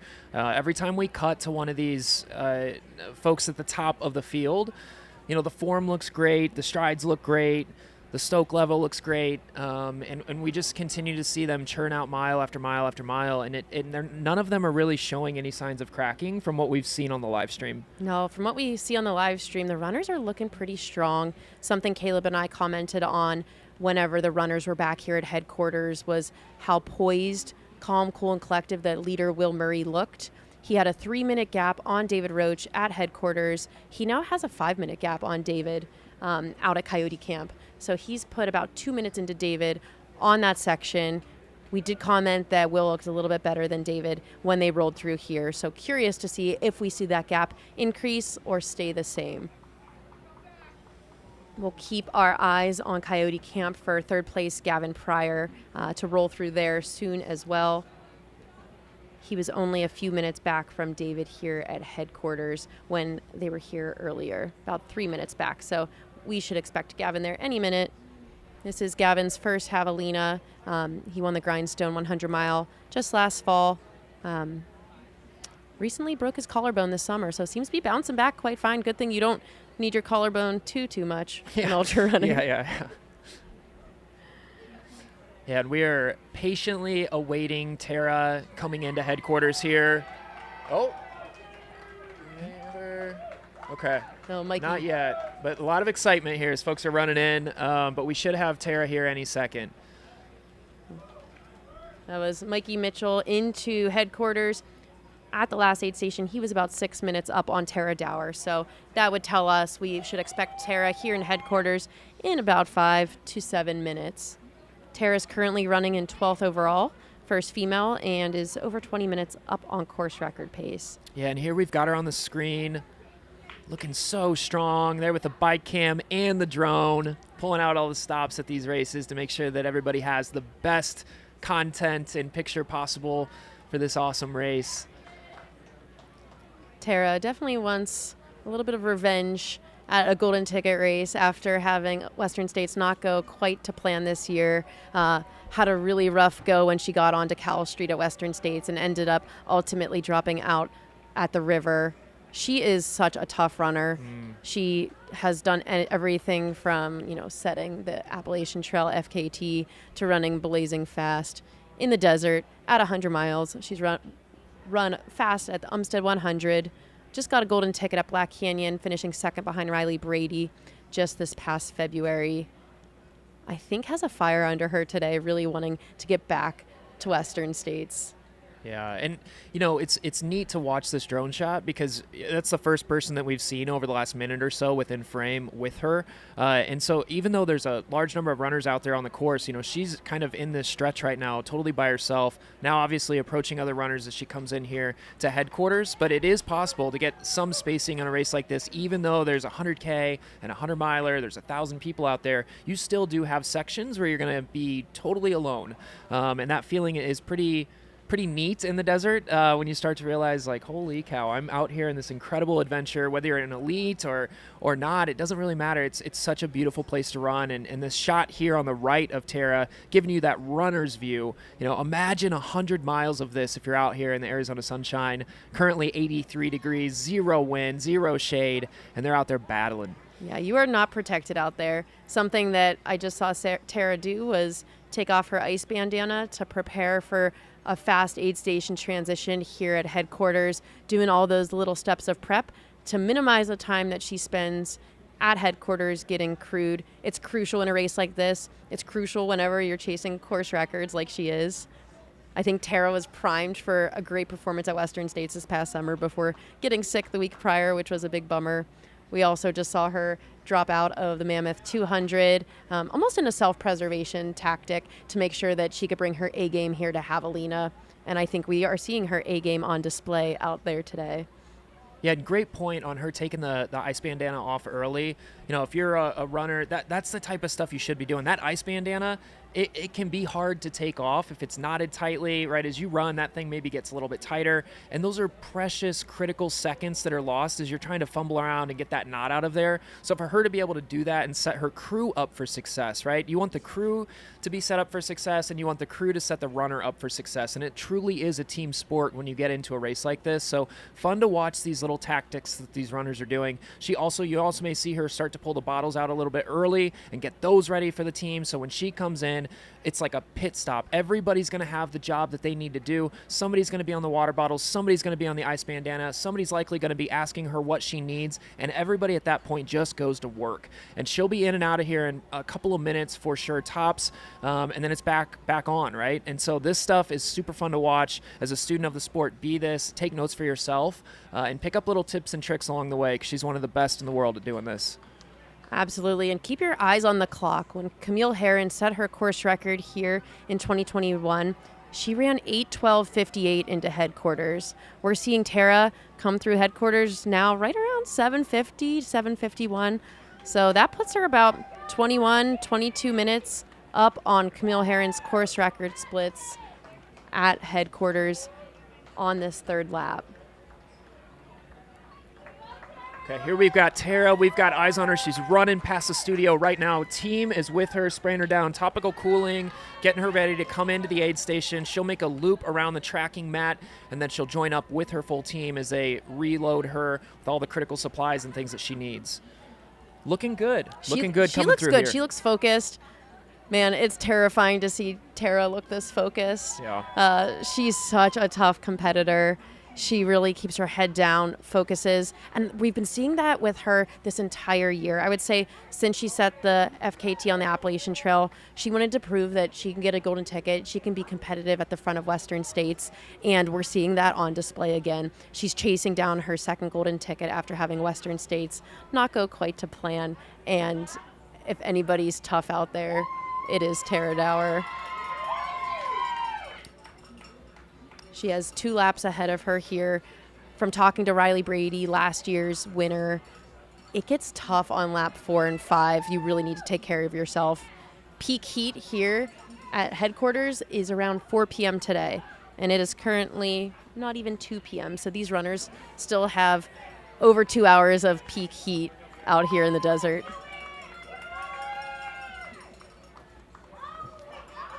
We see Tara dishing out some high fives.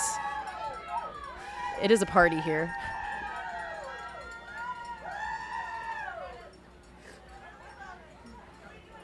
Tara is coached by Megan Roach. Megan and her have been working together for a little bit over a year here. Tara started her career in ultra running being coached by the speed goat, Carl Meltzer. Wow, look at that crew around Tara. That is incredible. Race car style crew. She's got Rascal, her main crew from the AT. We see Sierra DeGroff running out with her there, her pacer.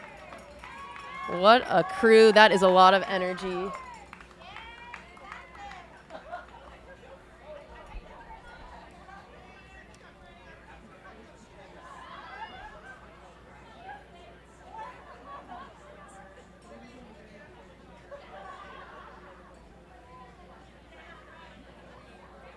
Yeah, any second now you're going to see our studio here on your left. That's where we're stationed, that white tent.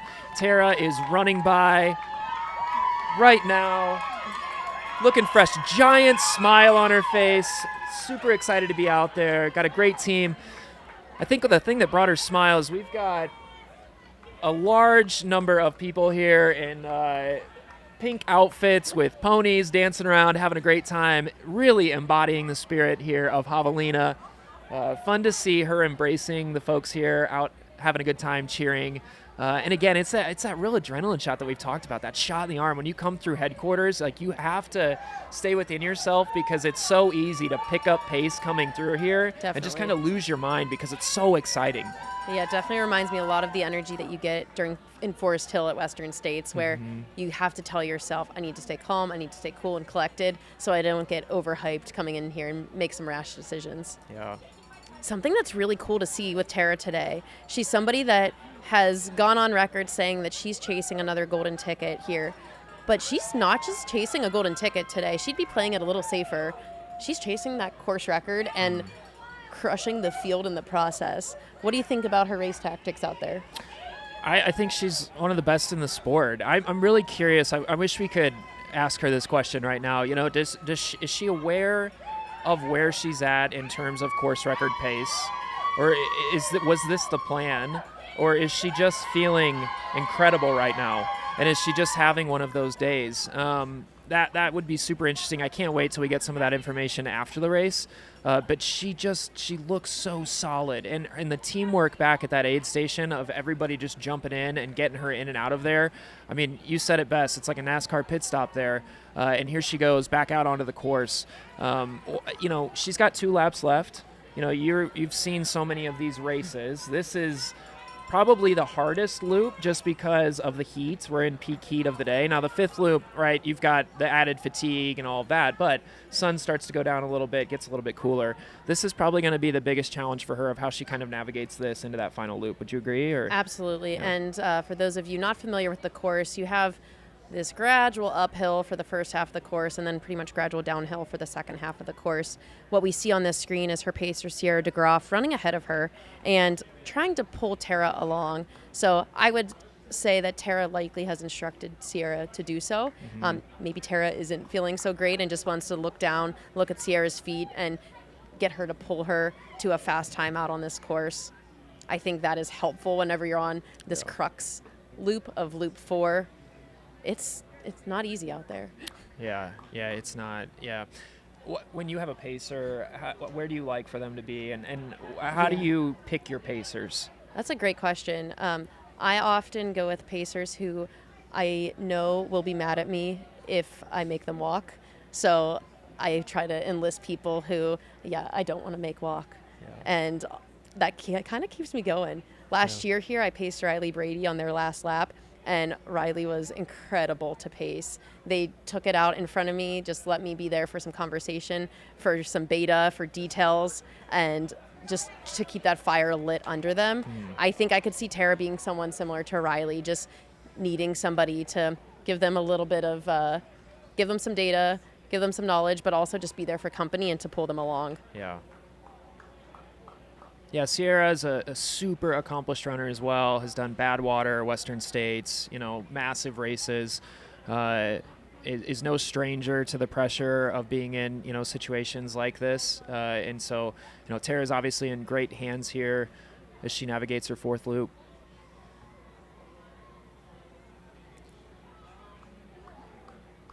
Yeah, in today's race at Javelina, there will be 2 golden tickets dished out. Those will go to the top 2 men, top 2 women. If any one of those runners were to decline the ticket, it would roll down as far as 5th place. So on our men's and women's side, Tara Dower has been a golden ticket recipient before at the Black Canyon 100K this past February.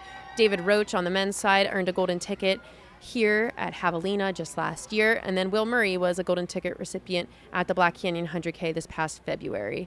We'll see if those placements hold for the rest of the race.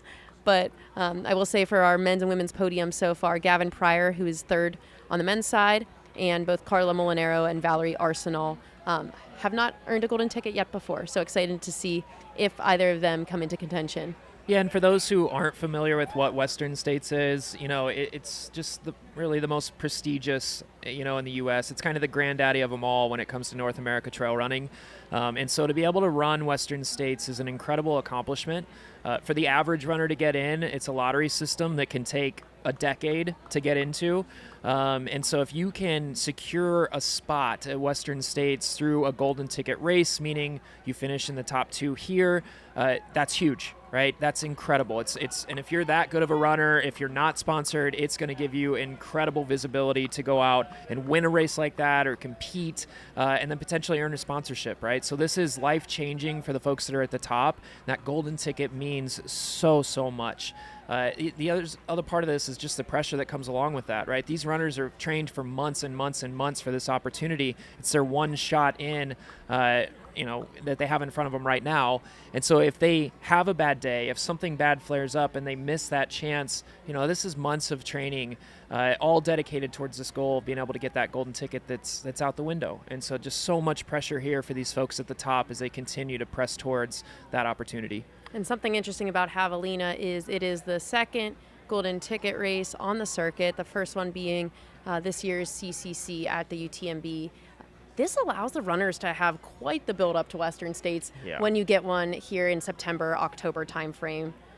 Really ideal, yeah, right? Honestly. I mean, then your training is just, you've got 8 months or so here of just being dialed in for that race, and you have just kind of unlimited options of how you want to structure that training, if you want to race to race day, right, or if you want to just be committed just to the training, and there's no pressure leading up to it then. Whereas if you come here and you swing for that golden ticket and you don't get it, and then you've got to swing for another golden ticket, you've got a season of stress that the folks who are going to secure that today will not have. Absolutely. And last year's Javelina Jundred golden ticket recipients had about 50% luck when it came to Western States. We saw Jeff McGavro, who was second place here at Javelina last year, have the fastest debut in Western States history in June. We saw Hannah Allgood place 7th at Western States in her second 100-mile ever, her first Western States. And then both Riley Brady and David Roach have unfortunate DNFs. So when you get a golden ticket at Javelina,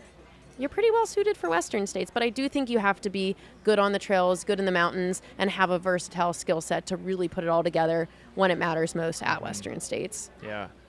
Yeah, Leah, do you think that, so folks, came up in the chat, do you think that folks that live in Arizona or a climate like this, and average folks, let's talk about kind of the balance of the field, have an advantage in a race like Javelina, or does it not really matter? I think there's some advantage. I think the terrain here is unique to desert climates and desert territories.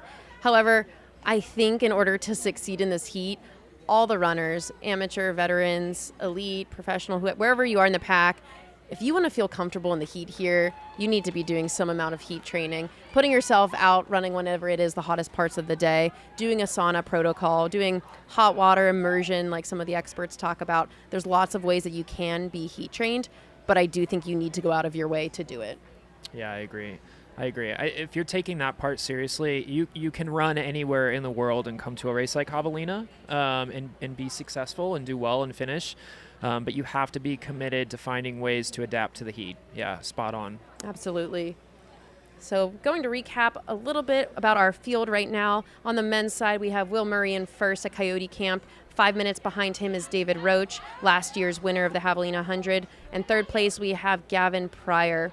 Something interesting that I'm seeing on these men's split is Will Murray did increase his gap to David Roach by 2 minutes since being at headquarters.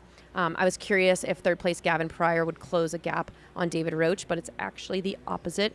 Gavin and David's gap has increased since they were at headquarters, now that being about a 5-minute gap where it was 3 minutes here when they were at headquarters. But Canyon Woodward is not far back. Canyon, who is in 4th place currently, is only 3 minutes behind a podium position behind Gavin Pryor. He was 10 minutes back from David Roach when they were in headquarters, and Canyon is now only 7.5 minutes behind David Roach. So I would say Gavin is currently 5 minutes out of golden ticket contention, Canyon only 7.5. So I think this race will keep being interesting on the men's side. Yeah, I agree. And like we talked, like now is the danger zone, right? Like now's, if you haven't been balancing your electrolytes and your hydration, your nutrition throughout the day, even these elites at the top of the field, this is where you could see a real shakeup where the wheels just totally fall off, right? In a race like this where there's so much heat, and again, it's 83 degrees out here right now, you could see that. And so I think anybody that's in that like top 5, maybe even the top 6, is in a position to be able to strike if something happens, for sure, right? And you just never know when it's this warm out here what could happen.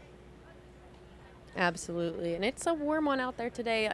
I know it's only in the mid 80s, but when you're spending that much time exposed in the sun, you need to be cooling down. And we heard from Addison, a CTS coach, in studio earlier today talking about some heat strategies.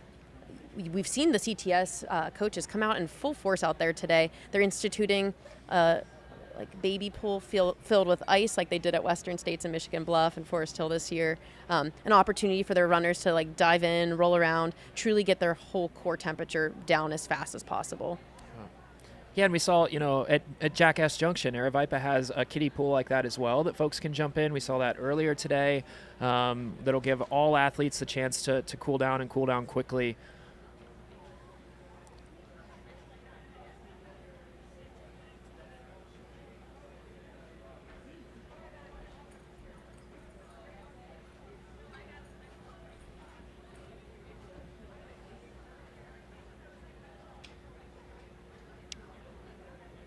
We got our eyes on the headquarters there. It is quite the party. Looks like we got F2 on the camera there. That is Carla Molinaro. She is from the UK, currently living in Cape Town, South Africa. Her first Javelina 100, her first 100-mile attempt, but no stranger to the podium at meaningful races. Carla has been on the podium at Comrades, Two Oceans, and is a 50K world champion on the roads. She is sponsored by HOKA, spent a significant amount of time out here training on the course over the last month. She is a force, and she looks quite good from what I can tell. Tara Dower rolled through headquarters about 13 minutes ago. We will keep our eyes on Carla on the clock for when she comes through headquarters.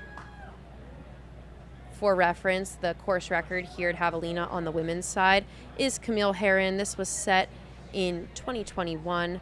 When she came through headquarters, there was 8:12:58 elapsed on the clock. We are currently looking about 8:06, so about 6 minutes, 7 minutes under Camille Herron's course record split by the time Carla rolls through headquarters here. At our last check-in, we did have the whole women's podium of Tara, Carla, and Valerie running under Camille Herron's 2021 course record splits.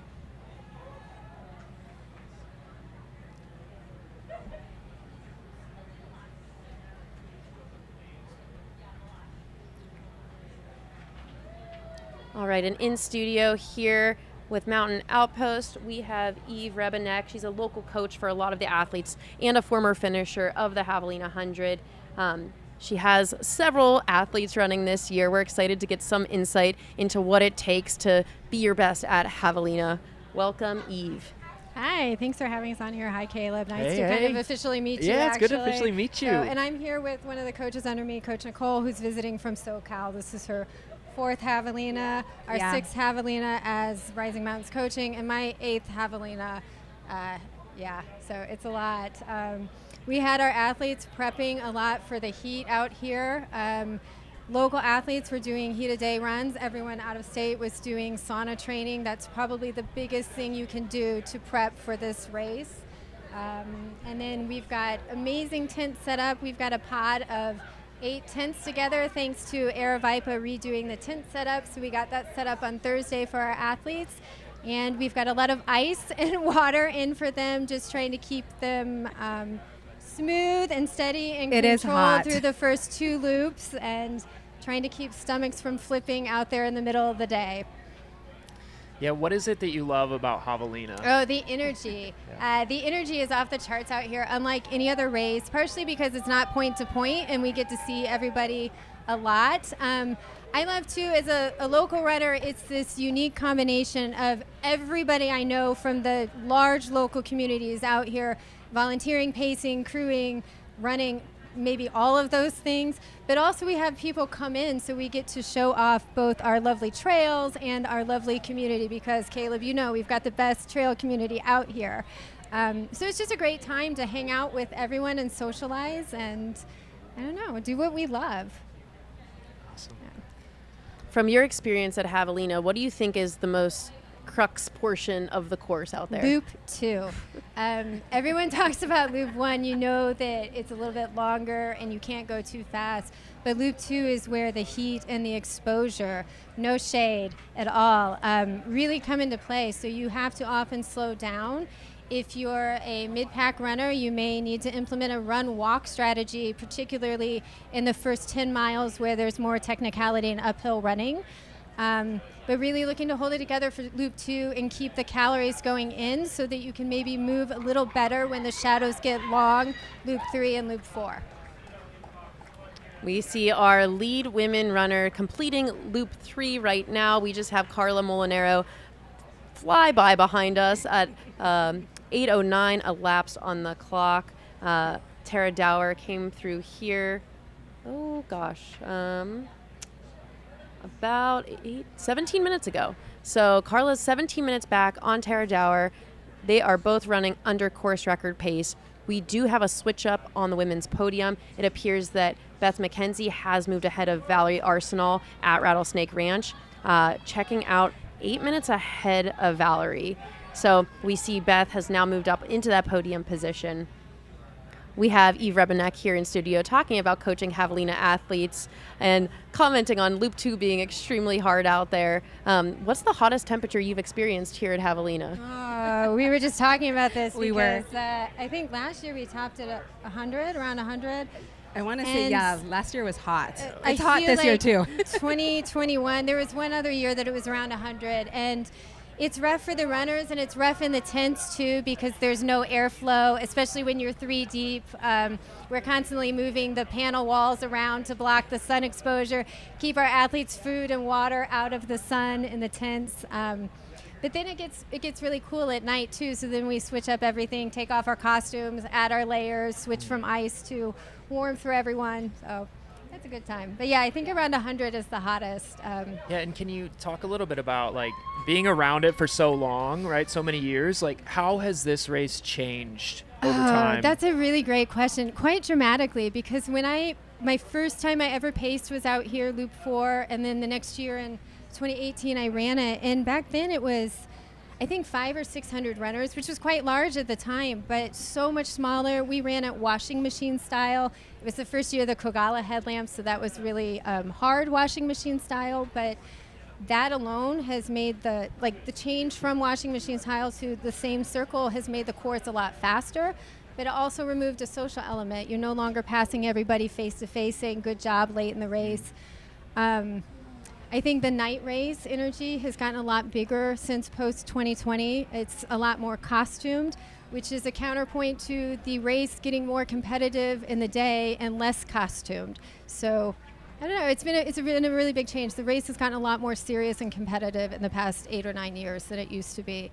I don't know, it's still a party, but the runners are out here more seriously, I think. Yeah, I agree. So Javelina 100 does not have a race requirement to run 100 miles. What would you tell your runners who are coming to Javelina for their first 100? Yeah, a lot of my runners it is actually their first 100. I think it's a really appealing race for that reason because it's considered an easier one since it's a little on the flatter side. I really think the biggest thing is the heat, the exposure. I think being a late season 100, everybody who's not in the Southwest is already done with heat and exposure for at least a month, maybe longer. And people forget what it's like, forget how dry it is out here too, and that you don't have a good feel for how much you're sweating, how much water and salt you're losing. Especially if you've never done this race, if you've never done 100 miles, you can get in the weeds very fast before even the 100K mark and not be able to turn it around because you don't realize that you sweated out your entire body weight and all of your salt content. So I think really taking the location of the race seriously, despite it being billed as a party in the desert, and knowing your electrolyte intake, what your water intake should be, all of those things to prep in advance will help for a first timer. Also knowing how the course runs, that the first half runs slower and the second half runs better, so run smart. Yeah, it's a great point. I think folks that don't run in the desert don't understand that you can't tell how much you're sweating because it dries almost immediately. So fast. And then plus you're also, with the topical cooling and whatnot, I mean, you're constantly soaking yourself, and you just don't have you can't accurately understand, like, where am I at with this? It's you really have hard to pay gauge, attention. and suddenly Yeah. you're headachy and you can't see straight, and you Yeah. don't even know what happened because you got behind in your sodium intake. Yeah. So I think that takes a lot of people out, and then they get into the cool weather and they don't, when the temperatures drop at night, and they don't know how to fix it.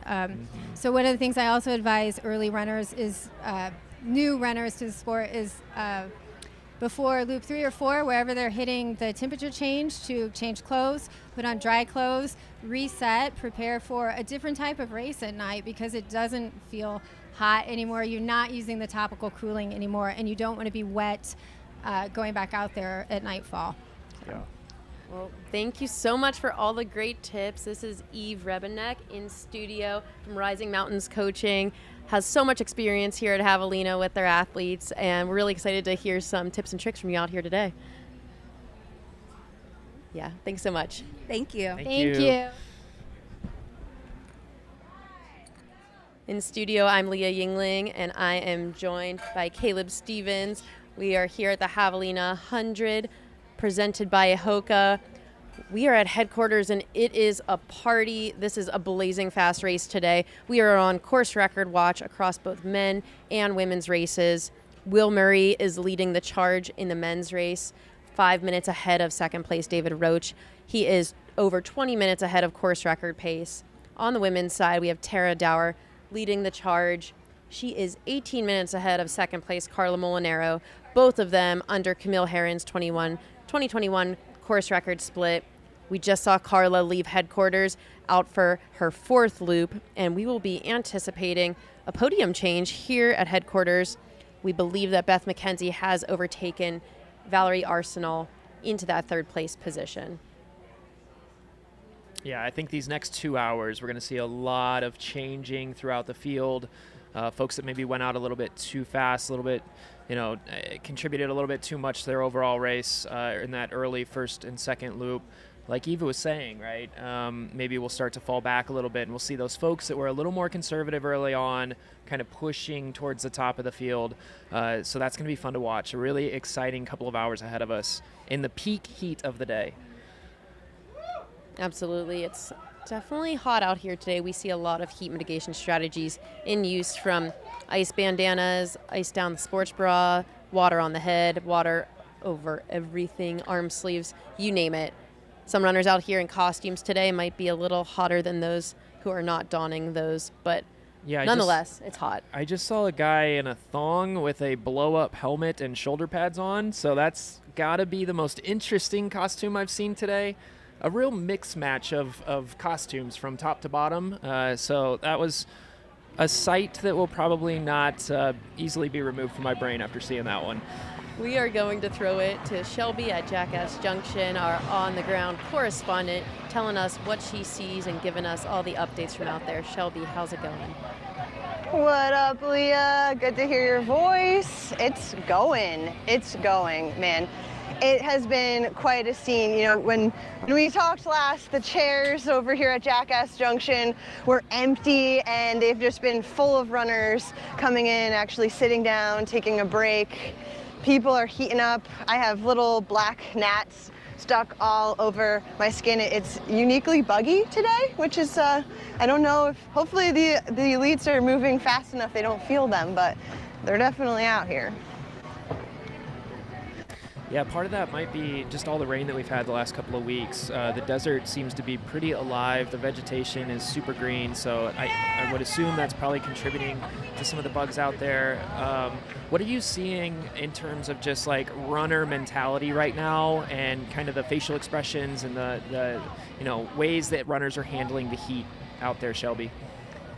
It's a mix. Every now and then you'll get a runner kind of, I love cheering for runners. I have to be careful when I'm talking to you guys so I don't scream into my mic. However, when I'm cheering, I'll see people smile like this awesome lady that just ran by. And then sometimes I'll see kind of just that like getting, internal and trying to work through the struggle. So it's a total mix of emotions. We got Katie Asmith in the house, first place for the 100K. This woman is my fave. Rocking that tantrums vest. We're seeing more and more of those. Anna Loudon, I know, is wearing tantrums too today. Shelby, we are seeing, at least on the men and women's side, on course record watch out here today. John Ray set the men's course record in 2023, and Camille Herron set the women's course record in 2021. Right now we're seeing 8 runners running faster than John Ray's course record split at Coyote Camp 4. Similarly, on the women's side, do those paces look as hot as they seem by looking at these splits out there? I mean, they definitely look hot, but these guys are coming into the back half of their race, so this is the time to race. And if I felt good, I'd probably want to run hot, right? I think so. I agree. What are the aid station transitions looking like out there for our top runners? That's exactly where I wanted to take it. Good time. Yeah. So Sage Kennedy was kind of my favorite transition that came through. He took one Pringle and then maybe a quarter of it fell out of his mouth, so he didn't get much nutrition from that Pringle, but he was eyeing the real food. He was the first runner that I saw do that, and he also asked for some ginger ale. He was really calm and actually looking for some variety in his nutrition, which was unique. I believe it was David we saw come in and get the Summit tea. Shout out Goo. It's one of their Roctane drinks. It's slightly caffeinated, not much, like 35 milligrams of caffeine, I believe, in a serving of that Summit tea. So we're seeing some variety there. Shelby, are we seeing a lot of folks taking full advantage of the ice, or are folks kind of trying to like push through there, feeling a little bit frazzled and panicked? So our top men and women, I started to see more people take their ice bandana off up at the top of that hill. And so then they could come in and hand it to an aid station volunteer to get the ice process moving for them. David was one of the individuals that did that. I do want to say that Tara's transition was the fastest out of everyone we saw come through. You could feel the intensity in the way she was moving, and everyone around her just reacted. It was really cool. Like, what these runners are doing is incredible, obviously, and when you're around somebody doing something incredible, it's like pheromones coming off of them, and we felt that with Tara. Everybody just moved with her, and it was just an insanely fast transition. I was like, did she even fill a flask? It was that fast.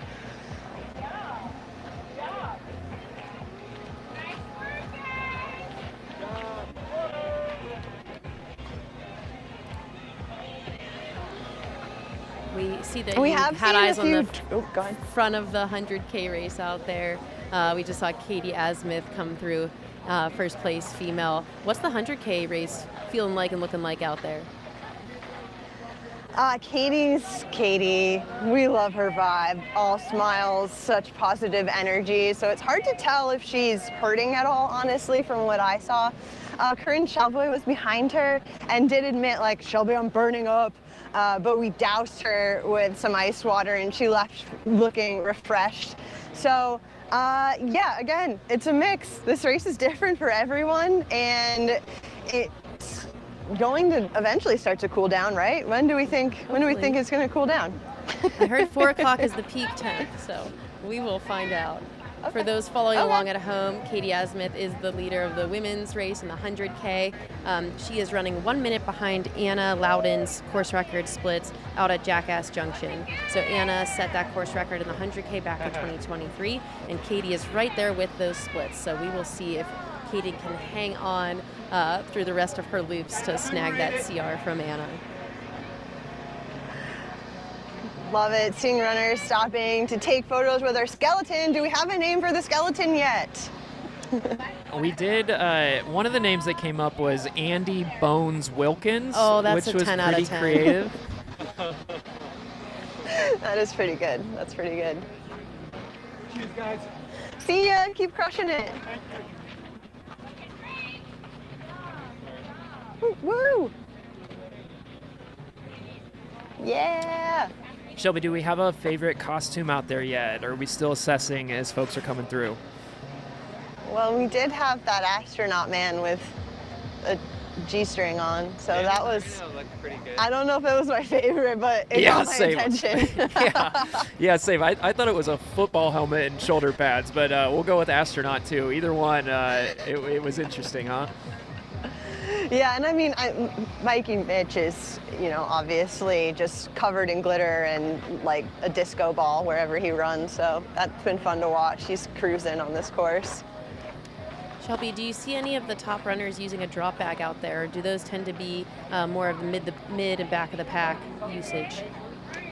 Mid to back of the pack usage on the drop bags, and I'm seeing people mostly grab sunscreen out of there from what I've observed. And somebody grabbed some Vicks Vapor Rub type stuff, and I was like sitting there editing some content. I was like, whoa, what's that smell? But it's dusty out here. Your sinuses are going to get a little bit messed up. So that was his logic in trying to kind of be able to breathe clearly. So that was cool to see. People are taking care of themselves. It's important. Are you seeing any shoe changes or anything like that out there from the field? Not too many. Who did we watch? Was that was it Will Murray who was tightening his shoe? No, it was one of the tall gentlemen. 6'4". One of the elites did might have taken a rock out of his shoe, but not a shoe change. I am looking at a guy sitting on a chair with his shoes off. So, I will say I've watched individuals get into the tub and get their shoes wet, which is very risky. You have to be careful when you're icing out here to not get water in your shoes. Yeah, and that's a great point. I mean, with this race, with the amount of water that folks dump on themselves, you have to be super cautious of chafing. So that's something that this race definitely presents. You may chafe in areas that you haven't throughout training just because of the amount of water that you're dumping on yourself. We also had a question in the chat about the drop bags. Yes, there are lots of volunteers out there with the drop bags. They are kind of off camera right now, but what's really great about this aid station, you run up, you let them know your number. Those are all organized numerically, so it's super fast for those aid station volunteers to find your drop bag and get it to you, so you're able to get in and out of the aid stations quickly. Shelby, one of the things about this aid station, for me last year, I got pretty sick in here a couple of times. Have you seen the first person getting sick yet, or are we still a couple of hours away from the total havoc that can occur here in the later hours of the night? It's starting to happen. It's starting to happen. Unfortunately, Alexi Papas had a medical DNF. They wouldn't let her continue. I think she tried to troubleshoot it, and I think I know she would have liked to keep going if she was able to take some more time to recoup, but just, maybe got a little blasted by the heat. We'll let her tell her story, but she was really, really, really bummed. The med tent has had a little bit of a trickle through it. It's picking up action, so carnage. On our Love screen, to see it, hate to see it. We see Tara Dower into Coyote Camp. And Shelby, just so you've got eyes on and ears on the ground, we are expecting Will Murray through Jackass Junction any minute now. So we will keep our eyes out for him, and he'll be followed likely about 5 minutes behind by David Roach. So we've got Tara Dower on the screen at Coyote Camp. She's leaving with pacer Sierra DeGroff. That is 8:27 elapsed on the clock. Out of curiosity, what is Tara Dower's place overall? She's got to be way up there. She is 12, last I checked. Looks like she's 10th now. She's gonna. Nice, yeah, 10th. She's gonna hunt these men down if I know Tara. That is awesome. Yeah, 8:26 elapsed into Coyote Camp. She is just crushing it. That is 24 minutes ahead of course record pace by Camille Herron, set in 2021. Tara is absolutely going for it today. If she finishes under 14 hours, she will be the first female to ever finish under 14 hours here at the Javelina Jundred. 14 hours is still about 5.5 hours away. So there's still a lot of race left, but Tara's been looking pretty good all day. We talked earlier about how she has a fire lit under her after getting a golden ticket at Black Canyon earlier this year in February, and then unfortunately having to drop from Western States. She's had one heck of a summer, setting the FKT on the Long Trail in Vermont, lining up at the Mammoth 200 just a few weeks ago before pulling the plug a little bit around 120 miles into that race. If anybody's gritty, it is Tara, and she is putting that on display out there today in the desert. Yeah, and what a drone shot we have here. Go ahead, Shelby. I was going to say, hey, I live in Vermont. I've gone after the Long Trail FKT. That trail is so different than what we're doing here. The Long Trail, if anybody doesn't know, it's 273 miles, 66,000 feet of vert. You're running from the Canadian border to the Massachusetts border through the state of Vermont. It's rocky, it's rooty, it's just straight up and down. And as we know, this is like desert, flowy. She did in the summer, so it was hot, but you're under trees and it's so different. So I just want to call that out because it's really impressive to see the variety in her skill set.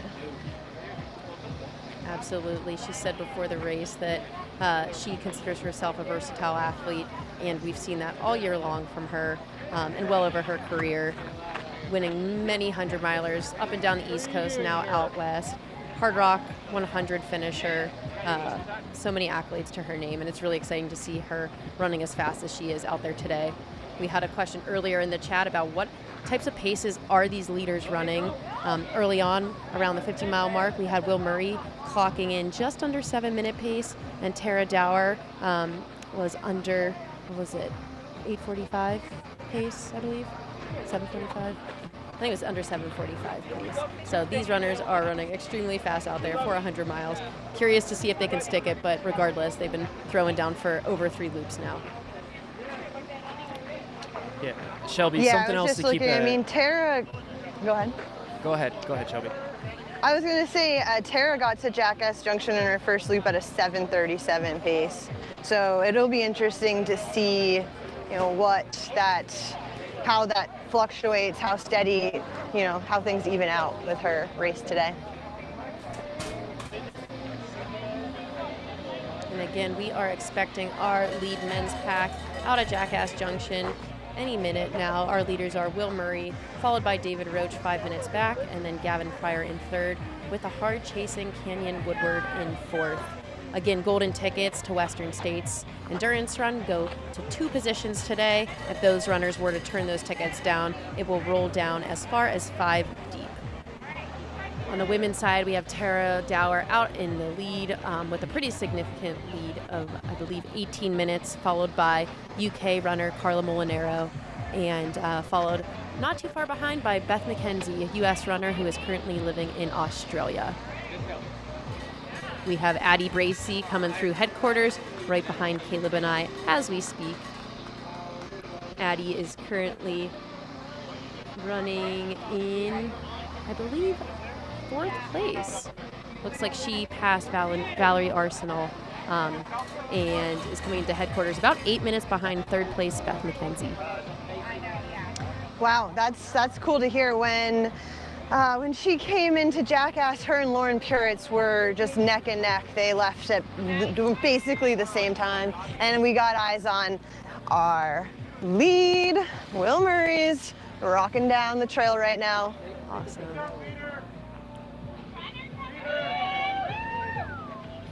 Absolutely flying. Okay, we got eyes on Will Murray coming into Jackass Junction.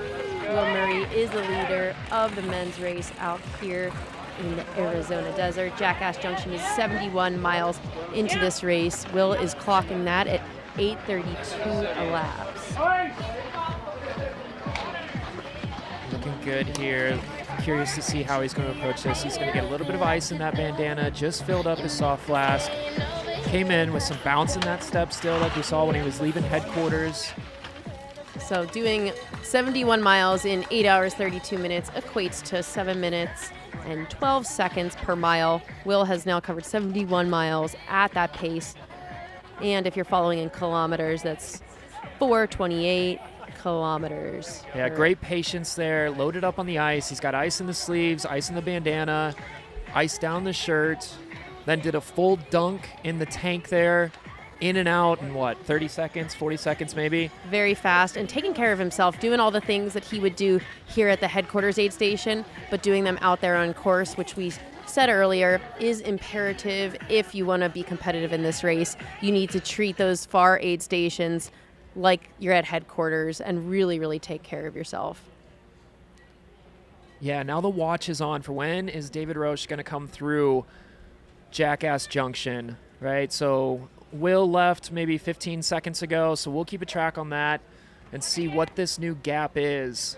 For reference, last year David Roche came through Jackass Junction at 8:51 elapsed. Will Murray was 20 minutes up on that time. We will see how closely David is to his split from last year. I'd imagine he will be about 15 minutes faster than what he split through here last year, considering he was about 5 minutes back from Will Murray at the last aid station. We got Corinne Chalvoy coming through, F2 on the 100K. A little crampy, she's chugging some salt, doing a little leg dance.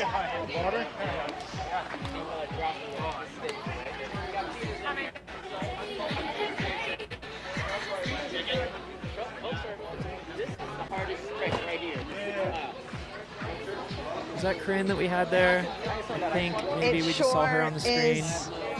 Yep. Sure is. Yeah, there she is.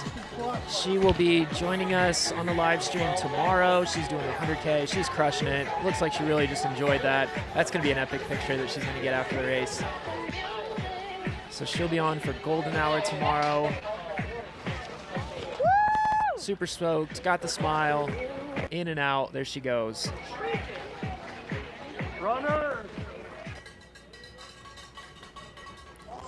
And Corinne, second place female overall in the 100K distance.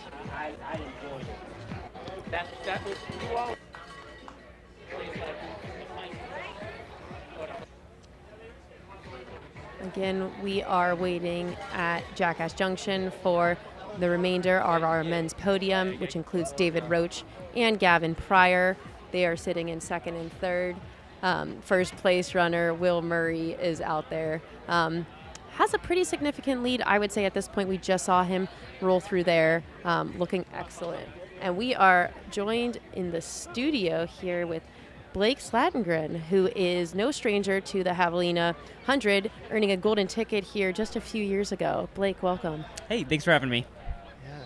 Blake, how is this experience compared to winning the golden ticket? Oh, it's hard to compare, but it's so fun being here and not racing and just being able to soak up the environment here. Yeah, it's been an awesome day. Amazing. So you're out here, you're a Brooks Trail athlete. Who are you out here supporting today? Or you were just taking in the vibes? I'm out here crewing Noah Dassault, and will be pacing his lap 5.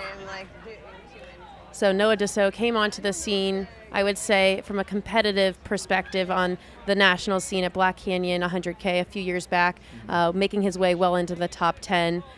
He's been crushing it since then. Can you tell us a little bit about Noah's kind of rise in the sport? I feel like it happened alongside your own. Yeah, absolutely. Yeah, so you had an incredible race at Black Canyon a few years ago, and then backed it up with another solid performance at Black Canyon the previous year. Since then, it's been dealing with a little bit of injury here and there, but overall has had a number of good results under his belt, and hopefully another one here today.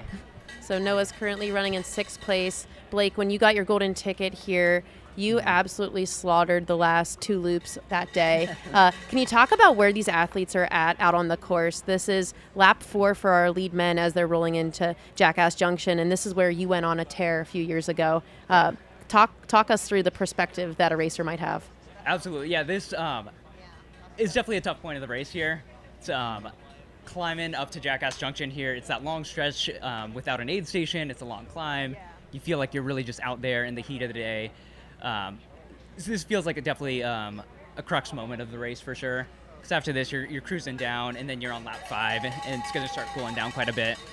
So it'll be really interesting to see where all the runners end up right here.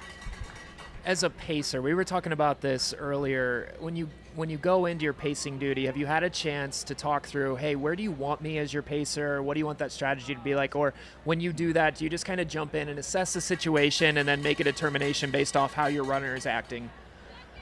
I'd say more the latter there. It's a little more just kind of, you got to get a vibe for where your runner's at, see what they need in the moment. There's a little bit of communication beforehand, like, oh, do you want me in front of you? Do you want me behind you? But for the most part, it's just kind of hop in and see where they're at. Yeah. Awesome. So 13 hours is quite the barrier on the men's side. Blake, when you ran, you were 2 minutes just under that barrier. If you had to guess, how many runners do you think are going under 13 hours out there today? Oh. 4. Nice. 3 I or like 4 that projection. is what it seems like right now, but we'll see. We'll see. Yeah. I know, a lot can happen in this last, 30 miles or so, and we've seen that happen time and time again. John Ray, when he ran his course record out here, he ran a 2:28 final lap. We saw David Roach, well under course record pace last year, run a 2:45 last lap and kind of give time back on that last lap. It's really easy for that to happen when the temperatures are as hot as they are. Yeah. Can you talk a little bit, Blake, about like what is in a race like this that's super, super fast, right? Like what is a 3-minute gap or 5-minute gap and 7-8 minute gap? You don't have a ton of climbing. There's pure speed here. Like how big of a gap is almost too much when you're going into that final lap if you're jockeying for that top place? Yeah, the gaps can increase very quickly for sure. If you hit a rough patch and then you're just slogging it in, all of a sudden you go from doing 7-8 minute miles to 10-11 minute miles, and then that just increases exponentially there. But that being said, you never know where someone's at. So I would say, if you're within 10-20 minutes that last lap, you never know. It's always a gamble there. As we wait for David Roach into Jackass Junction, I would like to comment that Will Murray is currently running 32 minutes under John Ray's course record pace. Incredible. So we saw him leave Jackass at about 7 minutes ago, maybe 8 minutes ago, and we still haven't seen David yet. So he's putting on some time. He's put on significant time. He had a 5-minute gap on David at the last aid station. That gap is at least 8 minutes now. Will came through here at 8:32. For reference, John Ray ran 12:43 when he ran his course record here. We mentioned that Will is over 30 minutes ahead of that pace, which is, we're looking at a 12:15 style time right now. Yeah, I'm so impressed with him today. He's just looked so smooth, like so in control all day, just putting on a masterclass there. Awesome, and looks like we've got eyes on David Roach coming into Jackass Junction. This is right around 8:41 elapsed. 9 minutes back from Will Murray. That gap of 5 minutes increased to 9 minutes on that last section. We'll be keeping our eyes out for Gavin Pryor, who was running in third at the last aid station as well. David was putting a little bit of time into Gavin, so we might see Gavin in a couple minutes. We might see him in 5 to 10. We might have even seen a Canyon Woodward takeover. We'll keep our eyes and ears on the ground for you at Jackass Junction. Blake, in a situation like this with a golden ticket on the line, right, Will is obviously, he's got a little bit of wiggle room there. But for David and those right behind David, what do you start to feel the pressure of knowing that you're competing for that, or when does that start to seep into your mind? Oh, yeah, I mean, that pressure's there all day for sure.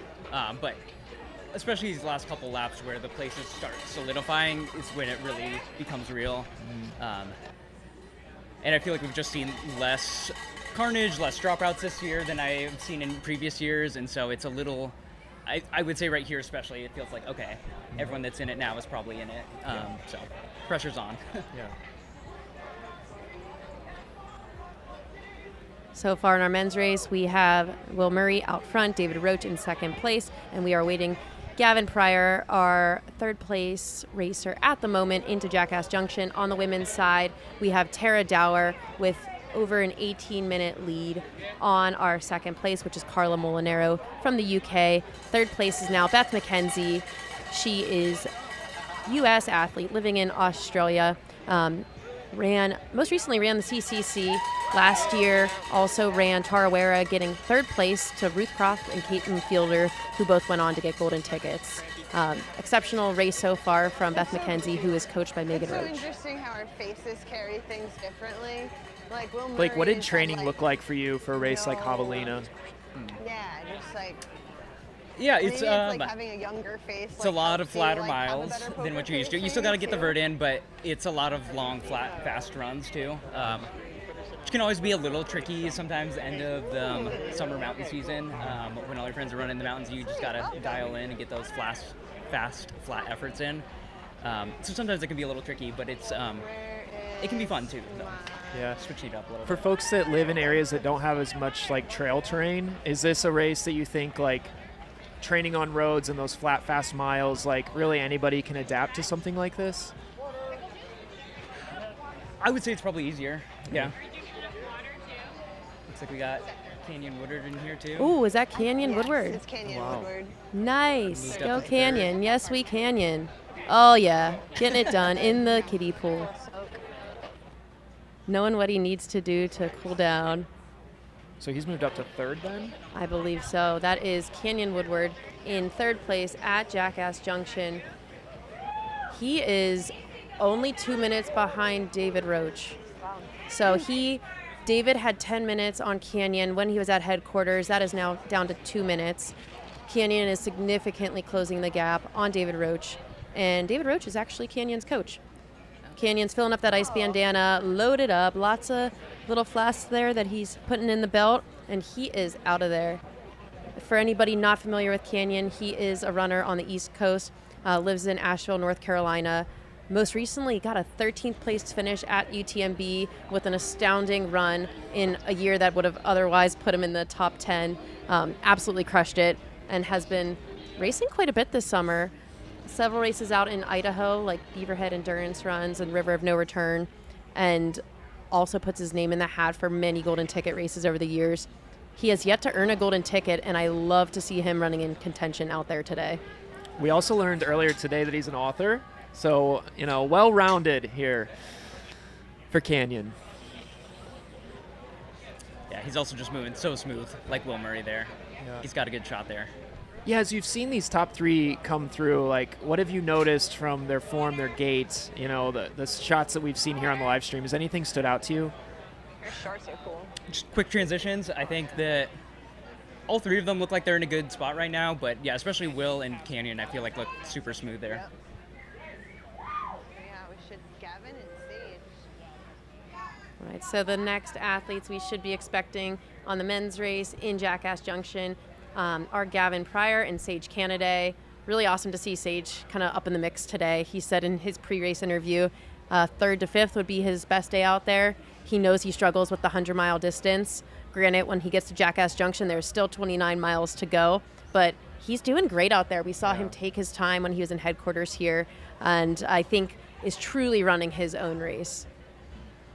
Yeah, he's been really disciplined today. Every chance that we've had to see him on the live stream.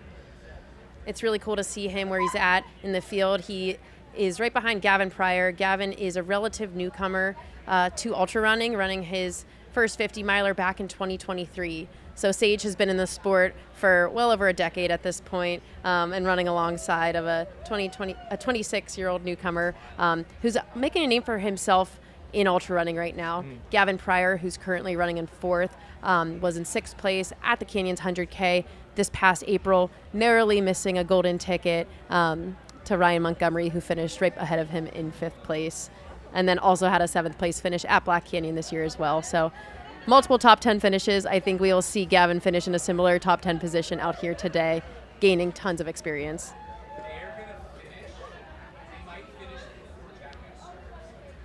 And we'd like to thank Blake Slatengren for joining us in studio. Blake is a runner for Brooks. He is a golden ticket recipient here a few years back, running 12:58, one of the few people to break 13 hours on this course. He gave us lots of insights into what it takes to get a golden ticket and what it means to be running as fast as these guys are out here today. Blake, thanks for joining us. Great. Thanks for having me. Thanks, Blake. Thanks, guys.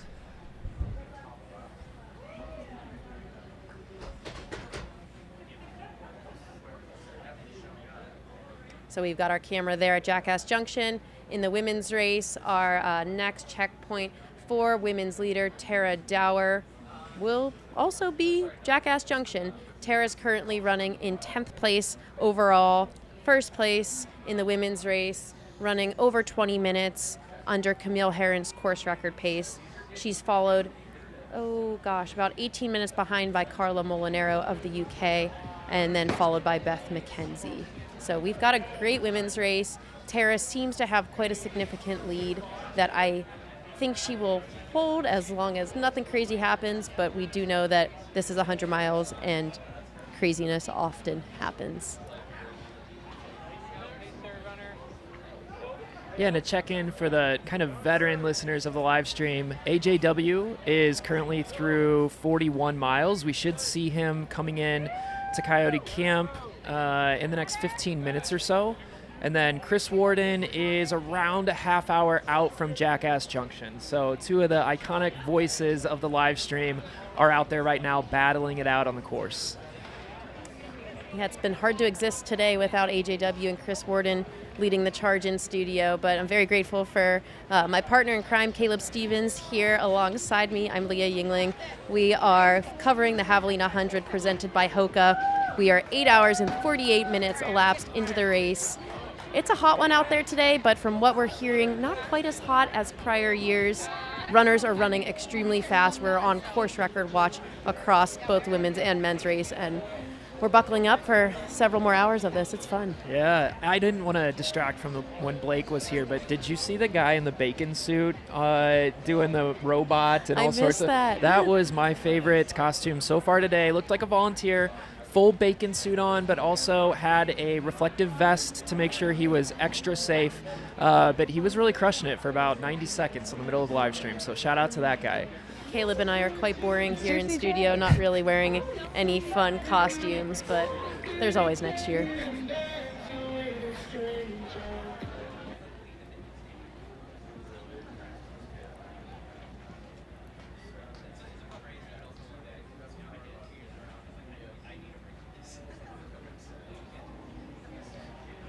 We've got our camera there on Jackass Junction. That is where our lead men will be coming through. Looks like we've got Gavin Pryor on camera with his pacer. Looks to be taking his time there.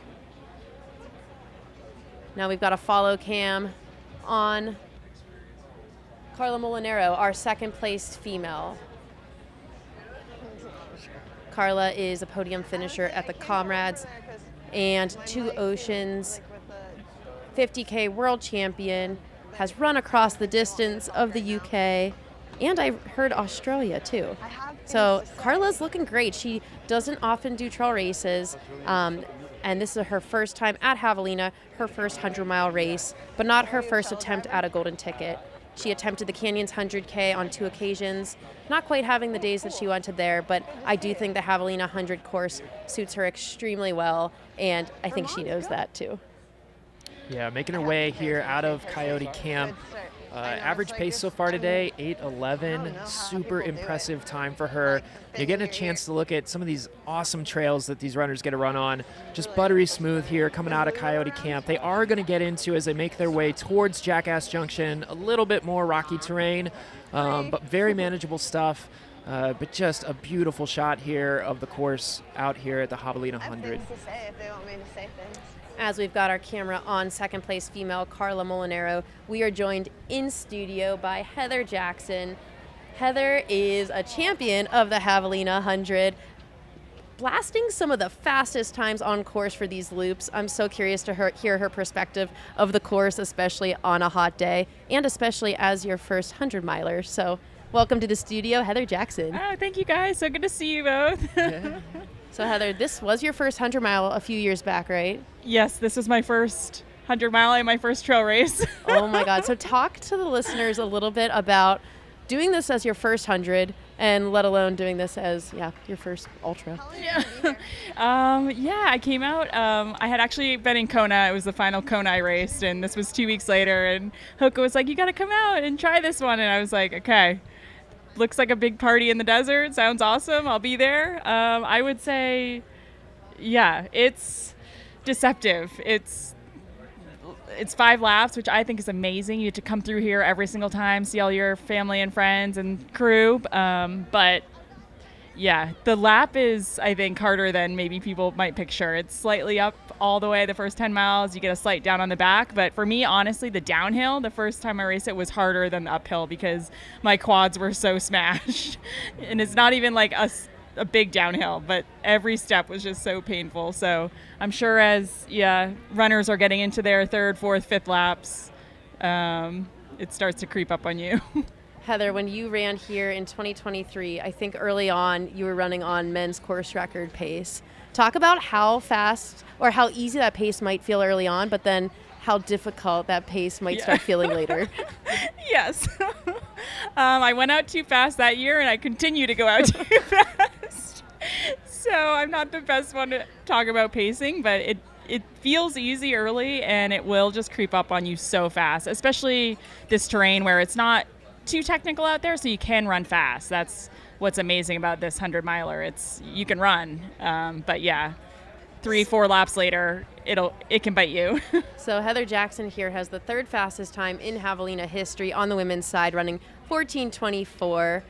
Heather, what do you think when we say that Tara Dower is currently running probably on like 13:40 pace out there? Wow. That is insane. I honestly, my phone, I haven't been getting service. I haven't been able to pull up the splits. I've just seen Tara come through, and she looks, I mean, as great as you can for being out in this heat, running 100 miles. So I believe it. She's such a stellar runner, but that is insane. That's absolutely, if she, goes sub 14, that would be amazing. So Heather, when you came to the trails, a lot of your experience was road running. Somebody like Carla Molinaro, a lot of her experience is also like fast road running. What do you think the challenges are for somebody like that coming to Javelina for a trail race? I think for me, I found Javelina is a great one for, I think, road runners, because you do have that speed, you can run, but I do think that the undulations and, like I said, the up and the down is tricky. Because you don't think of it as like climbing a mountainous 100 race, but it sneaks up on you. Along with some of that single track in the first 10 miles, like you're moving your body differently than just straightforward on a road. So things creep up that get sore that you might not think of with kind of the like lateral movement you might not think of prior. So little things that aren't part of road racing, I think, do show up here. Yeah, for you, when you're in these 5 loops, like when does it, for the folks at home, like when does it hit you that like, oh, this is Javelina, right? You start to feel the heat of the day, you start to feel the fatigue on the body, and you're like, oh yeah, like this is a flat course, it's fast, but I get it now. Like what was that moment for you? I think it's always the 3rd lap, like leaving here after your 2nd lap. Like you start to feel the fatigue, end of the 2nd lap, you come in excited to see your crew, and then you head out for that 3rd lap, and it's the heat of the day. It's just the sun here is just blazing down. Even if it's quote unquote not a hot year, it is hot out there, and there's no shade, and you have 10 miles uphill. So I feel like it's that 3rd lap start of that, and then it's also because you don't have just like 1 lap left, you still have 2 to go after that. So it's kind of that mental challenge along with the heat of the day. Yeah. So for somebody getting a golden ticket at Javelina, how do you then structure your calendar year the following year leading into Western States? Ooh, that's a good question. I think the biggest thing, which I learned, I think, was it 2 years ago, I do think it's so important. I also learned this coming off Kona every year. You have a great race to the golden ticket winners here. You're going to be so fired up and excited for Western States. I think the biggest, most important thing is for you to take that break, because it can be so easy to be stoked on your fitness and want to just keep pushing through, and to give your body and mind that break following this, have the excitement that you're in, but then break before starting that build towards June. What did that break look like for you? Usually November for me is pretty much not off. I'll still do movement, but really get back to the basics like yoga, just try to break a sweat every day, get back to some lifting, some gym work, just laying the base for getting back to bigger mileage weeks. But just letting your body reset, I think, is so important before just jumping right back in, which can be so easy because you're so excited after a good race. What are you going to be watching? Like, we've got about a lap and a half for these folks. They know what's on the line, the top of the field. What are you going to be watching for as they come back into headquarters here, getting ready to go back out on the last lap, and then through the live stream as they're making their way around? Like, what signs are going to tell you who's in the best spot mentally to finish this thing strong? Yeah, I think the people that are actively trying to look, even if you're coming through here and you're in so much pain and tired, but you still want to look in front of people like you are strong so that they're not reporting back to their crew like, okay, she's struggling, you can get her. Like, you don't want to give that off. So even if you feel horrible, but like you're still showing off that I'm good, like I've got this, like then you know that person is actively trying to like play the game. Yeah. So someone that's coming through looking good, looking strong, even if they're feeling horrible, that's telling me as a spectator, like, okay, they have fight in them left for this final lap to like fight for that ticket. Yeah. That's one of the things we saw about Will Murray. When he came through here on the last one, I mean, he was so springy, and you could tell it was not a show. He just felt good. And we called it out then, and we've continued to see it on this loop where he's just adding time and adding time and adding time. And so I'm really excited to see him come back through here and seeing if it's that same spring in the step and where he's at. Super impressive day for him so far. Absolutely. Yeah, totally. Heather, you were here in 2023. It is now 2025. What do you think are the biggest changes you've seen in just 2 years in the sport?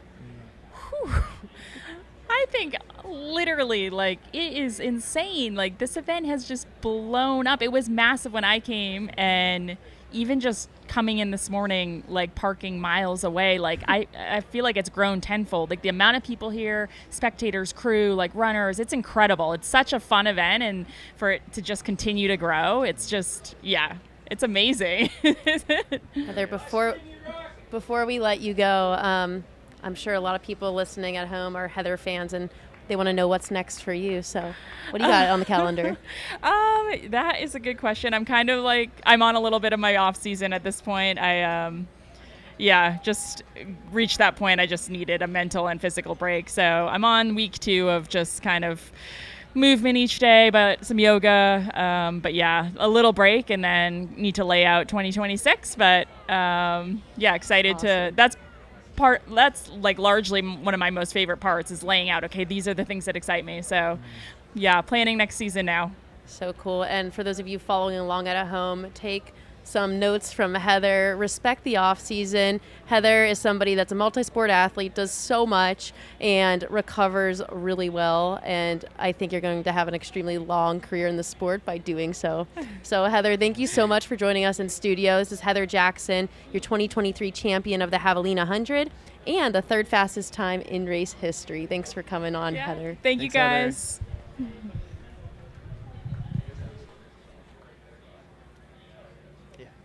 I'm Leah Yingling in studio. I am joined by Caleb Stevens. We are bringing you the live stream for the Javelina 100 presented by HOKA. I am actually going to take a little 30-minute break to care for my 3-month-old, but Dan Ryan will be tapping me in, and then I will be tapping him out in 30 minutes here. And we are going to share some ads with you guys while we do this little transition. So stay put. Almost.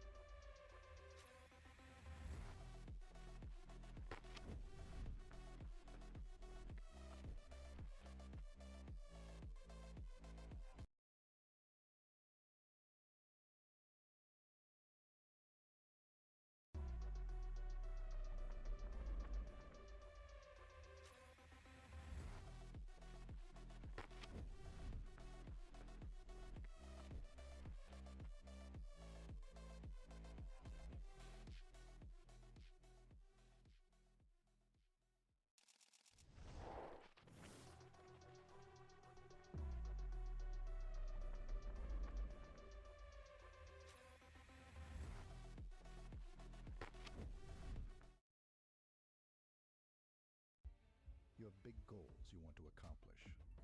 We'll be there with you every step of the way. When the trail gets tough, we'll help you push through. When doubt creeps in, we'll keep you moving forward. Because your journey is our passion, and together we can accomplish more than you thought possible. CTS. Inspiring, educating, and guiding runners of all abilities. Every step of the way. Get matched with your coach today.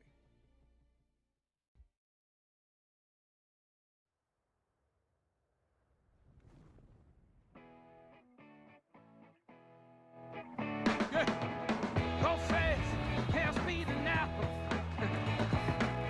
Head crash, come and watch me now. Hardy, got me out my mind.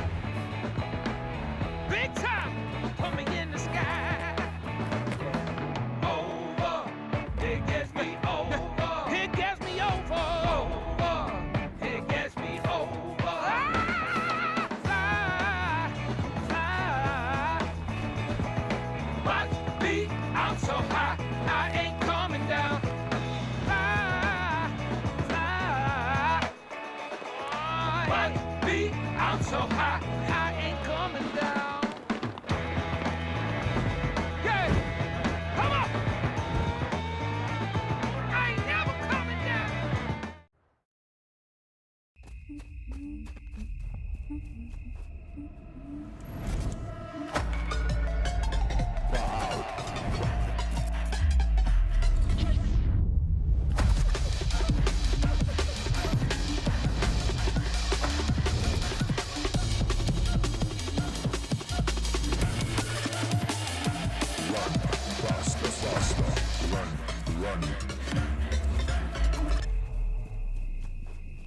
Hey everybody, Dan Ryan here in studio filling in for Leah Yingling. I'm joined by my co-host Caleb Stevens. So we're bringing you all the action live here at the Javelina 100. Lots of great racing going on today. Ideal temperatures, course records that potentially could fall. Just seeing some great action out there. Yeah, it's been a really fun day. We've got, like you said, course records are going to fall, or at least that's what it looks like. F1, Tara Dower, 24 minutes under course record pace right now. The men are also dominating this course at the moment. Peak heat of the day right now, though, so we'll see what that looks like. Excited to see these runners coming back through headquarters here to really get some eyes on how they look and how they're interacting with their crews. But what a fun day we've had so far here at the Javelina 100. Yeah, let me know what's all happened in the last. I was back. I left the studio at 10 o'clock this morning. What's the biggest thing that's happened that I've missed? Fill me in. I've never seen a running race before. Yeah, I would say that Will Murray just continues to keep his foot on the gas. He looks great every time that we've seen him here on the live stream. I mean, he is running so well, in control. He's got David back behind him, David Roche, and then Canyon Woodward is also having a great race. I would say Canyon and Will looked the best going through Jackass as they came through. David looked good, but I think those two, they looked great for where they are in the race. So we'll see what they look like as they're coming through here again at headquarters. And then Tara. I mean, Tara is just like far and away what she's doing today on the female side. Incredible. And she's had an incredible season, but then to see her come in with all the racing that she's done, all the accomplishments that she's had this year, and she's just throwing down here as she gets swings again for that golden ticket to be able to go back and run Western States this year. Also, what a diverse athlete, right? We're talking long trail FKT. We're talking running a fast 50 at Lake Sonoma. Really, she can kind of do it all, it seems. Yeah, she's a Swiss Army knife in the sport, right? And I think she's able to inspire folks all across the spectrum of running because of what she brings to it, right? If you're an FTK person, if you're really into that, obviously, she's a great person to follow, and she's going to bring you into the sport. A race like Black Canyon, right, where it brings so many eyes into it, she dominated there as well. And so her ability to go from shorter distances to longer distances and then to show up consistently, it's not just like one or two races a year, it's all throughout the year where she's just taking these massive swings, is just incredibly impressive. And it's fun to watch somebody like her that has such a fun personality as well, right? She brings so much and it pulls so many people into the sport that we love dearly. So to have someone like her in the sport that's just so successful and is doing so well today is awesome. Yeah, and it's pure redemption from her visit here in 2023, right? I don't think she's hit a cactus yet. But, I mean, Tara always seems to come into the finish line with some sort of blood or bruised or beat up, so she absolutely gives it her all out there, and it's phenomenal to see what she's doing out here at Javelina Jundred. Carla Molinero is also doing a great job. Looks like she's cruising in second place with Beth McKenzie about 8 or 9 minutes back. Then Addie Bracey, Valerie Arsenault, and Lauren Perretz, all kind of on various parts of the course right now. So I'm also impressed with how Sage Canaday is doing today. He's running out there, he's running hard, he's running well, and really showing us that he's still in the sport, right? He's got some excellent historical results from Speed Goat, Black Canyon, all sorts of races across the world.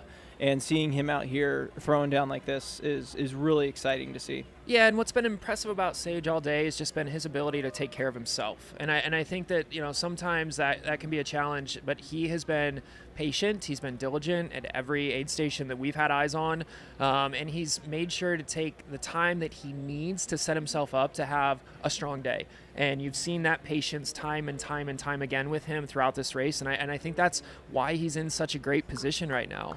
Well, and it's showing his experience in the sport, right? He's been in it for so long. He knows how to take care of himself. He knows how to perform in these events. And he also probably knows when he's pushing too hard, which maybe some of these guys out here who haven't been racing as much don't know when they're pushing too hard. But I think historically, though, one of the things for Sage has been over that 100K mark, it's presented challenges, right? And so, like, his ability today to take care of himself early in the race is going to be really fun then to watch him that back half of the race, that final lap, to see the benefit of that work that he's done, because that's historically where he's run into problems, but he's continued to run strong all throughout today so far. Yeah, and he's overcome some pretty major medical issues as well. Pulmonary embolism's nothing to mess around with. And the fact that he's out here competing at this level and competing at all is, I'm so happy for him. Awesome. When it comes to getting these things done, because that's nothing small to overcome. That's a pretty scary health thing to overcome, and I know he's been pretty open about that on his Instagram channels and his social media.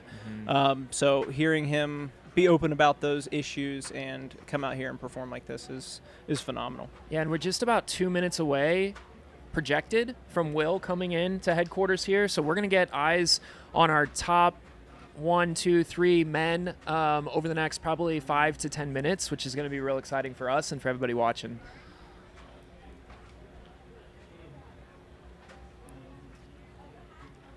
So what has been your favorite part of being out here watching the action? Yeah, just being able to be a part of this race in a different way. I've had a chance to run it the last 2 years. One of my all-time favorite races. The running community here is so strong. The vision that the Aravaipa team has had and growing this thing into what it is today. It's so neat to be on the other side of the race and be able to contribute in a way where I'm not running, I'm not supporting, an athlete actively at the moment, but being able to be on the mic and be able to tell the stories of folks that are running it. It's so fun. And so what a dream and what a treat for me today to be able to be a part of this. This race too is one of the things that got me into the sport, was watching the live stream, watching Chris and AJW and what they've done over the years in all these different races. This opened a door for me watching the live stream of, hey, maybe someday I could run that race, and then seeing the documentaries that come out after the race and how crazy and wild it looked. I was like, I've got to run that race at some point. And so now to be on kind of the other end of it is a really special moment for me, for sure. That's awesome. Was this your first 100 miler?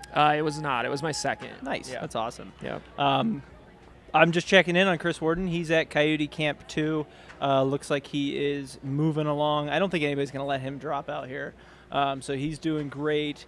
Andy, Mr. AJW, he is currently at the start-finish. And moving on out to Coyote Camp 3. So they're really both cruising along. Great commentators, great guys, and it's great to see them out there racing. Although if they get too many more people to sign up for the race that usually do commentary, they're going to run out of commentators. Yeah. On the women's race, Carla Molinaro is the world champ for the 50K. So seeing her come out here and perform at this level at a 100-miler is really fun to watch.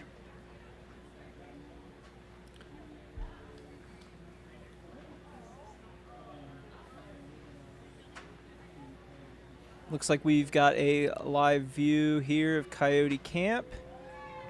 People coming through all various stages. What's crazy about watching this one is like you don't know if somebody's on 2, are they on 3, are they on 4.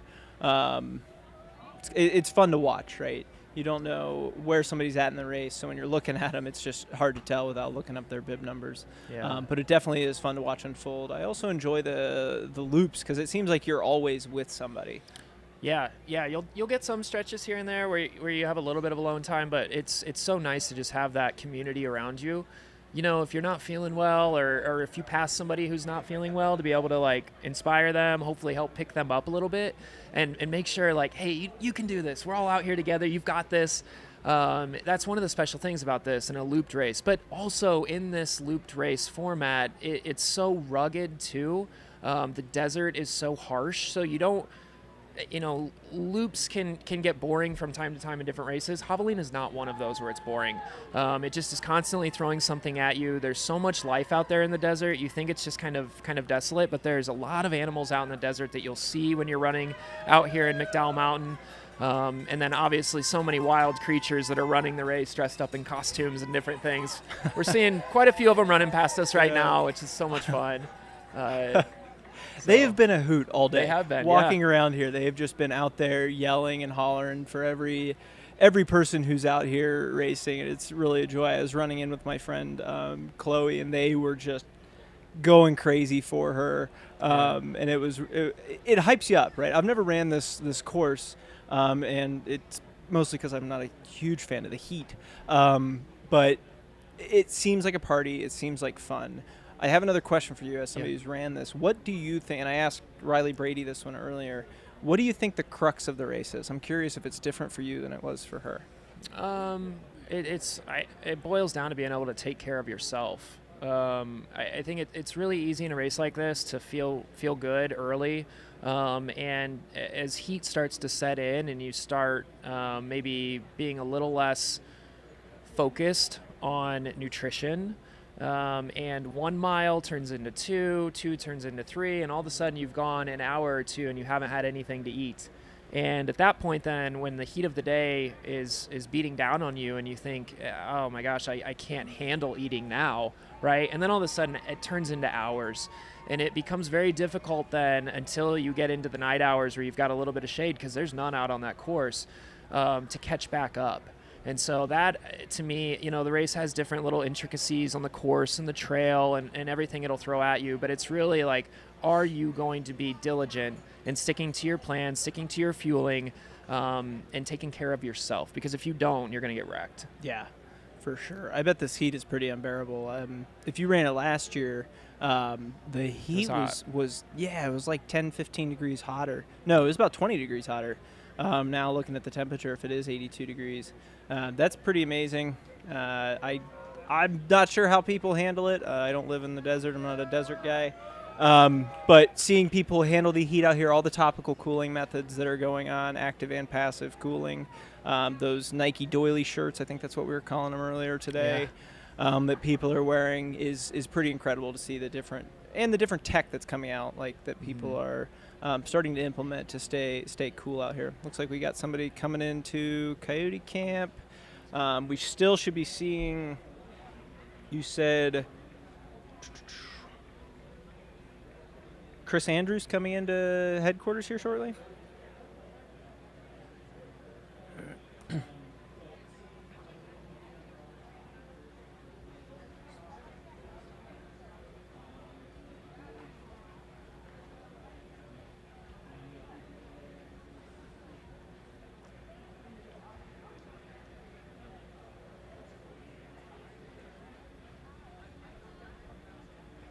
Yeah, and this is really the the time of day where you're feeling the heat, and you feel like it's never going to end. But really, they're about an hour away from it starting to get better. Really? Yeah, maybe an hour and a half. And so if you can just keep your wits about you right now, and take the time that you need, no matter how you're feeling. Like, this is one of those where it's so easy to think, I just want to be done. I can't do this. If you can just sit down, get some ice, and you're seeing this right now. You're seeing some of the carnage right here at this aid station. And folks are questioning life decisions right now. But the heat of the day is almost over, and then it becomes a totally different race. It gets a lot cooler in the desert. You're likely going to be wearing layers, which is just this giant roller coaster. I mean, you start the race, it's a little cool. You have a headlamp on. You go through the hours of the day. It gets real hot. You're trying to, cool off as much as you can, dumping ice all over yourself, and then you get into those evening hours where you're freezing. Yeah. And you have to have a diversified, drop bag, or your crew has to have you ready, because there's just so much wild variation in temperatures and climate here. So when Riley was up here talking with us, they said the first 2 loops don't count, and that every downhill part of the loop also doesn't count. Oh. So, and the last 2 loops don't count because it's starting to get cooler. Oh. So really the only thing that matters is that middle 10 miles. I thought that was an absolutely wild way to look at the event. Seeing that one uphill as your primary battle, and having to push that one climb and hammer that one climb, and that the rest of it doesn't matter. That just shows that some of these people are on absolute autopilot when it comes to throwing down these wild times. Obviously, we're probably going to have a course record fall with Will and David running, well under course record, and that's pretty amazing. They've both looked pretty dialed in. David's tent or crew tent is right next to a friend of mine's, and watching him come in and just be crazy efficient at all of his aid station stuff and then get back out on the course was pretty wild to watch. I haven't watched Will's strategy or Will's crewing. I'm curious to see what he's doing out there and what sort of, if he's doing an ice bandana or how he's staying cool, calm, and collected in this absolutely wild throwdown here at the Javelina 100. Yeah, it's something to keep in mind, or to watch out for here. So Will and David were separated by 10 minutes when they came into Jackass, and that gap at Rattlesnake is now 6 minutes. So it looks like David has made up some ground on Will. Not sure if that means David is charging or if Will is just fading a touch, but we'll get eyes on them here shortly as they come into headquarters, and we'll be able to assess that. Another great shot of Tent City here. All of those tents are occupied by runners there in the middle. Also, all those canopy tents that are along the edges are crews or vendors that have set up and that are providing aid to runners. They're crazy. There's best tent decorating contest. There's best ass. There's lots of different contests that can happen here at the Javelina 100. Jubilee's probably on her 13th, 14th costume, and it's just a party in the desert. Yeah, and it's 100% as impressive, if not more, when you're here in person, is what you're seeing on the screen right now, which is mind-boggling. If you haven't been to Javelina before and you see this with the drone shot, it's just an incredible experience. If you are a fan of ultra running, if you love to run, this has to be a bucket list race for you. Even if the distance scares you or the heat scares you, it just doesn't get any better than this. There's nothing else like what you're seeing right here. A really, really special place to be on a Saturday in October. Yeah, I will say it is absolutely one of the most unique 100-milers I've been to. And it's very special in its own way. It's different than every other race. It's very easy to crew. You just got to stay put in one spot, and you don't have to worry about driving to a bunch of different aid stations. So once your runner's done, you just kick back, relax, have a beer, hang out, and just take your time with enjoying all the scenery. Looks like we got another runner coming in here, grabbing a popsicle from the Squirrel's Nut Butter tent. Mr. Thornley's out there, and Ben is one of his coworkers is out there. They're giving volunteers or giving crews a bunch of otter pops that are out there on course, which is pretty fun to watch. People grab different things, and it seems like the popsicle's always the one of the favorite items. Yeah, so Canyon Woodward is now through Rattlesnake as well. He's just about 2.5 minutes back of David Roche, who is just about 6 minutes and change, maybe 7 behind Will. So he's closed that gap. So our top 3 are all within about 9.5 minutes of each other. And their next stop through here, or that we'll see them, is going to be headquarters. Yep, and then they're going to head out on their 4th loop? Last loop. Okay, yep, they're on number 4. Sorry, just getting all caught up here. Canyon Woodward through. Gavin should be seeing him shortly, followed by Caleb and Noah. And that kind of rounds out your top 6.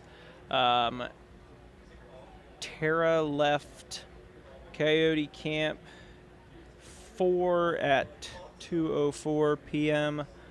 So we should be seeing her through the next aid station at any point. We should be seeing her at Jackass Junction. Imminent, I believe that's what the kids say. Great shot of headquarters and the trails around headquarters here that you guys are seeing on your screen.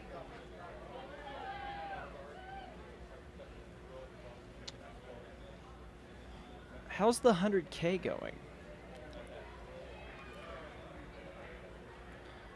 Okay, Jordan Maddox is in first out of Rattlesnake Ranch 3 with Katie Asmuth hot on his heels at 8:01. Eric Mia at 8:02. Corinne up there as well at 8:19. Calamia at 8:20. And Ruari at 8:22.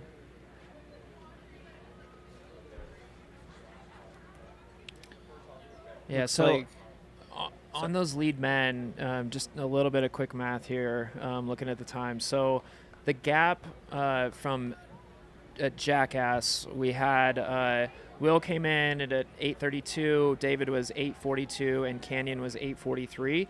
So about 11 minutes separated those 3 in some change. And then when we look now at the most recent tracker, so Rattlesnake Ranch, we have a 9-minute gap from first to third. So it is tightening a little bit. David's 6 minutes back, and then Canyon is 9 minutes back there of Will. So again, race has tightened by about 2 minutes from Jackass to Rattlesnake on the men's side.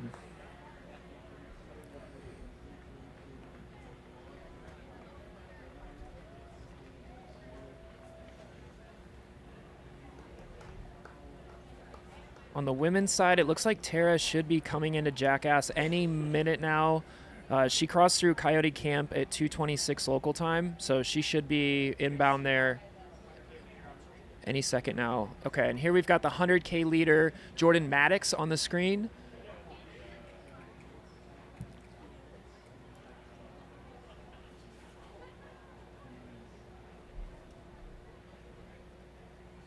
Seems like we've got the 100K leader inbound. Jordan Maddox headed down into the start finish. Yeah, so this is going to likely be our winner here. There it is, Tent City. Jordan first overall. That's wild. Just, he's going to be what? 9 hours? Yeah, Jordan's averaged an 8:20 pace here over the course of 100K. Here we've got Tara in at Jackass, so here's a shot of her cooling off quickly.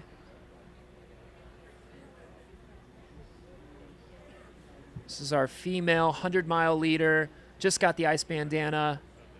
Headed out. There's Chris Warden with the fist bump. Good to see him out there. Yep, get some ice on, Chris. Tara as well. Get out of the aid station. Keep on going. Yeah, Chris is working hard for that Western States qualifier. I have no doubt he'll get that today. And here's Jordan again, coming in for the 100K finish. On the left, Tara is on the right in Jackass Junction. Tara headed back out of Jackass Junction, and looks like she's got a pacer there. Is that Sierra DeGroff, who's running with her, cruising along. Tara's got a decent gap on the second place female. It looks like Tara has about 15 minutes on second place. Let me make sure I'm doing my rough math correctly. At Coyote Camp, she came in at 8:49.09, and Carla came in at, or Tara came in at 8:26. So yeah, she had about 15 minutes on her at Coyote Camp, so it'll be interesting to see how much time she's got on her at Jackass Junction. We would expect to see her in 15 or so minutes. But that'll kind of give us an indicator of whether Tara's hammering or starting to have a little bit of fade. I don't anticipate somebody who has that much experience running those incredible distances to have much of a fade. Yeah, and again, on your screen, running past the headquarters here, we've got Jordan Maddox, your 100K champion, rounding here. Javelina headquarters heading into the finish line. 9:28 and some change right now. Final stretch. What do you think's going through his mind right now? Thank goodness I'm done. Yeah. I bet that's the first thing going through his head. The second thing going through his head is probably, wow, because he wasn't in first for most of the day. There was another person who was running kind of out in front of him. I'm not sure the storyline of what happened to him, but he's not there anymore, and it looks like second place is going to be female one with Katie Asmuth, which is pretty incredible. But yeah, great work to Jordan Maddox. He's probably thinking, can't wait to sit down, can't wait to stop running this fast, and I can't wait to not be in the sun. Yeah, what a special moment for him here. He's going to finish in about 8:32 is my guess. Because it probably took him a couple minutes to get around this headquarters. And is that a course record? Do you know the course record for the 100K? I wasn't able to find it on Ultra Sign Up.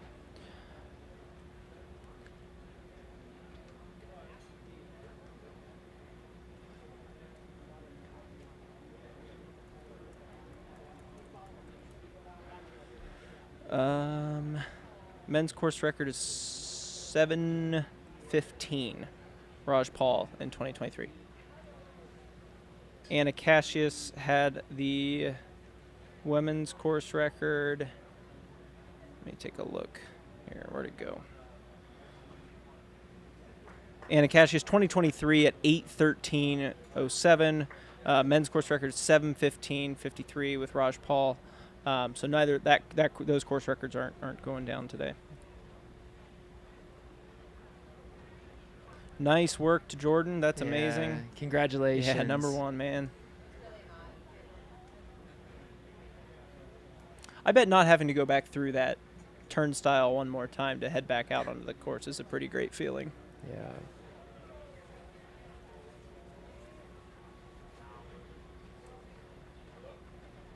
And then obviously starting tonight is the 31K, which is a 19-mile run. It's a loop. They end at Jackass. They don't end. There's Katie coming in. Jeez. Wow. She crushed it. She was a bit of time back at the last race. I think almost 6 or 7 minutes. So she. What a performance by Katie here. That's amazing.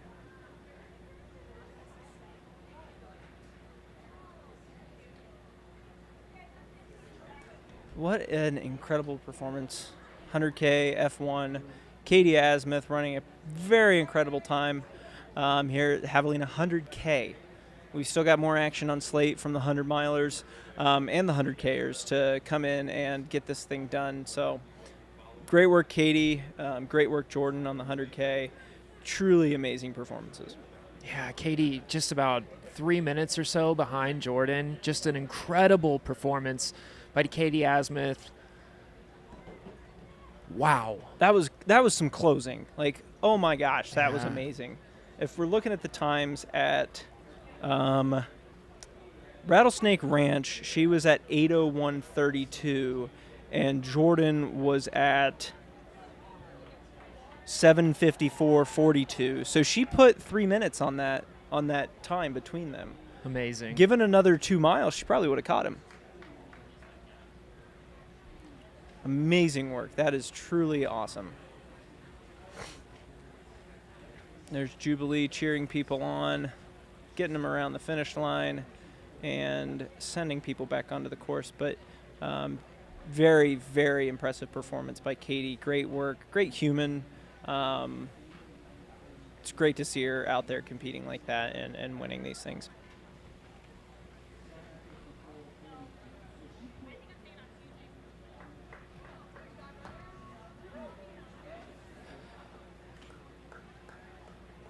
Did the sun exposure eventually get to you pretty bad? I mean, with these long days in the desert? Yeah, last year for sure. I spent most of the back half of the race vomiting, so it was quite the experience for me last year. I don't think Katie dealt with any of that. It doesn't look like she looks amazing right now, super fresh, super happy. The closing speed that she had, you mentioned it, from the last aid station to here, but just also running past headquarters. I mean, a lot of pop in her step, and you could tell she was just so stoked. Wow. Yeah. Wow. That split was pretty impressive. I'd be interested to see how that compares historically to other runners. So if Liam's in the chat and he wants to go ahead and figure that out for us, Mr. Statistics there, that would be pretty sweet.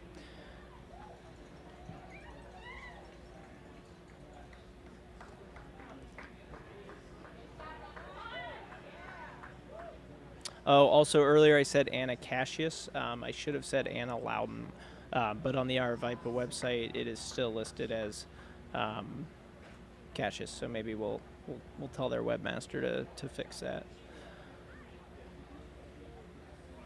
Yeah, so she's about 15 minutes over the course record for the 100K. Didn't get it, but still amazing performance. Yeah, an incredible performance. We should have our top of the field here also in the 100-miler coming through headquarters any minute now.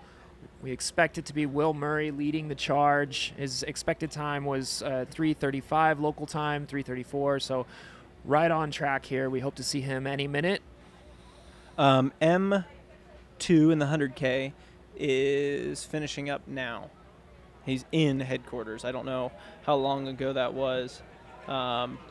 But he's either at the finish line and ran by us sneakily, or he is going to be running by us shortly. So great job to Eric Mia for a great performance here as well. Coming in third place overall, second place male in the 100K. Fourth overall is a name that you all know, Corinne Chalvoy as well. She'll be on the live stream tomorrow.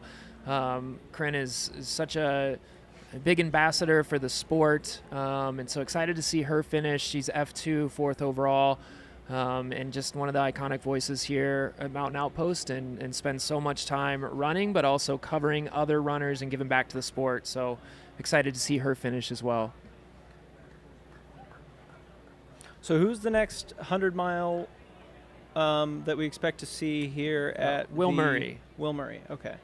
And then he's headed out for his last lap around the preserve.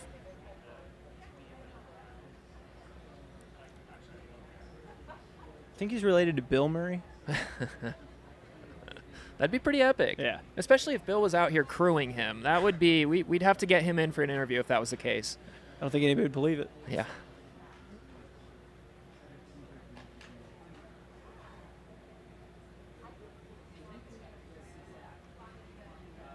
I wonder what it's like to be running out there in front of all those other very strong runners and just, having a lead on them. Is that putting an extra pep in his step, or is that, I think that's putting the fear in him? I think it probably depends on how he feels. Yeah. If he's feeling strong and feeling good, he probably, I mean, the momentum that you would have if you felt that way. But if you start to feel some cracks in the armor and start to feel like maybe the stomach's going south or something like that, I would imagine that it adds quite a bit of pressure at that point. But, you know, regardless of how you're feeling, the amount of pressure that these guys and girls have out there on the course, especially the ones that are competing for a golden ticket, you know, is unmatched in this sport. It's what everybody strives for that's at that level, and it means so much, you know, to your career and to the personal accolades that you hope to achieve throughout the course of this. So, yeah, they're all out there fighting right now for sure. Yeah, it's I think it'd be pretty frightening to be running out there in the front, and obviously I'll never be there. But seeing what these guys are doing and how they're performing out there on the course, cruising through all of this different terrain, staying cool and chasing gold. Yeah, and on the women's side right now, we've got Tara Dower in first overall female, 10th overall. She's through Jackass, and then we've got Carla Molinero in second. She should be approaching Jackass any minute now. And then in third place, 16th overall, we have Beth McKenzie, who went through Coyote Camp with a time of 8:57. So that's our top three on the female side. Again, anxiously awaiting Will Murray, David Roche, and Canyon Woodward to come in through headquarters. Chris Andrews is also on his way to headquarters now. He passed through Rattlesnake Ranch about 3 minutes ago. And here we've got Will Murray coming through just past headquarters on the screen now in front of us. That is M1 for the 100-miler. Cruising. He's going to go up, take the loop around the turnstile, as I'm calling it, and then head back down to get crewed. Probably get dunked in ice. Probably grab something for when the sun goes down, do you think? And head back out on the course. He might make it before sundown, actually. Yeah, and the way he's running, his body heat, I mean, I don't know if he'd put anything extra on. He is cruising. He's a machine out there. And he might not even need a headlamp. Yeah. So, yeah, he's probably going to be pretty quick here and just want to get back out running. Don't want his legs to seize up, and wants to keep cruising along.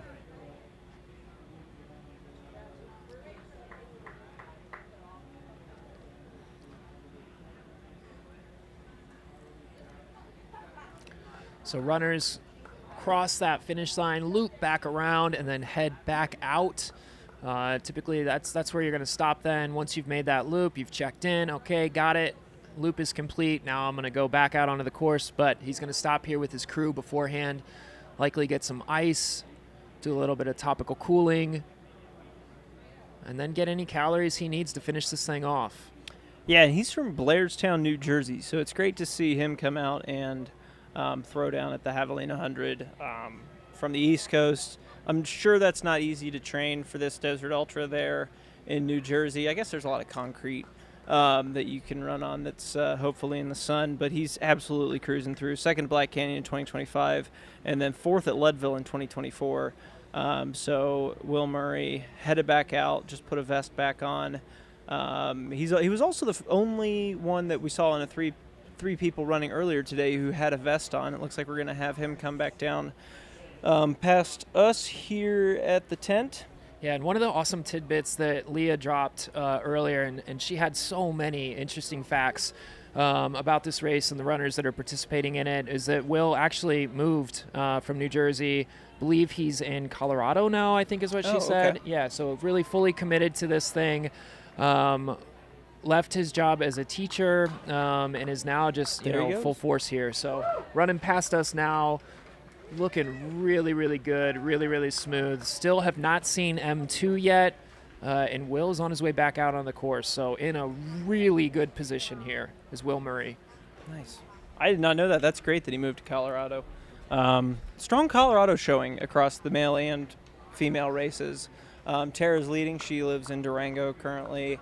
So just a lot of great Colorado runners out here taking on the heat in the Arizona desert. So.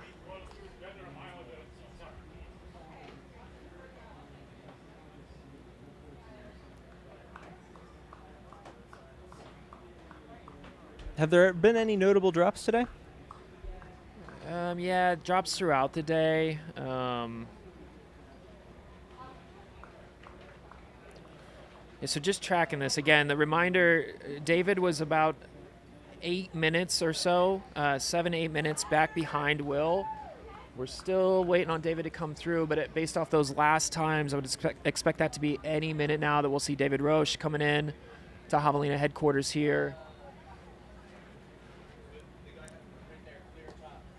So we'll kind of be able to tell if Roach is closing on second place, which will be pretty fun to watch. Last year, I remember he kind of ran out in front and was there all day. So seeing a close race here at the end will be pretty wild to see. Is that him there? No. Too slow. There he is. That's his gate. Wearing those sage green shorts, as he said. So hopefully he doesn't run into Will in the chute. That might spark something in him if he sees him that close. But I think Will's already out on the course and gone. Yeah. So we got David coming in. He's going to come down by headquarters, go up, do the loop, get dunked in ice and water, and then start back out on the course. It'll be interesting to see kind of what his splits are now. So if we look at Will Murray at the start-finish, 9:39.53. So we'll see what David is at when he heads back on out.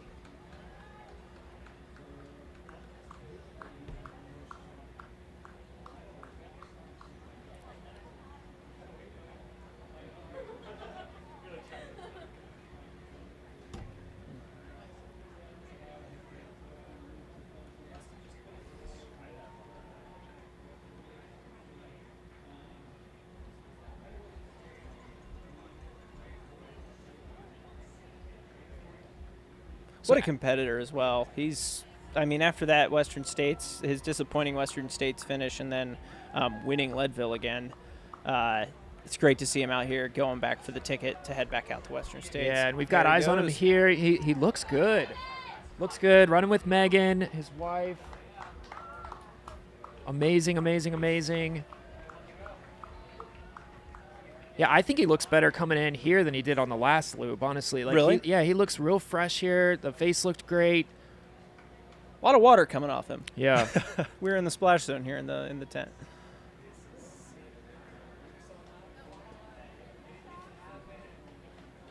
And then he's going to go out there. What's your prediction? Do you think he can close? That's a lot of time to close in a race like this. I mean, he's probably – we'll see what these splits are, but – he's probably a half mile to 3/4 of a mile back, maybe more. We'll see what the timing looks like. But yeah, we'll have to see if Will. That's a lot, in a race like this. If something wonky happens with the stomach or whatever, I mean, it's anybody's game. But that's going to be a tough distance to close. Yeah, I think a couple things have to go wrong for Will for this to change. But I mean, anything's possible. It's 100 miles. They're not done yet.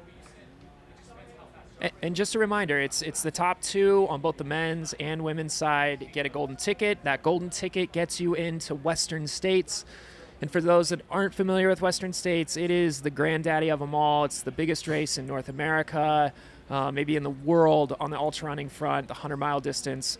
And so that's what everybody here at the top of the field is competing for, is that automatic entry, that auto bid into Western States. And David Roche here is in a position right now to capture that. We'll see. He's going to have some heat on his heels. That's for sure. He's got Canyon Woodward not too far behind him. I expect us to have eyes on him probably in the next couple of minutes coming through headquarters. So we'll see what that looks like. But here, David's team is really kind of getting him prepped to head back out there. Getting his bottles filled, maybe some ice in there, trying to get him cooled off. And he's got about 20 miles left to finish this thing off. So the real race might happen between 2 and 3. For sure. Because that's that last golden ticket spot as well. Yeah, for sure. And that's likely, that's likely to be the case on both the men's and women's side with the way that Tara's running. David's out. He's running. We got a drone shot on him. And is that... Do we have male 3 in yet? And for those at home, it's about a 6.5 minute gap right now from Will and David, M1 and M2, and the 100 miler. So we're going to wait for the next start-finish time. There he goes, looking. Those gimbals are looking steady behind him. Yeah. Oh, and David's looking steady, too. Yeah, David looks really, really solid coming through here. Very composed, looking strong.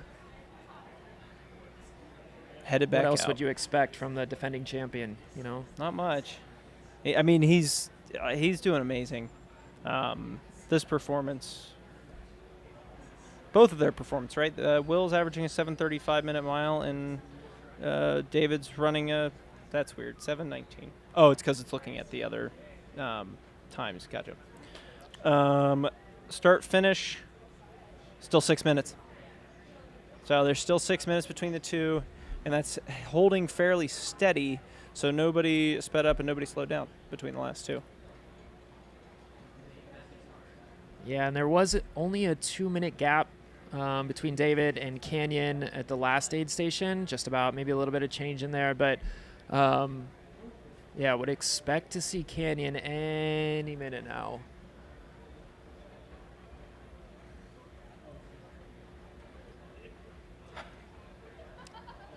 I'm excited to watch one of our producers run the 31K tonight. It's his longest run, so I'm just excited to see him run it. And because he's giving me crap from behind the camera.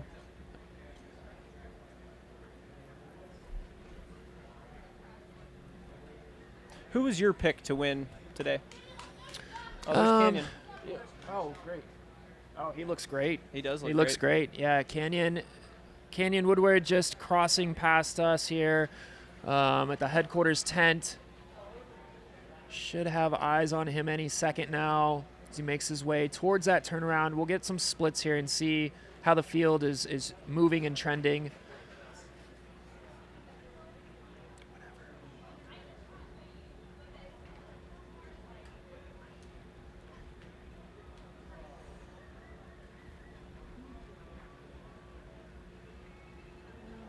Yeah, but to answer your question, I mean, I didn't think I could bet against David Roche, you know, just with what he's done, being out here before.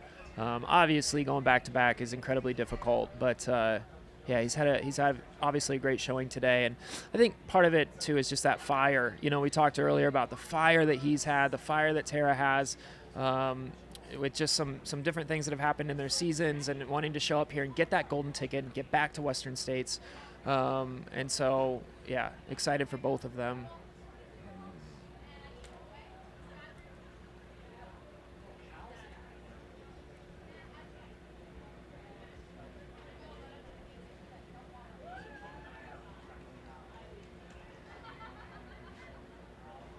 Oh, here we've got Corinne Chalvoy coming in for the F2 finish in the 100K. Fourth overall, really good day for her. Amazing. Talk about a tight race in the 100K. 8:29, 8:32, 8:35. Wow. And then I think Corinne's actually going to be 5th overall F2. Oh, I missed that. Because we have Calamia, if I'm pronouncing that wrong, I apologize, into Javelina headquarters 8:49.23, and Corinne in at 8:49.55.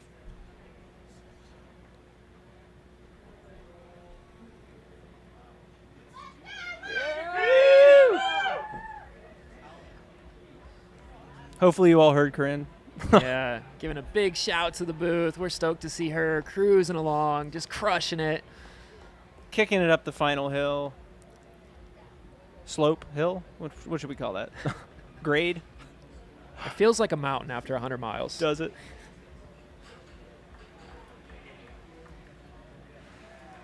Nice.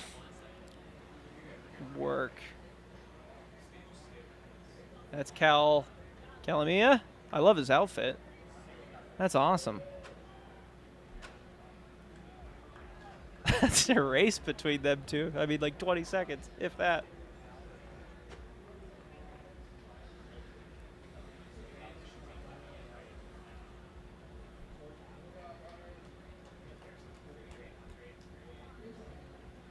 There she goes. Nice work, Corinne. It's awesome. And again, Tara Dower is 24 minutes under course record pace. Just moving at a blistering pace today. Absolutely crushing it out there.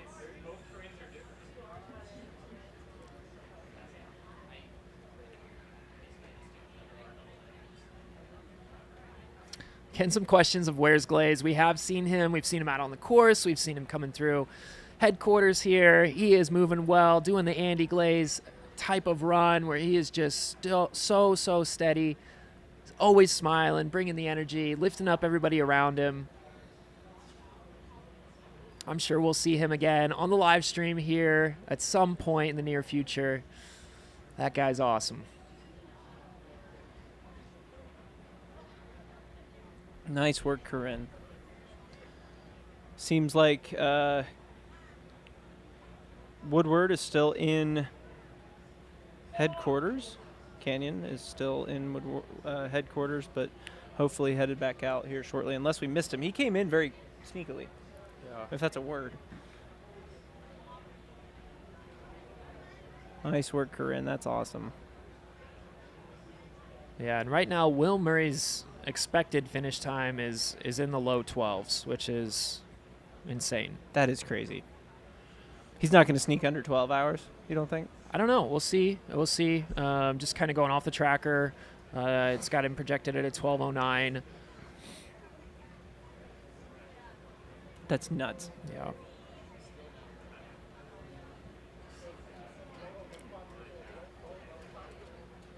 And then we've got Tara at an expected finish time, or estimated finish time of a 13:30 and some change, which would be equally as nuts. That I mean, just putting that into perspective of what she's accomplishing today, kind of speechless with her. Amazing. Amazing athlete, generational talent. What she can do on all different kinds of terrain is insane. I don't know a better word to describe it other than insane. She's able to just crush it no matter the distance, no matter the conditions, and just cruise through these things. But she's also, she wears her grit on her face. Like, she is a very gritty runner. And the emotion she shows when she finishes these things and during them is just second to none. She's very, very tough, and it's quite amazing to watch it unfold in so many different venues. Yeah, and you see how these elites are performing today. Will Murray, David Roche, Tara Dower, just as we think about the records that are probably going to fall today. The coolest thing about this, though, is that you have folks that are in the back of the pack that are still in the same race, and it's like being on the same court as Michael Jordan, or the same field as Tom Brady. When you have these incredible athletes, these incredible specimens that are doing things that only they can do, but they're joined out there by folks of every walk of life that are able to be out there on the same course, competing in the same race. And what other sport do you get a chance to do that in? Just really neat for everybody involved. If given the opportunity to go play basketball with Michael Jordan or LeBron, let's face it, he's the king. Would you? You think LeBron is? Would you take it? Would I take it? 100%. 100%. Especially, I don't know if you saw, there was a clip of Michael Jordan this week where he said he shot a basketball for the first time in years in front of a couple of kids, and he was super nervous. And so, I don't know, maybe I'd have a chance to take him on at this point. If he's not working on his game, who knows?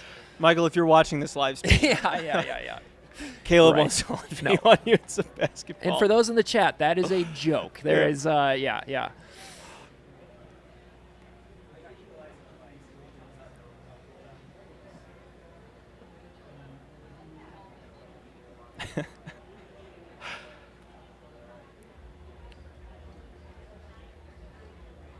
Great performances. Lots of great runners coming through.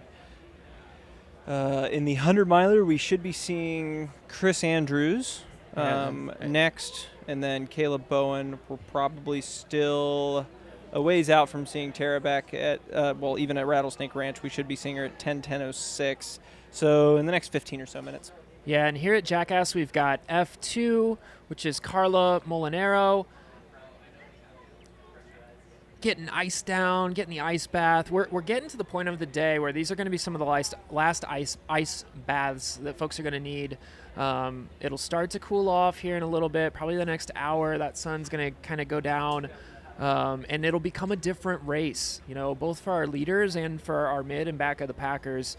As that sun starts to go down, it's going to get a little bit cooler, and then it just becomes different. The desert has a different feel at that point, bone-chillingly cold for those that will be out throughout the wee hours of the morning and into tomorrow morning. So folks here taking advantage of the ice bath and moving on out. There's Carla Molinaro at Jackass Junction. That would be F2. Kind of looks like she's going through it a little bit in terms of walking out of this aid station. It's a little bit of an uphill just out of this aid station. So maybe she's just taking it easy till she gets up onto that nice cruising downhill. But great work to her, 50K world champ out here running the Javelina 100. Yeah, this is tough to watch. She's had such a good day, has had such a good race. We haven't seen this from her yet, this kind of physical and mental fatigue and anguish. So hopefully she's able to right that ship and continue to just crush it, because she's been fantastic all day. Yeah. It's so hard to say that. It must be so hard to stay that focused for 100 miles. The slightest thing goes wrong and it can derail your entire race. I think we saw that with Raj Paul this morning, where he just kind of knew immediately, right, that he was out of it. Tara looked like she was moving through efficiently in Jackass and getting back out onto the course and running strong. So I think that as long as Tara can maintain that fire, she'll close it. Yeah, and it's a razor thin margin of error in a race like this, and you see that all the time. This heat has its own complications that it can present, and unfortunately, Carla right now is dealing with it. But it's kind of something that all of our elites, all of the folks in this field have to be mindful of, that things can change on a dime in a race like this over the course of 100 miles, and you just never know what can happen, which is what makes these adventures so fun. It's a constant day of troubleshooting, of problem solving, of trying to piece the puzzle together, from hydration, nutrition, your gear. Here we have Sage Canaday on the screen. He's done a great job all day in these aid stations, being very composed. We're seeing that again. But it's a fight for everybody. And that's one of the things I appreciate about, this live stream is being able to see, I think for novice runners and newer runners, or even folks that have been in it for a long time, you can in your mind think like, wow, they just don't have to struggle, these elites, with the same things I do. But they do.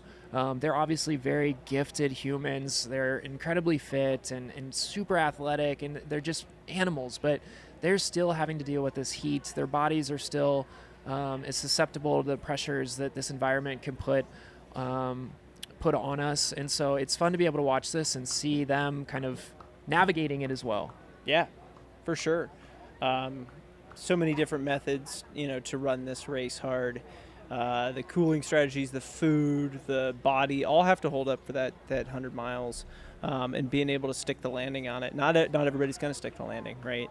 I think I said earlier today, I guess I'm going to quote myself, which is kind of odd. There were 10 guys running out front together, and we were talking about it like one of them's going to stick it, right? 10% of them will probably stick it. So if we see 2 people run under the course records, that means the statistics were wrong. But absolutely amazing to see what people are doing out here and cruising around. Yeah.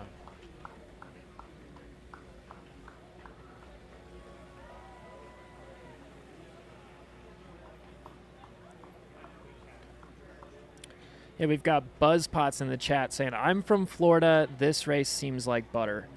You should come run it. Let's see you out here next year, Buzzpots. Let's see you lining up, and let's take a swing at it. I'm voting Buzz Potts comes out to run Javelina 100. Yeah, heck yeah. Although you have to jump over a lot of alligators in Florida. That's fair. Yeah.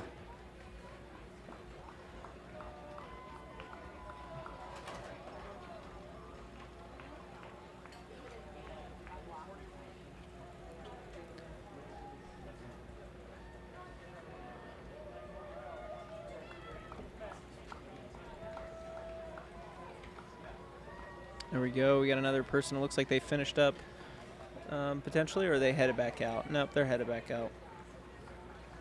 Oh, here is... crap, I don't have my list. Let me get my notes out here. That was Chris Andrews coming back through. So Chris is, I believe, 4th overall. Yep.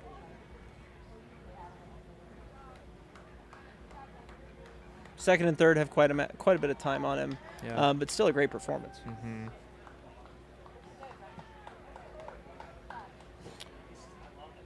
Yeah, thank you to everybody in the chat. Thanks for all that have been tuned in with us all day today. I know for me, races like this, there's nothing better than waking up, turning it on first thing in the morning, and just hanging out. It's such a vibe. It's a great time.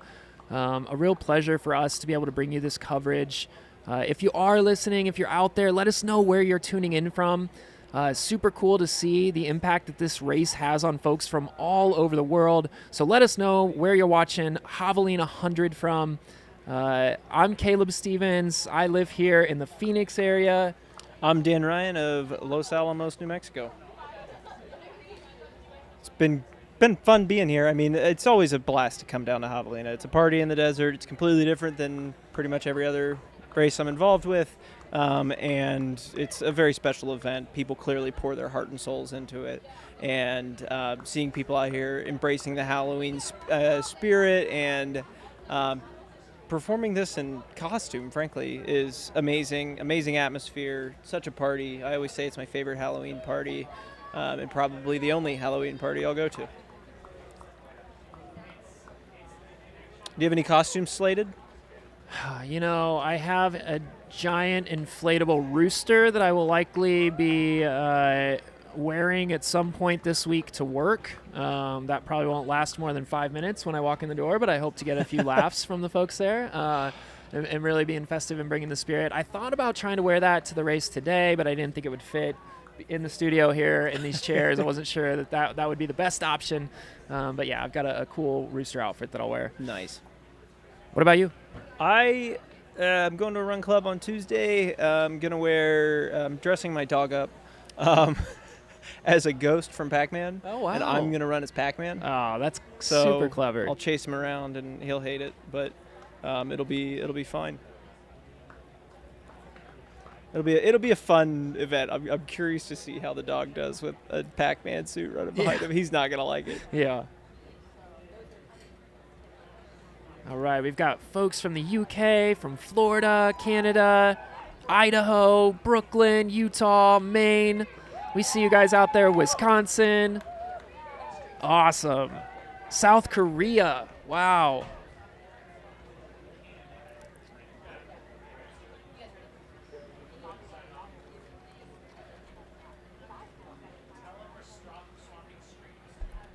Guys, we're going to go ahead and do a stream swap and get some commentators switched out here, give Caleb a break. I know you're back on tomorrow morning. It's been a pleasure being on with you.